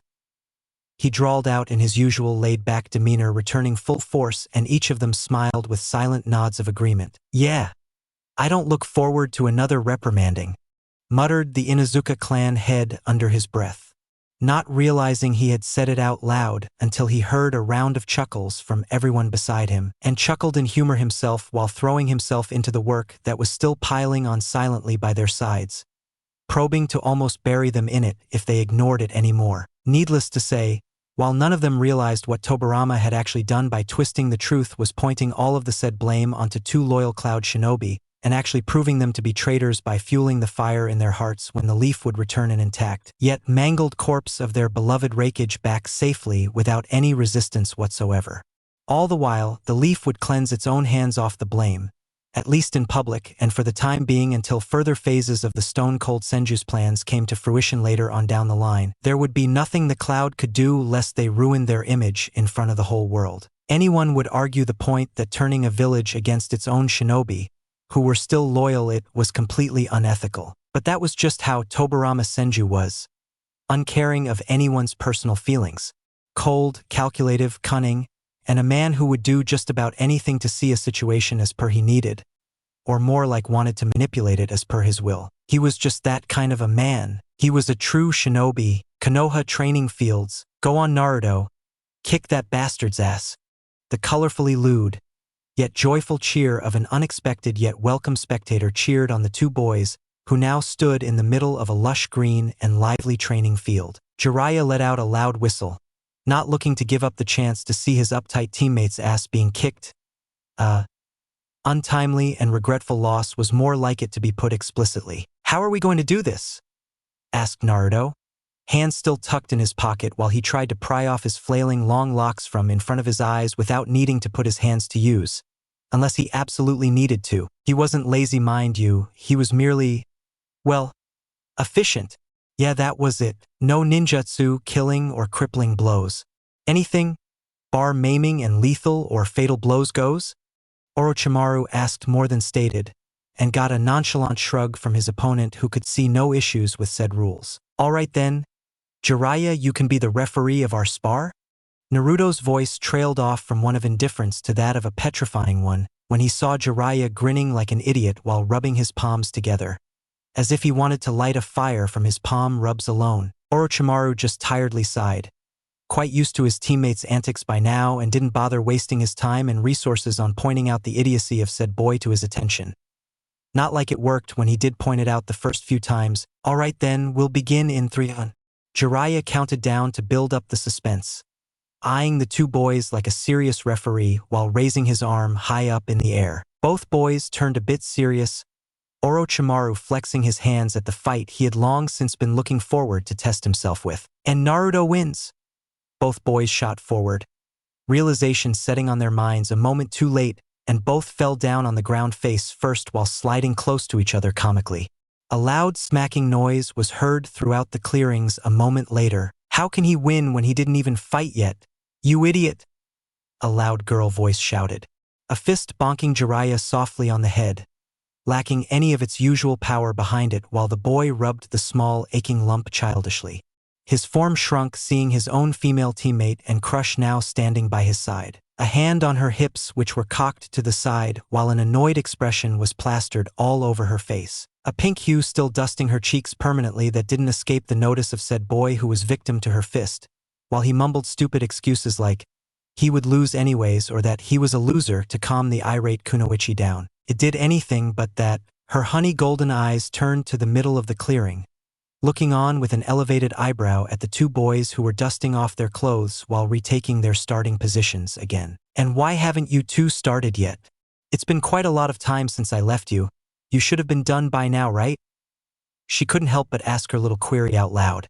It had indeed been a couple of hours in the morning since she had been with her grandmother, who was at her teasing again this morning. Neither of the boys had sparred yesterday, both deeming it alright to rest first to make it a fair fight since Orochimaru had already had a gruesome training session the previous day that wouldn't have made his much-awaited spar fair in his mind. Naruto had no objections with another day of rest. Those came few and far in between these days anyways. Who knows when he'd get another one like these? Well, we were going to, but we then decided to have breakfast. Tsunade rose an eyebrow seeing his sheepish smile while he rubbed his neck in his usual nervous tick she knew by heart by now. And we met them. Orochimaru pointed a finger that pointed above her, and only then did Tsunade raise her neck straight up to see two pairs of dangling sandals 3 branches high in the tree right beside her. Walking a bit to the side, she saw Tsukumo and Due munching on some dumplings from a bag, while both waved at her said dumpling skewers still in hand. She waved back at them happily out of courtesy herself. Hey, what are you two doing here? She asked in all curiosity and evidence, the former getting the better of her. We met them when they were coming here a couple of hours ago. Due spoke simply, picking off a dumpling in his teeth, and Tsunade nodded, but still didn't quite understand Naruto's nervous demeanor, or Tsukumo's annoyed one for that matter. Naruto decided that I should treat him, and all 4 of them in fact, to some breakfast. The silver-haired genin narrowed his eyes accusingly at his teammate who stuck his tongue out playfully back at the annoyed-looking boy high up in the trees. At Tsunade's curious eyes turning to him for an explanation, said blonde boy decided to give her his part too.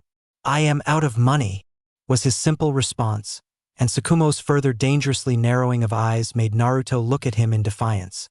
As comical as it made the situation to Tsunade, she stayed silent to watch how it unfolded even further. And my money is for free, right? Tsukumo asked back, lacking anything but some playful anger that only Tsunade could tell after all the years she had spent with the two, apart from Naruto being the third wheel in their little friend cart. Hey, you're rich. Stop being so cheap. Naruto pointed an accusing finger at the boy, who bristled angrily on the branch he sat atop on. Naruto knew very well what was coming in a few moments though, and he absolutely loved that part. I'm not rich. At Naruto's own narrowing of eyes, he grunted in defeat. My family is just a little well off.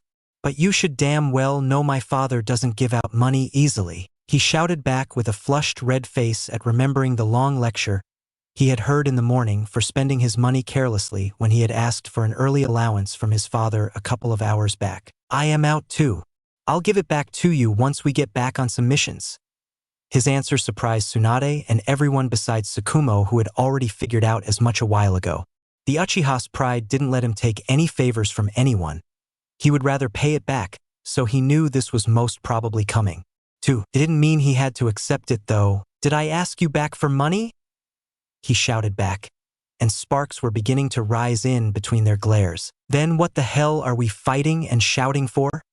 Naruto shouted back, Tsukumo bristling even more angrily for reasons that resisted every intelligent cell in his body. So he answered back as intelligently as he could. How the hell should I know?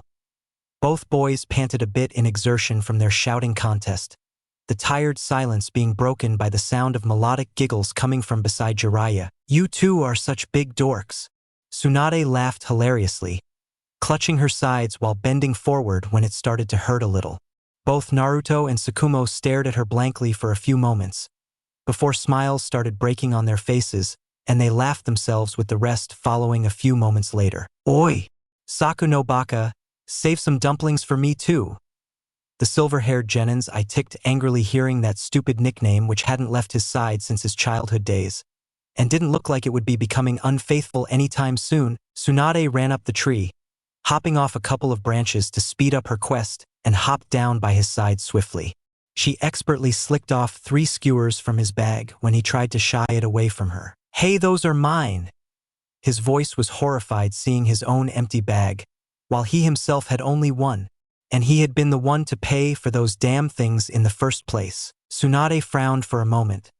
Pouting cutely, she relented and handed him a skewer back before munching on a dumpling happily. Tsukumo, though, continued on looking at her pleadingly for a little more mercy. He was quite hungry too. I'm not giving any more back, she mumbled pointedly in between a bite upon seeing his expectant gaze, who was expecting a little more mercy from said girl. Rivers of tears ran down his eyes at being devoid of food he himself had bought for them, and instantly fixed the situation by snatching the last one of the 4 Due had taken, who looked on wide-eyed at his friend. Tsukumo, such unyouthfulness? The boy gasped out loud, while Tsukumo wondered if this was such a good idea. But when the dumpling melted in his mouth, well, needless to say, it was worth it. Shinobi don't play fair Due. That's Shinobi Tactics 101. He spoke after gulping down a treat, and sweat dropped, when Due took out a notebook from his pocket and started taking notes with vigorous nods. Yash! Excellent advice. Tsukumo smiled. He was so easy to. But it's still unyouthful. Due finished and Tsukumo crushed his thoughts preemptively. He had spoken too soon. Come on, you two, get to it. I want to see you fight. Tsunade broke everyone's reverie and both competitors turned serious hearing that. Go Naru. You can do it, cheered on the lone girl in the field, not noticing the strange glance Jiraiya threw at her before himself cheering on the boy happily. I really do have some faithful teammates, Orochimaru muttered under his breath upon hearing his own teammates cheering against him.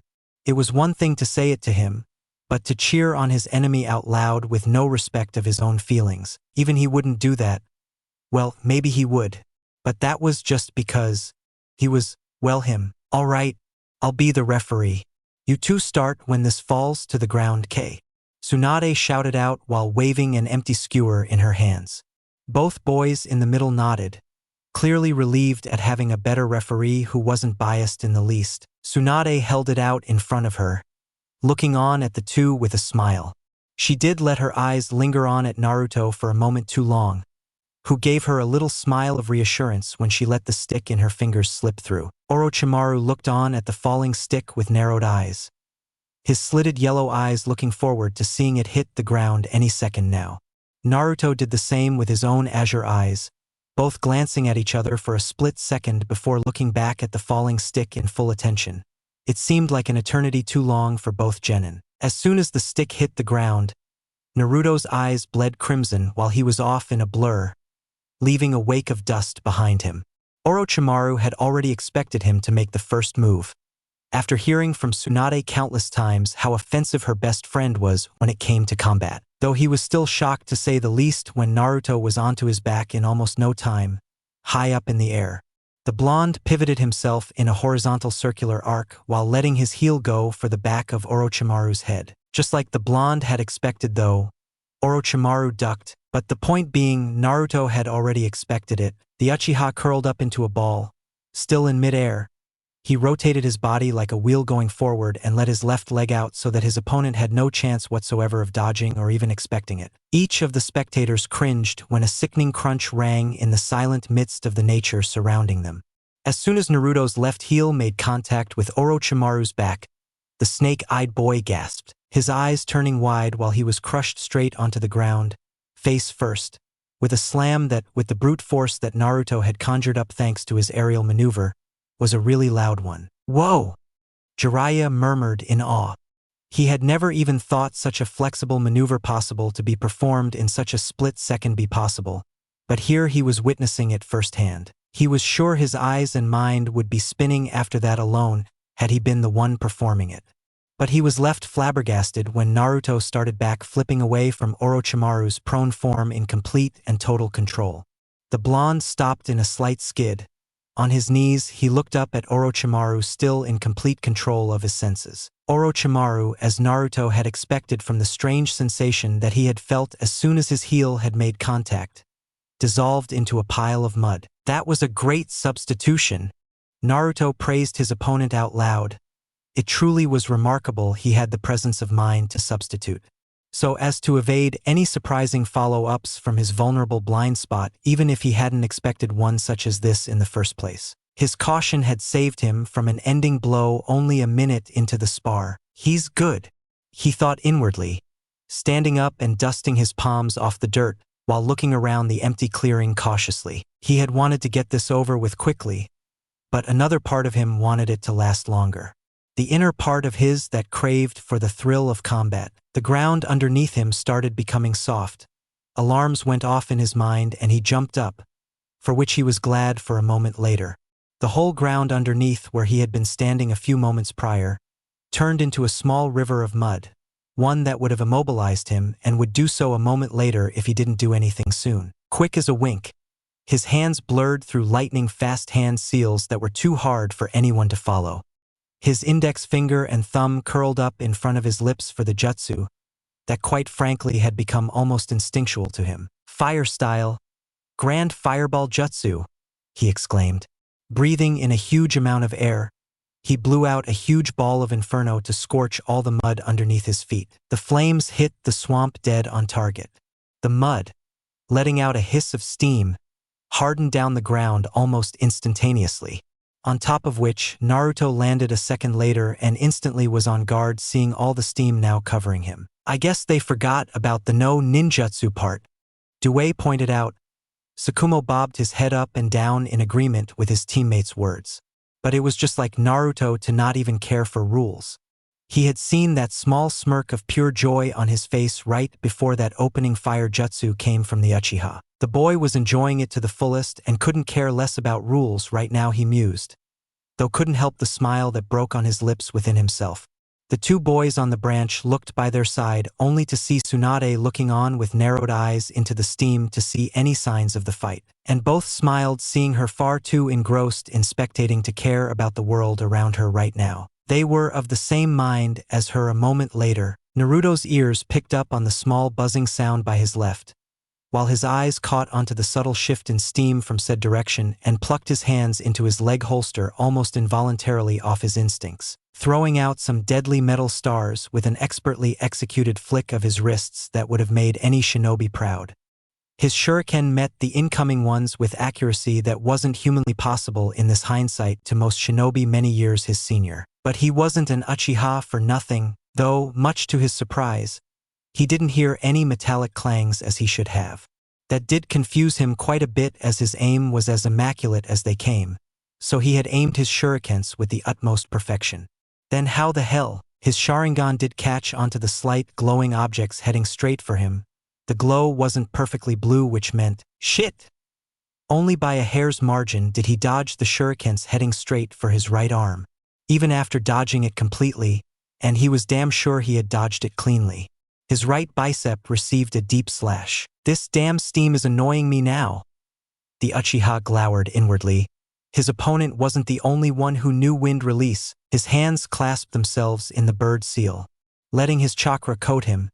He let it burst out a moment later after mixing it with said element to make a huge gust of wind go off all around him.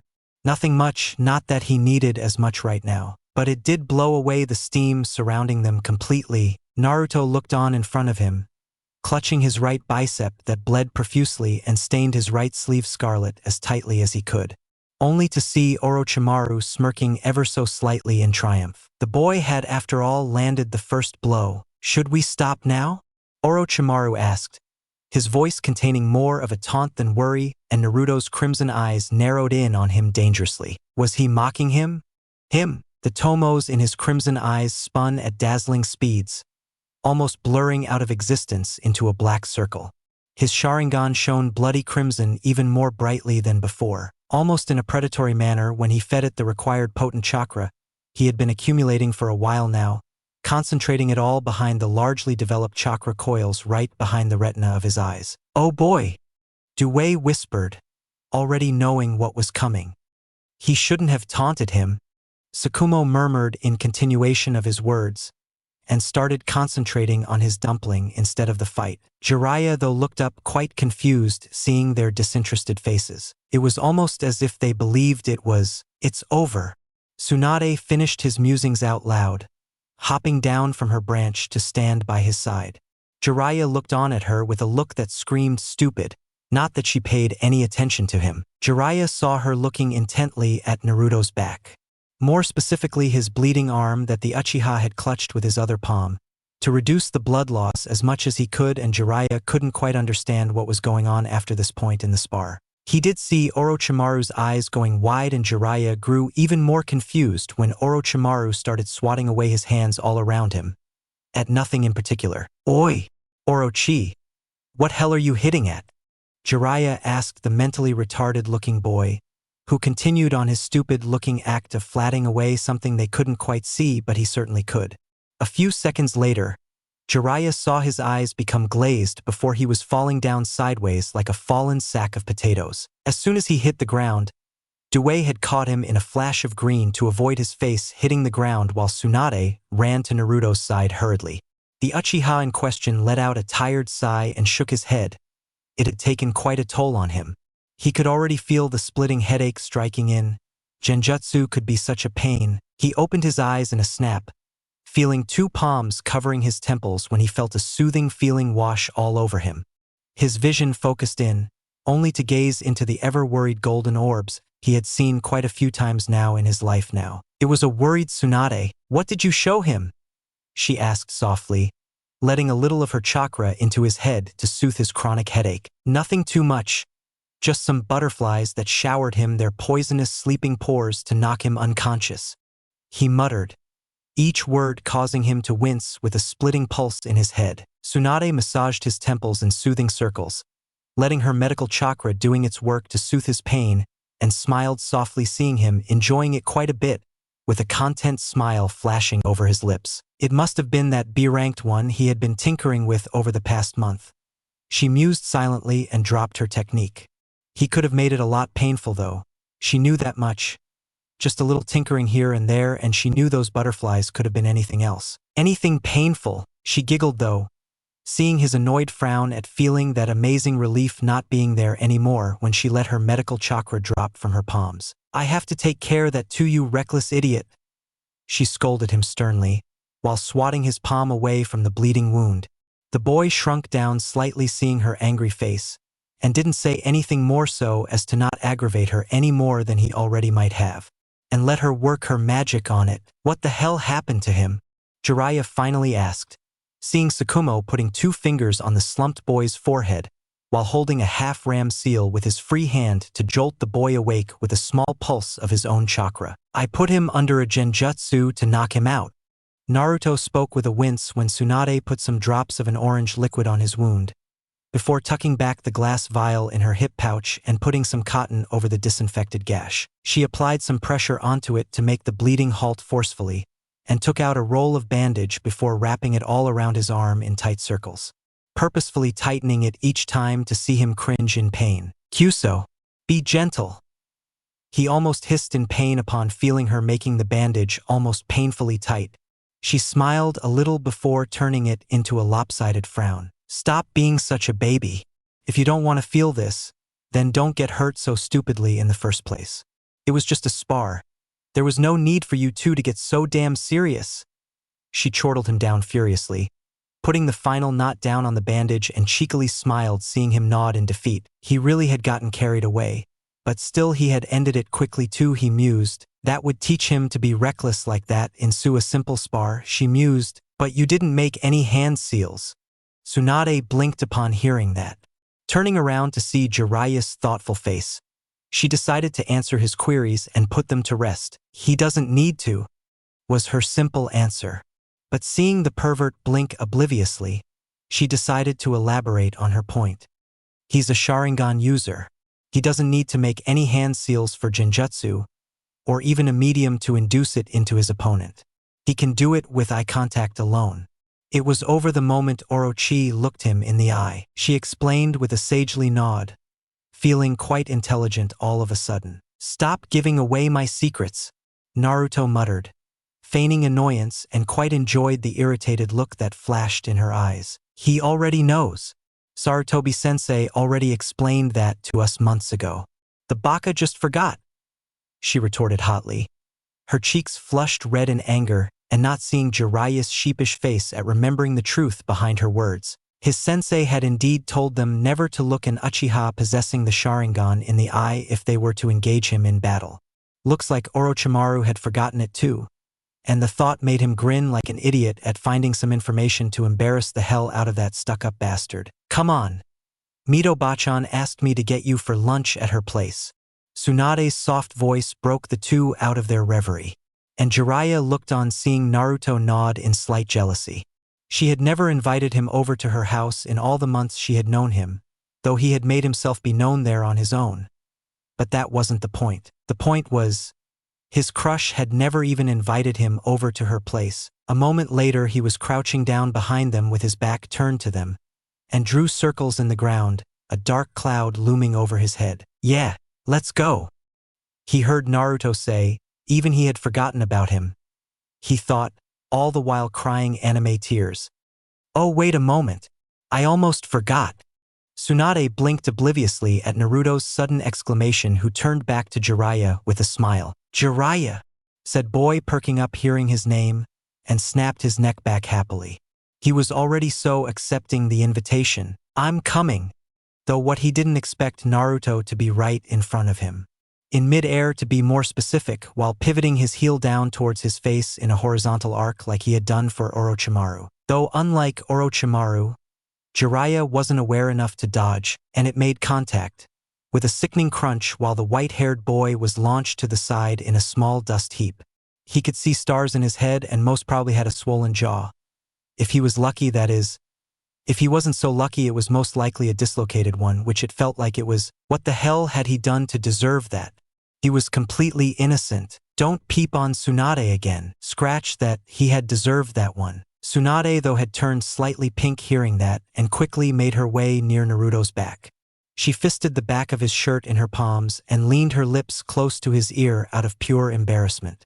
He was such an idiot. You didn't have to do that, was her soft whisper. It was so embarrassing. If her grandmother got so much as a hint of this, oh Cammy.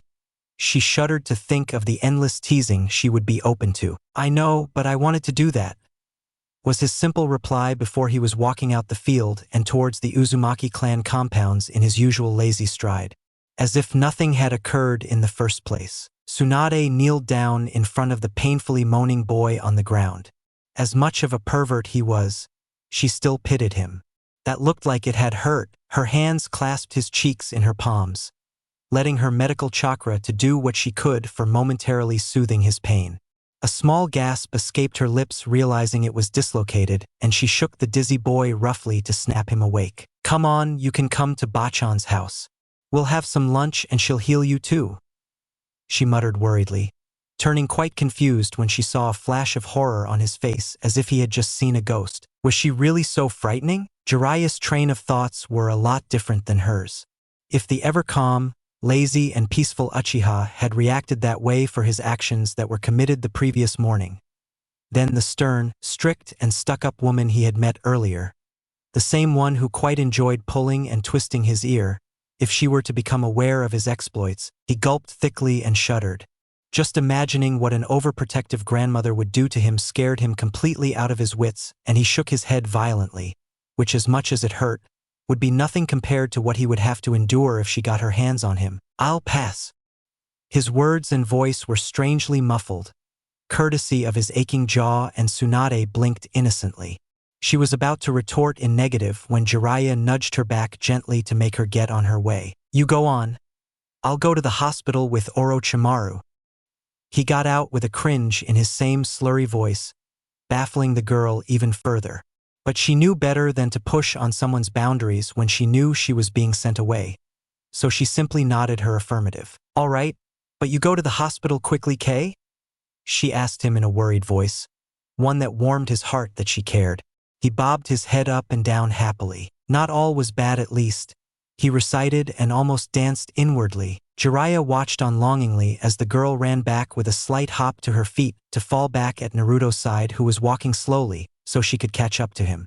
And both started a hushed, whispering conversation with each other that he couldn't quite hear, though her ever-soft giggles made his heart flutter, and he was content on watching her chirpy face until she was out of his eyesight and looked back at a now-awake Orochimaru with a pained smile. Letting his feet make his way to the snake-eyed boy, he decided to let him be his escort so he could fill in those annoying forms at the hospital that irritated him to no ends, though he was a bit confused at Orochimaru's own eyes containing a glint he hadn't seen ever before in those amber eyes in all the time he had known him for. A look of longing and pure curiosity. Next morning, a few miles outside the village walls. "You know, I think we weren't on our best behavior back there." Dewey's murmur was the only voice that broke the serene and calm silence in the thick foliage surrounding and hiding the most revered of the 5 great shinobi villages. "Really?" Tsukumo's voice was lacing with sarcasm, almost dripping with it. Something that their green spandex-wearing teammate didn't quite pick up on, as was usual. "Yeah, I mean back there Tsukumo sighed, hearing on about his youthful teammate pointing out and rambling about the things he had remembered from a couple hours back in the morning. Naruto decided to be the intelligent one and smartly stayed out of Dewey's way, lest he came under Dewey's radar and became his primary point of focus. Something that he was quite glad to let his silver-haired friend deal with, because he, for one, most definitely could not handle his over-enthusiastic and youthful friend as well as Tsukumo could, or so he told himself a few hours earlier. Konoha no Sato, Hokage Tower, Council Chambers, Squad 6, everything from the most basic of tasks to the most complex of political matters were being handled by the council right now, missions assignments included. So here we are, Squad 6, with Hiruzen in the lead and his 3 genins following him in the huge council chambers to get their first dose of the outside world, in what had been a quiet downtime for almost the whole village. But quiet and silence could only last for so long, especially for a hidden village that is, the unmistakable smile upon seeing the son of the highly respected Sarutobi clan head caused many faces to brighten up considerably.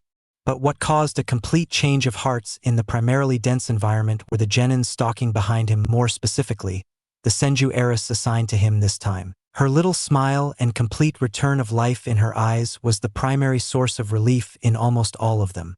Even the ever-stoic Hyuga couldn't help but smirk ever so slightly seeing their beloved princess back to her usual fervor, raring to go and take on some missions. Squad 6 reporting for missions. Hiruzen decided to get the formalities started upon seeing the eerie silence that had befallen the room upon their entry.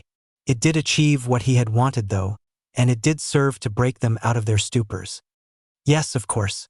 But isn't it a bit too early to throw them out in the field, Sarutobi-san? The question did cause Hiruzen to blink, in a manner of complete and utter disbelief. Well, this was a first, though it only took a moment for him to catch on to the slight nudge they all were pointing at behind him, to his lone kunoichi, to which he instantly downed their offer with a negative shake of his head. It was Tsunade's mental health they were worried about, he concluded. "They are quite ready, the mission if you would please?" he asked curtly. His tone was such that it reminded them his patience were running thin. It was one thing to care about a certain shinobi or a clan heir/heiress, but to outright show favoritism, Tobirama would certainly have a field day with these buffoons if he so much as got a wind to this, be it his own grandniece or otherwise, but that was a matter for another day. For today he wanted a mission. Of course, just checking. His statement was waved off dismissively by the council, as if it weren't even a valid thing to be annoyed about. That did cause his eyebrows to knit together in subtle irritation, but he remained calm. They were the council and in charge of almost everything. Right now, that is, he reminded himself. There! The whole lot of Squad 6 perked up hearing that. Finally, each of them whispered in relief. A B-rank assignment. You will be assigned to escort our client to his hometown, the fire capital. It should serve to be a suitable mission for this squad, given the circumstances. Hiruzen's gruff eyebrow raised in a manner that showed his surprise. He certainly did have the experience to gauge a mission such as this for what it truly was. Quite clearly, in fact, if those non-subtle hints in the council's voice were any indications. It was supposedly a C-rank mission, only bumped up in rank due to their client's status if his end destination was anything to go by. It certainly did seem that way in his mind for all the good reasons, but he begrudgingly nodded in acceptance. If anything, it would serve to be a good comeback mission for his team after the vacation. A nice little mission to get them back into their gears. So, all was well and good when he took the scroll from the assigning Chunin and started making his way out of the chambers, his subordinates in tow. Squad 7, this shout made Tsunade, and much more surprisingly Hiruzen, to almost skip a step. As far as he remembered, his father was still comatose in the hospital ward. And if memory served him right, Squad 7 was assigned to the down man. Squad 7 reporting for missions. It was Tsukumo's voice that cut through the small lapse of silence surrounding the chambers. All the scribbling and whispering ceased as three silhouettes made their way into the middle. Your sensei? The Chunin asked, lacking any sort of warmth or interest he had shown mere moments ago for the previous squad. In fact, if one were to look closely, all the light-hearted feeling had left the confines of the huge chambers. The only feeling left was one of cold indifference, pointed specifically to the blonde-haired azure-eyed boy standing in the middle of the trio, whose usual lazy smirk plastered over his face spoke volumes of the interest he had in what they thought of him, which was practically nothing whatsoever. He's out of commission due to medical reasons, but we three are fine. Tsukumo decided to be the one to do all the talking. Naruto was just too lazy when it came to these matters, and Due was, well, he was Due. Let's just leave it at that. The Chunin at the front desk, clad right in front of the circular table hogged down by members of the Shinobi Council, all included, outright frowned. Focusing a mild glare on the blonde, the Chunin narrowed his eyes at the three inquisitively, all in an attempt to make himself seem a bit more intimidating, so as to daunt his authority over them. It did anything but that. Tsukumo was completely indifferent to it, as was shown by his bored face. Due was scribbling down something furiously in his notepad. Something so furiously that made it seem his pencil was on the verge of igniting the thing into flames. And Naruto, oh Naruto, he was the most interesting and unpredictable of the bunch. His reaction to their hostile intentions made each and every member, bar the members of Squad 6 behind them, bristle in anger and pure contempt. Each of them squirmed around, looking to tear apart a new one to the brat who actually had the gall to yawn softly in front of them. He looked the most bored out of them all, and quite frankly he was. These glares and little snide remarks were almost completely immune to him now. It had been far too long, and they weren't quite inventive enough for him to pay heed to these stupid actions anymore. He wasn't 5 anymore. Not that they mattered anything to anyone anyways. The mission? Tsukumo drawled out indifferently, bonking Due when he whispered something into his ear.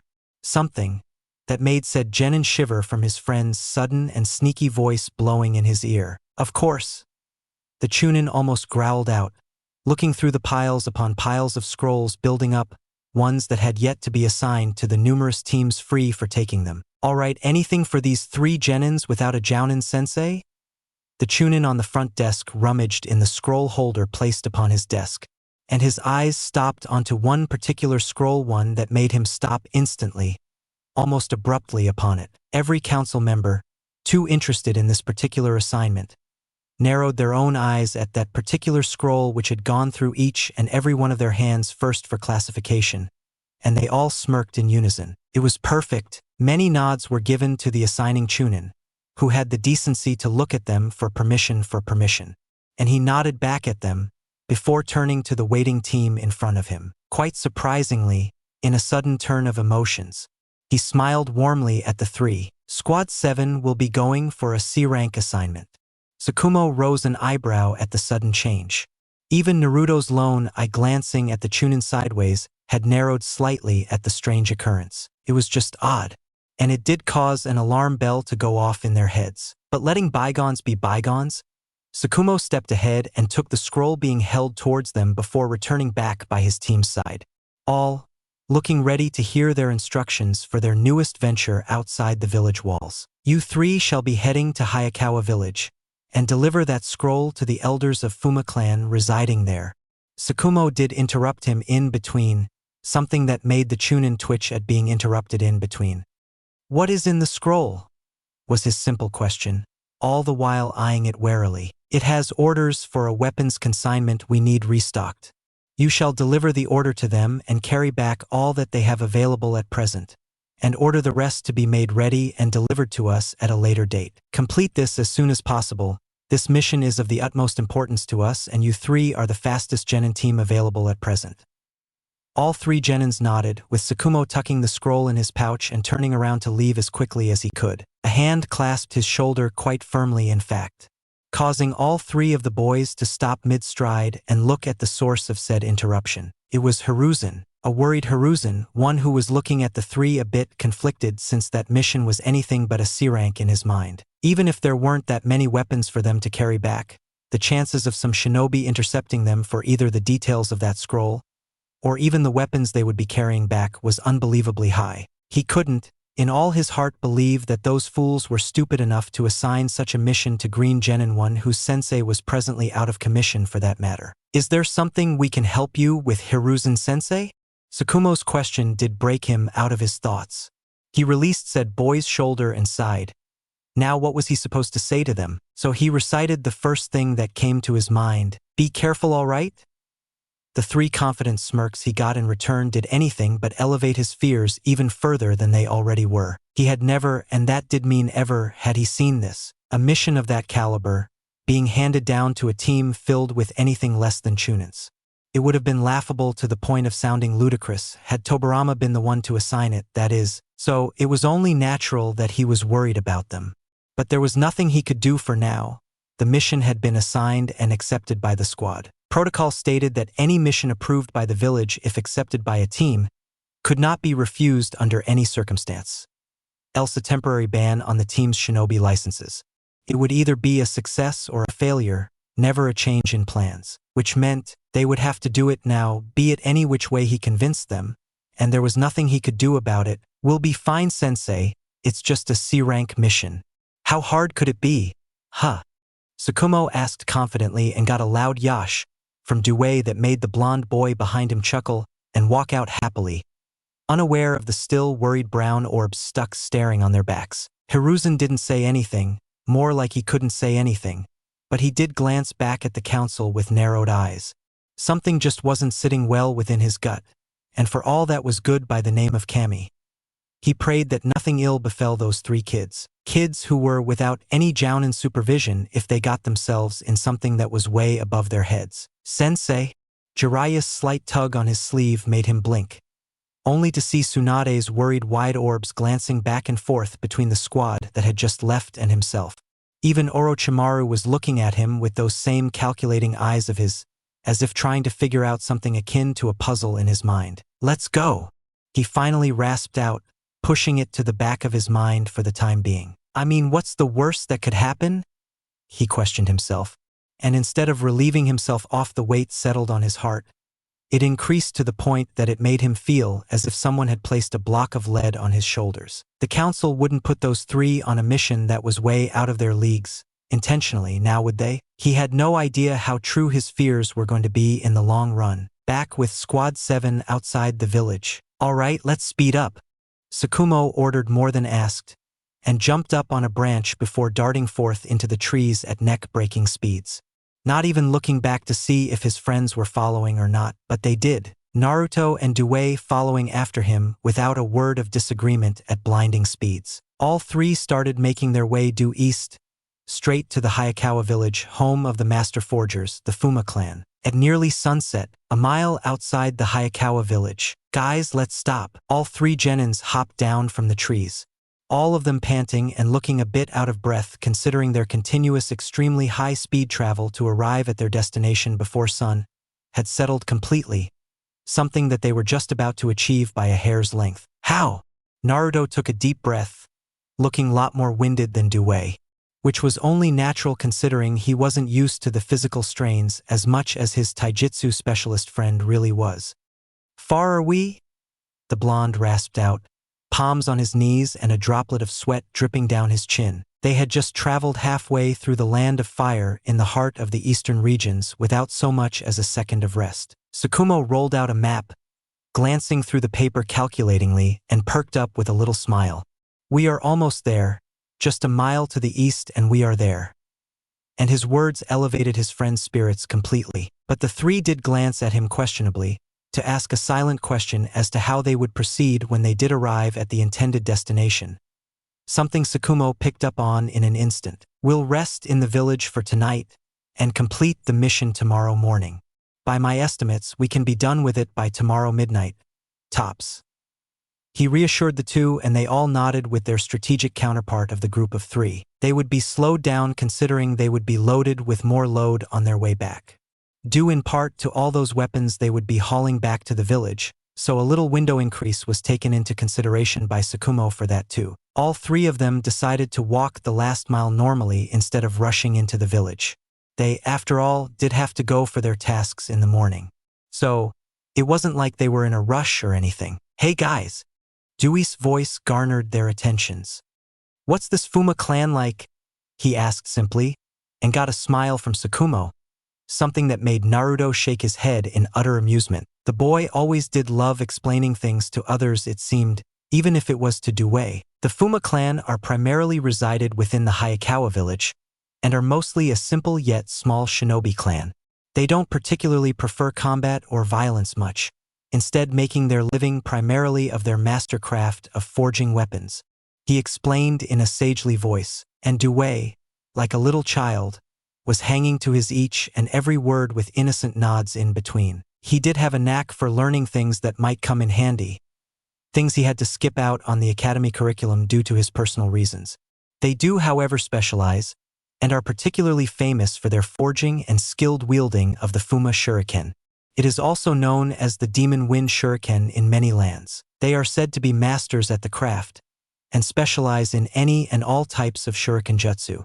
Tsukumo finished his explanation, and got yet another nod from Due, who wasn't quite out of questions yet. "Isn't that the same big one Naruto used that one time?" He did remember a strange shuriken, the size of an abnormally large sword at each of its 4 blades, and got an admirable nod from Tsukumo, who was quite impressed at his friend's memory and his ever-present thirst for knowledge. The bowl-cut genin had no shame in admitting that he wasn't the brightest of the bunch, and he had particularly no hesitance in asking for something he wasn't aware of. His teammates were always happy to relieve him of his doubts and questions as best as they could, which gave them all something to talk about almost all of the time. As soon as all three came out from the trees to a small clearing, joyful smiles lit up Due and Naruto's face, both looking ready to bolt into the visible village almost any second now. The only thing stopping them was that Tsukumo wasn't by their side now, but instead had stopped abruptly and fallen a few steps behind them. Tsukumo stood at the edge of the trees, looking at the village with narrowed eyes, something that brushed Naruto in the wrong way. The blonde himself let some chakra pour into the back his eyes, his azure eyes shining like rubies in the slightly dark environment and scanning the whole area critically, taking every little detail that he could. Now he could see what was wrong with it. It was calm. A bit too calm, in fact. There was absolutely no movement whatsoever. In a village that was supposedly presumed to house a whole damn clan in it, not counting the civilians that must be there too. Almost no lights were lit up right now, which meant that darkness had started taking over almost completely as the day shaded into night each passing moment. But Tsukumo had another sharp sense at work that alerted him of way more prudent information than his Sharingan-wielding friend ever could hope to achieve in the current situation. He had a keen sense of smell, developed through years of training. And it was picking up on a scent, a faint one that was littering the surrounding atmosphere almost completely. It was too faint to be noticed by anyone not really looking out for something, but it was still nonetheless there. A faint scent that made almost every hair on his body stand up on alert. A subtle smell of iron loomed over the surrounding air, clouding it in a menacing embrace within the darkness of the night. Meanwhile, a few hours prior, back with Squad 6, Hiruzen's offhanded hum showed just how disinterested he was in the current situation. Who are we escorting? I bet it's some awesome princess or royal girl or… The younger Sarutobi heard his hormone-induced subordinate list out all the possibilities of who their client could possibly be, all guesses being females, that is. Are those the people who we are assigned to sensei? Orochimaru's pointed finger did manage to shut the excited boy by his side up, something Hiruzen was quite glad for. Jiraiya could be such a handful, he sighed wearily. Whoa, she's… As if trying to find the proper word, Jiraiya bit his tongue for a moment. He licked his lips, as if testing if the next word felt right or not. Fat was all he could mutter before a fist bonked his head harshly. You idiot, she's not fat. Tsunade glowered, looking as the devil incarnate, while looming over her perverted teammate like a hungry soul reaper. Then what the hell do you think that large bump on her belly is supposed to mean?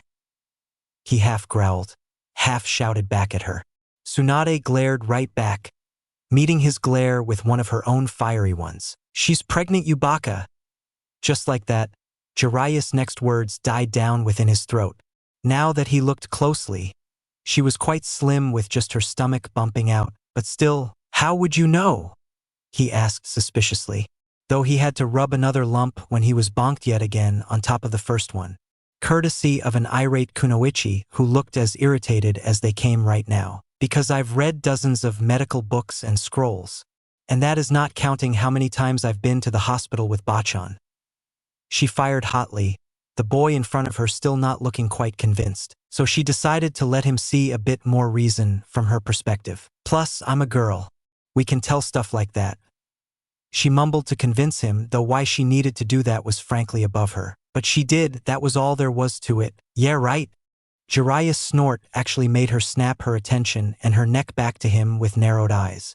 Orochimaru went on to stop their little bout, already knowing what his oblivious friend was going to let loose from his mouth next. And to be honest, he wasn't quite fond of what followed after that. But alas, he was too late this time. With how flat you are, it does make me suspicious of your gender. Even Hiruzen had the sense to slap his palm over his face when he saw Tsunade's face go almost beet red from pure fury. Why, you thrice damned, perverted excuse of a life form! She glowered down onto him while raising up her sleeves to teach him a lesson, only for Hiruzen to stop her dead in her tracks before she let her wrath loose over the slightly cowering boy. We are in front of our clients now. Show some restraints, you two. The jounin in the group sighed tiredly when the two glared at each other and turned away in unison with a pointed huff, none too wise to notice the woman's amused smile on seeing the two's energetic argument come to an abrupt end due to her sudden presence. How long do you have?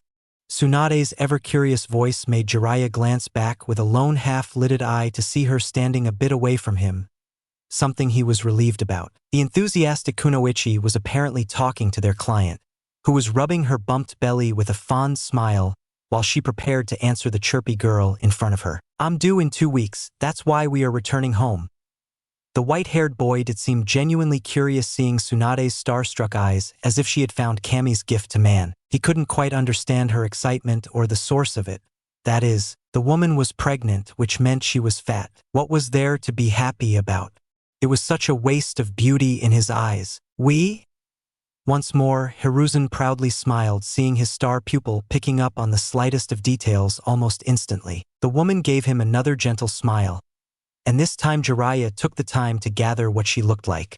Apart from that simple blue maternity gown she wore, The woman had shoulder-length brown hair and matching brown eyes. Nothing exotic, but a plain simple civilian woman that would have been quite the eye-catcher had she not been pregnant, that is.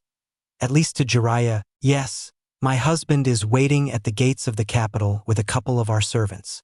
We've hired some men to carry me in a small litter carriage, since I cannot walk too much given my condition. Orochimaru nodded, seeing her point and her condition. The fact that she was walking all by herself showed just how independent the woman must be. At least to the snake-eyed boy, that is. So, is it a boy or a girl? Tsunade started asking questions upon questions in rapid fire, prompting quite a few laughs from the lady, who was quite glad to answer the chirpy girl. What is she so happy about? Jiraiya huffed, not quite understanding her excited demeanor in the slightest. A large palm covered the top of his head and ruffled his hair playfully. You really are naive, Jiraiya, but you'll get it one day. Hiruzen answered wisely, following his words with a throaty laugh that leaked out involuntarily upon seeing his genin pout childishly with a slight puff of his cheeks. Jiraiya hated when his sensei treated him like a child, this time being no different. So, Squad 6 began their journey onto the fire capital with a carefree mood surrounding them, back with Naruto, Tsukumo, and Dewey. Hey guys! Dewey's obliviously innocent remark broke the two stunned boys out of their stupors. What's the matter? We going or not? Naruto was about to answer in a yes when Tsukumo cut him off, before he could even open his lips. There's a heavy stench of blood coming from the village. That comment certainly did the trick. Dewey along with Naruto looked at him in shock, both opening and closing their mouths with nothing audible coming out of them. Are you sure? Naruto was the first one to make a coherent sentence, with a slight stutter, and Tsukumo's nod did anything but to suppress his fears, when said genin bobbed his head up and down in affirmative. Yeah. Tsukumo's finger raised up in the air to get a feel for the air, and he nodded in confirmation, more so for himself than for his teammates. The air current was downwind, coming towards them from the village. It was the only proper reason why he had caught it, even with his sharp sense of smell, while being so far apart from the village. Come on! Both Naruto and Tsukumo murmured in unison, though the green boy in the middle blinked, seeing them walking in polar opposite directions, one towards the village and the other going away from it completely. Guys! Dewey finally decided to stop them, and it certainly did the trick too. Naruto narrowed his eyes at Tsukumo, when he watched Tsukumo's expression of complete disbelief pointed straight at him. You can't be serious? His voice was as incredulous as was his face, and seeing Naruto's firm stance, he stomped down closer to him angrily. Naruto didn't even so much as an eyelash when Tsukumo's finger whizzed past his ear to point at the dark village over his back. That village reeks of blood. There most probably was a massacre or an invasion or Kami knows what. Seeing Naruto staring at him blankly with his active Sharingan made him almost shake in fury, and Kami be kind. He had half a mind to bitch slap his blonde friend senseless until he did regain that less part back from wherever he had lost it. Naruto, he finally growled out. It was almost stupid. No, that wasn't it, it was downright suicidal. That village reeks of blood? You get me, blood? He quoted the word with his fingers to emphasize that point, but the blonde merely crossed his arms with a little nod to show he was listening. And the stench is still fresh, which means the people who must have done the deed are most probably in the village too. He reasoned with the thrice-damned, wholeheartedly stubborn Uchiha. But that same damned pride of his would just not budge. Not today, not ever. Naruto slid Tsukumo's palms that he was shaking his shoulders with off of him, and started making his way to the village that was emitting an ominous aura of pure death from it. What the hell are you trying to prove? Tsukumo almost snarled, pulling back his arm harshly only to see Naruto's own stern eyes staring at him intently now. Let go. It was barely above a whisper, but Tsukumo glanced down to see he had caught his collar in a burst of anger and let it free, albeit a bit reluctantly. Naruto, why do you want to go? Dewey asked as calmly as he could, looking the most sensible and reasonable of the bunch right now. As much as he trusted Tsukumo's intellect and the boy's honed analytic abilities, he trusted Naruto's instincts a lot more. Tsukumo was always their mind, but Naruto was the heart of this team. And he had been in a couple of situations such as this before, where as reckless as the blonde was, his way always pulled through. though his sore body and injuries the next day were a different matter altogether. And it was almost funny that in times like these, when his always calm teammates were angry, he was always the moderator and intelligent one, just like today. If there can be the people who caused the kills in there. Tsukumo's intensifying glare was completely ignored by Naruto, who was staring straight at Due right now. Then there can also be people of the clan and their village, survivors, people who might need our help. His statement was once more interrupted by the same boy who was getting even more restless by the minute. The Uchiha was spouting off nonsense in his eyes right now. That is not our mission, Naruto. Tsukumo hissed in a retort. Had his friend truly lost it? To walk in a den full of tigers, with no idea of how many lay in there, waiting for their chance to pounce on them with no mind of their own lives? It's the right thing to do. They're our allies, and they need our help. Naruto retorted flatly, and Due palmed his face, seeing the oncoming argument that he had hoped to diffuse, firing up once more in all its glory. We are shinobi, you idiot. Don't you remember what Sensei told us back then during our first real mission? Alliances are just that, mere pieces of papers and words. He snarled, and Naruto glared right back, matching his best friend's gaze with one of his own fiery ones. I think you don't remember his words clearly, Tsukumo. He also told us that an alliance truly only matters when the allied nations believe in the peace they are trying so hard to show. Remember now?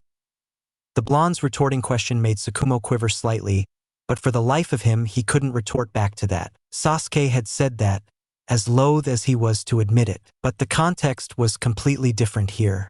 Twisted words of their teacher weren't enough to warrant the kind of actions he was willing to take. And Kami, damn it, I'm not going to be a part of it. Tsukumo's words even shocked Due. The silver-haired genin was absolutely serious. His face and voice alone showed it to them. Tsukumo, what are you saying?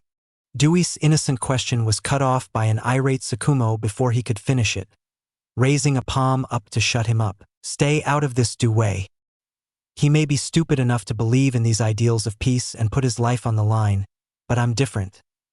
Even Due had to gulp at the stare-off going on between two of the closest friends he had ever had the pleasure of knowing. Tsukumo's entire life, he had been trained and brought up by his family to be made into a shinobi inclined for a specific field of the shinobi arts. Assassinations. Yes, that was what his family had made a name for itself from. From as far as he could remember, he had always been taught one thing each day, every day by his father. Never walk into a battle you do not know you can win, for taking on an enemy who is far superior than you is not your way of the shinobi. It was a teaching his family, and he himself had lived by to this very day. He wasn't going to change it tonight, not even for him. You walk down that path. Tsukumo's finger pointed to road leading to the village, still as silent and ominous as before, and Due just stood by dumbly, not even being able to believe this was happening. They were falling apart. You go alone. Our mission was to deliver a scroll. A simple C-rank mission, and I'm not about to risk my life for something we weren't even assigned to do in the first place. With those words, a few minutes of silence enveloped the clearing they stood within. For Due, he felt like hiding in some place and staying there forever. This wasn't how it was supposed to be. They were friends, and friends stuck together, no matter what. You coming, Due? Were Naruto's only words to break the tense silence that had settled in between the three. And the hateful, no, almost betrayed look that Tsukumo gave him had no effect whatsoever on the Uchiha, who stared at Due expectantly for an answer. And as shameful as Due was to admit it, the ever-energetic boy was feeling an emotion he didn't think he'd feel today, or anytime soon. He felt scared. Bowing his head down a little, Due said nothing, but Naruto got all the answers he was looking for in but a moment. Without another word, he started walking back to the village and felt a feeling he thought he'd long since forgotten. He wanted to turn back and look at them, but he knew it would only serve to make his friends waver in the decision they had made for themselves. He wasn't so foolish as to do that to them for his own selfish reasons. But for all that was holy, he couldn't shake off the feeling bubbling up from deep within his heart. Clenching his fist over the left side of his shirt, the same spot where his heart was supposed to be, he let his inner turmoil overtake him completely. He didn't feel scared. It was just that he felt so alone. With Tsukumo and Due, both boys stood beside each other, watching their friend's flailing white jacket blowing in the wind gently, while he walked into the dreaded village as if nothing in the world could faze him. Tsukumo!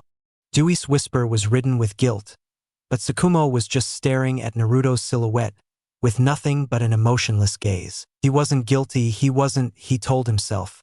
That annoying Uchiha had a tendency to put his life on the line each and every damn time. This wasn't the first time they had argued.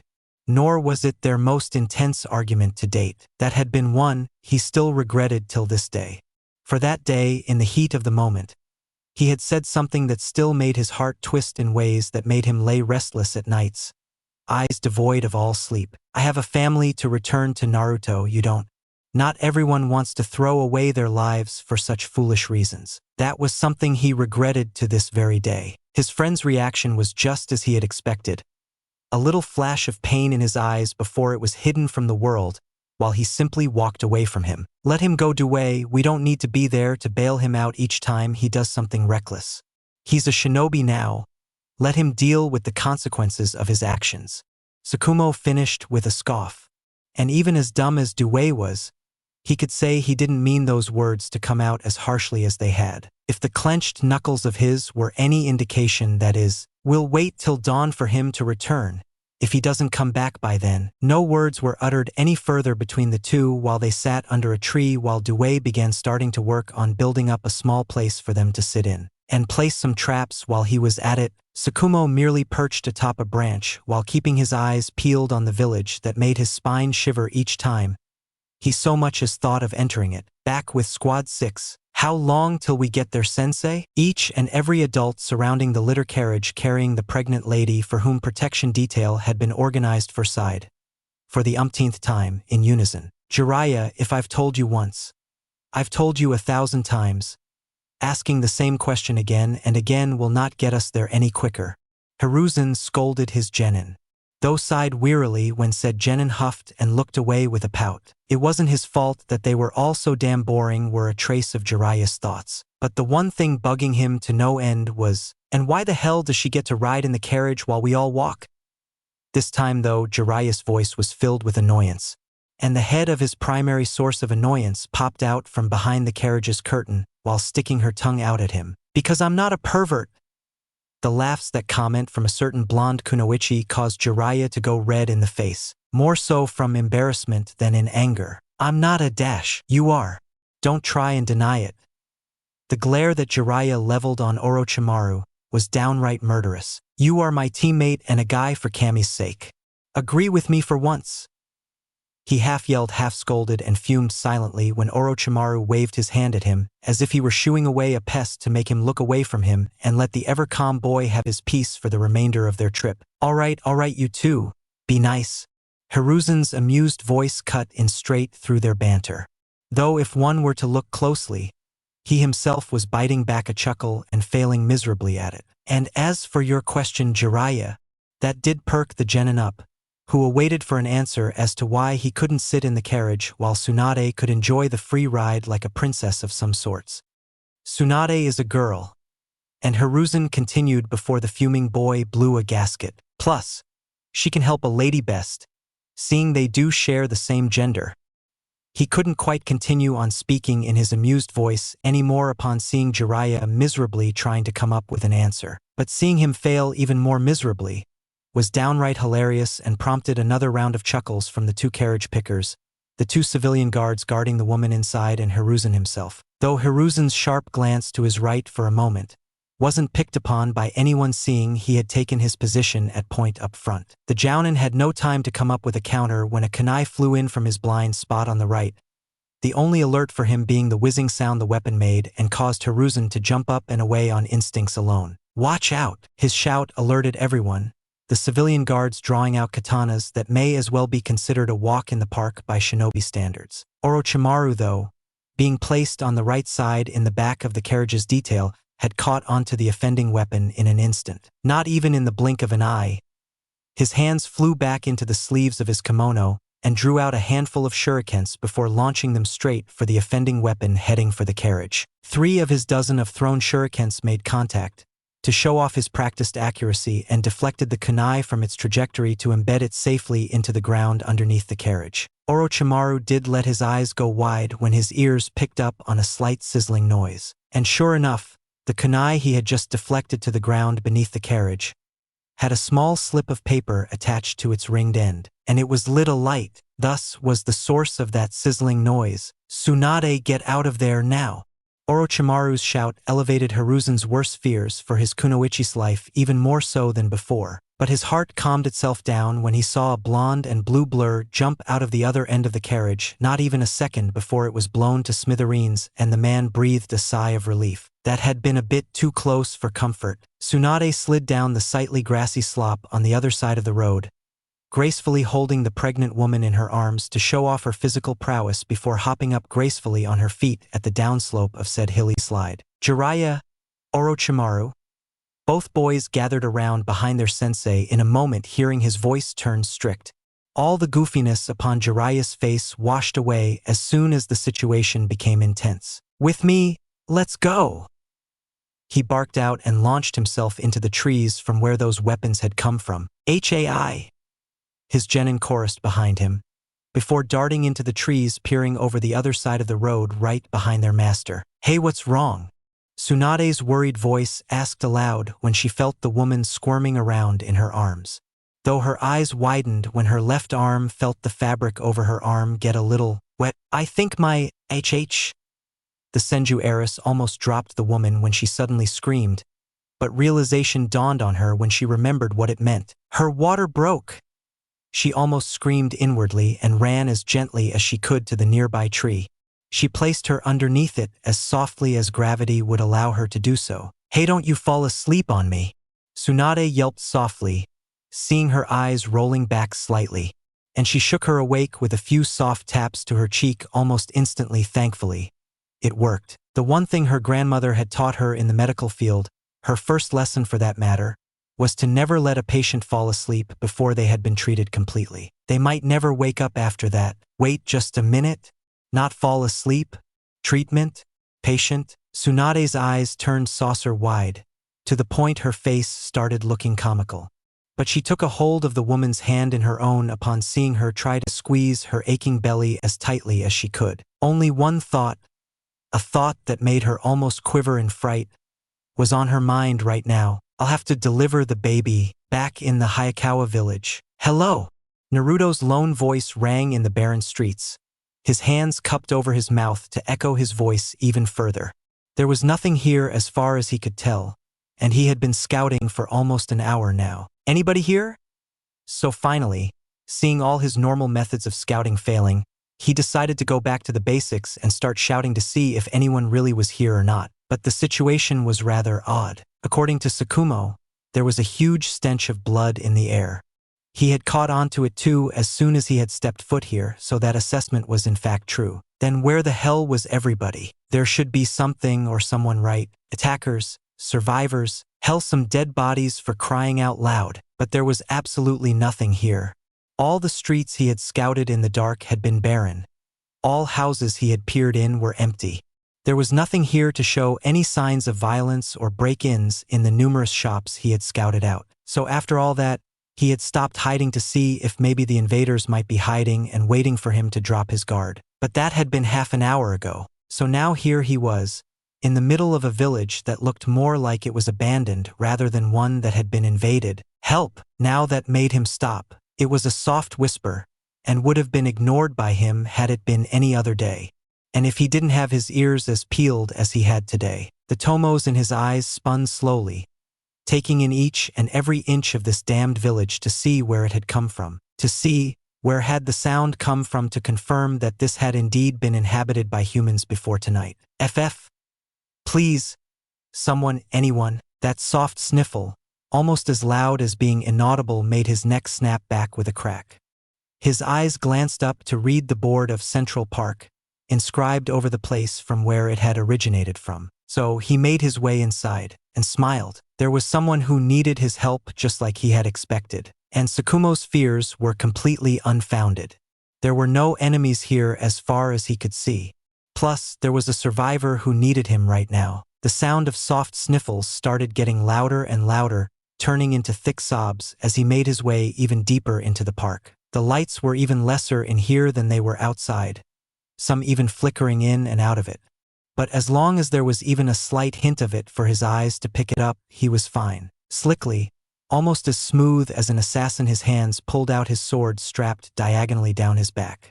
That horrid, godforsaken stench of human blood was increasing with each step he took near the incoming and helpless sounds. The aura surrounding this place wasn't doing anything to lift his fears anytime soon, but he made his way near to it, completely on guard. And finally, he stopped when he saw what he had been looking for this whole time. A person, most probably a girl, judging from her long hair, no scratch that, the slight bumps visible on her chest confirmed his deductions, was curled up into a tiny ball by the bark of a tree. Her knees hugged to her chest in a tight squeeze. He could see her body clearly quivering even in the death of the night, which, from what he could guess, was due to crying. "Hey!" he whispered out loud, clenching the hilt of his sword tightly when he saw her quivering halt all of a sudden while her eyes peeked out from her knees. He couldn't tell what color her eyes or hair were. He would need more light to gauge that. But she had long hair, probably as long as his bachans, which was a length near her hips. Her eyes were wide, almost innocently in fact. And he did relax his guard a bit, seeing her wide eyes shimmering and streaming with tears that gleamed in the little moonlight they were privy to. They were looking so innocent that he just couldn't gauge her as he would have done for some stranger any other day. His Sharingan, though, snapped to life, blazing almost angrily when she got on her feet and rushed closer to him. His sword raised itself in the air, intent on slashing her neck as precisely as he could to cleave her head off, when his eyes caught sight of her arms opening in front of her. But there was no weapon in her hands, and for some reason he could feel she was harmless. Maybe due to the way she looked, she had the same eyes as Tsunade had a couple of days back, that he let her come closer and closer to him. Before the girl, no more than 16 or 17, crashed into him and hugged him for dear life. He hesitantly let his arms wrap themselves around her, not quite understanding what had caused such a frightened girl to find such comfort in a complete stranger when she had just seen so much blood. Speaking of blood, though, the source of the stench was now clear. It was her. The girl was dripping wet in it, from head to toe, and he couldn't imagine what had caused her to get drenched this deep in the elixir of life. "You're from the leaf." Her whisper ceased all his doubts in an instant as to why she had trusted him so much. So that was why she trusted him. He was an ally. Her way of running had told him that she was no kunoichi. No shinobi, experienced or otherwise, would stumble upon a rock and almost fall down like she had done.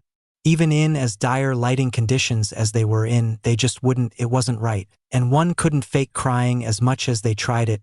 Not from his eyes, they could not. So he softly wrapped the girl in a warm embrace. "It's all right." His soft whisper caused her crying to go absolutely berserk. She started crying hysterically, as if she had almost gone insane. But anyone would, in his opinion, if they were shown what she must have seen to get drenched in a bucket load of blood. His hands caressed her long and soft hair, letting her bury her face in his neck. He smiled sadly. Why did it always have to happen to all of the most innocent one like his adorable Tsuna? But when her arms gave his torso a gentle squeeze, every sense, every damn instinct built into his body screamed one thing: danger. Clack. Numerous shards of wood snaked around the air, bringing the serene and ominous silence in the clearing to an abrupt halt. A shattered log fell down from the girl's arms. The girl, who was crying a minute ago, flipped her waist-length hair back with an expert whip of her head. My, aren't we the feisty ones?" Her whisper rang out loud, no sniffles or sobs coupling her voice as they had done a second ago. She looked anything but the girl he had seen from a minute ago. "Who the hell are you?" Naruto asked, his voice as icy as the coldest of glaciers. Perching upon a tree like a hawk looking to scout out its prey, his deadly eyes glared down into her very soul. Her voice, too, wasn't helpless. It was almost happy. Her tear-stricken face was now lit up with a warm smile, as if she were a 5-year-old. A little child whose dropped candy had just been replaced. A 5-year-old drenched head to toe in blood, that is. The way she licked her lips would have been missed by anyone but him in this dark of an environment. It was almost insane, twisted. She chewed on her lips softly, eyeing him in all the conjured-up interest of the world. If not for his perfectly timed substitution instead of that unfortunate log, he would have been the one to have been staked by a couple dozen of chains at all of his vital organs. Chains that had sprouted out from the ground from Cammy knows where, and when the hell had she created it?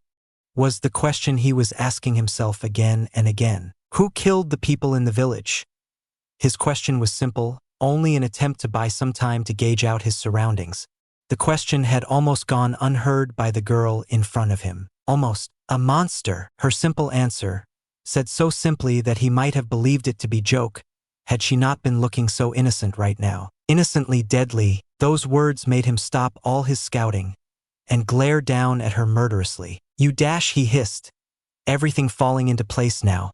Her dripping chains, her blood-covered body and clothes, and her almost crazy demeanor. It made his blood boil to the limits upon imagining just how many lives she had taken to get herself into the condition she was in right now. His glare, intensified by his signature eyes, would have made any normal shinobi nervous for even a sliver of a second. But she was no normal shinobi, or person for that matter. Don't look at me like that, please.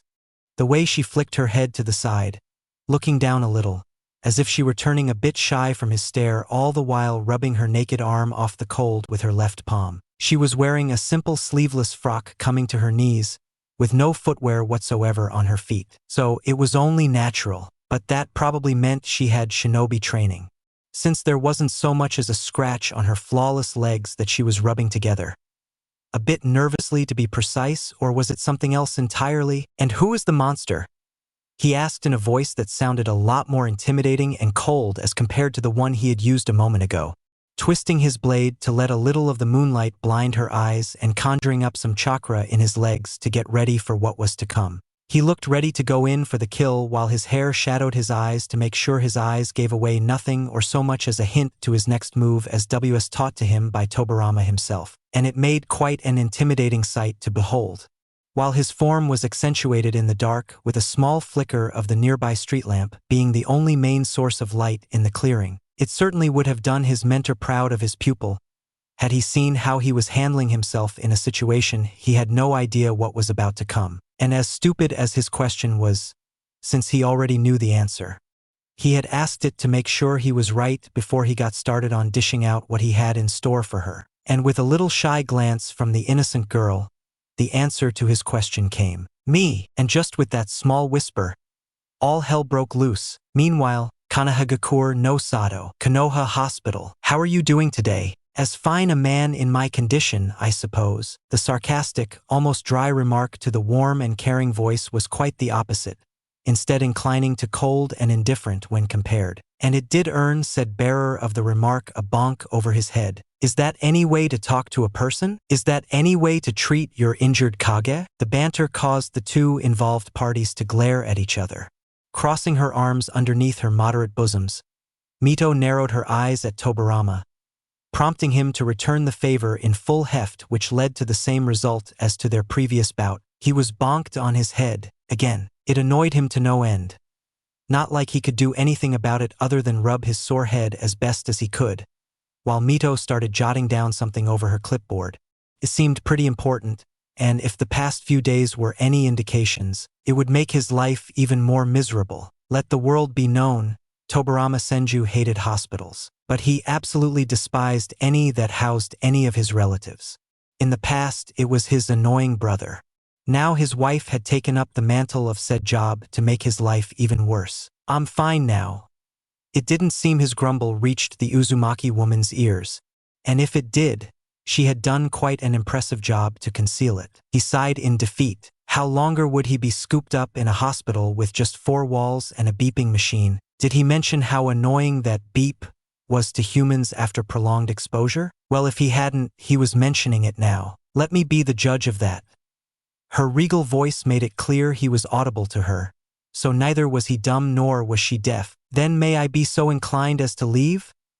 As polite as an emotionless man like him could be, he had tried his best with that. No, curse that stubborn woman. Why? His eye twitched seeing her jot down yet another remark on her clipboard, And did he mention her smile was getting wider by the second? She was probably enjoying preparing his meals. If that filth they served here could be called edible enough to be referred to as food, that is. Now, do remember, Tobirama Senju didn't complain for such trivial matters. No, he was quite a patient man. So much so, his patience were a testament to his title in some nations. But that food wasn't even fit for tortured prisoners. The first thing he was doing as soon as he got out, dispose off the chefs that were degrading patients' life with no evidence, replace them with some who could create actual food, and ban Mito from ever treating him. He put that last point on top of all priorities. Hell, death was now seeming better to him. Just because I feel like it. Her nonchalant answer got a death glare from him. She ignored it and tucked a free lock of hair behind her ear as gracefully as ever, finding it more amusing than the childishly acting man in front of her. His final sigh did let her know he was defeated now. As much as she found it childish to believe too, she felt quite proud of it. At least the man was beatable one way or the other, and this was the most outgoing she had seen him ever since he was informed of Sasuke's comatose state. She had been mindful enough to have Sasuke be moved into a separate room, so as to take Tobirama's mind off the man and lessen his own self-loathing by a few notches. It had worked like a charm, though the headaches for security petitions to the council and the personal guards were a different matter altogether. But she could be quite persuasive when she needed to be. Tsunade's on a mission. In an attempt to make small talk, she spoke the first thing that came to mind. She had seen her granddaughter leave with Hiruzen and the squad a while back, but hadn't made any actual contact with them. I see. His voice was as indifferent as ever, and it made her eyebrow knit together in slight annoyance. He could at least act like he cared. A small huff and turning away of her head the other way while she took a seat upon his bed did enough to gain his attention. Tobirama knew in that moment that if he didn't rectify this problem right here and now, he would pay for it later on. She was his dietitian too, after all. And Naruto? He could only see a bit of her face since she was looking away, but her lips did twitch upwards ever so slightly, seeing his interest in these matters pertaining to family. So he knew he was safe, at least for now. He must be too. After all, he did say he's going to take a mission today too. Her carefree shrug of shoulders did tell him that was all she knew. So once more, silence reigned supreme in the room. I can't believe Naruto says the old man is fun to hang around. Her annoyed statement coupled with a pout made him twitch ever so slightly. I'm not old dash. Her sideward glance, a tad bit suspicious, spoke otherwise. And we do entertain ourselves quite well. He could see it in her eyes that showed all the interest in the world. She too wanted to know what it was they did that's so enjoyable. We talk about things dash. Her slender eyebrow raised curiously, prompting him to go on and explain that a bit more. Sensible things, which was translated as serious shinobi stuff by Mito. And we play shogi. That surprised her quite a bit. So they enjoyed playing games. He always loses, it's fun. Mito's sweat dropped hearing that. But Mito did grow a bit worried, seeing this time he didn't only fall silent, but his eyes had glazed over in a manner she knew quite too well. He had delved quite deeply in thought. She knew him well enough to know his small quirks by now, and she prayed it wasn't about Sasuke.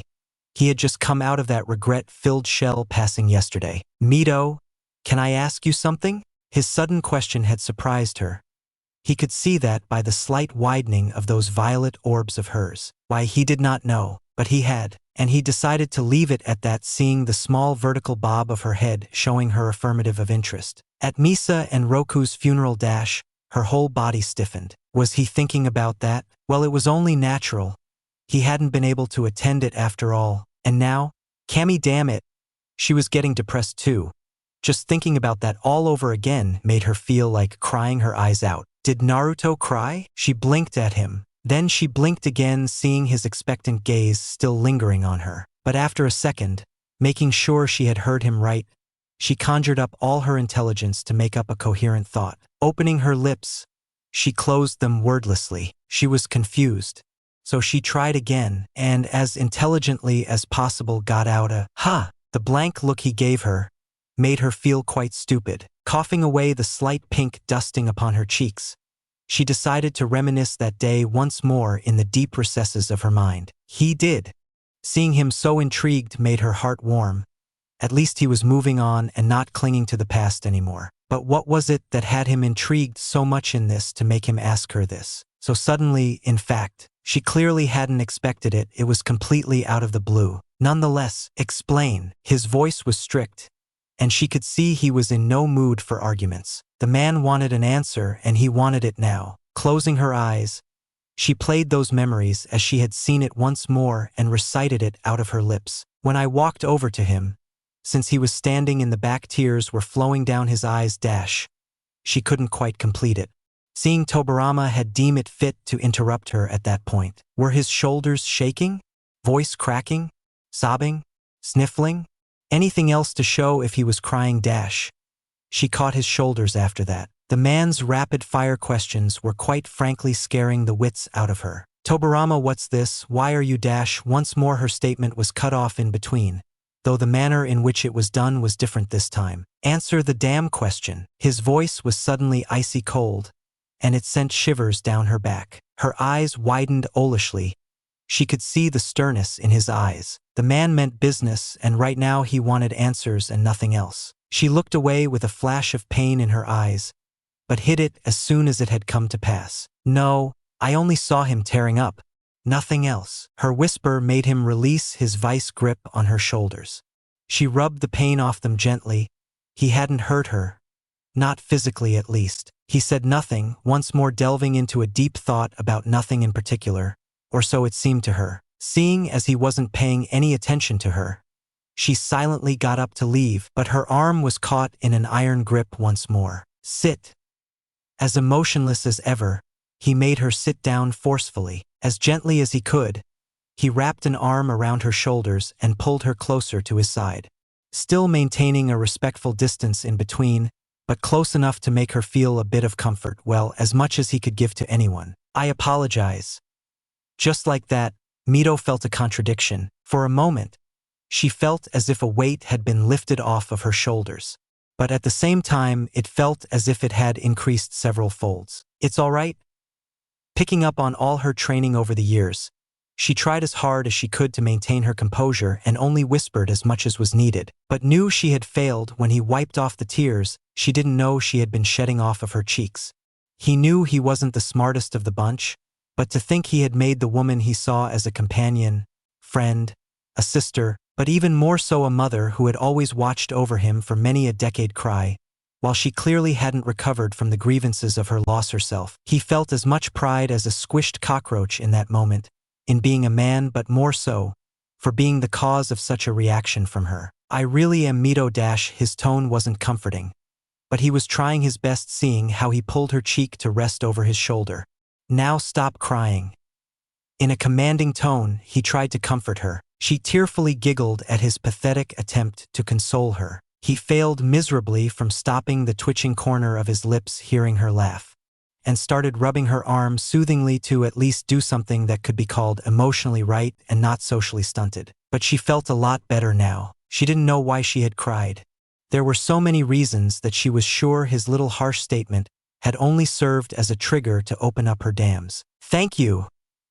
He stayed silent, hearing her soft whisper followed by a sniffle. Sometimes no words were better than all of the combined wisdom in the world, especially in his case when it came to these emotional matters. Why ask this so suddenly?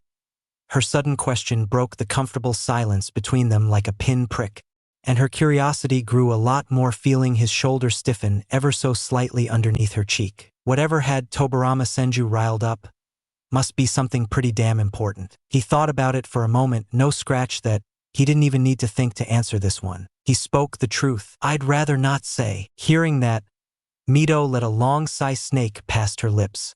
She felt so tired, and this hospital bed was quite a comfortable one indeed. Emotional drain could be a tricky thing indeed. She didn't quite feel like she had the energy to milk it out of him when he clearly didn't want to say anything. Not like she knew what this was about in the first place. But she did speak a few words before she let her eyes droop down. Tobirama, whatever it is you are hiding from me, I won't ask of you again, but it better not hurt any one of my children. If it does. She let the sentence incomplete due to an involuntarily yawn that followed it. The shaggy white-haired man felt her breathing soften until she had curled up by his bedside and completely fallen asleep. letting his eyes linger outside the window towards the setting sun for a moment. He let the silence bring up those same visions from over a decade ago flood his brain. The same ones that had been plaguing his sleep every night, every day, ever since that dreadful night. For all that was Cammy, he just couldn't forget what really had happened that night and how oblivious everyone was to the truth. To this day, he didn't know if hiding everything, like he and Sasuke had done, was the right thing to do or not. But he had made his choice as a Kage, and he had to live with it now. But still, it did nothing to lessen the increased burden his sister figure's words had left in his mind a moment ago. I hope so too, Mito. I really do. His voice replied to no one in particular while he himself lied back down with a long sigh.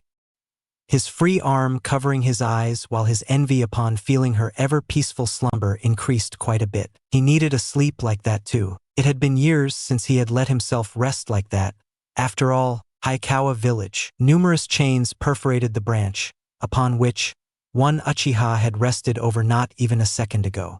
To the point, there was nothing but slivers of wood were left in its wake. Landing as softly as a dry leaf on the ground, Naruto was off in a blur as soon as his toes touched the ground, going in straight for the girl, the same one who was looking at him in pure admiration while being rooted to the same damn spot all this while. He had full intention of doing her in, as soon as he was within arm's reach, all with a clean and swift slash of his sword. But it soon took a turn to be aimed at as quite an accomplishment to achieve, seeing how chains upon chains started sprouting out from the ground in front of him. He could discern those chains quite clearly, even in this dark of an environment. The same ones with thorn-like protrusions embedded within each of their links to make them even more deadly. But the most deadly part of them all were those long and pointed spear-like spikes that were covering each of their ends. Any idiot could tell those chains had been designed by the conjurer with only one intention in mind, the intention to kill. But he wasn't one who was about to be scared off by some technique like that. Faster than she could blink, his feet picked up their pace instead of slowing down like any other sensible shinobi might have done. He wasn't even fazed enough to so much as blink upon seeing those metallic shackles coming at him from straight ahead, all in an attempt to turn him into a block of cheese any passing moment now. But he had one thing that all of those sensible shinobi didn't possess. He had his Sharingan, and pumping up the chakra input to the back of his eyes, everything in front of him slowed down in an instant. Flicking his wrist loose that held the hilt of his sword, he began his dance, the deadly dance of blades. The Kuroikazuchi in his grasp hummed, almost vibrated in his hand when he fed it some more chakra to sharpen its edge. Its razor-like blade surpassing the sharpness of any known blade known to man, almost instantly. It was said that when wielded by the one it had chosen as its master, the sword could slice through virtually anything. It was stupendously hard too. Rumored even to have been forged by the eternal black flames by one of the first ancestors of the Uchiha clan nearly a millennium ago. And at the last possible moment, really the last, almost split second, he twisted himself in a circular arc and brought his sword vertically up, and the two weapons made contact. The chain was shattered like it was made of glass, and almost as if it were their own will, two more chains took its job to pierce him through his liver and right lung with absolutely no time for respite. But it was all for naught. Before the girl could even blink, or even realize what her chains were about to do, he was already on the counter-offensive. Jumping back to avoid another chain right from under his feet, Naruto cleaved it in half as soon as he whizzed past it, so as to not lose any of his momentum. The girl in question took a hesitant step back seeing his sudden onslaught and pushed her hand forward, commanding the four chains still behind her to go on the attack. To be honest, she was a bit peeved seeing how he was handling the situation. No one else had ever responded to her chains in that matter. Most were dead by this point, and those that were lucky or skilled enough to be alive were looking for ways to escape by now. No one had ever even thought about attacking her. Not until now, but it wasn't just this that peeved her. Her chains were extraordinarily strong. She had tested them quite a few times. They were hailed as nigh unbreakable, but he was cleaving through them as if they were made of butter, and it disturbed her quite a bit. Not in the scared sense. Oh no, far from it. She felt a little tingly, giddy almost. Licking her lips softly, she rubbed her thighs together while her heart raced upon seeing the sight in front of her, seeing his flailing hair, when he shattered yet another chain to dust. She caught a sight that she wasn't about to forget anytime soon now. His flailing blonde locks drenched in sweat, which dusted off like sparkles off his face in the moonlight. And his eyes, oh Cammy, those exotic eyes. One moment they were that adorable baby blue. But this lovely, beautiful, and almost twisted shade of crimson. A shade that reminded her of her favorite liquid in the whole wide world. This had an effect over her like no other. Cammy, was he making her feel so alive and so aroused? Naruto, unaware of everything going through his opponent's mind, jumped up onto a chain and ran over it, all while glancing away the chain that scratched his sword's flat blade in a loud screeching noise. Sparks flying with each second, the two metallic objects remained in contact. But that didn't deter his momentum in the slightest. Jumping off from the chain he was over so she could not try any funny business by wrapping him up in the chain. Still not quite aware he was spurring her on even more with these completely unpredictable moves of his. He continued on his onslaught to destroy these annoying chains into oblivion. But his eyes, dancing around all the time to predict their paths, had let him detect one more thing. A thing that one might not have noticed, if not for his astute awareness even in the face of such fiery combat, that is, he had scratched out a weakness. As many as he destroyed, she replaced them almost instantly. But even still, there was a pattern. Never had she increased that number beyond 24. And that was the weakness, a limit. It was only to be expected seeing how hard they were. With each strike he was making, he could feel the strain it was putting on his sword. Each broken chain made his sword vibrate, and that was a first. His sword usually cleaved through metal like it was nothing if he willed it so. His grandmother's chain weren't even enough to offer him resistance if and when they did spar seriously. These chains certainly were no joke. They were hard, like impossibly hard. But therein lay their weakness. To maintain that rigidity and strength, she was compromising numbers. And seeing how she wasn't moving in the slightest but just staring down at him like he was Cammy's gift to man, it must be a stressful technique to control in the manner she was doing. Not once had a chain impacted with another, no matter how he had tried to manipulate in making her do so. So, the concentration she was letting out must be insane to hold such a technique for so long. Not to question her reserves. She had one hell of a chakra reserve to hold these chains and keep on replacing them as long as she had. But he had to finish them right now. He didn't have that kind of chakra to waste and throw like she was doing, and still not even look fazed. So he was holding back his techniques until he could discern what weaknesses she had before he opened up his repertoire of techniques. Even better if he could finish this without them. That would be as efficient as he's like. And just now he had found a third hole in her technique. The chain he had glanced to the side of his ear just now had not disappeared. But to the degree of control she was using them with, it must have been better to just make it vanish and attack with a new replacement straight from the front of him. It would have been much more efficient than stopping the chain then, changing its trajectory and turning it back on him. That might open up new problems of it clanging with another chain's path from the front. So why didn't she? Or was it, why couldn't she? Maybe she didn't want to dispel them, as it would be quite a lot of chakra wastage to replace. Or was it maybe she couldn't? Well, he was up for a trial and error for certainty testing. But he would have to be swift. His quick movements were racking up a lot of energy. And he certainly wasn't a beast as was Tsunade with her humongous reserves or this twisted enemy in front of him. He had to keep a good chunk in reserve if she had something up her sleeve for later on. So, quick as a bolt, he was off again to close the distance. The girl, having no time for respite from his onslaught, just let her remaining 3 chains out in front of her to stop him. He was just too much for her to handle. And that wasn't in terms of strength or skill. Well, her lower abdomen regions were killing her right now, and she was doing all that she could to keep herself composed. All 3 chains converged in on him like a helix in formation, intent on piercing and pulling him back to make some distance at the same time. Not like he was having any of it, a huge burst of chakra in his soles, and he was off the ground like a spring high in the air. Like a bouquet, the chains spread and swirled to keep their momentum and directed upwards, straight at him while he was still in mind air. And completely vulnerable, but in a flash his sword was sheathed again in its holster. His hands forced themselves in his hip pouch and plucked out the metal stars and kunais he was looking for in a split second. His Sharingan watched the chains come towards him calmly, still being upside down in mid-air, mind you, slinging out the end of a small coil of ninja wire in his teeth, It was sewn in expertly through all the weapon's holes before any human eyes could do so much as to follow those movements. A shinobi had to be as discreet as possible. Tobirama had always been adamant in that point whenever the man was training him. So he began the hypothesis to test his opponent a little. Like an upside-down top, he spun. Each shuriken between his fingers was launched at a precise gap of time, so as to hit each target perfectly well, almost inhumanely well, and hit their target they did. Like a cyclone of metal, each shuriken embedded itself in the small gap right in between each link of the chain. Each chain getting speared by dozens of weapons, each right in between the weak point of its links. And it served its purpose, embedding the 3 chains to various trees way too far away from each other.